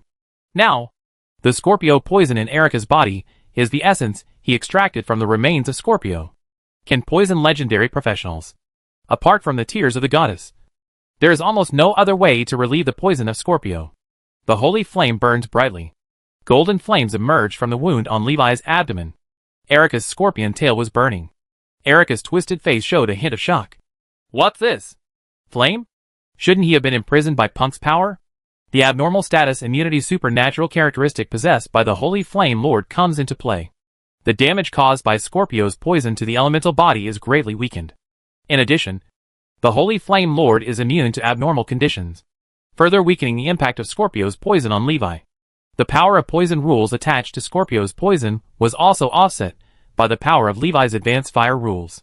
The Scorpio poison that Rox had full control of did not actually have much impact on Levi. On the contrary, Erica's death had a greater impact on Levi. The holy flame rises. Levi's eyes were burning with raging anger, and his hair transformed into golden flames that burned blazingly all over the sky.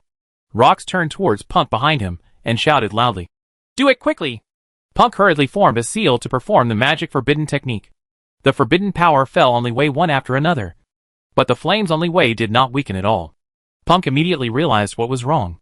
He shouted in horror, "This isn't magic!" Phew!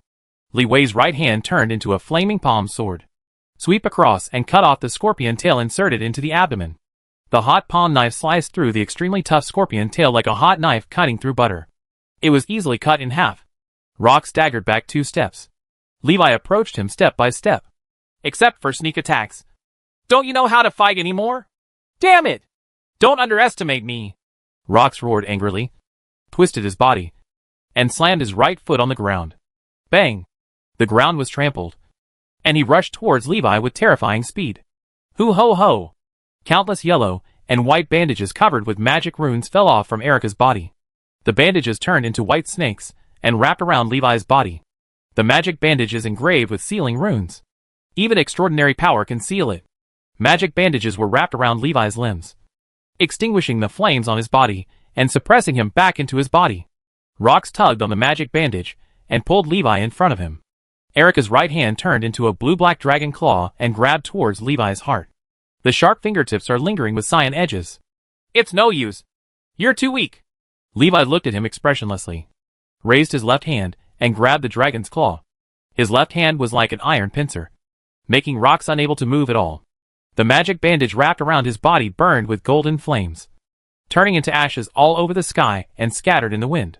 Rox roared ferociously, "Damn it! Damn it! Damn it! Why are you so strong? Why?" Facing the terrifying strength shown by Levi, Rox felt despair. He had already tried his best. Even Levi's most powerful fire magic is banned. However, he is still no match for Levi, still being crushed. This was unacceptable to him. Rox stared at Levi and shouted angrily, Next time I will definitely kill you." Levi stared at him, looked at Erica's face, and said softly, "There will be no next time. Erica, have a good journey." Soul-splitting technique. It is different from the soul-dividing surgery that divided Monus. This time, the soul division technique was extremely rough. In an instant, Rox's soul was cut into pieces. In order to completely kill Rox, Levi continued to use the soul-splitting technique until his soul was completely chopped into pieces. Feeling Rox's soul completely dissipate, Levi just stopped. After stopping, Levi felt that the elements of the surrounding world returned to normal. He glanced at Punk not far away. Punk lay on the ground with dull eyes, foaming at the mouth, and his limbs twitching uncontrollably. When Levi used the soul-splitting technique to attack Rox, he was affected. Part of his soul was accidentally cut off, and he fell into a semi-dead vegetative state. Elements return. Large ice spears immediately fell from the sky. Countless ice spears fell like rain, drowning the enemies surrounding Shang-Chi. Guthaway came to support. She had been here a long time ago, but she couldn't exert her power because of Punk's magic circle. The moment the magic circle disappeared, Gusui cast a spell to help Shang-Chi get out of the siege. She also felt a little guilty. "I thought I had found the savior of Fred's city." Unexpectedly, they turned out to be enemies of Levi and Shang-Chi. Dang. Dang. Dang. The Demon Dragon King's Sighing armor is extremely strong. Gu Sui's attack could only interrupt their siege of Shingi, but could not kill them. Ice guns cannot penetrate solid armor. The armor is not only extremely strong, but also highly resistant to magic. Rox, Erica, and Punk are all dead. Seeing that the situation was not good, the remaining people rushed toward Shingi, hoping to catch Shingi, threaten Levi, and leave Fred City safely. Levi! Sheng hoped to look at Li Wei's back and feel the sadness in Li Wei's heart. The enemy's figure appeared in front of her. A sense of oppression with the aura of the Demon Dragon King came to my face. In an instant, the scene of his mother being killed by the Demon Dragon King appeared in Shinxi's mind. She felt like she was facing the Demon Dragon King and was about to die in his hands. Sonorous. The next second, the sharp sword stabbing Shang-Chi stopped in midair. Shinxi's seemingly slender and weak fingers tightly grasped the edge of the sword, making it impossible for the sword to advance even an inch. The face of the enemy holding the long sword changed, and he subconsciously wanted to pull out the sword in Shinxi's hand. Unexpectedly, the sword seemed to be fixed in Shinxi's hand. He couldn't shake it at all. With the adult legendary dragon bow Li Weidu had to praise his courage. Click! The edge of the sword was pinched off by Shinxi. The enemy looked horrified. Shinxi slowly raised his head. His eyes gradually lit up. I will never be afraid of the Demon Dragon King again, Shinxi said slowly. Overcome the fear in your heart. The dormant power in Shinxi's body gradually revived, suppressed by the aura of the demonic Dragon King. The bloodline of the sacred dragon seemed to become more powerful. The power of blood is also resisting the Demon Dragon King. Shinxi felt the power of inheritance originating from the depths of his bloodline. That is the inheritance of the Holy Dragon King. The Holy Dragon King is the true king of the Dragon Clan. The Demon Dragon King is just a thief of the Dragon Throne. What Shinxi wants to do is to take back the throne belonging to the Shenlong clan. Buzz! The power of the Holy Dragon burst out from Shang-Chi's body. Golden power ripples spread out, covering all enemies wearing the Demon Dragon King's armor of size. Click! Click! Click! The extremely strong armor on everyone's bodies actually had cracks. Immediately afterwards, all the armor shattered. The power of the Demon Dragon King disappears. The coercion that enveloped Shinxi also completely disappeared. In Shinxi's heart, the clouds cleared and the sun appeared. Her will broke through fear and reached a new height. She vaguely sensed the potential that had not yet been stimulated in the Holy Dragon's bloodline. If the blood of the Holy Dragon can be awakened, she will have the power to defeat the Demon Dragon King. Shinxi is no longer confused or hesitant. She found a way to fight against the extremely powerful Demon Dragon King. Before that, Shinxi could only hope for his own growth, waiting for the Demon Dragon King to weaken and fall to his peak. These are all lack of confidence in one's own strength and potential. Because she was afraid of the power of the Demon Dragon King, she wanted to grow up slowly, waiting for the strength to grow to its full stage, waiting for the Demon Dragon King to fall to his peak stage. In this way, she can hope to seek revenge from the Dragon King. Now, unlike before, Shinxi found the huge potential hidden in the blood of the Holy Dragon. By stimulating this potential, she is confident that she can defeat the Demon Dragon King at his peak. No longer think about waiting for the Demon Dragon King to weaken. Instead, he thought about becoming stronger and stronger than the Demon Dragon King. Use stronger power to defeat the extremely powerful Demon Dragon King. This reshaped Shinxi's belief and strengthened her will. After the Demon King Dragon's Sighing armor was shattered by the power of the Holy Dragon, the enemy's threat level is significantly reduced. Soon, death will fall. Gus Abby said people to take those who surrendered and imprison them. She walked over to Levi. Levi stood motionless in front of the dead Erica. I don't know what I'm thinking about. Guthaway looked at Erica lying on the ground. Her body was still intact. Levi used the soul division technique to kill Rock's soul, but did not hurt Erica's body. However, Erica is indeed dead. Even when Rox took her body, she was not dead yet. When Rox was killed by the soul division technique, Erica's soul must have been shattered. In short, Erica is dead. I'm sorry. I didn't know they were your enemies, Guthaway said. Levi shook his head and said, You don't need to apologize. This matter has nothing to do with you. Rox has been looking for me and Shinxi. After hearing this, Gu Sui was silent for a moment and asked, Do you know her? Levi said, Her name is Erica. She is a good girl. If she hadn't met Rox, maybe she wouldn't have to endure so much pain. Is it okay to bury her on the back mountain? Li Wei asked.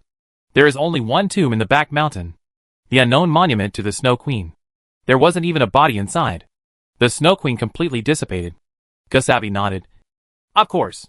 Levi used the crystal coffin sealing technique to completely freeze Erica's body, and then erected a tombstone for her in the back mountain. In the dark night and snow, two lonely tombstones stand beside each other. Chapter 535, End of Snowfield chapter. The next day, Guthaway is dealing with the aftermath of last night. The entire Prince's messenger corps was wiped out, and she must find a way to explain it. It doesn't matter if he offends the Emerald Prince, but if it causes the human empire to be hostile to Fred City, it will be difficult to find help in the future. Guthaway also had a headache. The Prince's messenger group was destroyed as soon as it arrived here. The most important thing is that Prince Jade is still an enemy. Gusui doesn't even know what to do. Levi walked in. Wait. Do you have time? I want to tell you something. Hearing this, Gusui raised her head and looked at him, put down the quill in her hand, and said, What's the matter? Levi said, I plan to leave Fred City. Gusui asked in surprise. Where are you going? Levi explained. Rox is dead, and the people behind him must already know that Shingi and I are here. If we stay here, it will only bring disaster to Fred City. Shingi and I plan to leave the Arctic ice field. Guthaway stood up from his seat. Isn't it necessary? Even if the Emerald Prince knew you were here, they wouldn't be able to send people over with a big fanfare. If there are just a few high-level professionals, we can handle them with our strength. Even if the opponent sends legendary professionals, we can still deal with them.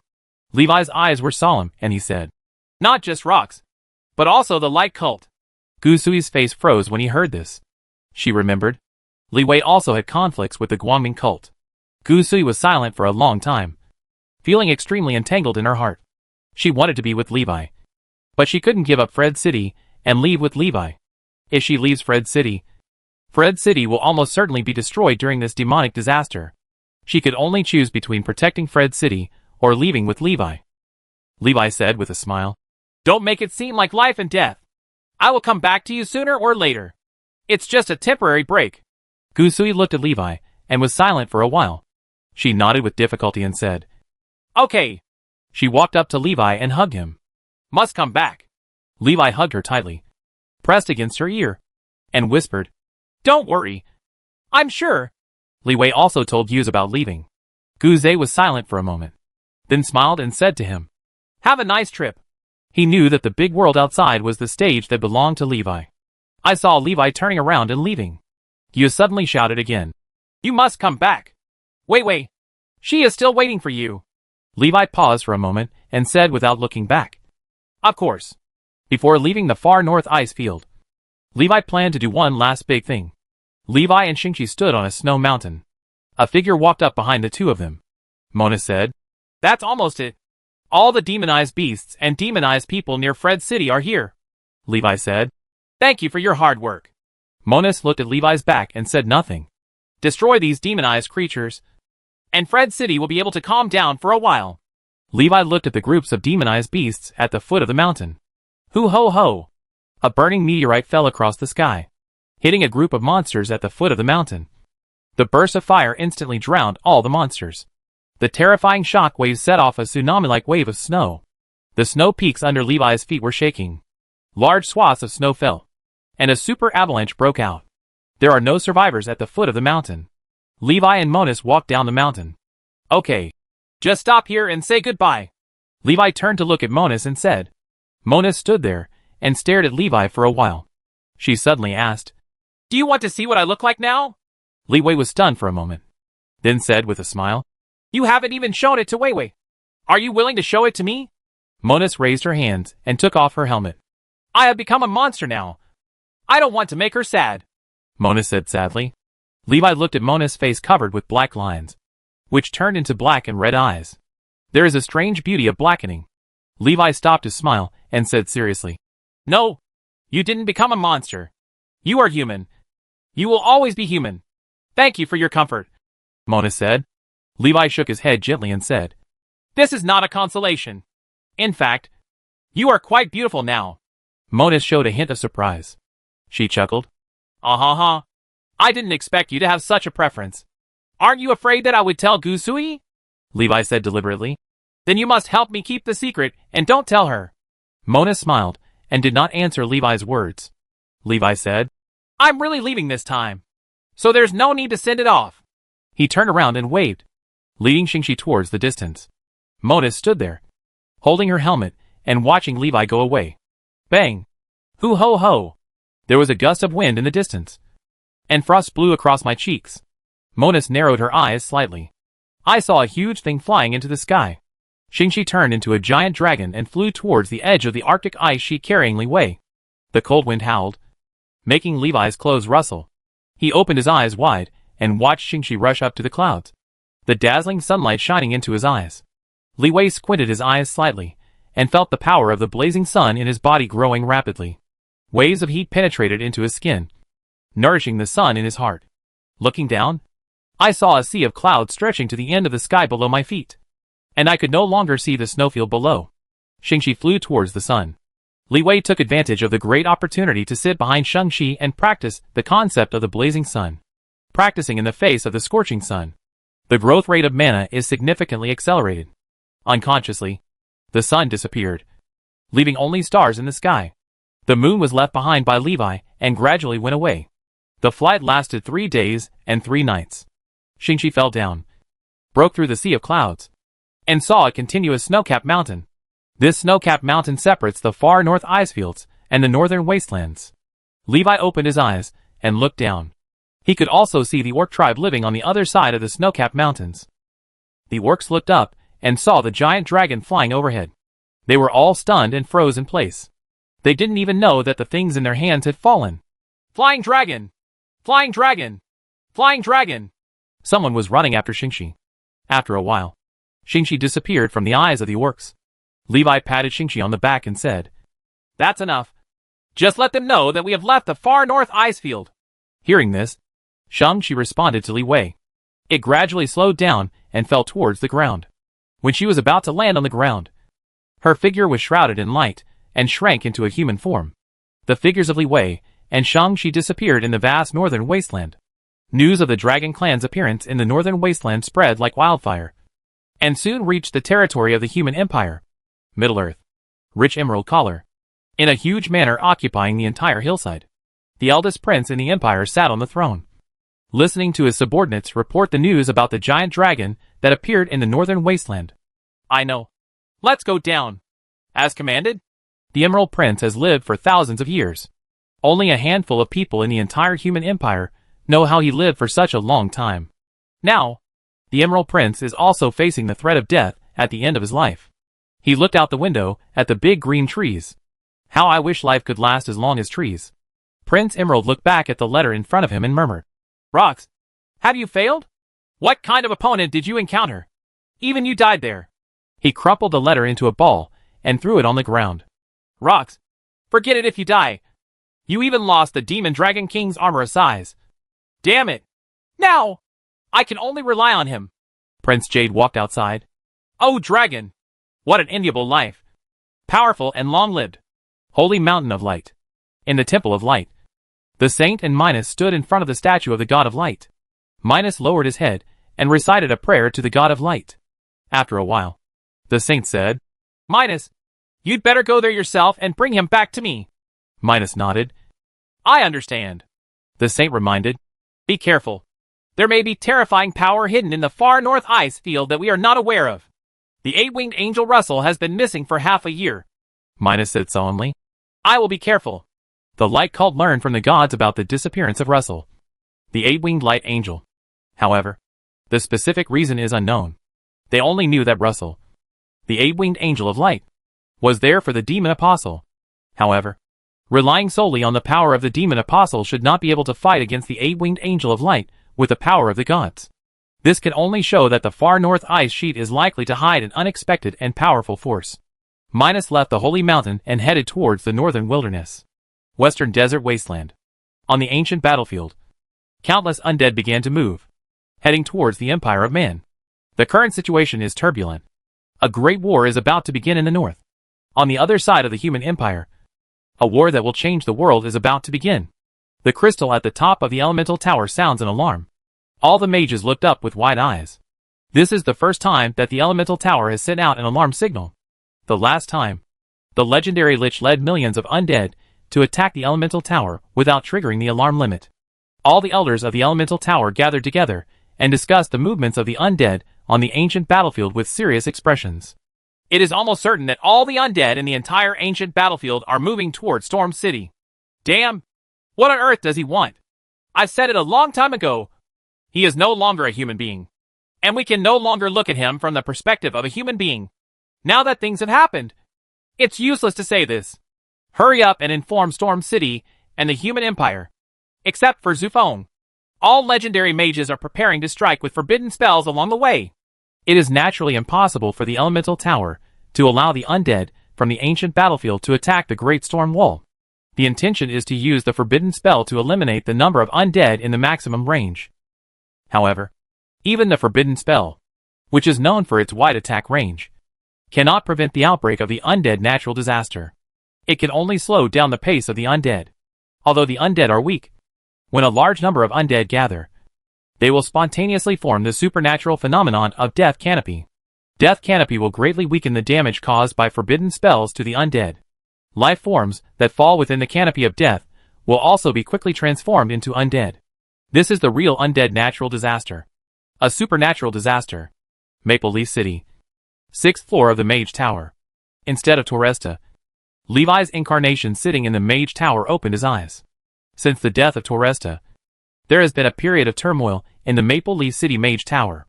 The turmoil didn't end until Levi's phantom transformed into Toria's tower and sat in the Mage Tower. However, some people have always doubted that Toresta is dead. People are constantly testing Levi's authenticity. Fortunately, the strength left by Levi was enough to deal with the temptations of these people. As time goes by, the power of Levi's illusory body becomes weaker and weaker, and the enemy's power to test the Mage Tower becomes stronger and stronger. He also felt a little powerless. After all, when Levi left his phantom body, he was only a 4th level mage. No need to worry now, because the main body is coming back soon. The voice of the magic butler reached the 6th floor. Tower Master Kamal, the Vice President of the Magic Academy, requests an audience. Let him come up. The Magic Academy is a newly established professional academy in Maple Leaf City. Originally, Maple Leaf City only had Knight Academy, Warrior Academy, Assassin Academy, and Archer Academy. It wasn't until Oates invited several powerful mages from the Middle-earth continent that he established the Magic Academy belonging to the Baishian Kingdom. In order to compete with the Mage Tower for students, the Magic Academy constantly attacks the Mage Tower forces. Oates also turned a blind eye. After all, the Magic Academy is his power, and the Mage Tower has always been disobedient. Oates' opinion has long been strong. In the past, Oz's power was weak, and he could not do anything to the Mage Tower. As the overall strength of the Baishian Kingdom continues to increase, the Mage Tower is no longer taken seriously by Oates. During the time that Li Wei was away, Oates had already annexed the Kingdom of Nans. The Kingdom of Makir was also crumbling. The Baishian Kingdom has become the main force in the north to resist the Orc Empire.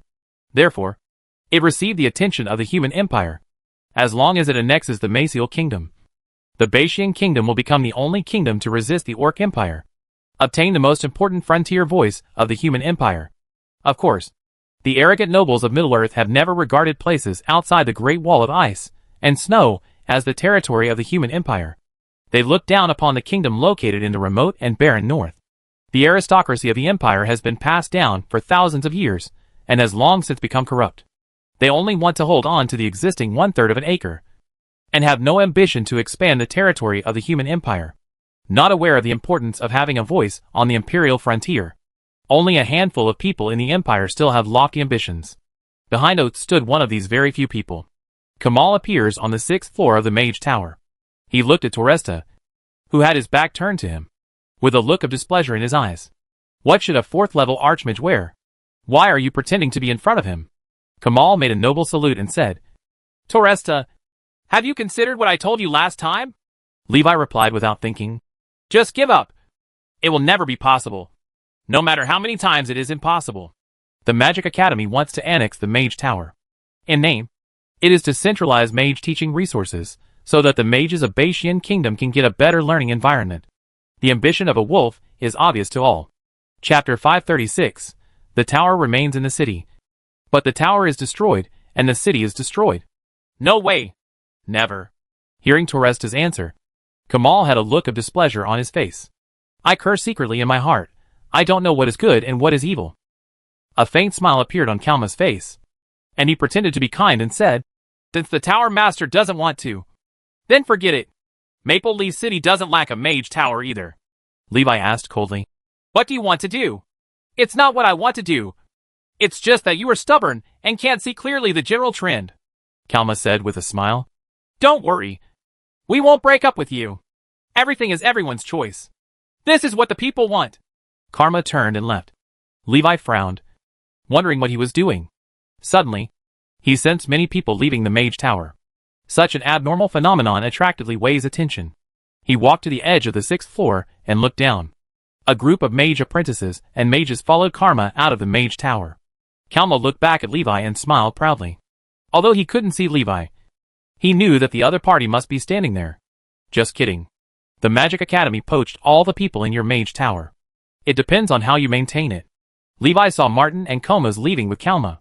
The two are veterans of the mage tower, and have been in the mage tower for 20 or 30 years. However, they still chose to leave. The reason is simple. Kalma promised to give them a greater chance of breaking through the Archmage. Levi's spiritual perception swept across the mage tower, and there were only a few people left in the mage tower. One official mage, and several weak mage apprentices. The only official mage left is Lotta. The few remaining weak mage apprentices are all ardent fans of the talented mage Levi in the north. They want to stay where the legend was born. The potential of several people is too low, and Kalmar is too lazy to recruit them.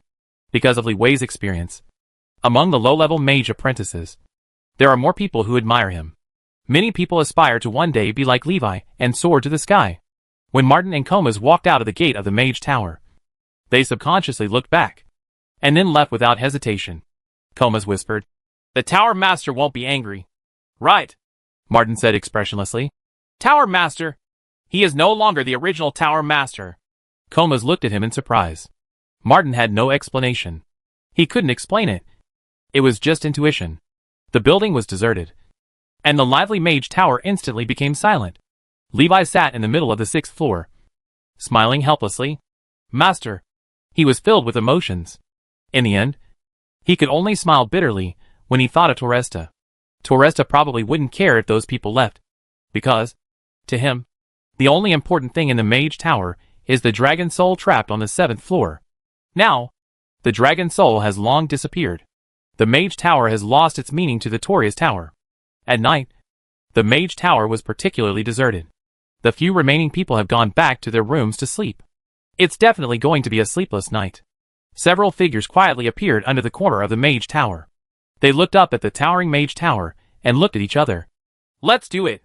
I didn't want to go this far, but that old guy doesn't know how to appreciate it. It's no one else's fault that you're going to destroy yourself. Whoosh whoosh. Several figures rushed into the mage tower. However, no defensive alert formation was triggered. Several people easily broke through the multiple defenses of the Maple Leaf City mage tower and reached the 3rd floor. See that the golden door to the 6th floor has been opened. Several people looked at each other and rushed directly into the golden door without hesitation. Hoo ho ho! Several figures appeared out of thin air on the 6th floor. They quickly scanned the 6th floor. There are only standing stone pillars on the 6th floor and no one else. Looking outside, you can directly see the bustling Maple Leaf City night market. Where are the people? There. One person pointed to the center of the 6th floor, where there was a black crack. The 7th floor? I have always heard that there is a huge secret hidden on the 7th floor of the Maple Leaf City Mage Tower. And now I finally have the chance to know it. Let's go! Be careful. It's a trap. What are you afraid of? The 5 of us are still afraid of him. A 4th level mage? Several people walked into the black crack one after another. Go through the space rift leading to the 7th floor. Everyone finally saw Torresta. One person glanced around and saw a huge collapsed and broken cage. It seemed like there had been a war here, and everything in the cage was destroyed. Is this the burial place you chose for yourself? One person looked at Torresta and said with a smile. What was imprisoned here in the past? Someone asked in confusion. Buzz. The dark area inside the cage lit up with the light of the magic circle. A purple magic circle emerged. Everyone froze, feeling unable to move, like insects fixed in amber. Damn! This is a trap! What are you afraid of? Watch me destroy these magic circles. Those who dared to step into this place were naturally prepared to encounter traps. The gem ring on the index finger of the right hand of the man, who said he wanted to destroy the magic circle, lit up. This is breaking the forbidden law. Can break any magic circle. The forbidden magic ring shot out a blue light and hit the purple magic circle. Click. There was an abnormal sound in the purple magic array. And then the magic array pattern showed signs of breakage. Just when everyone thought the magic circle was about to be broken, people who use the forbidden magic ring suddenly realize that the magic circle in front of them is a broken magic circle. After several cracks appeared in the magic circle, its stability decreased. But it did not collapse. The man was horrified that the damaged magic circle was already so powerful. How terrifying is the complete magic circle? Which top formation master is this the work of? Why would such an amazing magic circle appear in such a place? In the past, Toresta used the sealing magic circle to seal the fire dragon's soul for decades. He also relied on the power of the forbidden magic circle to briefly contain the Red Archbishop of the Guangming cult. In the end, Toresta's power was exhausted, and Red Archbishop Minus found an opportunity to break the sealing magic circle and escape. The power that such a powerful magic circle can exert, even if it is the only remaining incomplete magic circle, is extremely astonishing. Damn! This is impossible! Whoosh! Breaking the forbidden ring once again fired several blue beams of light, hitting the purple magic circle. There are more and more cracks on the purple magic circle. Click! The number of uses of the forbidden ring is exhausted, and the forbidden gem is broken. The sound of the ring and gems breaking reached the man's ears, and a look of pain appeared on his face. The purple magic circle was continuously attacked by the forbidden magic ring. Although he held on, and did not completely collapse, his suppressive power was greatly weakened. The five of them could finally move. One person suddenly took a step forward, bursting out with astonishing speed. Breaking through the air, a fierce white sword light broke through the sky and appeared in front of Toresta. Poof! The sword light cut through the figure of Toresta. Toresta's figure fluctuated violently like a phantom for a moment. With a bang, it shattered like a bubble and dissipated before everyone's eyes. The great swordsman who killed Toresta stood there in confusion, in disbelief. Killed Toresta, who was known as the strongest mage in Maple Leaf City. So easily? No. This touch doesn't feel like a human body either. The great swordsman quickly scanned the surroundings, looking for the enemy with great agility. But no signs of the enemy's presence were found. There are really no enemies here anymore. The only enemy he had just killed with one sword. What exactly is going on? The great swordsman looked at his companion with a confused expression, seeking answers. The other four people also looked confused. The mage who was preparing to cast a spell just now put down his staff and frowned in thought. Just now! That figure looked like it should be Toresta's clone. He is not here. You mean he has escaped? A person next to him immediately reacted and asked. The mage glanced at the speaking assassin and said, Do you think it's possible? He would rather die than hand over the mage tower. Will he abandon the mage tower and escape? The mage asked. The assassin smiled, shook his head and said, Then I don't know either. The great swordsman asked, What on earth is going on? The mage narrowed his eyes slightly and said, Aren't there a few people left in the mage tower? Ask them. No need. I can tell you what you want to know. A voice reached everyone's ears. Everyone looked shocked. The great swordsman suddenly looked in the direction of the sound and asked loudly, Who is pretending to be a ghost? A figure walked into the 7th floor. The 5 people all frowned when they saw the person coming. The other party was wearing a magic cloak that covered his whole body, making it impossible to see his face clearly. The mage tried to use spiritual perception to confirm the other party's identity. After spiritual perception approaches the other party, it is like falling into a bottomless abyss, completely unable to figure out the other party's details. The mage was shocked, and he realized that the person coming was a mage who was much stronger than him. The mage looked solemn, stared at the visitor, and asked, Who is your excellency? Hearing his use of honorifics, the other 4 people looked shocked and glanced at him subconsciously. Buzz! No movement was seen from the cloaked man. The entire pitch-black 7th floor lit up. The 7th level, which had always been dark, finally appeared completely in front of everyone. 18 stone pillars support a hexagonal spire, which is what the 7th floor looks like. Now, more than half of the 18 stone pillars have been broken, and most of the magic lines on them have been destroyed. The top of the spire is slightly tilted.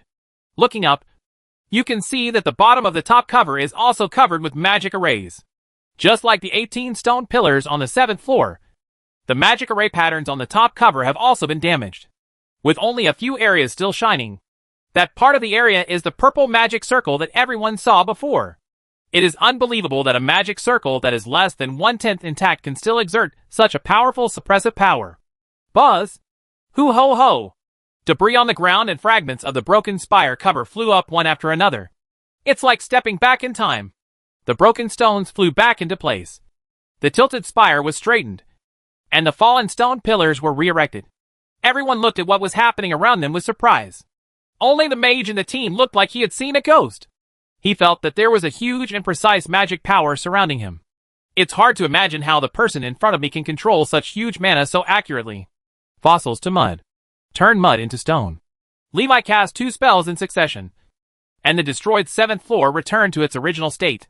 Just to restore the appearance to its original state, Levi could not restore the damaged magic circle in an instant. Fossil to mud and mud to stone spells. It was a new spell that Levi practiced in boredom when his phantom body was sitting in the mage tower.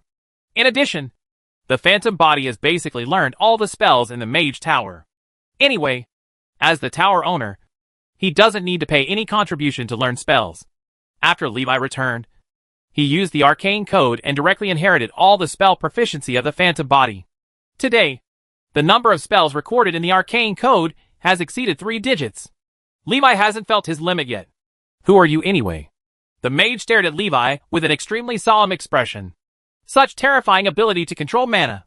He didn't think it was something an ordinary archmage could do. Even if he knew several 6th level mages, they would not be able to do such a thing. To the mage, the hand displayed by Levi was no less than a miracle. Levi glanced at the crowd and passed through the crowd unprepared. Go to the center of the 7th floor. A throne slowly rose, and he turned and sat down. When Levi passed by, the assassin had the idea of taking action. The moment the idea came to mind, the assassin suddenly felt a huge panic in his heart. There is a feeling of impending disaster. After the assassin gave up the idea of assassination, the fear disappeared without a trace. It seems like an illusion. His back was soaked with cold sweat, and he knew that it was definitely not an illusion. That was the warning given to him by his extraordinary characteristic of danger perception. It was the first time the assassin felt such a terrifying warning. More terrifying than any life and death crisis. He knew that if he took action, he would definitely die. The great swordsman clenched his sword and watched Levi walk by. The hairs on his arms stood up, and the muscles became stiff. Instinct told him that this man was very, very dangerous. Levi sat down, and everyone turned to look at him. I am Toresta. Toresta! Everyone looked at Levi in shock. A look of disbelief. The great swordsman frowned. Is this Toresta himself? The feeling of oppression is really powerful. After the mage was stunned, he felt something was not right. He also looked at Levi suspiciously. I'm so offended by my rash visit late at night. Please forgive me. The mage saluted, lowered his head, and said. He gave in. Seeing this, several other people also bowed their heads and admitted their mistake.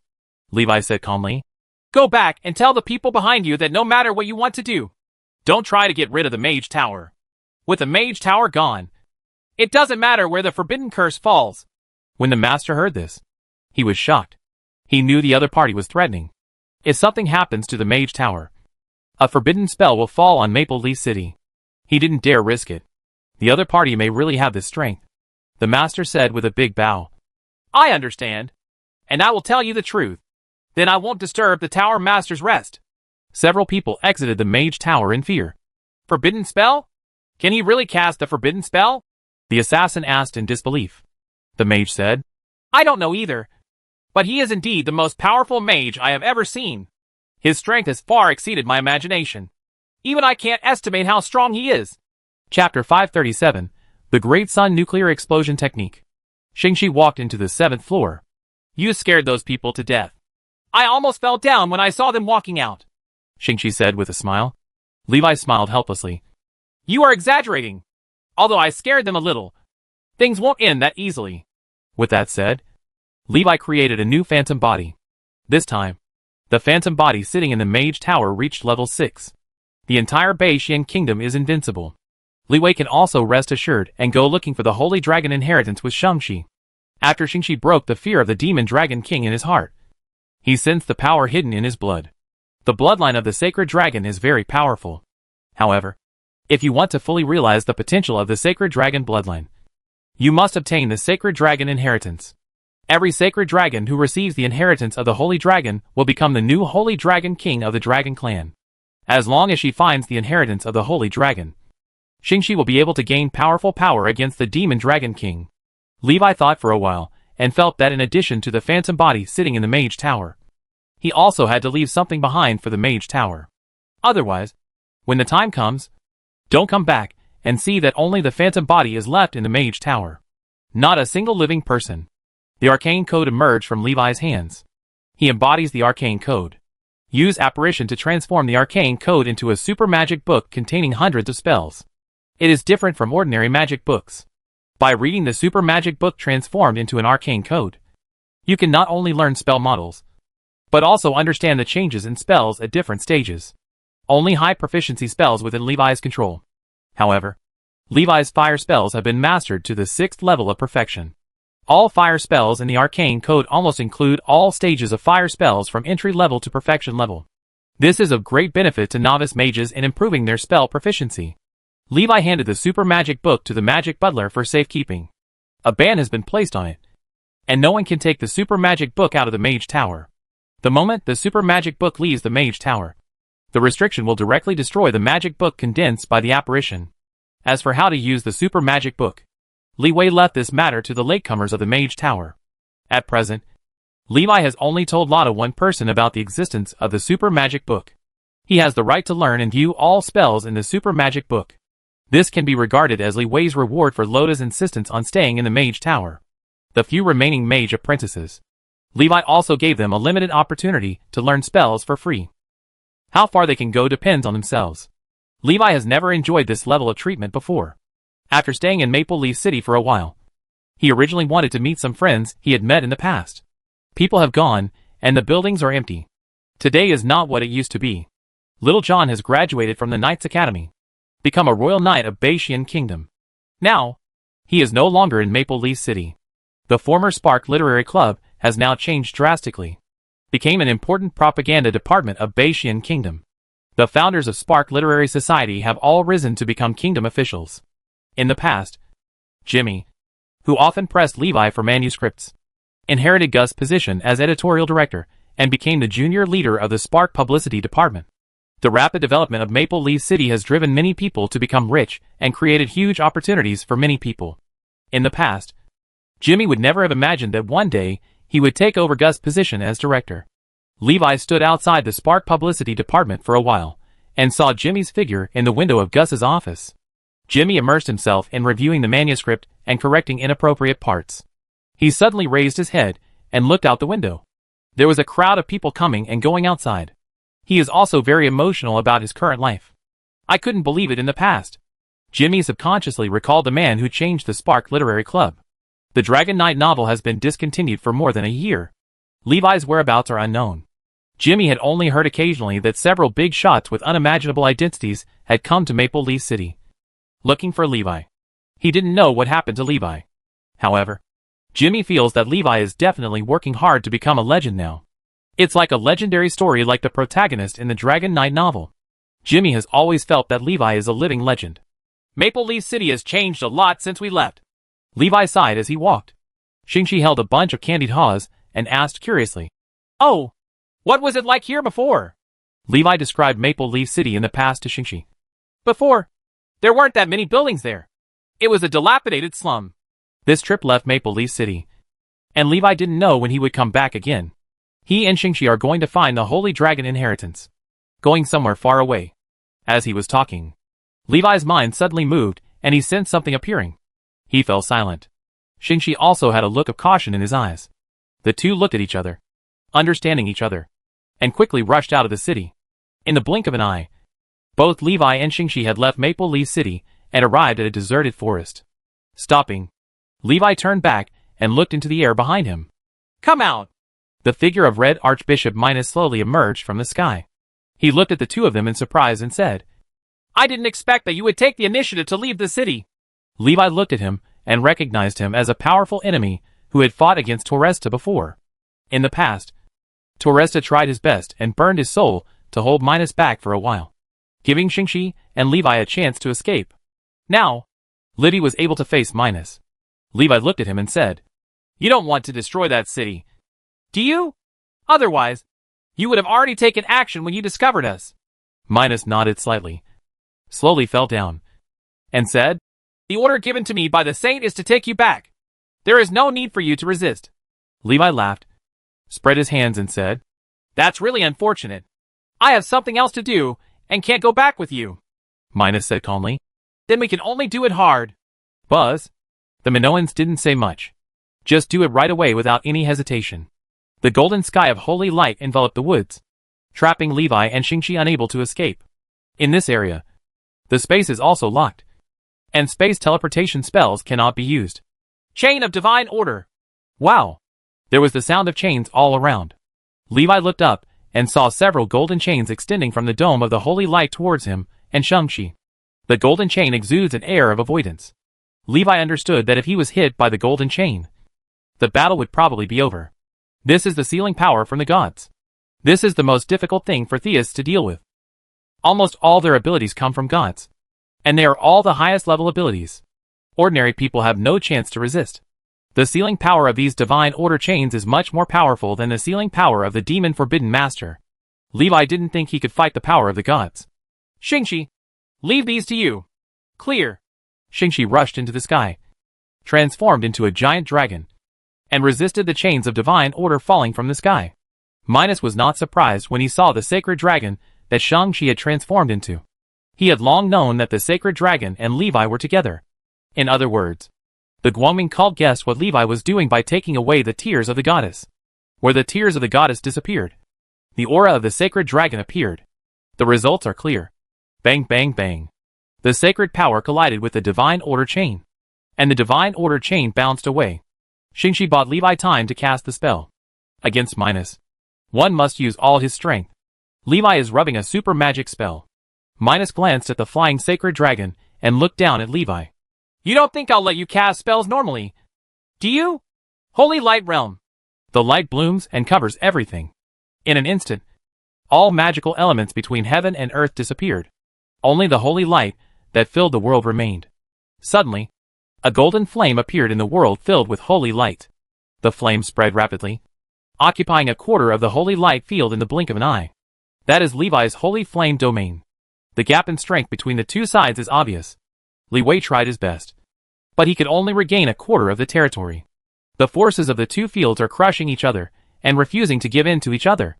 Light magic. Holy light judgment. The power in the holy light domain converged into a beam of light and shot towards Levi.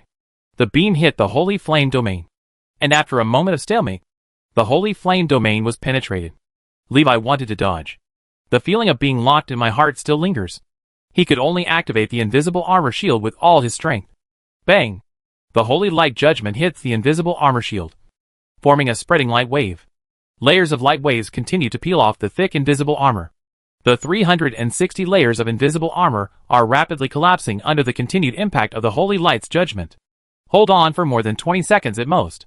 360 layers of invisible armor will be broken. With the support of the holy light realm, the holy light judgment beam seemed to be endless, nourishing Levi all the time, until it is destroyed. Li Wei suppressed his desire to escape and calmly gathered strength to fight back.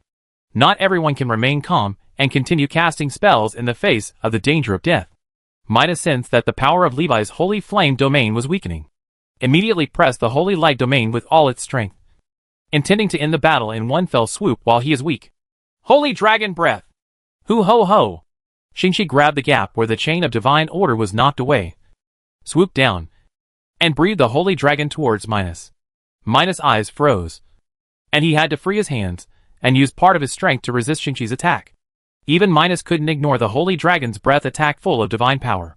Feeling the suppression of the holy light realm weakening, Levi's holy flame domain not only failed to expand and resist, but also accelerated its contraction. For a moment, a vacuum zone appears between the holy flame realm and the holy light realm. Levi seized this opportunity and threw an inconspicuous golden fireball. The golden fireball landed in the vacuum zone, and was not suppressed by the power of the holy light domain. The power inside expanded instantly. The golden fireball gradually turned into a purple-gold fireball. The volume expands rapidly. The holy light realm could not suppress the rapidly expanding purple-gold fireball. Minus felt the power contained in the fireball. His expression couldn't help but change. Levi showed a faint proud smile. This is my latest move. The Great Sun Nuclear Explosion Technique. All the power is condensed into a holy flame fire ball containing infinite power. The elemental fission characteristics are applied. And the rules of fire energy storage, expansion, and explosion are combined with advanced fire rules. Infuse it with the power of the blazing sun, turning it into a blazing sun. The moment the holy flame ball took shape, it was infinitely close to a small sun. As all the power inside was released, the little sun turned into a real blazing sun. Shingi quickly rose up and fled back to Li Wei. Levi and Shang-Chi rushed towards the edge of the holy light sky. Minus showed a solemn look and drove the holy light realm to suppress the expanding little sun. Intention to extinguish it. The destructive power erupted from the little sun tore apart the realm of holy light. And the radiance spread out, burning all things. Boom! The huge semicircular dome of holy light that enveloped the entire forest expanded violently, like a rapidly inflated balloon. In the blink of an eye, the sky of holy light expanded tenfold. Click! Cracks appeared in the holy light sky, and firelight penetrated from the cracks. The scorching heat spread, and nearby plants instantly burst into flames and were burned into charcoal. Bang! A huge figure wrapped in a large fire leapt out from the broken holy light sky. After a few blows in the strong wind, the flames on Shingi's body fell to the ground like flowers. The flame flowers fell in the woods and turned into a sea of fire in the blink of an eye. The sacred dragon ignored the sea of fire behind it and soared into the sky, flying towards the distant skyline. The huge expanding holy light sky finally broke, and countless flames spewed out from inside, turning into a huge mushroom cloud. The people in Maple Leaf City saw a huge mushroom cloud rising in the distance. I was wondering what happened. The next second, the whole city began to shake violently. Everyone looked for shelter in fear. In the Baishian kingdom, all the masters in the palace were alarmed. They rushed out of the palace with horrified expressions and looked at the huge mushroom cloud that erupted in the distance. What happened? Oates asked as he walked out of the palace. Soon, experts from all forces in Maple Leaf City went to the explosion site to check the situation. When everyone arrived at the explosion site, the scene in front of them shocked everyone. The woods disappeared, leaving behind a huge canyon, as deep as 100 meters. Everyone was shocked that the scene before them was the aftermath of a battle between powerful men. Minus stood in the void, looking at the sacred dragon disappearing in the distance. He wanted to catch up, but he was powerless. His right arm was empty, and the red bishop's robe was in tatters. Minus paid a high price to block the sun's nuclear explosion. This is still under the suppression of the holy light realm. This blow could already threaten his life. The image of Levi appeared in Minus' mind. It's unbelievable that just how long has passed before he actually possesses such terrifying power. Minus's heart sank slightly. Could he be the legendary son of destiny? Does the saint also think that he is the son of destiny? Minus thought in his mind. Otherwise, why would the saint always ask him to bring Levi back intact? Under normal circumstances, Li Wei's past bad deeds would have already been punished by the Guangming cult. Chapter 538, the imperial capital of the Orc Empire. Levi glanced back. Although Minus can't be seen clearly, but he could feel that Minus was not dead. Levi felt a little regretful that he failed to kill Minus with such a good opportunity. Next time, I'm afraid there won't be a chance. Minus had seen his Great Sun nuclear explosion technique, and would definitely not give him another chance to use the Great Sun nuclear explosion technique. Levi turned around and patted Shingi on the back. Let's go and find the Holy Dragon Inheritance. Shingi let out a dragon roar, breaking through the clouds and rising straight into the sky. Levi and Shang-Chi embark on a journey to find the inheritance of the Holy Dragon. Shingi flew in one direction, according to the guidance in his blood. The silhouette of the giant dragon streaked across the sky, and the monsters on the ground fled in panic. The former overlords in the sky also fell to the ground one after another, burying their heads in the soil for fear of attracting the attention of the passing dragon. Wherever Levi and Shang-Chi passed by, there was no trace of a monster. Keep moving forward. Across the long journey, Li Wei saw a city wall stretching for hundreds of miles appearing on the land in front of him. Shingi began to slow down. Li Wei! I feel it! The Holy Dragon Inheritance is in front. Levi looked down and narrowed his eyes slightly to see clearly the people in the city below. Is this a city of orcs? Such a huge orc city may not be the royal capital of the Orc Empire. Why is the Holy Dragon Inheritance here? Levi patted Shingi on the back and said, Don't mess around. Let's go down and take a look first. The imperial capital of the Orc Empire was naturally not a place that the two of them could break into at will. Although the Orc Empire was defeated by the Human Empire and was driven to the desolate land in the north. However, the Orc Empire is still extremely powerful. Even the Human Empire, at its peak, could not drive them all away. The Orc Empire has no shortage of super masters who can fight against the top human beings. If they rashly break into the Orc royal capital and provoke the top masters of the Orcs, Li Wei and Shingi may not be able to defeat them. Li Wei and Shingi disguise themselves as Orcs and sneak into the royal capital of the Orcs. This is very easy to do for Levi, who has mastered the art of transfiguration. Unless you encounter a legendary Orc strongman, the possibility of being exposed is very small. Levi and Shingi calmly mingled with the crowd and walked towards the gate of the Orc imperial capital. Due to racial differences, the differences in height and size among the Orc people are huge. Levi transformed into a werewolf that was similar in size to humans. Shingi transformed into a smaller bunny tribe. The two lined up behind a burly ape man, over 2 meters tall. You two get out of the way. A fat and muscular pig warrior, nearly 3 meters tall and over 2 meters wide, walked over and said loudly. The ape man in front of Levi looked back when he heard the sound coming from behind. He immediately stepped aside, not daring to block the way. The Orcs respected the strong, and they did not pay attention to the first come, first served etiquette. The strong deserve privileges. The pig warrior didn't react when he saw the little rabbit in front of him. With a cold snort, he squeezed past and deliberately kicked Shingi, trying to kick her away. Shingi didn't tolerate him. Raising his hand, he unleashed a huge force that the pig warriors could not withstand. Call! Bang! The pig warrior sat down on the ground and fell hard. He let out a roar, causing the surrounding orcs to laugh. It's really surprising. The seemingly weak rabbit tribe unexpectedly overturned the sturdy pig tribe warrior. The pig warrior got up and glared at Shingi. Ah! Damn it! Are you looking for death? Li Wei quickly stood up and beat Ha Ha Ha and Shingi. Don't be angry. Don't be angry. It was all an accident. You didn't stand firm and fell down. The pig warrior stared at Levi with wide copper bell-like eyes. A stinky werewolf. Do you have the right to speak to me? Get out of here. Levi felt helpless inside. He didn't want to cause trouble or attract attention. However, that doesn't mean that he will always tolerate the foolish advances. This guy is looking for death. No wonder he is. Li Wei gang was about to take action.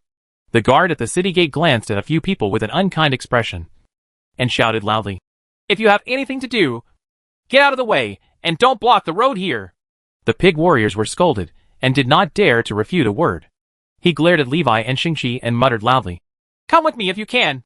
With that said, he turned around and walked towards the open space aside. After walking a few steps, I looked back. The werewolf and rabbit didn't follow him at all. They already ignored him and walked into the city gate. The guard briefly checked the identities of Levi and Shingi, and after confirming that there was no problem, let them in. It is naturally impossible for the guards to detect the problem. The identities of Levi and Shingi are both traceable. The two of them didn't just fabricate their identities out of thin air. They met a group of orcs on the way here, and just took on 2 identities that they could use, putting away the beast tags representing their identities. Levi and Shingi walked into the imperial capital. It's strange to have a werewolf and a bunny walking together. However, it is not unusual to find all kinds of orcs in the imperial capital. It's normal for 2 races that are natural enemies to be good friends. What the Orc Emperor pays attention to is one that tolerates all things. As the two of them walked on the road, Shingi tugged on Levi's sleeve, pointed to the corner not far away, and asked, What are they doing? Levi turned around and saw 2 snake people brazenly twisting together in the alley. He quickly covered Shingi's eyes and said, Don't look at it. It's dirty eyes. It's not serious. What can 2 male snake people do? It's not a good thing anyway. Levi was extremely surprised and shocked. I didn't expect that the culture of the orcs would be so open. And they would even. Shingi muttered. Is there something that I don't know about? Isn't it just an act of reproduction? But why are there 2 males? Stop it. Stop it. Don't discuss this matter anymore. Levi quickly asked Shingi to forget about it. He changed the topic and said, How about it? After you came in, did you sense where the Holy Dragon inheritance is? After hearing this, Shingi came back to his senses and said, Over there. She raised her finger and pointed forward. Levi looked up and frowned. That's the royal palace of the orcs over there. Are you sure it's there? The palace is not like the main gate of the imperial capital, where anyone who wants to can enter. Shingi nodded and said with certainty, Yes, it's over there. I can feel it. After speaking, she frowned and said, But something seems not right. I feel like something is blocking my senses. I can only feel it vaguely. And the closer I get, the blurrier it gets. Even though he was hundreds of miles away, Shingi could barely sense what the things placed in the orc palace were. But here, she was not sure anymore. There is a foggy feeling. It's like seeing flowers in the smoke. Only an outline can be barely seen. Now Shingi feels the same way, and can only sense it roughly. Levi also had a headache. He looked around and said, There is no other way. So we have to find a way to get in. The two of them are now in the Orc Imperial capital inquiring about news related to the royal palace. See if there is any way to get in. Without much gain, Li Wei had no choice but to squat outside the palace to see if he could catch an opportunity. Huh? Someone is coming out. Li Wei was refreshed and saw the palace door open and a group of people walking out. They looked like the royal guards in the palace. I don't know what they are going to do. This happens to be an opportunity. By pretending to be a member of the guards, you might be able to sneak into the palace. Levi and Shingi looked at each other and prepared to take action. The guards rushed all the way outside the Orc Imperial capital, which was exactly what Li Wei wanted. He was afraid of being discovered when he took action in the Imperial capital. After leaving the Imperial capital, there is nothing to worry about even if the commotion becomes louder. Li Wei and Shingi left the Imperial capital with the Orc Palace guards. When passing by a forest, Levi and Shingi looked at each other and took action decisively. Shingi releases a small range of dragon power. The intimidating dragon's power enveloped all members of the guards. For a moment, everyone froze in place, unable to move, and their consciousness went blank. Only the stronger captain of the guards retains a trace of consciousness. He realized he was being attacked. The captain just wanted to make some noise and attract the attention of the guards in the imperial capital not far away. The next second, the light of a magic circle appeared in the sky within the field of vision. Human mage! The captain of the guards was shocked. He didn't understand why the human mage appeared here. This is the hinterland of the Orc Empire. Great sleepwalking magic. Sleep spell.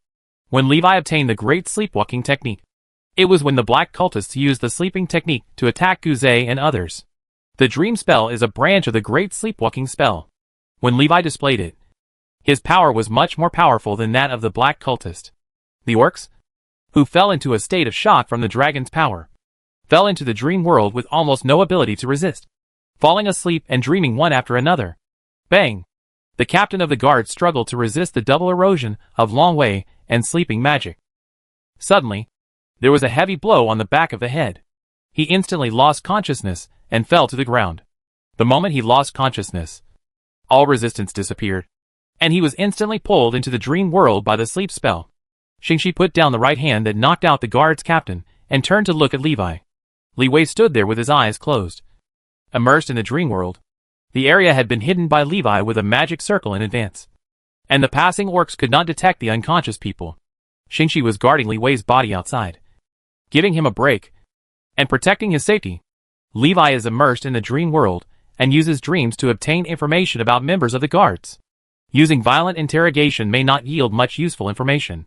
Using dreams, these members of the Orc Guard can secretly reveal a large amount of information. Not long after, Levi opened his eyes.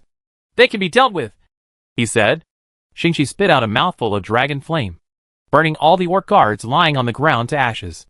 Levi cast his disillusionment spell, and he transformed into the captain of the Orc bodyguard, and Shingi transformed into an ordinary member of the bodyguard. The captain is a tiger-headed man wearing standard armor. After Shingi transformed into a member of the guards, it was not clear what race he was. However, Levi knew that the members of her transformed bodyguard were from the Fox clan. After the transformation was over, Levi and Shingi looked at each other's current forms, and laughed softly. Let's go! I should be able to sneak in this time. Using dreams, Levi has figured out what this Orc personal guard team is going to do. Return to the gate of the Imperial capital. The orcs who were queuing up at the door waiting to enter the city saw the two coming and stepped away to make way for them. Li Wei and Shingi walked into the imperial capital with great swagger. Even the guard at the gate didn't check their identities and greeted him with a flattering smile.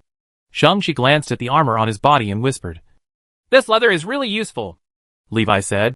"The Orc Empire respects the strong. So it is normal for this kind of situation to happen. Even in the Human Empire, it is the same. It's just that compared to the Orc Empire, which is purely based on strength, the Human Empire has many more rules. Or it can be said that power brings alternative strength." Shingi sighed. "You humans are so complicated." Levi laughed and said nothing. Unknowingly, the two of them walked back to the entrance of the palace. The palace guards looked puzzled when they saw Captain Gorte coming back just after leaving. "Captain Gorte, who are you?" the guard asked. Levi glanced at him and said, "Don't ask if it's not something you should know. Open the door." Something unexpected happened during the mission. When the guard heard this, he nodded quickly and said, "Okay, Captain Gorte, walk slowly." The two orc guards quickly opened the side door of the palace and let Li Wei and Shingi walk in. After entering the palace so easily, Levi couldn't help but breathe a sigh of relief. It seems that the defense of the orc palace is not as tight as expected, which is good news. Levi looked at Shingi and asked, "Which way to go?" Shingi closed his eyes for a moment and pointed forward. "Do you still want to go inside?" Levi thought. The two of them walked towards the depths of the palace. "Oh, Gorte, didn't you go on a mission? Why are you here? Who is this person next to you?" When Li Wei heard the sound, he turned around and saw a tiger-headed man wearing official clothes looking at him. He quickly recalled the information revealed by Gorte in his dream. "I remembered the name of the orc official in front of me. I met Executive Officer Isaac, and there were some changes during the mission. So I came back to ask for advice from the commander." Levi used the excuse he had prepared to prevaricate Isaac. Isaac wondered, "Wouldn't it be okay for you to just find someone to come back for such a trivial matter? Why do you have to come back in person?" Levi said. "It's a matter of confidentiality. I'm afraid I can't explain it to you." "Sir, really? Then you go find Collison first." When Isaac saw this, he shook his head and turned to leave. Levi watched his back leave. After seeing him walking away, he quickly took Shingi away. He didn't want to meet any of Gorte's acquaintances again. Isaac was walking halfway when he met Commander Collison. "Collison, what secret mission did you ask Gorte to perform?" Isaac asked. "Confidential mission? It's just an ordinary trivial matter. How can it become a confidential mission?" Collison looked confused. "Huh?" Isaac had a problem with his consciousness. Chapter 539, Inheriting the Ancestral Land. After Li Wei and Shingi went deep into the palace, I found that Gorte's identity was a bit difficult to use. The further inside you go, the more guards you encounter. Not only the guards patrolling in the open, but also the secret guards hiding everywhere, even with their identities as Gorte. Levi and Shingi went through many cross-examinations. Fortunately, Li Wei responded fluently and prevaricated, and his identity was not revealed yet. But he knew very well that if this continued, it would only be a matter of time before his identity was revealed. Levi looked around, looking for a new target and planning to change his identity. Tap, tap, tap. The sound of rapid footsteps came from around the corner not far away. A figure ran out from the corner. After seeing Levi, he speeded up and shouted, "Captain Gorte, the commander asked you to go see him." Levi frowned. What's going on? Could it be that his identity was exposed? Li Wei pretended to be dignified and asked, "What's going on?" That man was just an ordinary member of the guards. After receiving the order from Commander Collison, he searched around the palace for Gorte. He didn't know exactly what happened. Faced with Captain Gorte's question, he could only answer, "The commander asked you to go see him. I don't know what's going on, but the commander's expression doesn't look good." Levi nodded and said, "I understand. You go back first. I'll be there right away." Levi still wanted to prevaricate. Unexpectedly, the other party did not listen to him at all. The member of the Orc Guard quickly said, "The commander-in-chief asked you to see him immediately." Levi knew he was in trouble. This commander must have heard something. If you go to see him, there is a high probability that your identity will be exposed. As the captain of the guards, Gorte's strength has reached level 6. His superior leader, the commander of the guards, must be stronger than Gorte. It is possible to reach the peak of the 6th level, or even the legendary level. If you go to see him, An accident may occur and your identity will be exposed. Levi thought again, and gave Shang-Chi a look. Shang-Chi understood and nodded gently. Levi said, "Okay then. You can lead the way." The other party didn't have any defense and said happily, "Okay." He turned to lead the way. The next second, a big hand covered its head. Before he could react, his consciousness fell into darkness, and his body disappeared into the air. Levi put the body into the space ring. "This identity can no longer be used. I have to change my identity." The sound of footsteps came from not far away, and Levi's eyes moved slightly. The guards patrolling around the palace are just right.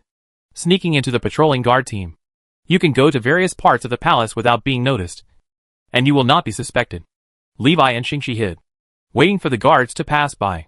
Patrolling guards are expected to check all corners of the palace. Naturally, we will also pass through dimly lit places. Levi took advantage of this opportunity and silently took away the two people at the back of the guard team. Then, he and Shingi transformed into guards and followed the team. No one noticed that the last two guards had been replaced. Following the patrol team, although the speed is slower, the advantage is that you will not be questioned. Because of the strict rules in the palace, the guards would not talk to each other while patrolling. So, basically there is no need to worry about exposing your identity. Changing identities in a hurry. Levi didn't have time to use dreams to get the guard's memory. It's easy to be exposed as soon as you open your mouth. Fortunately, he didn't need to speak at all. He just had to silently follow the team and... That's it. In a blink of an eye, the sky darkened. The guards, who had been patrolling all day, seemed to be ready to change shifts. Shingi suddenly pulled Levi's arm. The two of them talked in their minds. "This is right here. I feel like this is the closest to that thing." After hearing this, Levi paid a little attention to the nearby area and remembered the location of this place. When passing by a door, Levi glanced at the words, "Inherited Ancestral Land," written in the Orc language. The guard team Levi followed could only patrol outside the courtyard wall of the Inherited Ancestral Land, and was not qualified to enter inside. After passing by outside, the team headed to the front door to prepare for shift handover. Then it was left to the night shift guards to patrol. Levi and Shingi also took advantage of the shift handover to sneak away. When the guards took over and found that the number of people was wrong, they immediately attracted attention. The guards were missing two people for no apparent reason. This was a very serious matter. Soon, the entire squad that patrolled during the day was being held. All the guards in the palace are looking for the missing two people. In addition, the missing Tagore and the ordinary members of the guards around him. For orcs have disappeared in the palace. For people are missing. It immediately attracted the attention of Collison, who was responsible for the security of the palace. "You still haven't found Gorte? 4 orcs are missing. I don't know. Including the orc sent to find Gorte. 5 orcs have disappeared. There must be enemies sneaking into the palace." After reflecting on it, Collison immediately realized that something was probably wrong with Gorte. Gorte, who returned to the palace, may not be the real person at all. The spies he sent to get information during the day also came back. "Lord Commander, I went to the place where Captain Gorte performed his mission, and I found that Captain Gorte and the others did not go there at all. The guards at the gate of the Imperial Capital saw Captain Gorte's team leaving the Imperial Capital. After that, no one else saw anyone from Gorte's team." Toot toot. Collison knocked on the table and thought, "It seems that Gorte may have encountered danger after leaving the Imperial Capital. The Gorte who returned to the Imperial Capital is simply the enemy in disguise. Damn it. The other party sneaked into the palace for a long time before we discovered his traces. The 2 missing patrol guards were only discovered at night when the shift was handed over, which means that the other party has been mixed in the patrol guard team. They have the ability to change their appearance. Could it be that they are phantom demons? They followed the patrol all afternoon, and finally the traces were exposed, which means they probably found what they were looking for. Where did the patrol last pass?" After making some deductions, Collison looked at the adjutant next to him and asked. The adjutant quickly replied, "Inherit the Ancestral Land. The patrol finally passed by the ancestral site and then returned to the gate to take over. The other party's purpose is probably to inherit the Ancestral Land. Quickly notify the guards in the Ancestral Land." As soon as Collison finished speaking, he stood up and said, "No. Gather the guards quickly. I'll go to the Ancestral Land first to see. I hope nothing goes wrong. Inheriting the Ancestral Land is extremely important, and there is no room for any mistakes." The adjutant responded quickly. "Yes." Collison put on his equipment and quickly rushed towards the ancestral land with a few personal guards around him. It would take time for the adjutant to gather the guards, and he had no time to wait. Collison rushed to the ancestral land and found that everything was still normal here, and he breathed a sigh of relief. The guards of the ancestral land saw Collison and quickly saluted and greeted him. "Lord Commander," Collison asked, "did you find any suspicious persons?" The guard thought for a moment, shook his head and said, "I didn't find anyone approaching the ancestral land today." "Really?" Collison's heart dropped. If anything goes wrong in the inherited ancestral land, he will not be able to atone for his sins even if he dies. Collison still felt uneasy and said, "I want to go in and take a look." The guard said, "If the commander wants to enter the ancestral land, he needs the king's permission." Collison was a little helpless when he heard this. This is the rule. Anyone entering the ancestral land must obtain the permission of the Beastman King. The guards inside and outside the ancestral land are completely incompatible. There are special guards inside. Those guards don't care about the position of the person who enters the ancestral land. Without the king's permission, he will be killed without mercy. All this is to protect the ancestral land from accidents. The inherited ancestral land is the most important place in the Orc Empire. It is related to the fate of the entire Orc clan.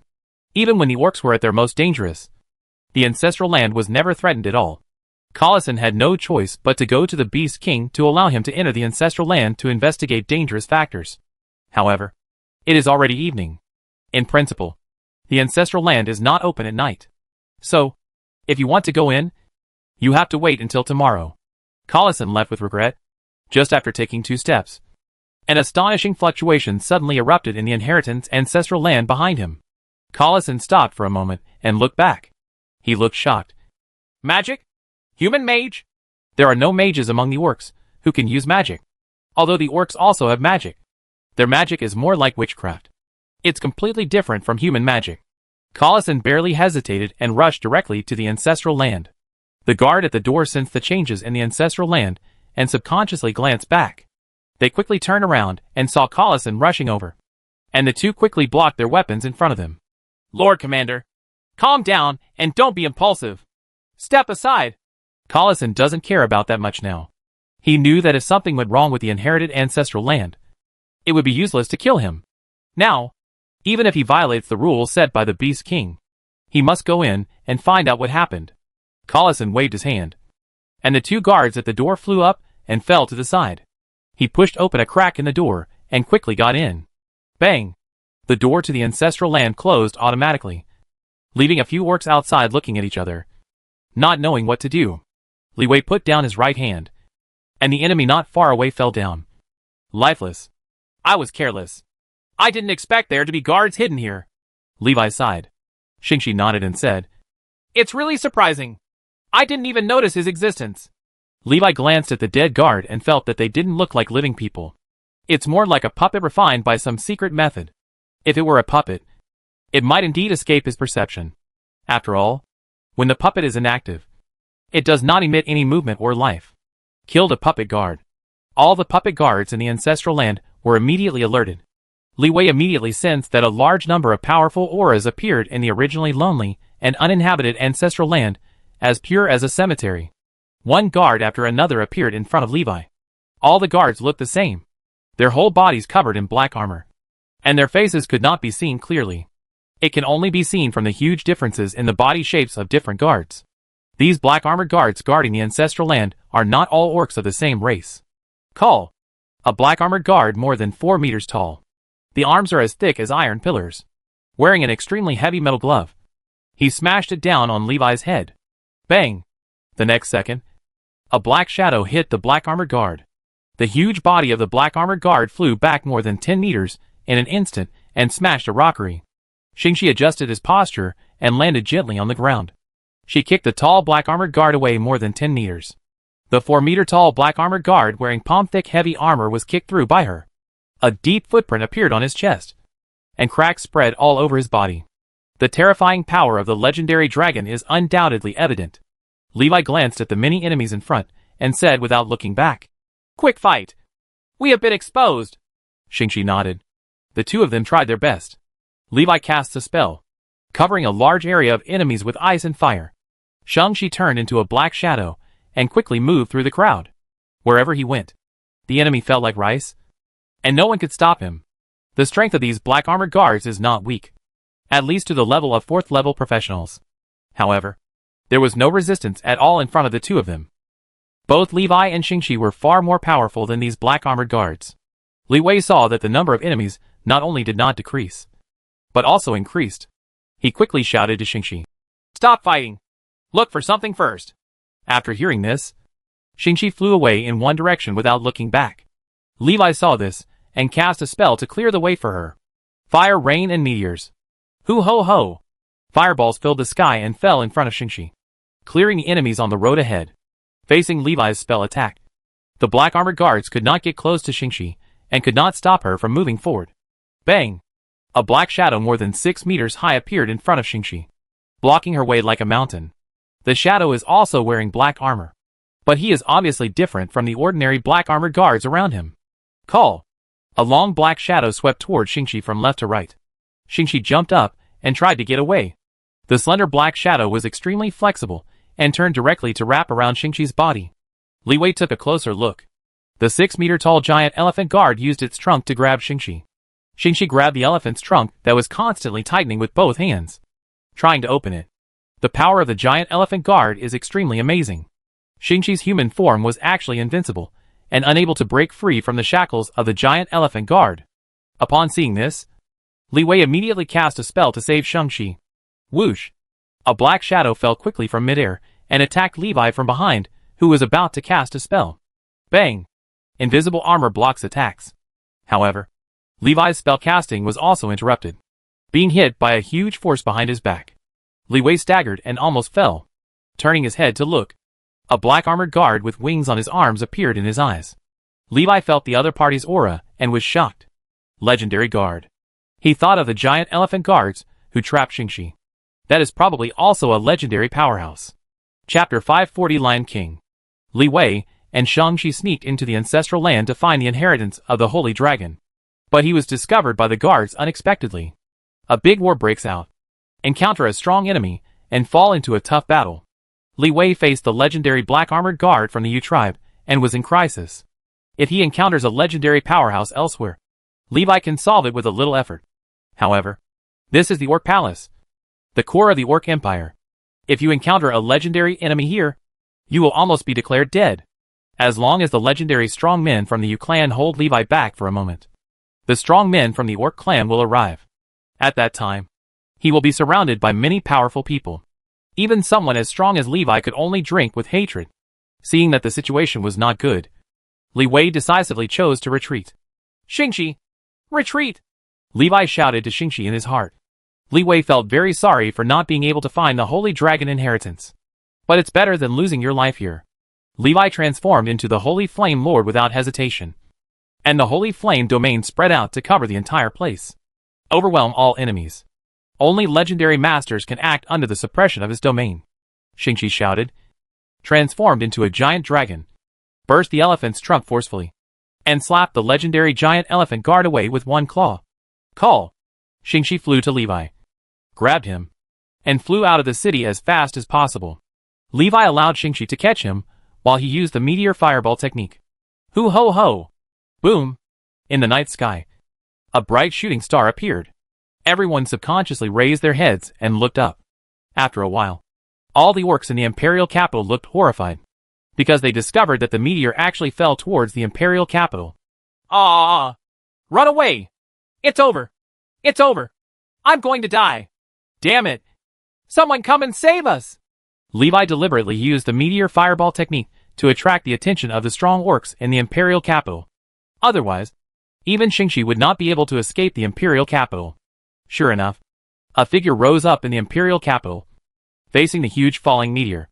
I saw a few white knife marks appearing in the night sky, as if they were going to cut through the stars.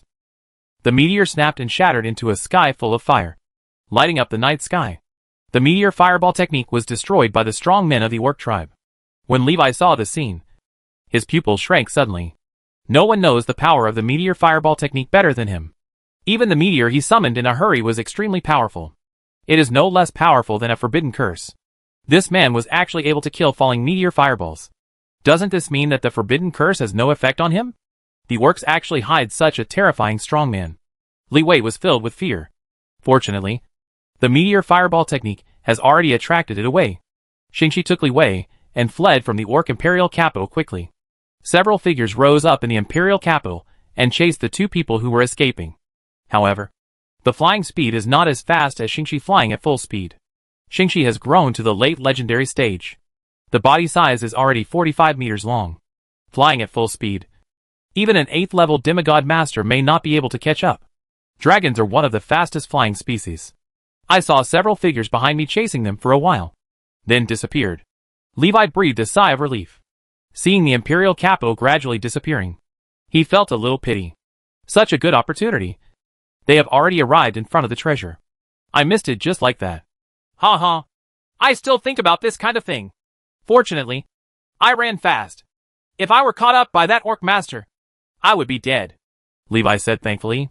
Suddenly, Shingi's flying speed slowed down. Li Wei looked puzzled. What's wrong?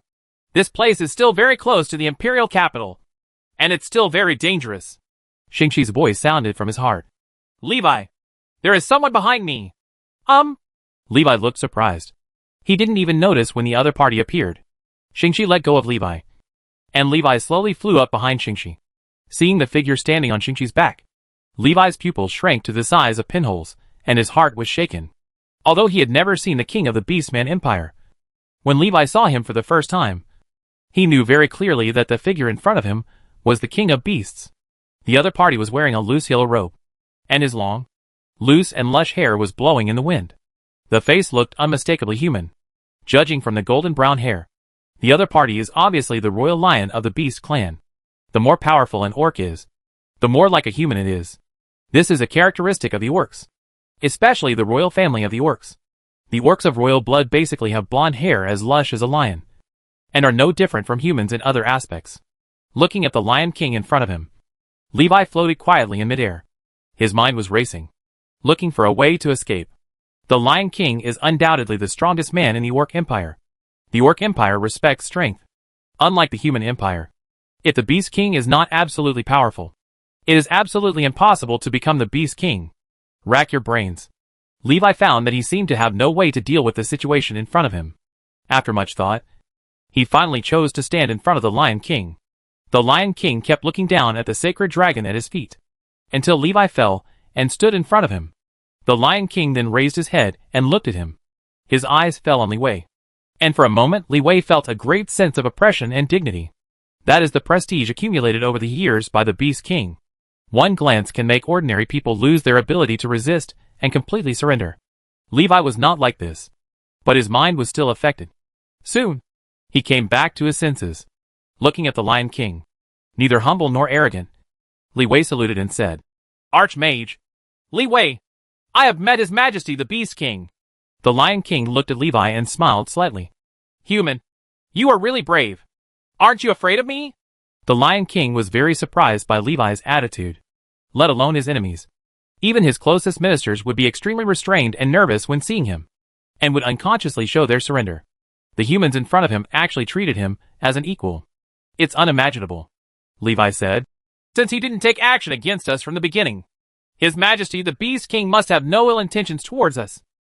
Besides, with the strength of the two of us, we are definitely no match for His Majesty the Beast King.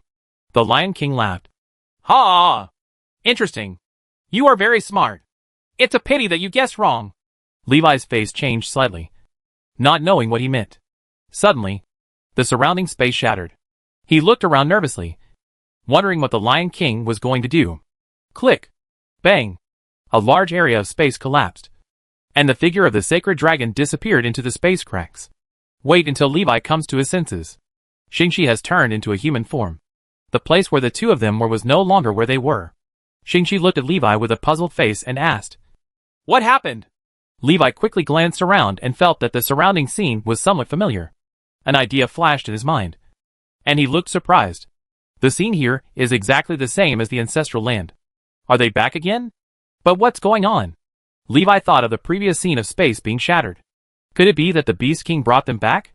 What exactly does the Beast King want to do? After a while, the figure of the Beast King appeared in front of the two of them. He glanced at Levi and Shingi.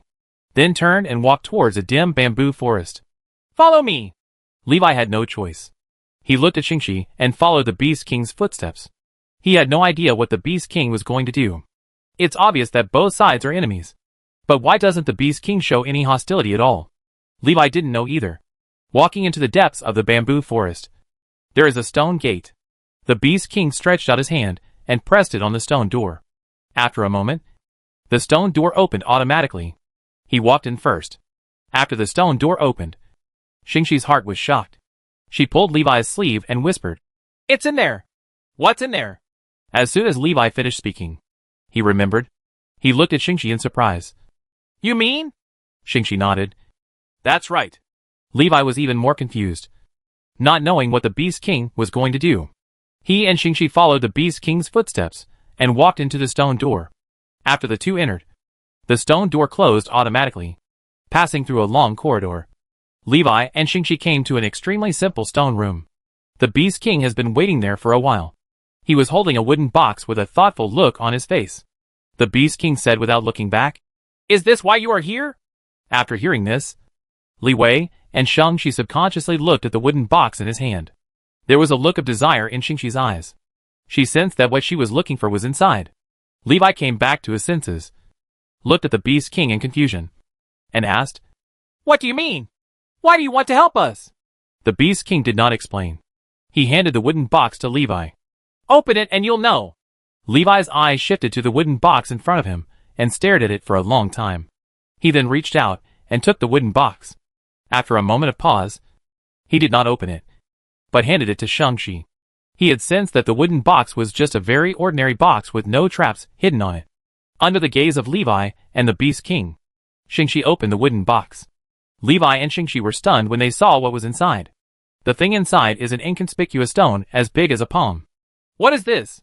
Levi asked subconsciously. The Beast King said, "What you have been looking for." Levi frowned and asked, "Do you know what we are looking for?" The Beast King laughed. "Sacred dragon. Haven't you always wanted this thing?" Levi felt that there was something in the Beast King's words. But he is also a Riddler.